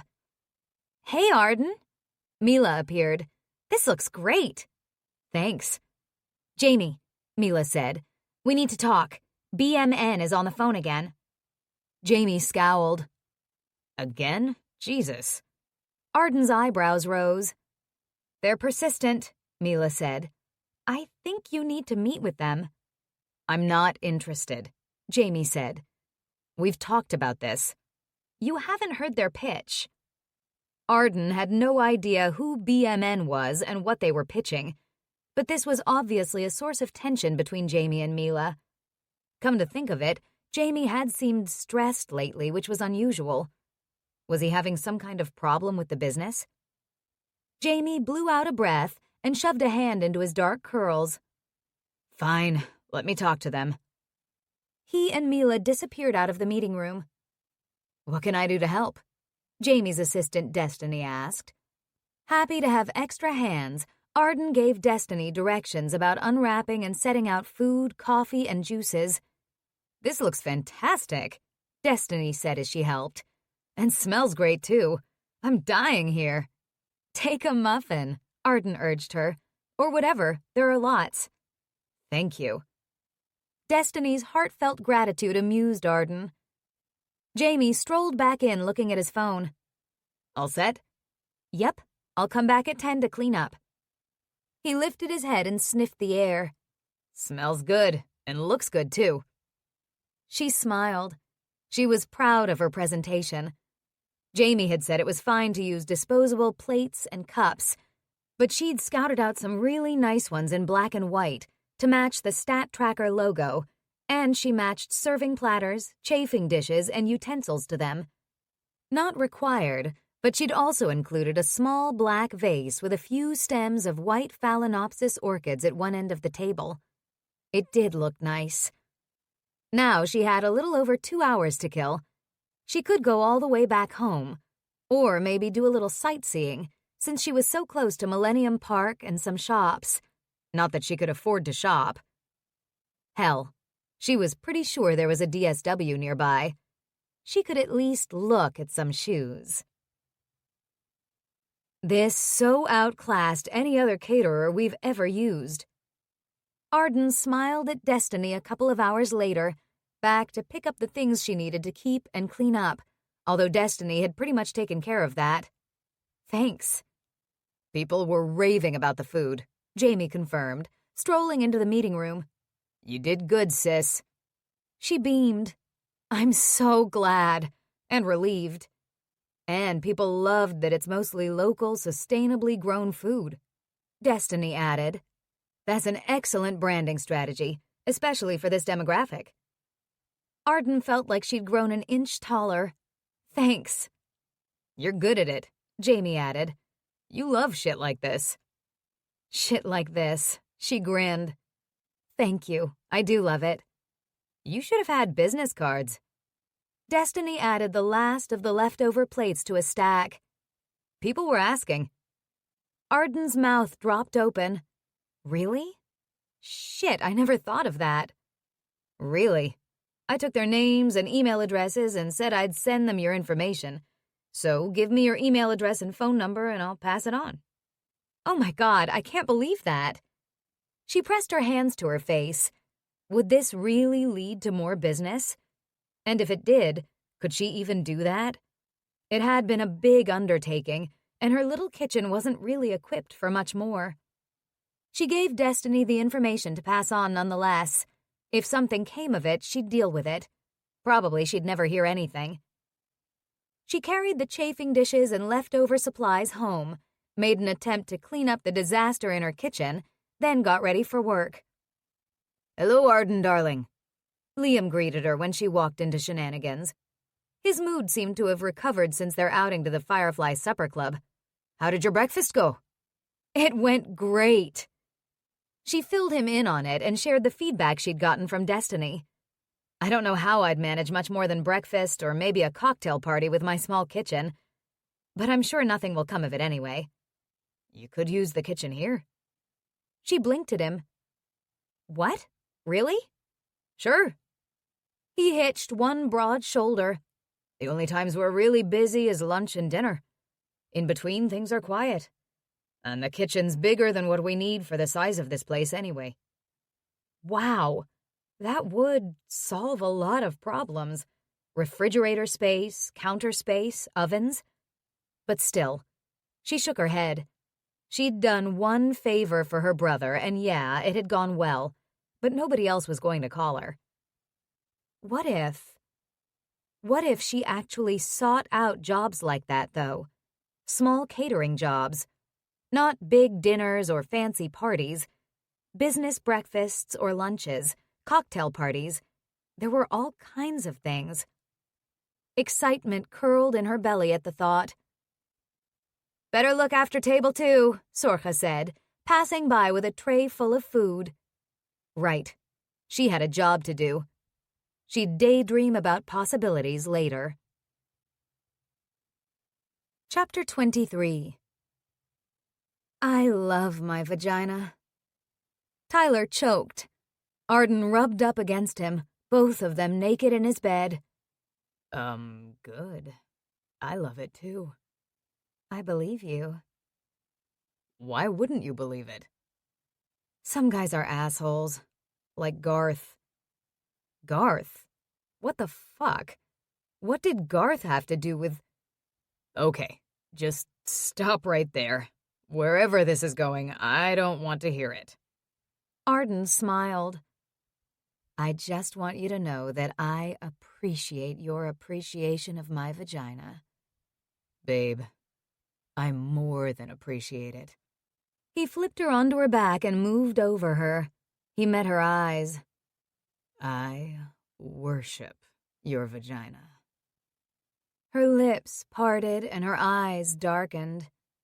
Oh. I'm not that crazy about the word vagina, though. He started kissing his way down between her breasts. Too clinical. I know what you like. He snorted out a laugh, now kissing her lower abdomen. Her breathing had shifted. Let me show you how much I like it. Just so you know, that's not why I said that. Her fingers slid into his hair. No. He spread her thighs with his hands and kissed the inside of one. If I wanted you to lick me, I'd just ask. Her voice had gone low and smoky. But if you want to show me, I'm fine with that. Want to come over tonight and watch a movie? I can't. Tyler was finishing the work on the fireplace in Arden's apartment, wiping his hand on a rag. Oh. I'm going to a book club meeting, I think. She caught her bottom lip between her teeth. What do you mean, you think? I'm nervous. I don't know any of these women, other than Imani, who did my hair. Well, you don't have to go. I want to. He bit back a smile. But you're nervous. Just a little. But Imani was really nice, and we like the same kinds of books, and I want to make new friends, so I want to go. Want me to drive you there? And I can pick you up after. Just call me. She worried her poor pretty bottom lip again. Would you do that? Of course. He slid a hand around the back of her neck, thankfully a clean hand now, and kissed her forehead. I'm sure it'll be fun. What book are you reading? It's called Love Shop by Meg Masters. I really enjoyed it. See, you've read the book. It'll be fine. And I bet they drink wine. She laughed. Yes, Imani promised me there'd be wine. What time? It starts at 7. She showed him the address on her phone. That's not far from here. Just knock when you're ready to go. I'm going to go shower. Okay. She grabbed his arm as he moved away, and he looked into her eyes. Thank you. I got another job! Tyler looked up from his phone, a smile breaking out on his face. No shit? No shit! Arden bounded across his apartment to stand in front of him, holding her own phone. Just now, one of the men at Jamie's meeting loved the food, and he wants me to cater a meeting for his business. That's fantastic, babe. He set down his phone and stood, wrapping her in a hug big enough to lift her off her feet. This was fantastic news. She laughed breathlessly. I can't believe it. I'm not surprised. He smooched her mouth. You're amazing. No, I'm not. But she grinned. Okay, let's make a plan. Sit down. She blinked as he released her. What? He reached for his laptop sitting on the kitchen counter. We'll make a plan. The menu, the shopping list. I'll take you shopping to get what you need. When is this? Geez, I hope it's not a day I work again. She covered his hands with hers, stopping him from typing on the keyboard. Whoa. What? He looked up at her. You know, we should really sit down and do a whole business plan for you. Wait, this is my job. His eyebrows pulled down. I know. She slowly moved her head from side to side. You don't have to jump in and do everything for me. I can handle it. I know you can. Okay, then. But, Tyler, I don't help you fight fires. He rolled his eyes. Not the same. Come on, I'm just trying to help. I need to do this on my own. He fell silent. He remembered their argument that night at the supper club when he'd been, jealous of that other guy, and she'd been upset because she could take care of herself. He knew she could take care of herself. Yeah, he wanted to look after her, but hell, she needed to do this on her own, like she said. He smiled wryly. Okay, but if you need help, ask. There's nothing wrong with that. She beamed a relieved smile at him that told him he was doing the right thing. Okay. Guns versus hoses. Arden's forehead furrowed, then cleared as she laughed. Oh my God, seriously? Tyler grinned. Yeah, we play each other every year. Firefighters versus police. Guns versus hoses. They were on their way to his baseball game. He pulled into the parking lot near the baseball diamond, and they both jumped out. From the back of his truck, he grabbed the duffel bag holding bats and balls, then led the way to the diamond. Because she didn't know anyone there, he took her around and introduced her to the guys and a couple of women firefighters already there, who in turn introduced her to their partners who were there to watch the annual event. Everyone was friendly to her, and Arden was soon seated in the bleachers chatting away. He greeted his friend Dodie, who was one of his partners in FPCF, Firefighters and Police Charity Foundation, and some of the cops he knew from previous years with some good-natured trash talk about the game. It was a beautiful evening, the cool air holding hints of autumn. It was cool having Arden there watching. It made him want to show off a bit. He hadn't been a bad ball player back in high school, and he'd kept playing since. So when it was his first time to bat, he readied his stance and focused on the pitcher for the Guns team. The ball whizzed toward him and he swung. The bat met the speeding ball with a satisfying crack, sending it soaring into the clear blue sky. He dropped the bat and sprinted to first, keeping an eye on the ball as the outfielders ran for it. But it was over the fence. Yeah! He pumped a fist in the air and jogged the rest of the bases, arriving at home plate to high fives from his teammates. Good start to the game. He caught Arden's beaming smile and vigorous clapping, and he inhaled a long, satisfied breath. She was so pretty. The low sunlight gleamed on her long, dark hair, and her smile flashed. She leaned over to listen to something Tremon's wife said to her, nodding her agreement. Then she caught him looking at her and waved. He couldn't stop the big grin that tugged at his mouth. Yeah, he liked having her there. Over the last couple of months, she'd helped him paint her apartment, and she'd made him laugh when she'd swiped her paintbrush on his nose, so he'd had to retaliate, which had turned into an attempt to cover each other in as much paint as possible, followed by a shower together to get it all off. They'd shopped together, cooked together, eaten together, shared a bunch of fun times with their friends together. He knew she was scared about getting too involved. He got it. He'd been trying so hard not to push things, to let her make her own decisions and lead her life. He'd stopped showing up at shenanigans every night because he knew how important it was to her to be independent, even though he worried about her. He didn't flip out when she went out with the girls for the same reason, even though he wanted to be there and make sure no assholes said anything offensive or tried anything handsy. Something had grown between them. Something big and powerful, also intimate and beautiful.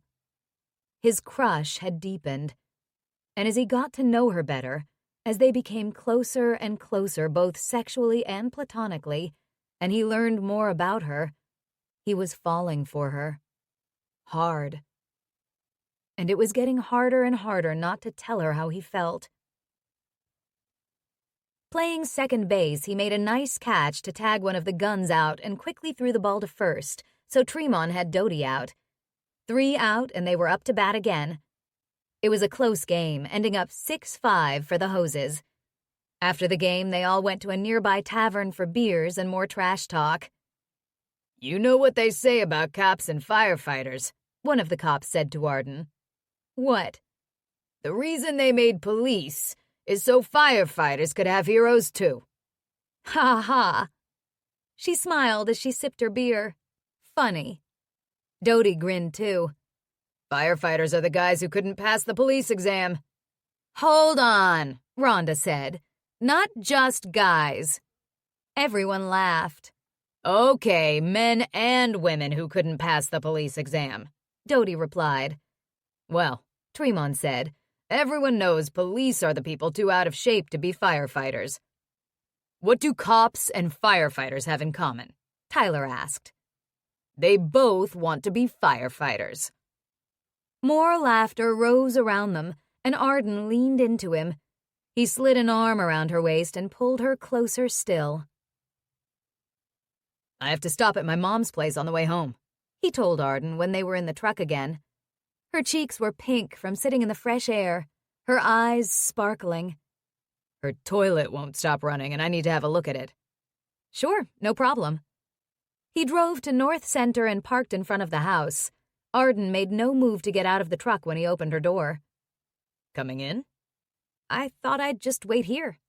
Come in. I won't be long, but you may as well say hi. She hesitated but slid out. Okay. You've met my mom, right? Oh yeah, a long time ago, though. He used his key to open the door and stepped in. Mom appeared from the living room. That you, Tyler? It's me, Mom. Me and Arden. He drew her forward. You remember Arden Lennox, right? He knew that wasn't her name now, but Lennox was how Mom would remember her. Of course. Hello, Arden, how are you? Tyler read the interest and curiosity on Mom's face. Uh-oh.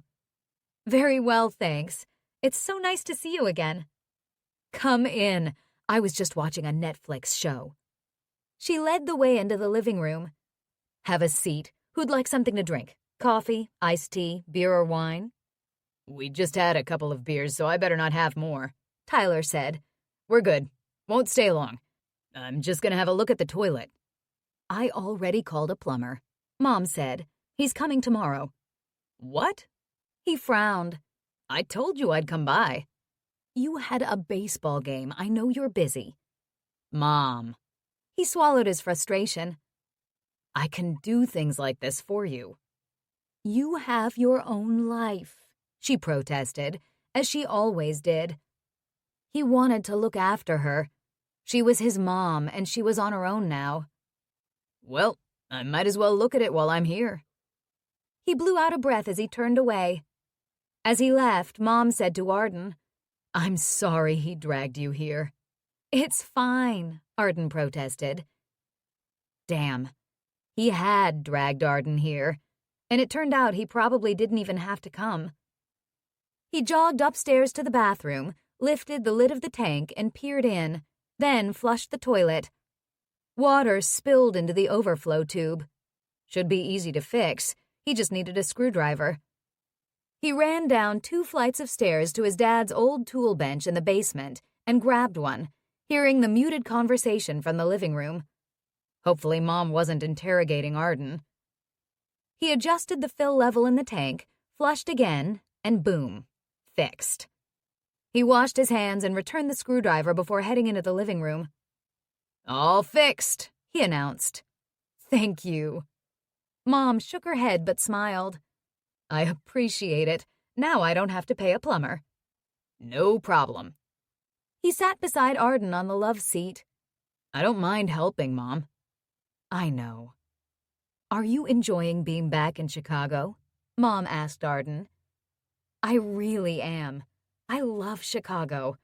I didn't even realize how much I missed it until I was back. It's nice to be around family and friends again. Although the only family here is Jamie.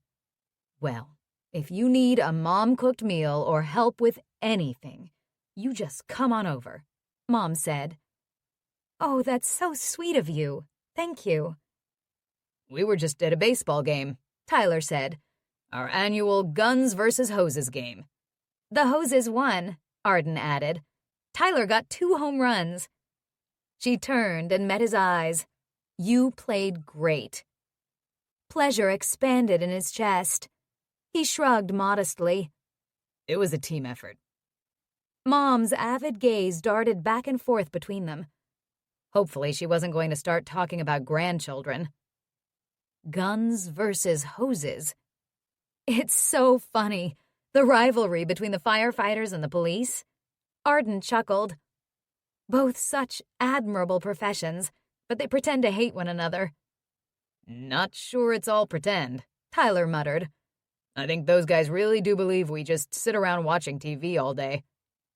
Arden's laugh was low and musical. And you think they spend their day driving around and stopping for donuts. He grinned. You do pretend to hate each other, she said. But I also heard that you and Tremon and Dodie started your charity organization together. Ah, Tremon's wife was talking to you. Yes. So apparently the police and firefighters do work together as a team when there's a need. Tyler snorted. The only reason cops are allowed on scenes is because the firefighters are busy and someone needs to direct traffic. She laughed. I love all these jokes, but you know what? When it comes to popularity, firefighters always win. Lots of people hate cops, but nobody hates firefighters. He met her eyes and his heartbeat quickened. It's true. Despite the rivalry, we do work together when shit hits the fan. We all respect one another. Mom's forehead creased, and she watched them with a weird expression. I keep hoping Tyler will change his mind about going back to college and do something else. Arden's head tilted. Why would you want that? He loves what he does so much. Well, firefighters don't earn that much money. I think it's more important to do something you love, Arden said quietly, leaning into him so her shoulder pushed against his.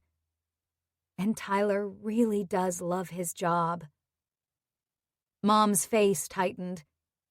I guess he does. He's good at it, too, Arden added. His coworkers and his superiors really respect him. How do you know that? He looked down at her with amusement and surprise. I heard lots of stories about you tonight. Oh, great.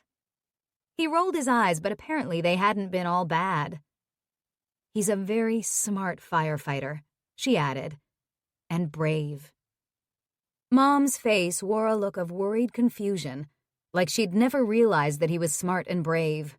Christ. So what do you do for a living, Arden? Well, right now I'm working as a waitress at a pub. Mom blinked. If she said one goddamn word that was insulting to Arden, he'd lose his shit. Protectiveness surged through him. It's not what I want to do forever, but I was in kind of a bad financial situation when I moved back, so I needed to find a job right away. Turns out I enjoy it, and I've just started doing a little catering. Catering? Mom repeated, nodding, her face expressionless. Tyler's gut tightened. Yes. Excitement lit up Arden's eyes. I love entertaining and cooking and baking. Basically, I like feeding people. She laughed. I never thought of making a career out of it, but I'm thinking of giving it a shot. She told Mom about her ideas for using local vendors, her enthusiasm contagious. Pride expanded in his chest as she talked.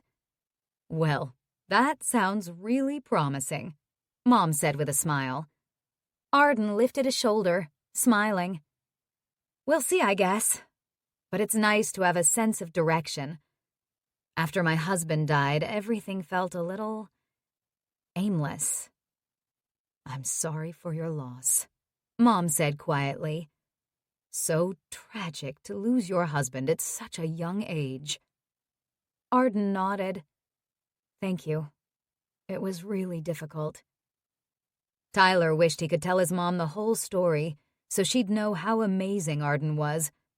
But that was her story to tell, if or when she wanted.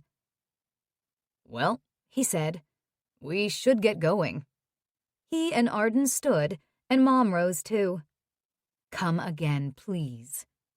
Mom touched Arden's arm. Maybe for Sunday dinner one weekend when Ty's not working. She liked Arden. Fuck yeah. This wasn't why he'd brought Arden here with him. Or maybe it was. Maybe he hadn't even realized that he'd wanted his mom to meet Arden, that he'd wanted her to like her. And now he knew she did. That would be so nice. Thank you, Arden said, though he sensed her hesitance. Hopefully we can work that out. Non-committal. Enough of this. He was losing patience. He'd tried to back off a little so she'd have time to accept what was happening between them. He wasn't some kind of woo-woo guy, but it almost felt like this was meant to be. From the time they were teenagers and he'd crushed on her. No other woman he'd dated or had a relationship with had ever been right. It had all been leading to this woman, to right now. He drove through the dark streets to their home, trying to figure out how he was going to do this, where, what to say. You're so quiet. Arden reached over and curled her fingers around one of his hands. He glanced at her and smiled. Is that unusual? No. She rubbed her thumb over his hand. You're not a loudmouth. He barked out a laugh. Gee, thanks. It's one of the things I like about you. You talk when you have something to say, not just to fill the void or hear yourself talk. Oh, he had something to say, all right. He was practically vibrating with it. His insides twisted up. How was she going to take this? She had to feel something, too. The way things had been going between them, easy and comfortable, yet still lots of smoking hot sparks. Nights he was off, they spent together, either in her bed or his. They were in and out of each other's apartments all the time, even though her bathroom was now fully functional. He brought her her favorite organic wine, and she made him muffins. He parked behind the house, and they entered through the rear door, then climbed the stairs. As usual, he let her go in front of him, partly out of chivalry, partly because he enjoyed watching her ass in her snug jeans. "You have to work in the morning?" she murmured at the top of the stairs. If he worked, they usually went to her place, so he could sneak out early and she could get more sleep. Nope. "Your place or mine?" Mine, he said gruffly. "Okay." He led her into his apartment, rubbing his hands together. Christ, his palms were sweating. "Let's make out," he blurted, the first thing that came to mind. She flicked on a lamp and smiled at him over her shoulder. "Thought you'd never ask." He grinned, his nerves easing slightly. She was fucking perfect. He slid a hand over her ass and squeezed, then grabbed her and pulled her down onto the couch onto his lap. He lifted her legs across his, cupped her face with one hand, and kissed her. Her mouth opened to him, soft and warm. Her taste, as always, was like a drug, shooting through his veins and making him high. His dick thickened, and he shifted their bodies around, fitting her to him. His hand slid down, fingertips trailing over her throat. Then he found her breast. That lush softness made him crazy. He hardened, heat pouring through him. She slid her mouth along his stubbled jaw. Such a good kisser. "Yes, you are." She smiled, rubbing his chest. "Watching you play baseball made me hot." "Seriously?" He kissed the corner of her mouth. "Totally. You were all muscular and sweaty out there, hitting home runs and sliding into first base." She breathed in, as if inhaling him. "Almost as sexy as fighting fires." "You've never seen me fight a fire." His voice came out strangled as she slid her hand to his groin and pressed. "No, but I've seen you in your uniform. That's hot, too." "Arden. Christ, Arden. I have to tell you." Was this how he'd planned it? He couldn't even remember. His mind was shot. She had him all hot and bothered. "I have to tell you. I love you." She went very still against him. He moved in for another kiss, but she turned her head. "Tyler." "Don't say anything. I know it's soon. I've been trying to take things slow, because I know you weren't ready for another relationship so soon." "Not ever." She pushed back and he tried to focus on her. She stared at him wide-eyed. "I don't want a relationship, ever." He tried to keep his face neutral, but knew he'd failed when she squeezed her face up and said, "Oh, shit, shit." He sucked in a breath. "I'm handling this really badly," she muttered. "I'm sorry." "Look, you don't have to say it back." Fuck, he sounded desperate. Desperate and pathetic. This was not how he wanted to come across. "I know you feel something, Arden. I know it." He lifted her hand and pressed it to his chest, his heart, which was crashing against his sternum. "We've got something great here, baby. Just admit that. Just go with it. I just want you to know how I feel. I love you." Oh, God. Oh, my God. Yeah, that didn't really sound good. Arden closed her eyes, her face looking like someone was pulling out her fingernails. You can't love me. His heart dropped like a stone. Talk to me, Arden. What's going on? Shit, Tyler. I told you before.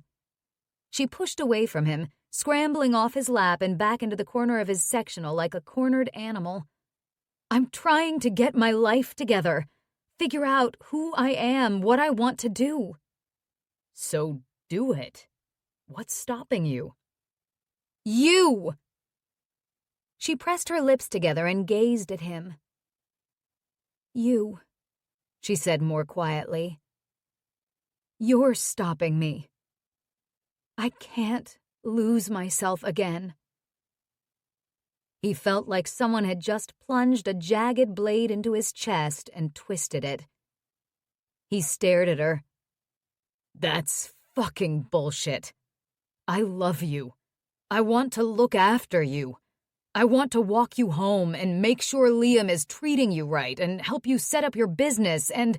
Don't you see that I need to do that for myself? She twisted her fingers together.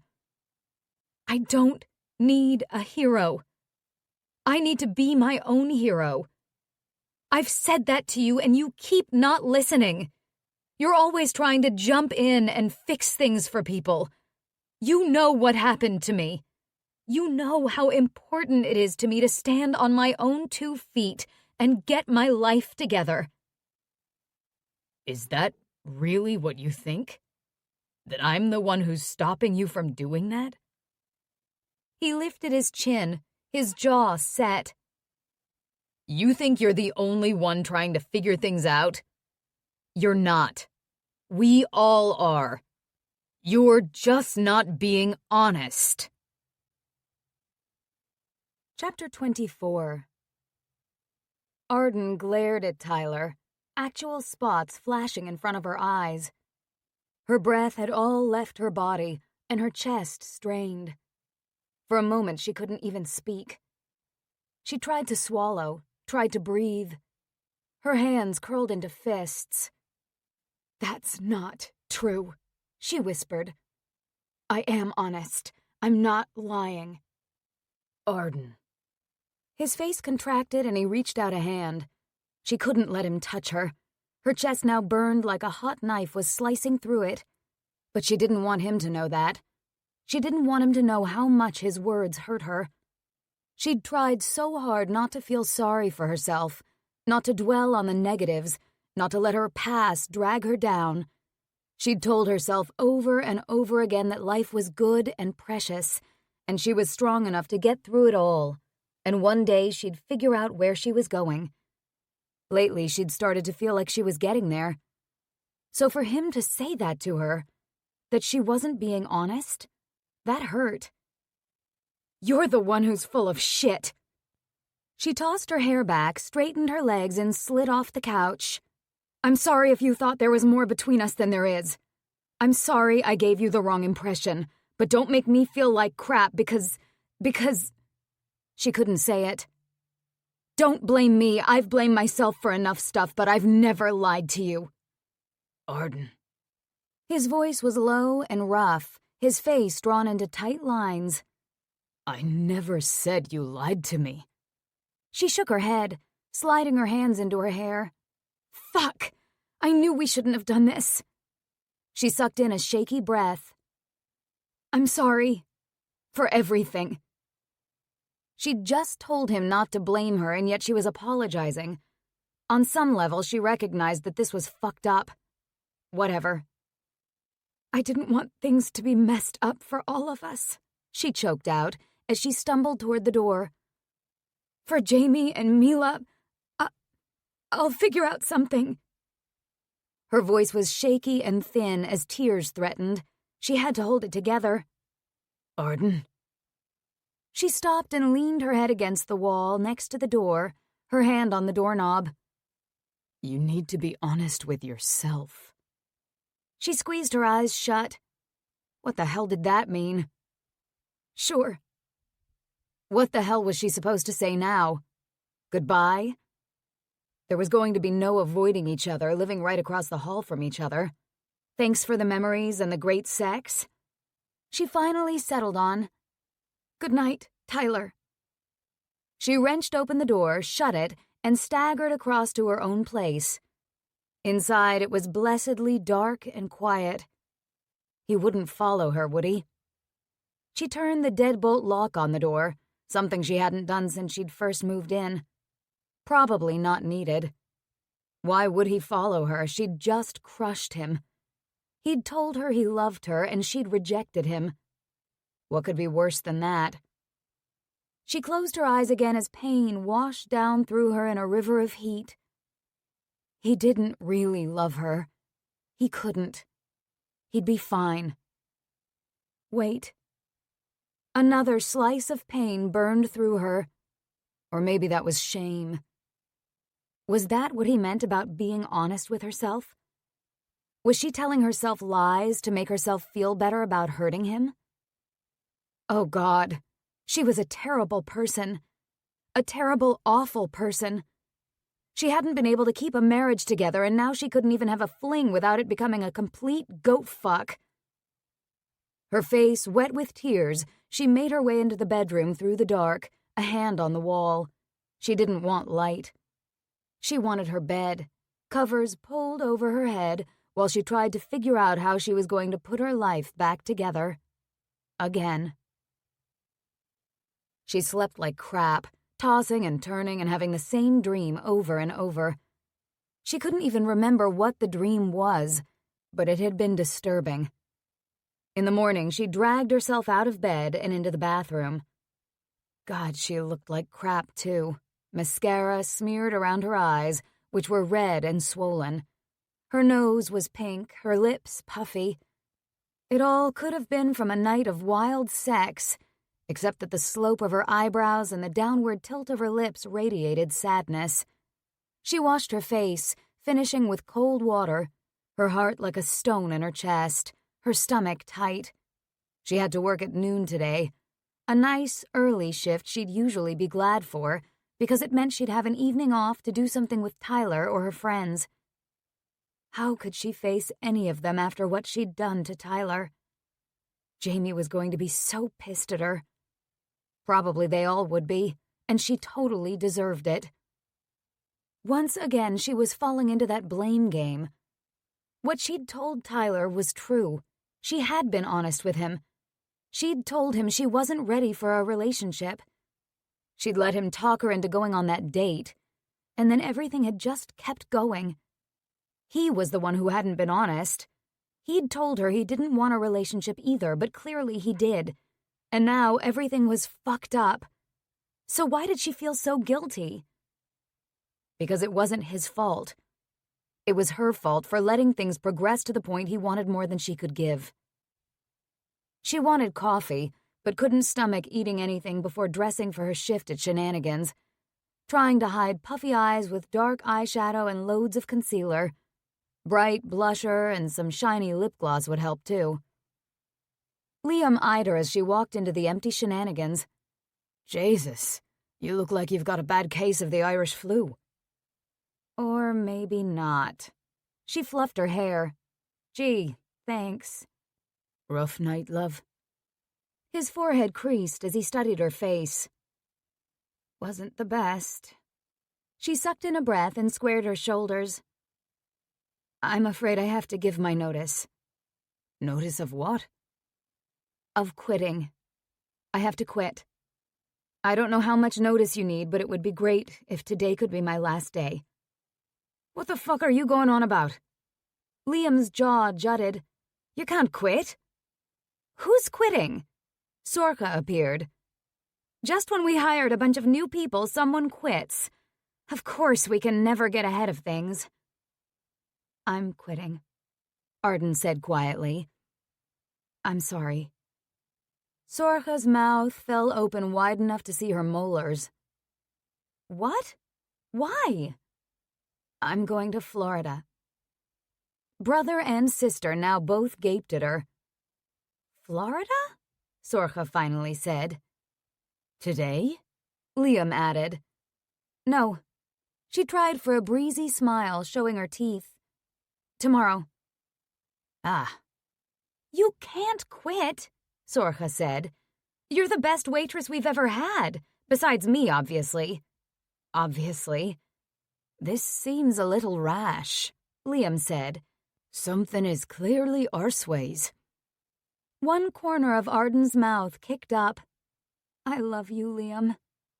Then why the fuck are you quitting? He yelled. Don't yell at me! I'm not yelling! You're both yelling! Sorcha shouted. Arden clamped her mouth shut, her bottom lip quivering. Dense silence filled the bar. I have to go, she finally said. I messed up. I got involved with Tyler. I should have known better. Waves of displeasure radiated off Sorcha, who gave her a slitty-eyed, thin-lipped look, arms crossed. Arden rested her forehead into her shaking hand. Achara. Liam came around from behind the bar, slid his arm behind her shoulders and led her to a table. He eased her down into a chair and pulled one up for himself. Talk to me. She laid her head down on her arms on the table and rolled her forehead back and forth. I just told you what happened. You told me nothing. I already knew you and Tyler were involved. What's the problem with that? She had no clue what to say to that, acutely aware of Sorcha's simmering presence nearby. Let's just say we ended things. It's super awkward living right across the hall from him. He's my brother's best friend. I knew that. I knew I shouldn't have gotten involved with him. Liam rubbed her back. I'm sorry. Thanks. So that's why I have to quit. Because this is his hangout place. I can't be here. Shit. Arden's head jerked up to look at Sorcha. I should be happy, Sorcha said. You're leaving, Tyler's single again. Why am I not happy?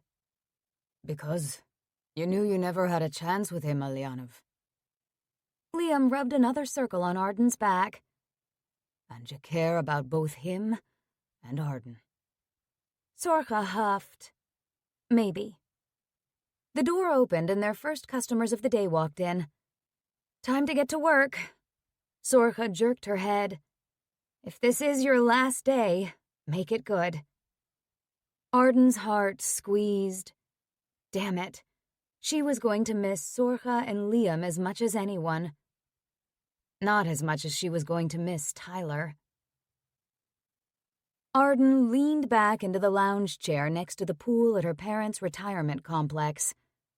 The fronds of a nearby palm tree tossed in the gentle breeze. An elderly couple on the opposite side of the pool were holding hands and kissing and laughing. Gah. She tossed down the magazine she'd borrowed from Mom, unable to focus on anything. Closing her eyes, she let the hot sun warm her, trying to let the heat melt away her sadness, and pain, and guilt. Her parents had been surprised when she'd shown up there, happily surprised at first, before cluing in that Arden was not okay. She kept telling them she was, but clearly she wasn't putting on a good enough act. She'd run away without saying goodbye or telling anyone. When she'd arrived at Mom and Dad's, she'd texted Jamie to let him know where she was. He'd replied with a barrage of messages, mostly questions which she'd ignored, then a bunch of phone calls she hadn't picked up. She couldn't stay here forever, but she needed a plan. She hadn't had enough time to save any substantial amount of money. She had no home, no job. She was right back where she'd started months ago when she was leaving Phoenix. In fact, she was even worse off. This time, she actually had awesome people in her life she cared about, and she was losing them too. She'd taken the generous opportunity Jamie had given her to live in his building, the job Liam had given her, and the friendship they'd all offered her, and she'd completely fucked it all up. Arden. Mom took the lounge chair next to her. Jamie just called. Oh. He's worried about you. You're not answering his texts. Did you tell him I'm fine? No, dear. Mom's tone was dry. Because you're not. Please, you have to talk to me. We're all worried about you. A tear trickled from one eye and slid down her face and into her ear. Don't worry about me. Jamie says you and Tyler have been seeing each other. Seeing each other. She gave a short laugh. Yes. It was hard to avoid seeing each other living across the hall from each other.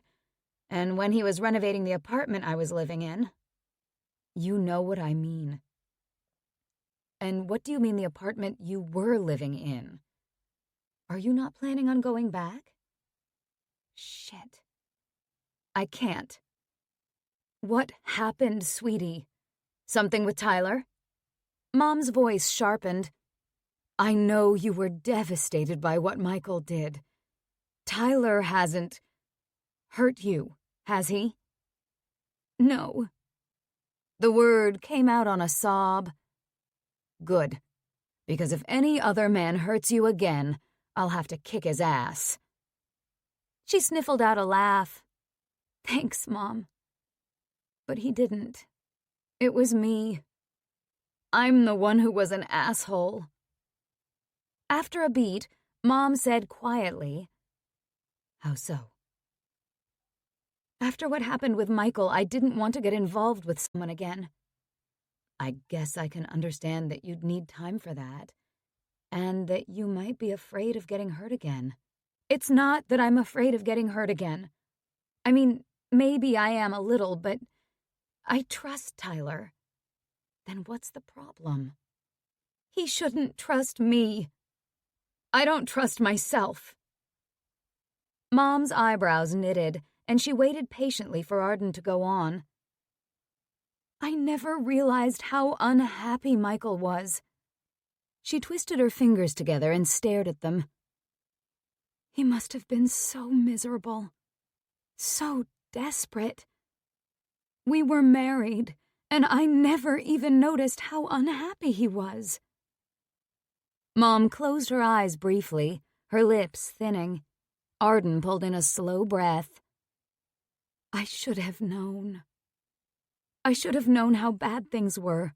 I should have made him talk to me and tell me what was going on. I could have helped him. And I could have stopped him from... Her throat closed up.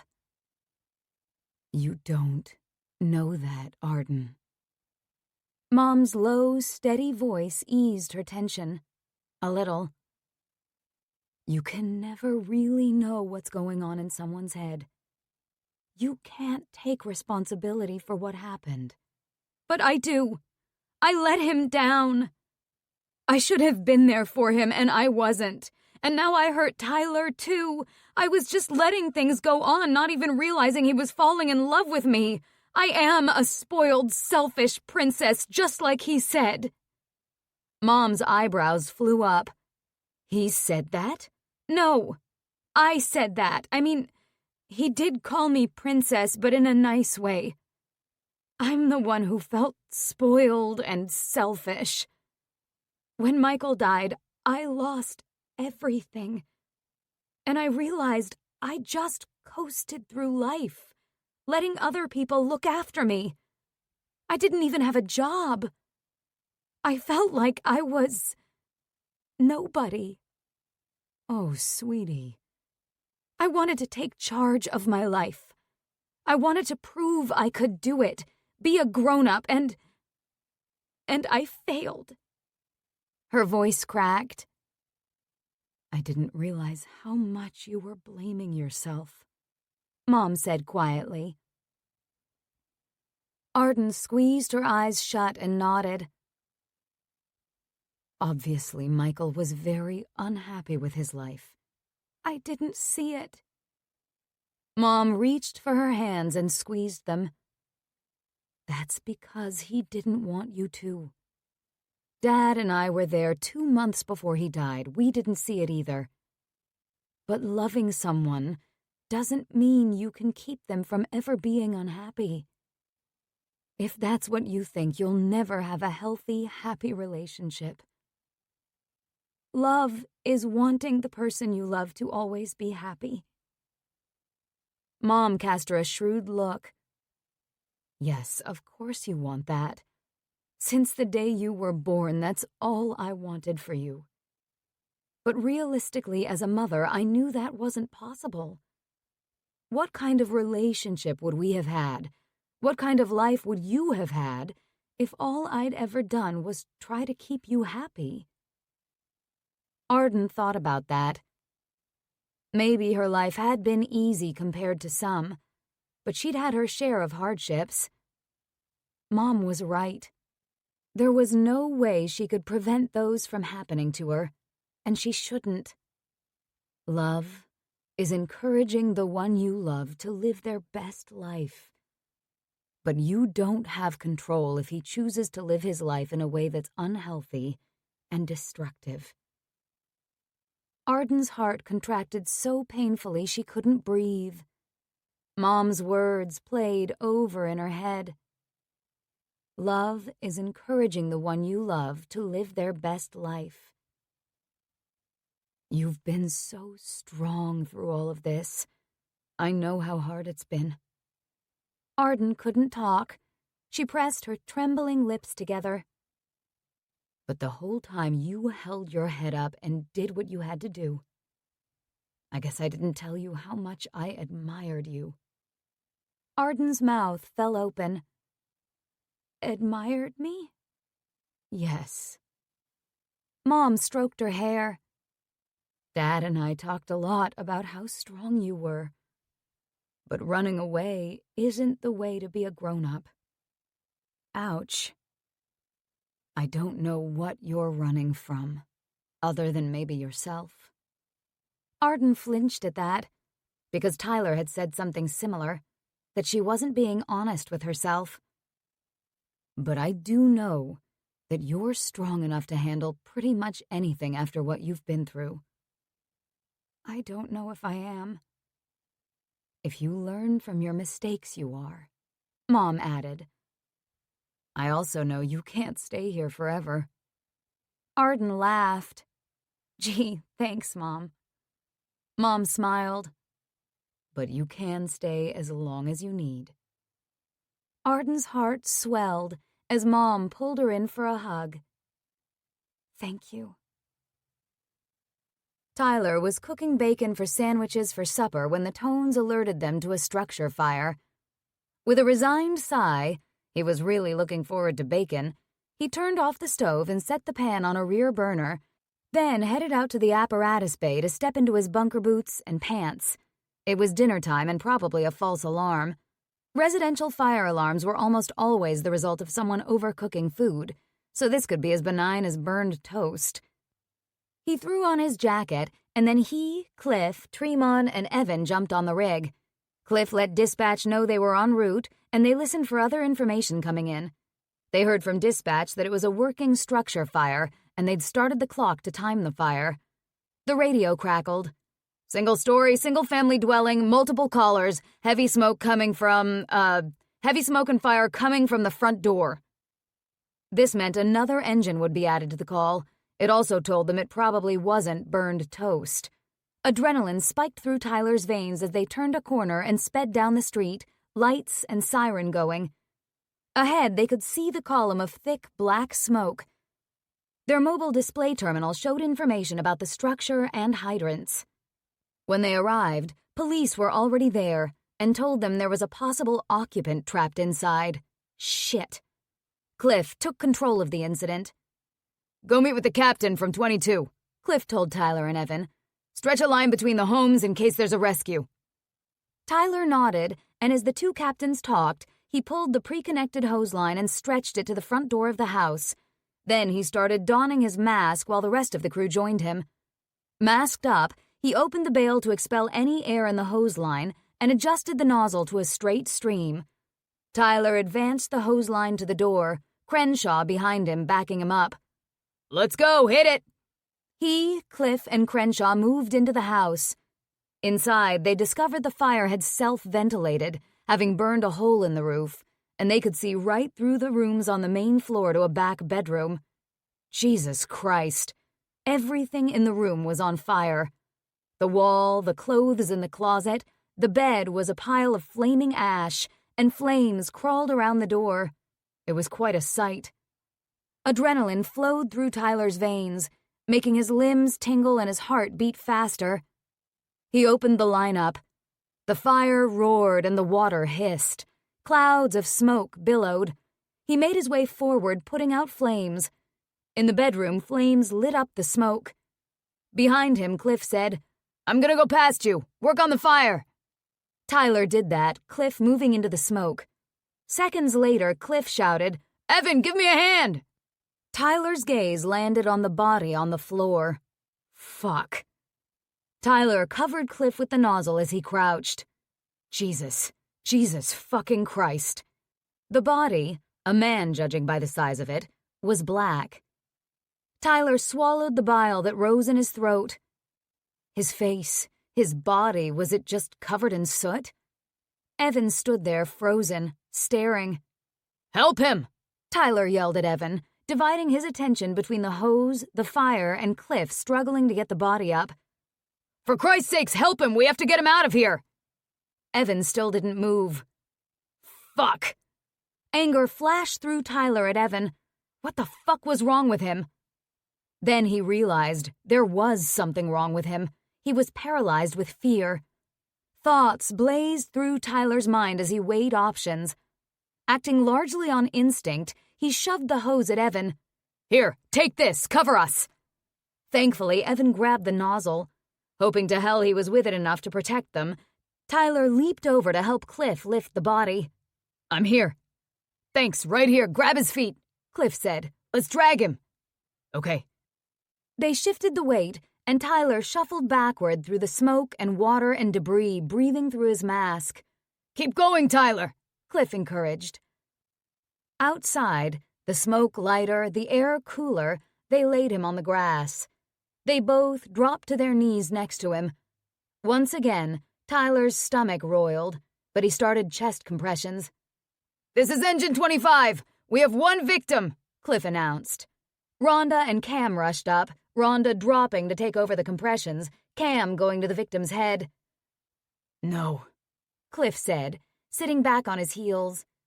He looked up at Tyler with sad resignation, shaking his head. Tyler stood almost ready to vomit, but he swallowed. "I need to get back in there. Crenshaw's not doing so good." He strode back into the house where Evan stood like a zombie, still holding the hose. "The attic!" Tremont yelled. Again, Crenshaw didn't respond, standing knee-deep in coals. His feet were going to burn. Tyler took control. He grabbed the hose and hosed down Crenshaw's feet, listening to the chatter through his earpiece about the victim and other crews arriving, their instructions. "Get out of here!" he yelled. Crenshaw turned eerily blank eyes on him. Christ. Crenshaw wasn't exactly his favorite person, but Tyler felt sick seeing him like this. Tyler turned the hose on the fire in the attic, but the longer he stood there in red-hot coals trying to get Crenshaw to go, the hotter his own feet were getting, and he had to take a second to hose them down and drench them. The other crew that had arrived pulled the ceiling for them, while he and Tremont chased the fire around the attic. They were making progress, but Crenshaw was still there, now shaking. He was going to have to physically get him out of the house. He grabbed Crenshaw and shoved him forward, both of them stumbling. Finally, he wrestled him outside. Tyler re-entered the structure. As he turned the hose back on the attic, with no warning, the floor moved under his feet. Shit! The last thing he heard was Tremont yelling, "Mayday! Mayday! Mayday!" Chapter 25.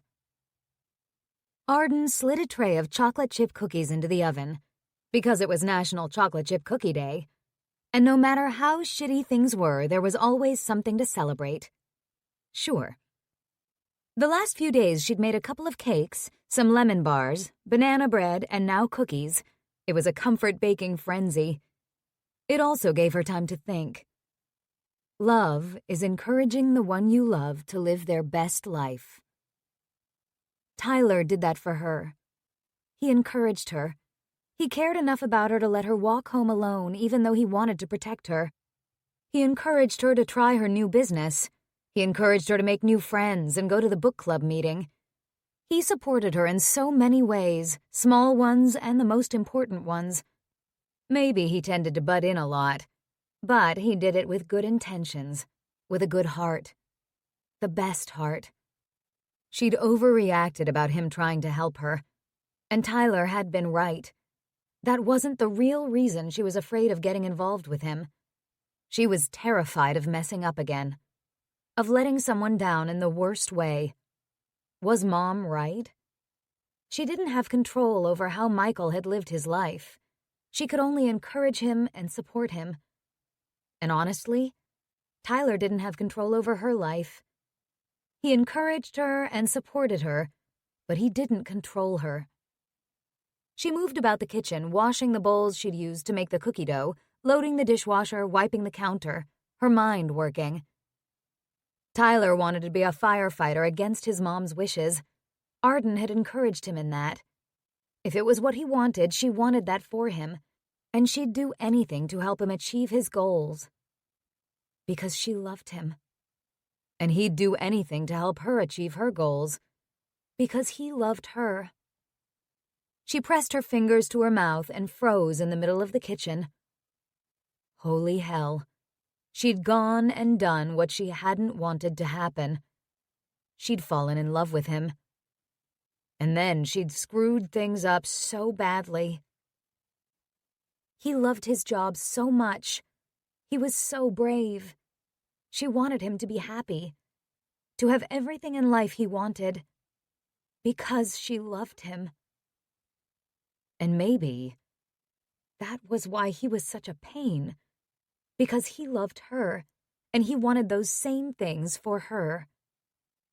Mom was right about something else. She had run away, and that wasn't acting like an adult. Mom's words had stung, but she had to admit the truth in them. She'd screwed up again. But Mom had also said if she learned from her mistakes, she was strong enough to do anything. Wasn't that exactly what she'd wanted? A new life? A chance to start over? A chance to learn from her mistakes and be a better person? She plopped her butt onto a stool at the counter. Mom and Dad were sitting outside on the patio. She stared across the room blindly. When things had gotten tough, she'd been scared and she'd run away, instead of dealing with them like an adult, which she hadn't done with Michael either. That wasn't learning from her mistakes. She hung her head, shame burning her insides. She was strong. She'd been through hell. She'd survived. She could do anything. She lifted her chin. But could she do what she had to do to make things better with Tyler? She pulled in a slow breath through her nose, her hands flat on the cool granite. Yes, she had to try. She had to try to be the woman she'd wanted to become. Brave, honest, strong. She jumped off the stool and skidded across the shiny floor to the sliding doors. She flung one aside and stepped out. "Mom!" Mom looked up from the magazine she was reading, startled. "I need to book a flight and pack." Mom's slow smile made Arden's heart squeeze. She set down her magazine. "I'll help." She hadn't told Jamie or anyone she was coming back to Chicago. She felt like an idiot now, quitting her job at Shenanigans, running out on the new life she'd built. She would fix things. She would do better. She took the train and then the bus home. Home. The air in her apartment felt a little stale, but the scent of her favorite honeysuckle candles lingered. She looked around, remembering the day she'd arrived. Since then, she had a new bathroom, a beautifully refinished fireplace, and perfect painted walls. Baseboards and door casings hadn't been added, but the apartment was almost finished. Thanks to Tyler. She remembered cooking together in her kitchen, trying new recipes using the things they'd shopped for, feeding each other tastes. Him complaining about how messy she was, her telling him culinary creativity couldn't be stifled by orderliness, arguing over whether they'd used too much salt or not enough. Then the fun and laughter they'd shared with their friends and Jamie while eating what they'd cooked. It was everything she'd lost. Friendship, companionship, love. She unpacked her suitcase, then crossed the hall to Tyler's place. She paused, listening, but heard nothing. So she turned the doorknob and entered. Inside, she padded down the hall and peered into Tyler's bedroom. Bed neatly made as always before he went to work. A pair of jeans draped over the arm of a chair, a pair of socks on the floor next to the hamper. She shook her head, smiling faintly. She'd bugged him about why he couldn't put his socks into the hamper instead of on the floor near it. She picked up the socks and dropped them in. She sucked on her bottom lip as she meandered through the silent apartment. The whole place smelled faintly like Tyler, like the spicy, clean body wash and shave balm he used. She pressed her fingers to her eyes. She thought she'd lost a lot when Michael had died. Now she felt she'd lost so much more. But at least she would have the courage to stand up and admit how she felt, to tell the truth, to be honest not just with herself, but with the man she loved. In the kitchen, she checked the dishwasher. It was full, but everything was clean, so she unloaded it and then moved a couple of glasses, a bowl, and a spoon from the sink to the dishwasher. She grabbed a sponge and wet it and wiped off the counters, then polished up the stainless steel taps and faucet. She knew who she was. Maybe she didn't know where she was going, but she wasn't alone in that. Jamie'd told her that. Mila and Emma had told her that. She'd already learned a lot about herself. Sure, she'd freaked out about Tyler. Maybe he couldn't forgive her for that. She'd hurt him. She understood that, and it broke her own heart knowing it. But if she'd learned anything the past year, it was that forgiving herself for her screw-ups was the first step. Mom, I'm going to be fine. Tyler wasn't sure of that himself just then, but his mom was so distraught he felt a need to reassure her. Really? Mom couldn't stop crying, holding his hand, sitting in the chair beside his hospital bed. This is why I don't want you to do this, she sobbed. Tyler's forehead tightened. Because I might get hurt? Yes. She gave a huge, unladylike sniff. Tyler handed her some tissues from the box. Hospital tissue. They were thin and sandpapery, but it was all they had. She swiped at her nose. Every day I worry about you. If something happens to you, I can't. She broke down again. Christ. His jaw dropped. This was what her disappointment in his career was all about? She was actually terrified something would happen to him? She tried to get control of her emotions, wiping at her eyes and nose. I can't lose you, she whispered. I can't lose another child. You're all I have left. After losing one child, and then his dad. He closed his eyes, his chest tight, his thinking still muddled. Jesus, Mom, I'm sorry. He reached out his good hand to awkwardly squeeze hers.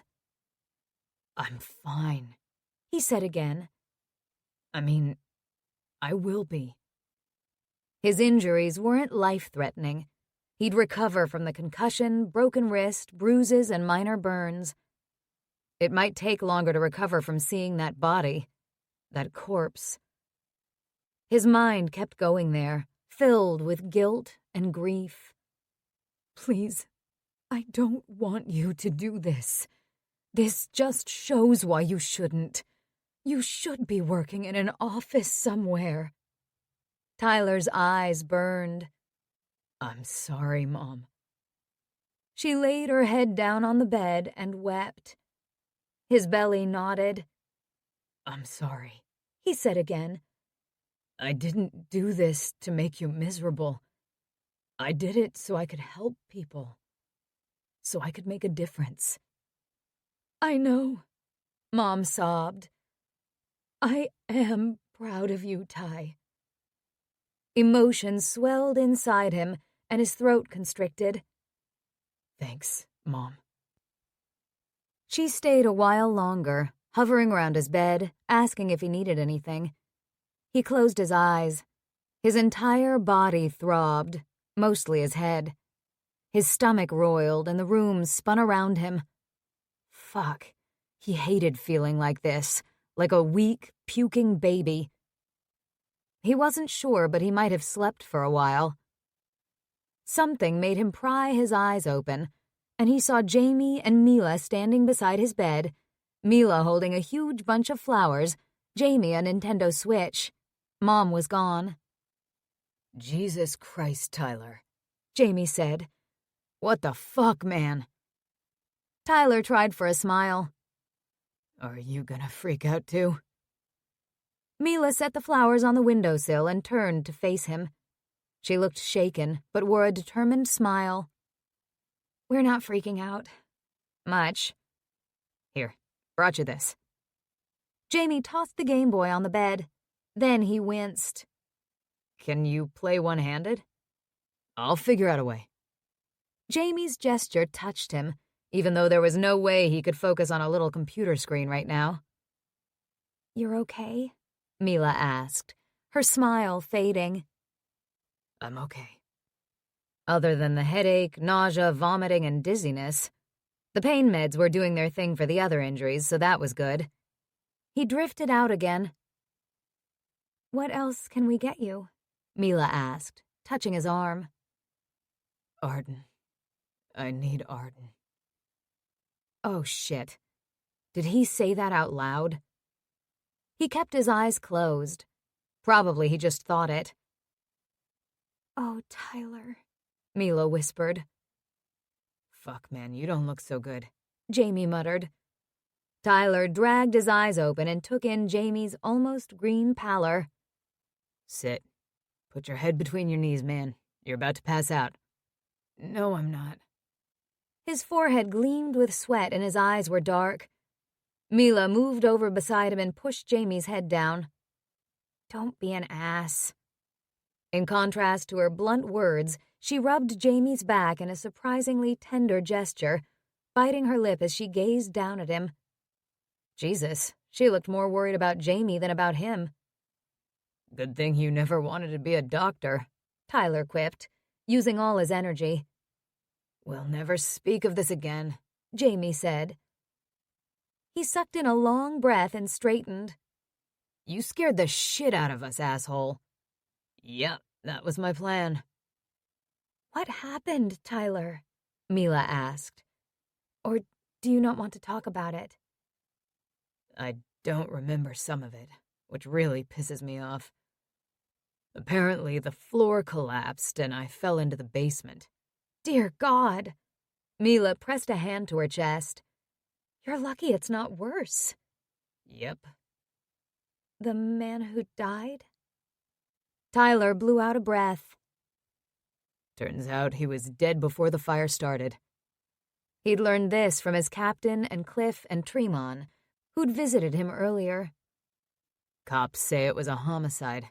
He was murdered, and then they set the house on fire." It didn't help a whole lot, but at least they knew they hadn't failed to rescue the man. It was still a traumatic thing to have seen. "Oh, wow, that's awful." Mila perched on the arm of the chair, her hand still on Jamie's back. "How long do you think you'll be in here?" "I think they said I might be able to go home tomorrow." "We'll be there to help."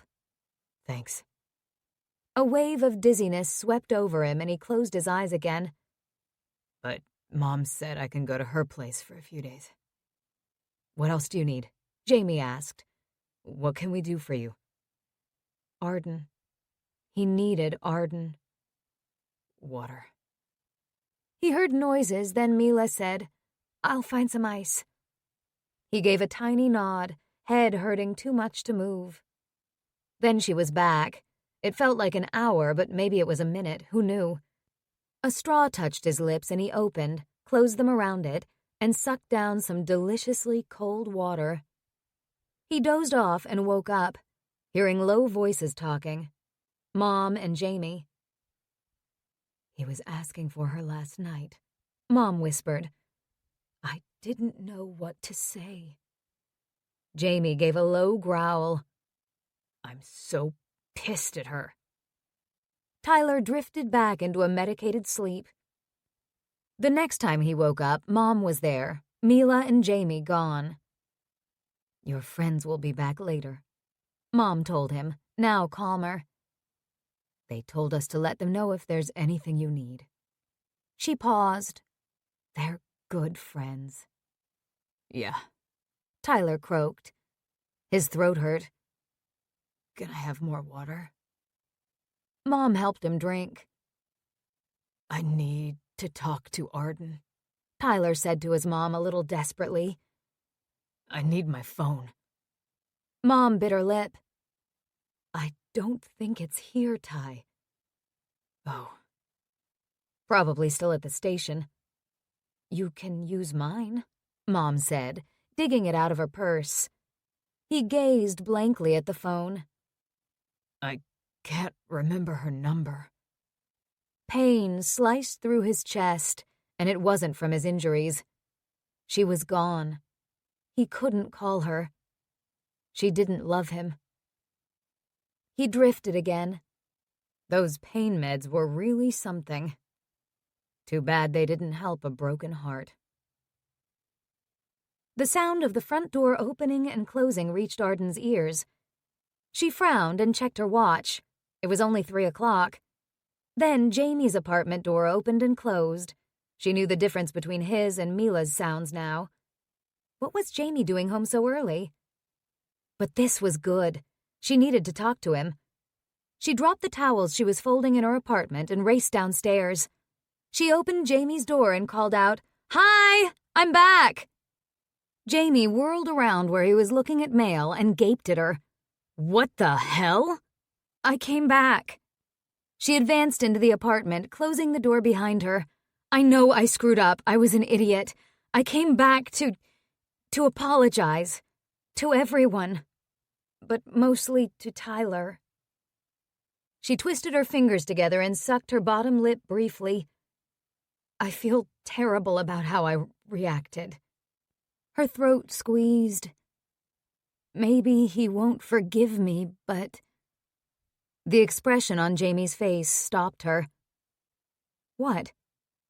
She stepped closer, frowning. "What's wrong?" "I didn't know you were coming back." "I know. I didn't know myself until yesterday. I got the first flight I could." Her stomach cramped. Jamie still looked terrible, drawn and tired. "Jesus, Arden." Jamie rubbed his face. "You need to know. There's been an accident." She blinked and pressed her fingers to her throat. "What?" She squinted at him. "Where?" Her first thought was a car accident. Her parents? Mila? Tyler. Arden's skin went hot, then icy. Cold fingers clutched at her insides. Fighting a fire. The room swirled around her and her knees buckled. Her mind went straight to the worst-case scenario. "Is he dead?" "No, God, no. But he's in the hospital." "Is he going to die?" She stared at Jamie, her insides squeezed in an icy grip. "He's going to die, isn't he?" "No, he's not." "Oh my God! Oh my God!" She began to tremble. "He is! He's going to die!" This couldn't be happening. It couldn't. Remembering the day the police had come to the house to tell her, blackness enveloped her. "Jesus, Arden!" She heard Jamie's voice faintly, felt the grip of his hands on her arms as he helped her lower to the floor. Her vision was a pinpoint of brightness. Everything else was black, and her ears roared. Moments later, or maybe hours, her head cleared a little. She was sitting on the floor in Jamie's living room, Jamie crouched beside her. Her mouth was dry and her heart pounded. "Put your head between your knees," Jamie ordered gruffly. "Christ." Arden lowered her head again, breathing in shallow puffs. "I need to know what happened. I need to know if he's okay." "He's okay. I just came from there. Mila and I went to see him." "I need to see him." She tried to push up, but Jamie's hand on her shoulder held her down. "Not yet. You'll just pass out again." He paused, then muttered, "Must be a family thing." "Sorry." She bowed her head again. "Come on, let's get you onto the couch." Now he helped her rise and led her over to his sofa. She stretched out and took a few deep breaths, eyes closed. After a while, Jamie said quietly, "Do you even give a shit how he is?" Her eyes flew open and her head lifted to glare at him. "That's a stupid question. I just passed out thinking he could be dead." "You fucking broke his heart." She fell back against the pillow and closed her eyes again. Her throat ached and her face burned. She wouldn't open her eyes to look at Jamie, knowing the recrimination she would see on his face. She thought she might throw up. Her stomach was so tight with worry. She swallowed. "I know." Tyler. Brave and strong, loyal and protective. He was the best man she'd ever known. She'd been so lucky to be with him. So lucky to be the one he wanted. Tears stung her eyes at the staggering waste of it. What had she done? "I'm sorry," she choked out, meeting Jamie's eyes. "I messed things up." He narrowed his eyes at her from where he sat on a nearby chair. "Seems that way." "What did Tyler tell you?" "He said you broke up with him." She pulled her bottom lip between her teeth. "He was wrecked, Arden." She closed her eyes again. Everything inside her hurt. "I'm sorry. I panicked." "What the fuck? Why?" Because I don't want to get lost again." "Okay." "I love him. I really do." She paused. "I lost someone before." "Yeah." Jamie's head dropped forward briefly. "Shit, Arden, I wasn't thinking about that. Are you okay?" His sudden switch from annoyance to sympathy made her heart squeeze. "I'm not sure. I'm scared for him." "He's gonna be okay. Jamie stopped abruptly. "I didn't handle things well, but I was scared. I didn't want to fall in love because I thought that would interfere with my plan, my goal, to figure out who I am and what I want to do with my life." Hell, Arden. None of us have it figured out. And I don't know if we're really supposed to.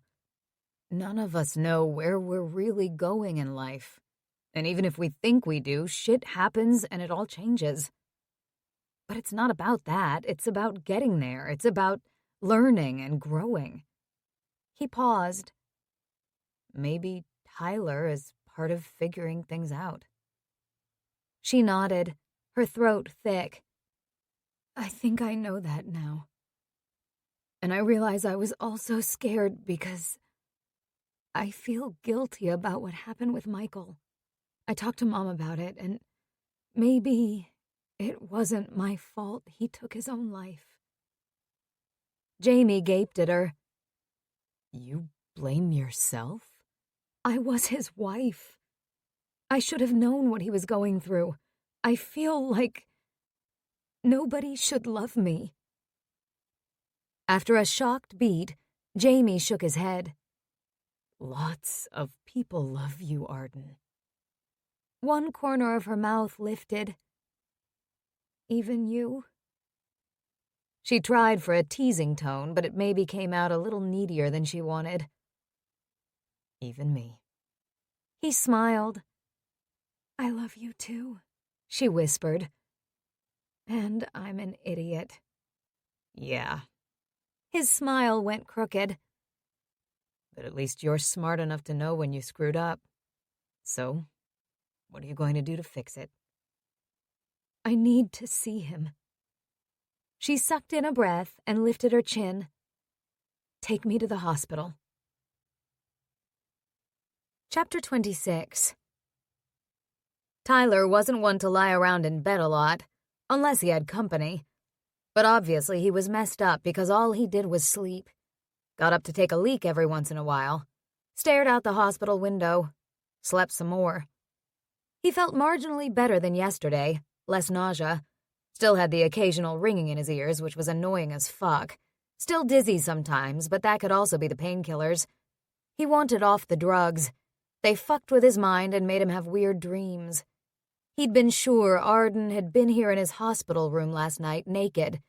But when he woke up, he was alone, damn it. Mom came back, of course. Couple more guys from the station had dropped by. Even his battalion chief had visited.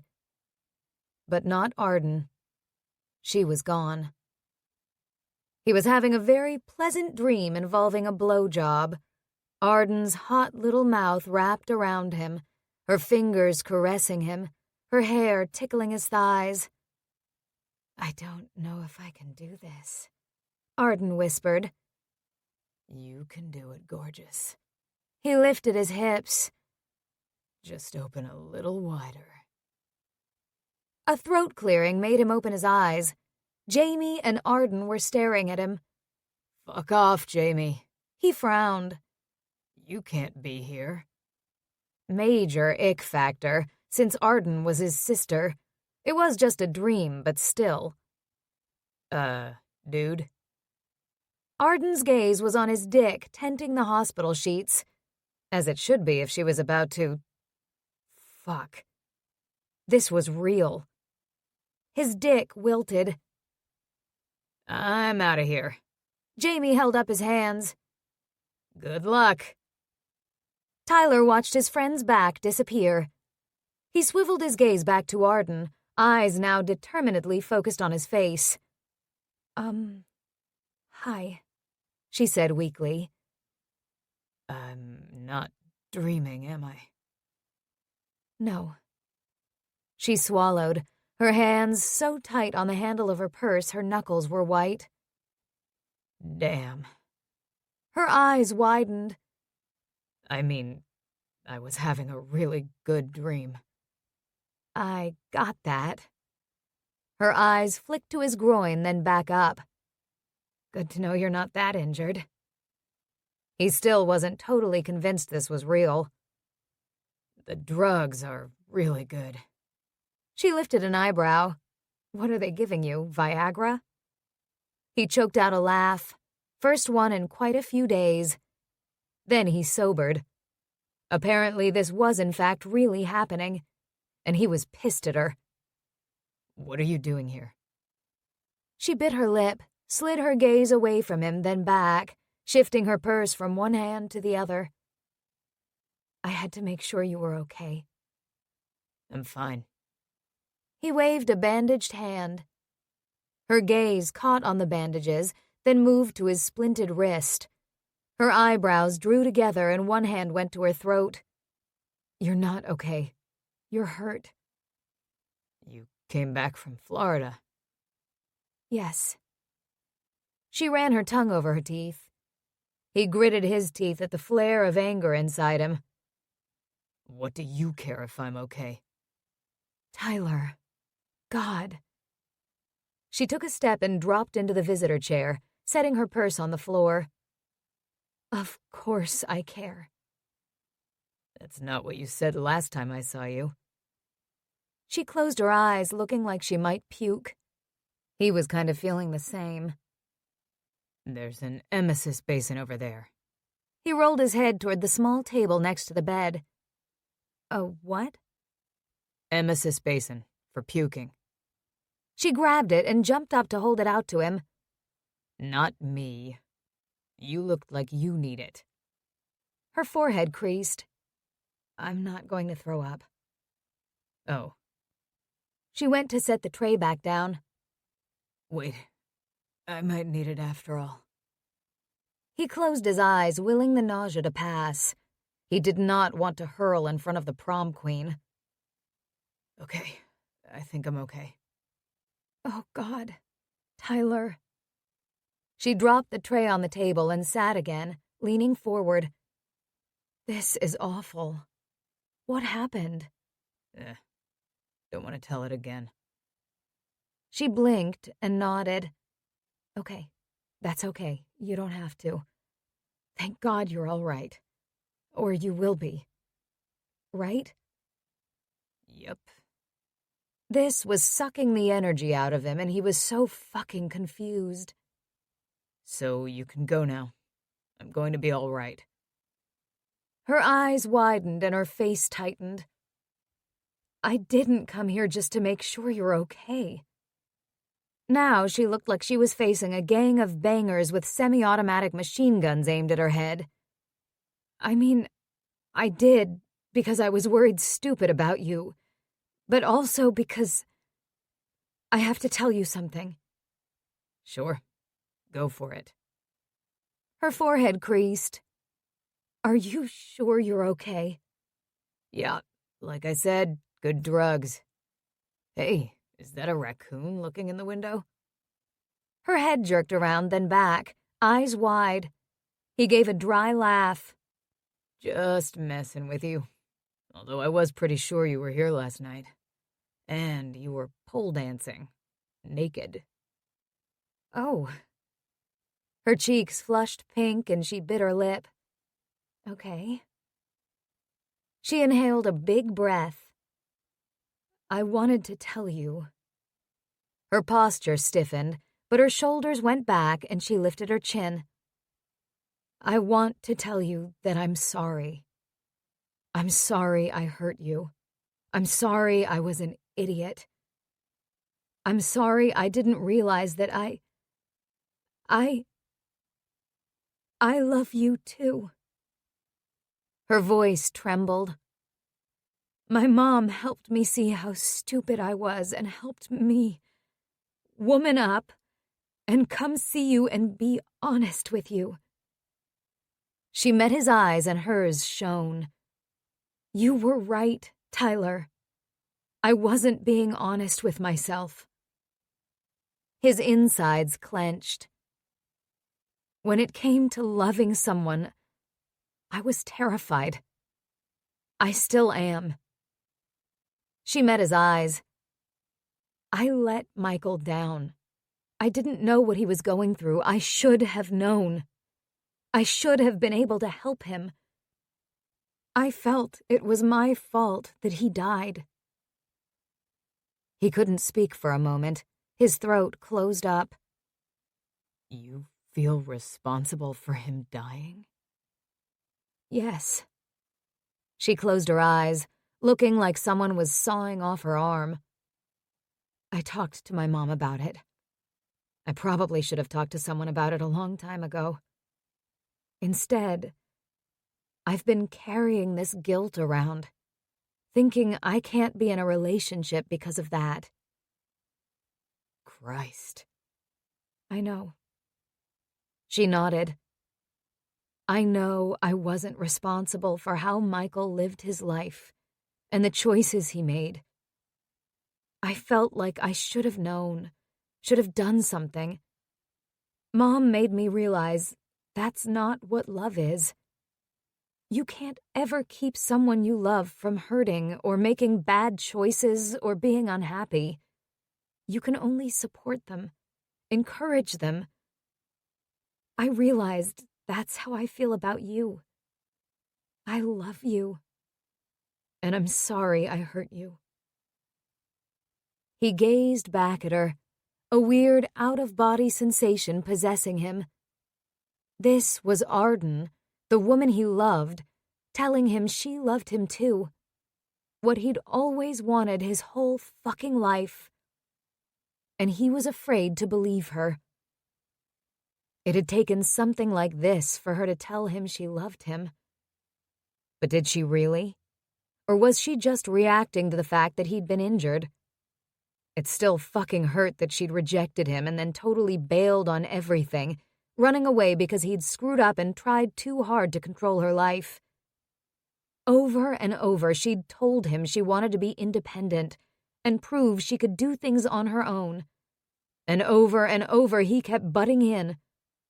And then she'd told him that he was the one stopping her from figuring out who she was and what she wanted to do with her life. Those words had felt like fire burning through every layer of his skin. He'd been doing a lot of thinking about that, about how many times people had told him they could handle things themselves. He'd been thinking a lot about Tara, and how he'd let her and his whole family down by not being there to save her the day she'd been abducted. And how maybe he'd been trying a little too hard ever since then to make up for that. Exhaustion and pain and drugs made it too hard to think about things. Made it too hard to even talk right now. Okay, thanks, he mumbled. After a long pause, she said, "Thanks?" for apologizing. Appreciate it. He closed his eyes. Really tired now. Still silence. All he could hear was distant beeping noises and chatter from outside his room. Then he heard a faint sniffle. He cracked one eye open. Arden sat there, her face tight but stoic. Her eyes were still glossy, her lips pressed together. She gave a short nod. "I understand." She picked up her purse from the floor. "Take care, Tyler. I want..." She closed her eyes briefly. "I want the best for you. In everything. You know Sorcha's in love with you, right?" What the fuck? Sorcha? Was Arden on drugs? "So, maybe you should go out with her." She gave a fast swipe at one eye. "Just saying. I want you to be happy and healthy, and I want everything for you." He stared at her, mind muddled, body hurting. She wanted him to go out with another woman when she'd just told him she loved him? "Bye, Tyler." And then she disappeared out the door. Chapter 27. Tyler wasn't milking it. Not really. It was nice having his mom wait on him hand and foot, though, and she actually seemed to enjoy it. "Can I get you something else to drink?" she asked. "Another pillow?" Nah, I'm good. He held the remote control for the TV, pausing between binge-watching episodes of Game of Thrones. It wasn't really distracting him from thinking about Arden, though. He'd been a mess since she'd visited him in the hospital, apologizing, telling him she loved him. He was afraid to believe her because he'd been hallucinating, and if that hadn't been real. And because he'd been wanting that his whole life, and he'd pushed her away by trying too hard to look after her. The doorbell rang and Mom went to answer it. Jamie strolled in seconds later. "Hey, how's the patient?" Tyler stopped the show. "I'm okay. How are you?" "Not bad. Mila told me I'm supposed to bring something when I visit, so I got you this." Tyler pushed up to sitting from his reclined position and took the gift Jamie proffered. "What is it?"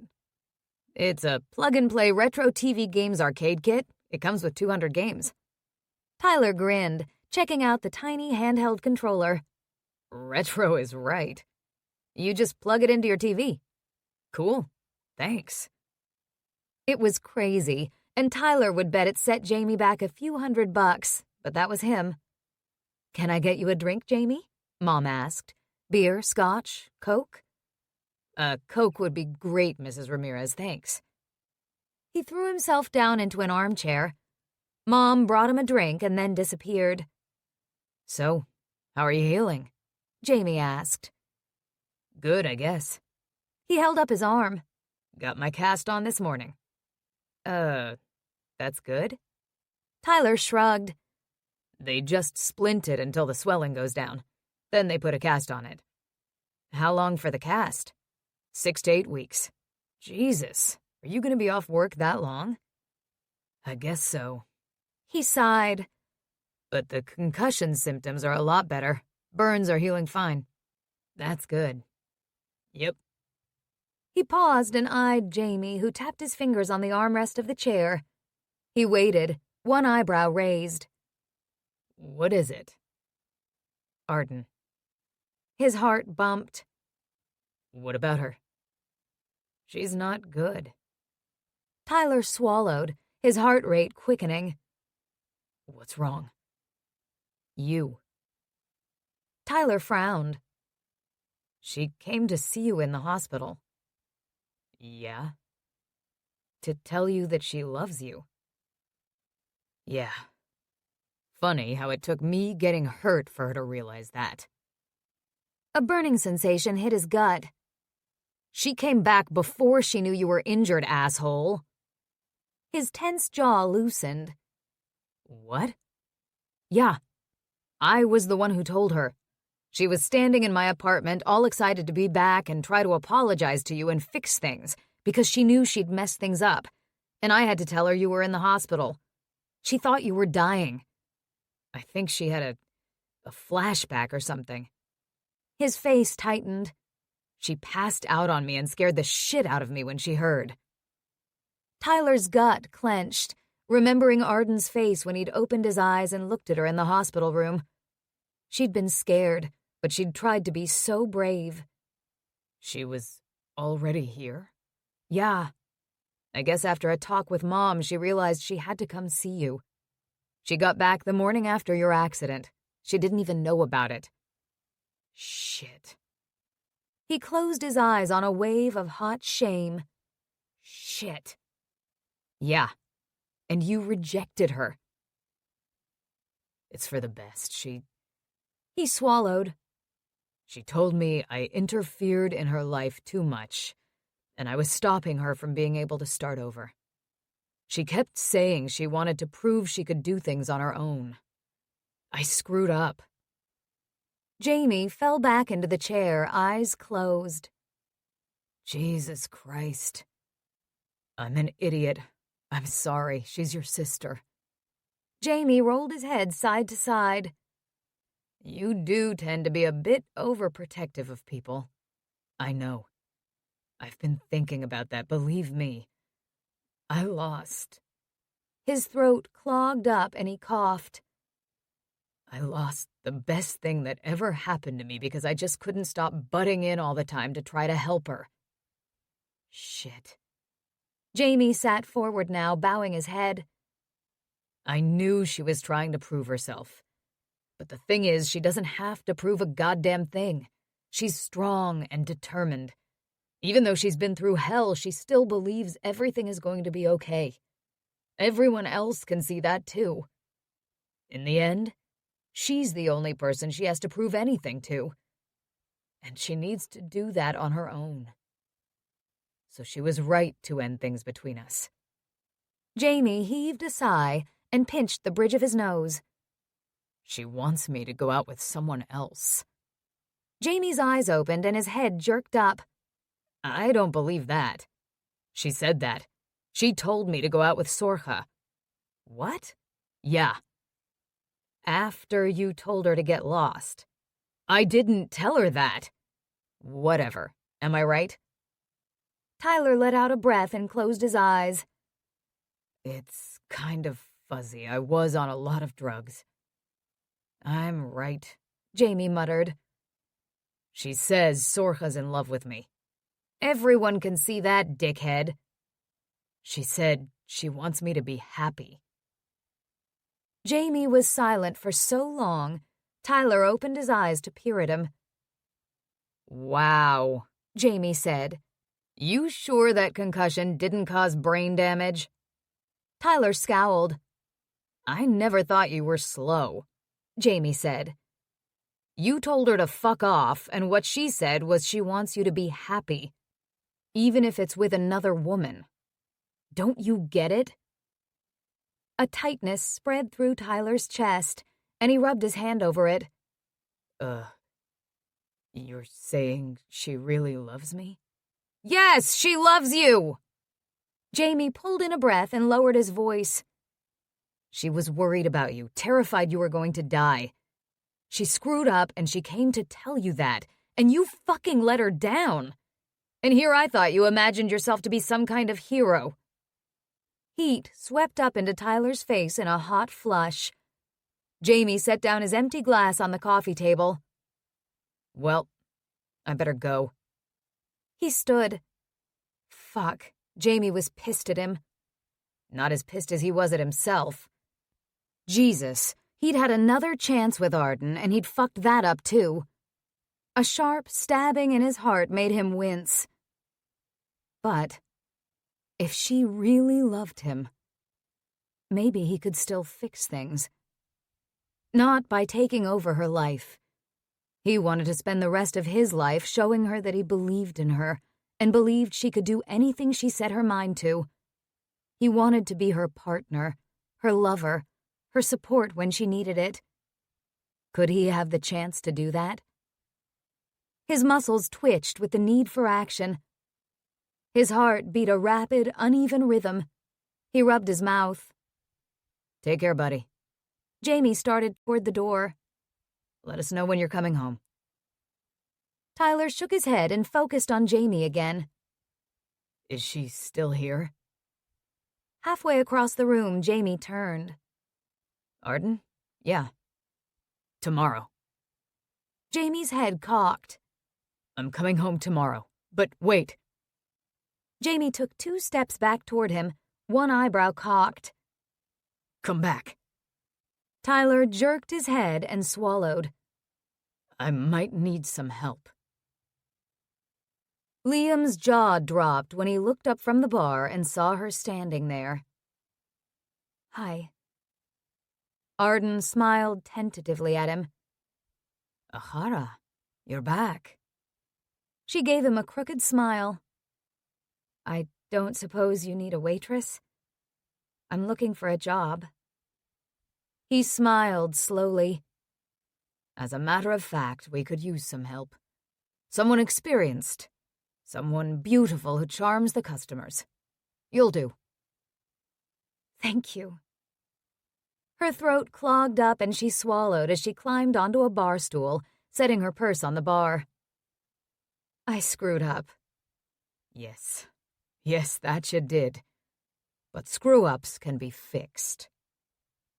Apparently not. She sucked on her bottom lip. That's what Jamie told me. So I went to see Tyler. Her throat squeezed shut again, and she couldn't get the words out. She bent her head. We went to see him last night, Liam said quietly.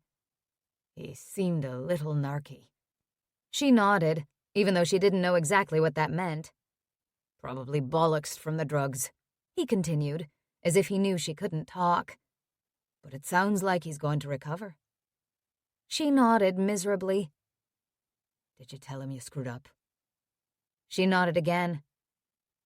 He said thanks. Thanks? For apologizing. She lifted her head, determined not to cry. So, I guess I can't fix that screw-up. But, she smiled bravely, I can get my old job back. I'm sorry, Liam. I shouldn't have run away like that. No, you shouldn't have. But I think Tyler loves you. So maybe there's still hope. It's okay. She rubbed her mouth. It's going to be awkward until I can find somewhere else to live, though. She'd already gone online and perused apartments in the area. Rent was going to take nearly her whole income, and that was just for a crappy little studio apartment. But whatever, it had to be done. I might need a raise. Liam choked. A raise, you say? She grinned. Come on, you know I deserve it. He shook his head, smiling. You're something else, Arden, my love. I'm going to put some effort into getting more catering jobs, she said. I hope the offer to use the kitchen here stands. If I can get a few more jobs, I should be able to afford to move out. Liam's eyes crinkled at the corners, though he still looked worried. Yes, the offer stands. Good for you, Arden. Thanks. Well, when can I start? Tomorrow. He turned. Sorcha! Sorcha appeared from the kitchen. Her eyes widened at seeing Arden. What's going on? I just hired a new waitress. Sorcha's lips twitched. Seriously? This is Arden. She starts tomorrow. You didn't even interview her, did you? Sorcha grinned and Arden laughed, remembering the first time she'd walked in here. Did she fill out an application form? Did you get references? She met Arden's eyes and opened her arms. Arden slid off the stool and flew at her for a long hug. Coming from Sorcha, this meant a lot. Missed you. Missed you, too. You okay? Sorcha pulled back to look into her eyes. Not really, but I will be. Thanks. She scrunched up her face, took a deep breath, then smiled. She stepped away and reached for her purse. Thank you. Thank you both so much. I'll see you tomorrow. She walked the familiar route back to Jamie's house. Such a lovely neighborhood. She remembered her first days there, walking these streets. Tyler worried about her walking home alone at night. She squeezed her eyes shut briefly. She'd been annoyed at him, but now she appreciated having someone who cared that much. And she'd messed it up. At home, she climbed the beautiful staircase to the second floor and opened the door to her apartment. She stopped, stared. Her mouth fell open. Tyler was there. Chapter 28. Tyler stood next to the kitchen island, where a big bouquet of fall flowers glowed. Sunflowers and gladioli and chrysanthemums. Also, gold and orange balloons floated above them. He looked so handsome. His arm in a cast, his face still a little pale and drawn. But God, he was beautiful and strong and brave. She blinked. Hi. What's going on? We're celebrating. She tipped her head. Okay, what are we celebrating? She hadn't checked her app, so she had no idea what today was supposed to celebrate. It's National I'm an Idiot, so I'm Groveling for Forgiveness Day. Air left her lungs in a rush, her throat thickening. Ah. She took a few steps farther into the apartment. That sounds like something we should both be observing. He smiled, so beautiful, his sculpted lips curving upward. I thought so. So what do we eat and drink to celebrate this important day? One corner of his mouth hitched up. We eat crow. She smiled back at him. Ugh, doesn't sound good at all. I don't think it's supposed to, that's the point. It's hard to swallow. Like being a stupid idiot is hard to swallow. Yeah. She sucked in a breath and let it out. I know. We're also having humble pie. He gestured at a delicious-looking golden-crusted pie on the table. Her eyebrows flew up. Really? Did you make that? No. He grimaced. She grinned. I have to warn you, you probably won't like humble pie the first time you try it. I didn't, but it kind of grows on you. Oh, yeah? At first, it kind of tastes like shit. Then it changes to not bad, then to sweet. Well, I have news for you. What? I've actually already tasted humble pie. More than once. She blinked rapidly, pressing her fist to her mouth. But it's a good reality check, and it keeps us grounded. I'm an idiot, Arden. She blinked at him again, mouth still covered. And I'm sorry. So goddamn sorry. When you came to see me in the hospital, He looked away briefly. I was afraid to believe it was true. That you loved me. I was afraid you just felt sorry for me because of the accident, and that's why you came back. He met her eyes. I thought you wanted to be on your own, to figure out your life. I thought that too. She lowered her hand. I was wrong. Yeah? Yeah. I love you. And when you said you didn't feel the same, and you told me I was the one stopping you from proving yourself, fuck. Her face burned. Oh, God, Tyler, I'm sorry. I was so wrong. I am an interfering idiot. One corner of her mouth lifted. I've been thinking a lot about it. I'm going to do better, especially with you. If you'll let me. She nodded slowly, her insides quivering, her heart slamming. He walked toward her, lifting his arms, and then she was there, in his arms, up against him. He held on to her, tilting his head to find her mouth with his, in a long, lush, desperate kiss. Her cheek was wet against his, and he drew back, using his thumb to brush away the moisture. Don't cry. Please don't cry. I don't ever want to make you cry again. It's okay. She blinked wet eyelashes. I'm happy crying. He kissed her again and she melted into him. Relief floated like bubbles in her veins, joy expanding in her chest. He lifted his head and they smiled at each other. I love you, Tyler. I really, really love you. He slid his hand into her hair. I love you too. He brushed his mouth across hers again in a slow, sweet kiss of regret and promise. She drew back. Okay, what's really in the pie? He chuckled. It's an apple pie. I bought it at the farmer's market. I love apple pie. She swiped a hand over one wet cheek. And the cocktail of the day is suck, bang, and blow. She choked. What? He nodded seriously and pointed to the blender on the counter. Yes, already made. Interesting.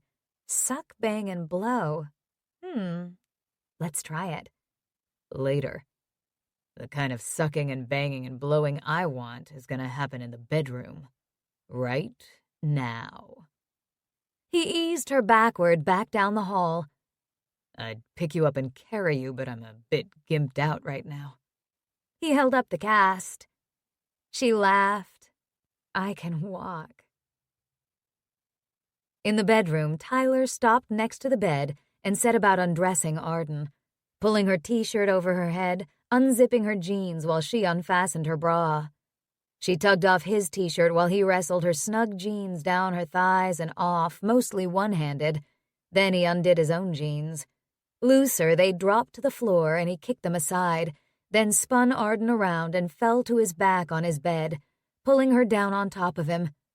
He cupped her face with one hand and kissed her, trying to pour all he could into the kiss, all the emotion he felt for her, trying to show her how he felt. She kissed him back, her mouth opening to him, her tongue stroking his. He kissed her again, bit softly at her lips, sucked her tongue into his mouth, and her hips moved against him in a needy rhythm. The soft sounds she made in the back of her throat inflamed his senses. He kissed her over and over, tongues sliding, lips gliding. Then he rolled her to her back, mouths still joined, so he could slide one hand up her body and cup one of her sweet breasts. Oh, yeah. It filled his hand perfectly. So damn sweet. She opened her thighs and he fit himself there between them. She shifted beneath him, arching her back, her fingers sliding into his hair and scraping across his scalp. Hot sizzles cascaded over his skin. He growled and sucked at the soft skin on the side of her neck. Her moan filled his head, urging him on. He wanted her so bad, but he wanted to make her feel good. This was important. This was everything. He lifted his head to peer down at her, and she gazed back at him, her expression full of wonder and love. He took his weight on his elbows, arms beside her head on the pillow, hands in her hair. Her hands lifted to his head, his face, a sweet smile curving her lips, and he swallowed hard at the love and respect and devotion he saw there. I love you, Arden. She caressed his hair and his rough cheek, and he turned his mouth into her palm and kissed it, closing his eyes. I love you too, Arden. He looked at her and her eyes focused on him. I know you think you need to prove yourself, but you don't to me. I love you for who you are. I always have. I know I tease you about being a princess, the prom queen, but it's because I worship you. I want to spend the rest of my life worshiping you. Her eyes went glossy, and she blinked fast. Thank you. Her gaze held his, her words too like a vow, a promise. I feel the same about you. I want to worship you too. I love your courage, your honor. I love how you take care of people, and even though it made me crazy, I loved how you took care of me. It bugged you. I know I can be overprotective. I tried to pull back so I wouldn't smother you. I stopped walking you home from work because I knew how important it was for you to be independent, even though I worried about you. I know. Her bottom lip quivered. And I love that, too. I promised to stop trying to rescue everyone all the time and just be smart about it. I've been thinking a lot about it since you left. I love that you care about people, she said. But yes, sometimes you can overstep.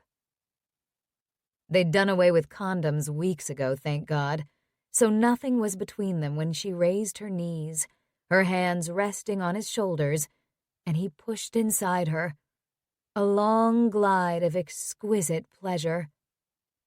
Heat rushed through his body, emotions swirling inside him, pressure building. Their eyes connected as they moved together, and he filled her again and again, lost in her, lost in love with her. She moved beneath him, seductive and soft and welcoming, fingers playing across his shoulders. Ah, she sighed. Oh my God, Tyler. You're so beautiful, Arden. You glow like the sun. I just want to be in your light. Always. Oh. He changed his position and she lifted her knees higher. She whimpered as he hit the right spot and they rocked together, heat building, her eyes glazing, small sighs squeezing from her throat. She cried out as her body tightened around him, pulsing. A pink flush rose over her cheeks, her teeth sinking into that lush bottom lip. Beautiful. He kissed her mouth, her cheek, sensation burning and twisting inside him. He pushed into her one last time and stayed there as he finished in an explosion of heat and light, pouring himself into her literally and figuratively. He made a rough, low sound, his hand tightening in her hair, then dropped his forehead to the pillow beside her. His lungs strained, his muscles quivered. She still pulsed around him in small ripples that nearly sent him over again. Christ, Arden. Jesus Christ. I love you. She kissed his shoulder. I love you so much, and I'm so sorry I hurt you.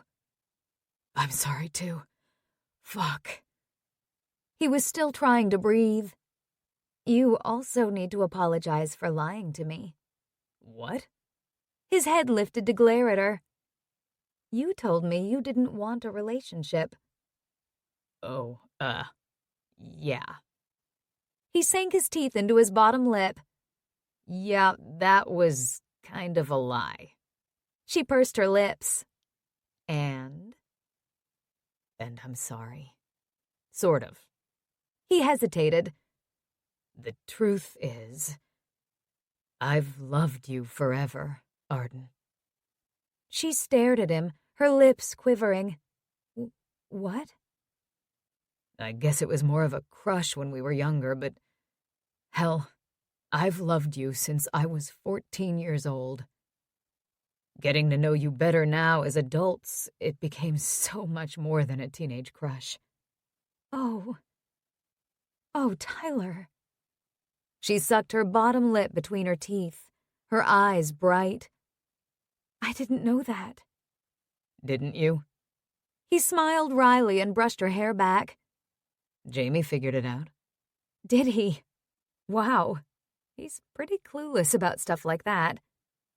Tyler snorted. I guess I didn't hide it very well. His pounding heart slower now, he shifted off Arden, keeping her close against him. Ouch! Sorry. He'd bashed her with his cast. Are you okay? She tipped her face up to him, concern etching a notch between her eyebrows. You're the one with the broken arm. I'm okay. Damn this thing. It'll heal. Right? Yeah, it'll heal. He got the covers arranged over them, tucking them in around Arden's beautiful naked body. Are you feeling better? I didn't even ask earlier. Much better. Still some headaches, but I can handle that. I'm only taking Advil now, not the narcotics, so that's better too. Oh, good. She made a small noise. I was so worried about you. Her voice wobbled. I know. He stroked a hand down her smooth back and curved it over her ass. I'm sorry. My mom freaked out about the accident. Well, yeah, I guess she would. We all did. Jamie and Mila, even Emma, and Sorcha and Liam. Turns out, that's why she doesn't want me to be a firefighter. She gave him a puzzled look. Because she's afraid you'll get hurt? Yeah. She just about lost it. Because, you know, what happened to Tara? And then Dad dying. I'm all she has left. Oh, God. Her eyes widened. I see. Yeah. He sighed. I felt so bad for putting her through that. I understand how she feels, she said softly. Because we both love you. I know that feeling, wanting you to be safe and happy always. But life isn't like that. Jamie and Mila freaked out too. Because they care about you too. Regret squeezed his lungs. He tried to make light of it. Jamie damn near passed out in the hospital. I mean, he's my friend, but I didn't know he was such a wuss. She gave his shoulder a light smack. I guess I can't give him grief about that since I nearly fainted too. But like I said, he cares about you. I hate that I scared the shit out of everyone. There are no guarantees in life, she said softly. She reached out to cup his cheek. I know that now. You love someone for who they are, and that's all you can do. I just wish I should have been here for you when it happened. I hate that I wasn't. I'll never do that again. He covered her hand with his and held it there, loving her gentle touch. We can be here for each other now, and for always, in all the ways we can. I know there are risks in your job, but it's who you are, and I want you to be happy. You said that before, when you were trying to get me to go out with Sorcha. Yeah, don't even think of it, dude. He grinned. I wasn't. Believe me. She sniffed. I was trying to be noble. If we couldn't be together, I would want you to be happy with someone. I wouldn't really like it, she admitted, but I do want you to be happy. I want you to do the job you love. I want you to move up in the fire department and maybe someday be running it. He smiled. And I know your mom has to feel the same, because she loves you too. His chest filled with emotion, he stared back at her. I love you. She smiled. I love you too. I love you for celebrating daiquiris and ice cream and for baking me muffins and for giving me blowjobs. She let out a noise halfway between a laugh and a sob. And I love you for walking me home at night and loving my muffins. That sounds dirty. She swatted at him. That wasn't a euphemism. But hell, I'll just say it. I love you for loving my JJ. I really do. I may not know where I'm going, she said more seriously, but I want to figure it out with you. Loving you doesn't have to stop me from figuring it out. That's exactly right. He pulled her hand to his mouth and kissed it. I want to help you figure it out, not stop you. It fucking hurt when you said it was my fault that you couldn't do that. I know. Her voice wobbled. I'm so sorry. I was wrong. It wasn't you, it was me, and you knew it. You knew I wasn't being honest with myself. And now I know. God, Tyler, you make me better. Without you. She stopped, choking up. He shook his head slowly. Without me, you'd be fine. Because like I've told you, you're smart and strong. But together, we can be more than fine. We can be fucking fantastic. The corners of her mouth lifted. I want to be there for you too, she said earnestly. While you make your mom proud of you and move up in the fire department, none of us have it all figured out.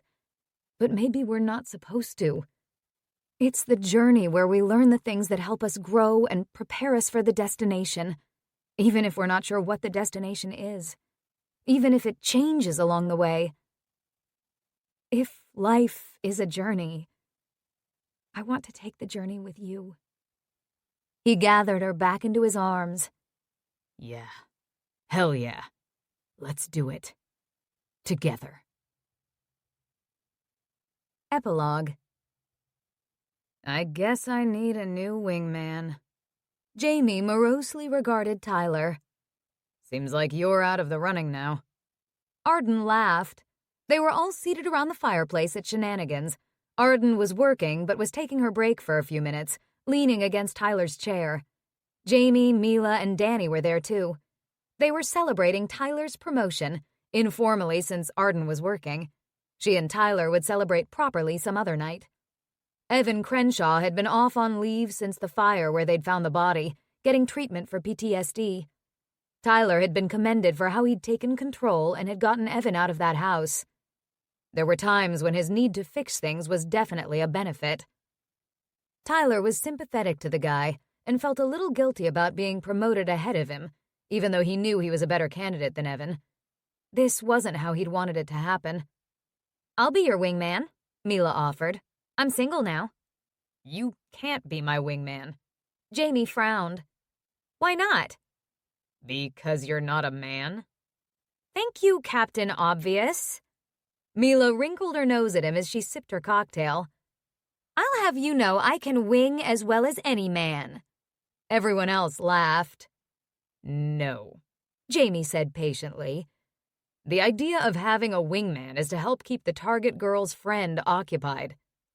I can do that. I can strike up a conversation with a couple of women. In fact, it might work better than another man. Less threatening. She paused. What the hell am I even saying? This is totally obnoxious. Women aren't targets. That's disgusting and predatory. Well, that's settled then, Jamie said dryly. Arden shook her head. I think Mila's the one who needs a wingman. Mila's eyebrows rose. It's predatory whichever gender is doing it. True, but you said you want to meet guys and have meaningless sex. I did. Mila tapped her chin and narrowed her eyes at Jamie. Oh, hey, she's right. You totally could help me with that. Jamie choked.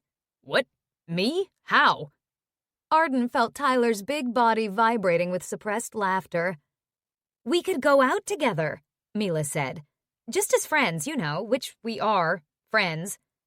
We could help each other meet other people. I'm not looking for a boyfriend anymore, I just want some action. But I'm not very good at it. You can teach me how to do that since you're an expert. I'm not helping you pick up guys, Jamie said, frowning. Why not? Liam paused by their grouping at that moment. Because... Jamie floundered. Because it's slutty? Mila challenged him. It's okay for men to do it, but not women? I didn't say that. Prove me wrong, then. This is stupid, he muttered. What do you think, Danny? Liam asked. Arden watched the eye contact between Danny and Liam. Danny appeared relaxed, dressed in faded jeans and fitted shirt, one ankle resting on the opposite knee. Liam, on the other hand, was tense and twitchy, his expression grim. Well, since you asked me, Danny drawled, I think everyone needs to recognize that female sexuality exists, and women do get pleasure from sex. Yes! Mila pumped a fist in the air. Thank you, Danny. I also think we need to create a different definition of masculinity. He met Liam's eyes and held his gaze. Arden was pretty sure she saw sparks. Masculine traits are typically defined by violence and brute strength. Masculinity should include being caring and nurturing, as well as courageous and strong. That's not what we were talking about, Liam muttered. I have to get back to work. He disappeared. Danny sipped his drink, wearing an amused smile. Arden glanced at Tyler and they exchanged a look of what the hell was that. I'm glad you said that, Danny, Mila announced. See, Jamie, women can have hookups too. Fine. Jamie lifted his chin. You're on. Great! Let's go out Thursday night. Fine. Fine. I better get back to work. Arden leaned down and kissed Tyler's cheek. I'll see you at home. She lowered her voice to a whisper. We'll celebrate your promotion. He made a rough noise in his throat. Can't wait. He turned his face so their mouths met in a brief kiss. Meanwhile, don't flirt with the customers. She stood, grinning. That's how I make my tips. He shook his head, smiling, knowing she was teasing him. Maybe I'll just sit here the rest of the evening and wait for you. She shrugged. That's fine. He couldn't be there every night, but it didn't bother her anymore when he came to walk her home. She thought it was sweet. She knew she could look after herself, but having someone who cared enough to do that was lovely. She did things for Tyler, too, but that didn't mean he couldn't look after himself. It just meant they cared about each other.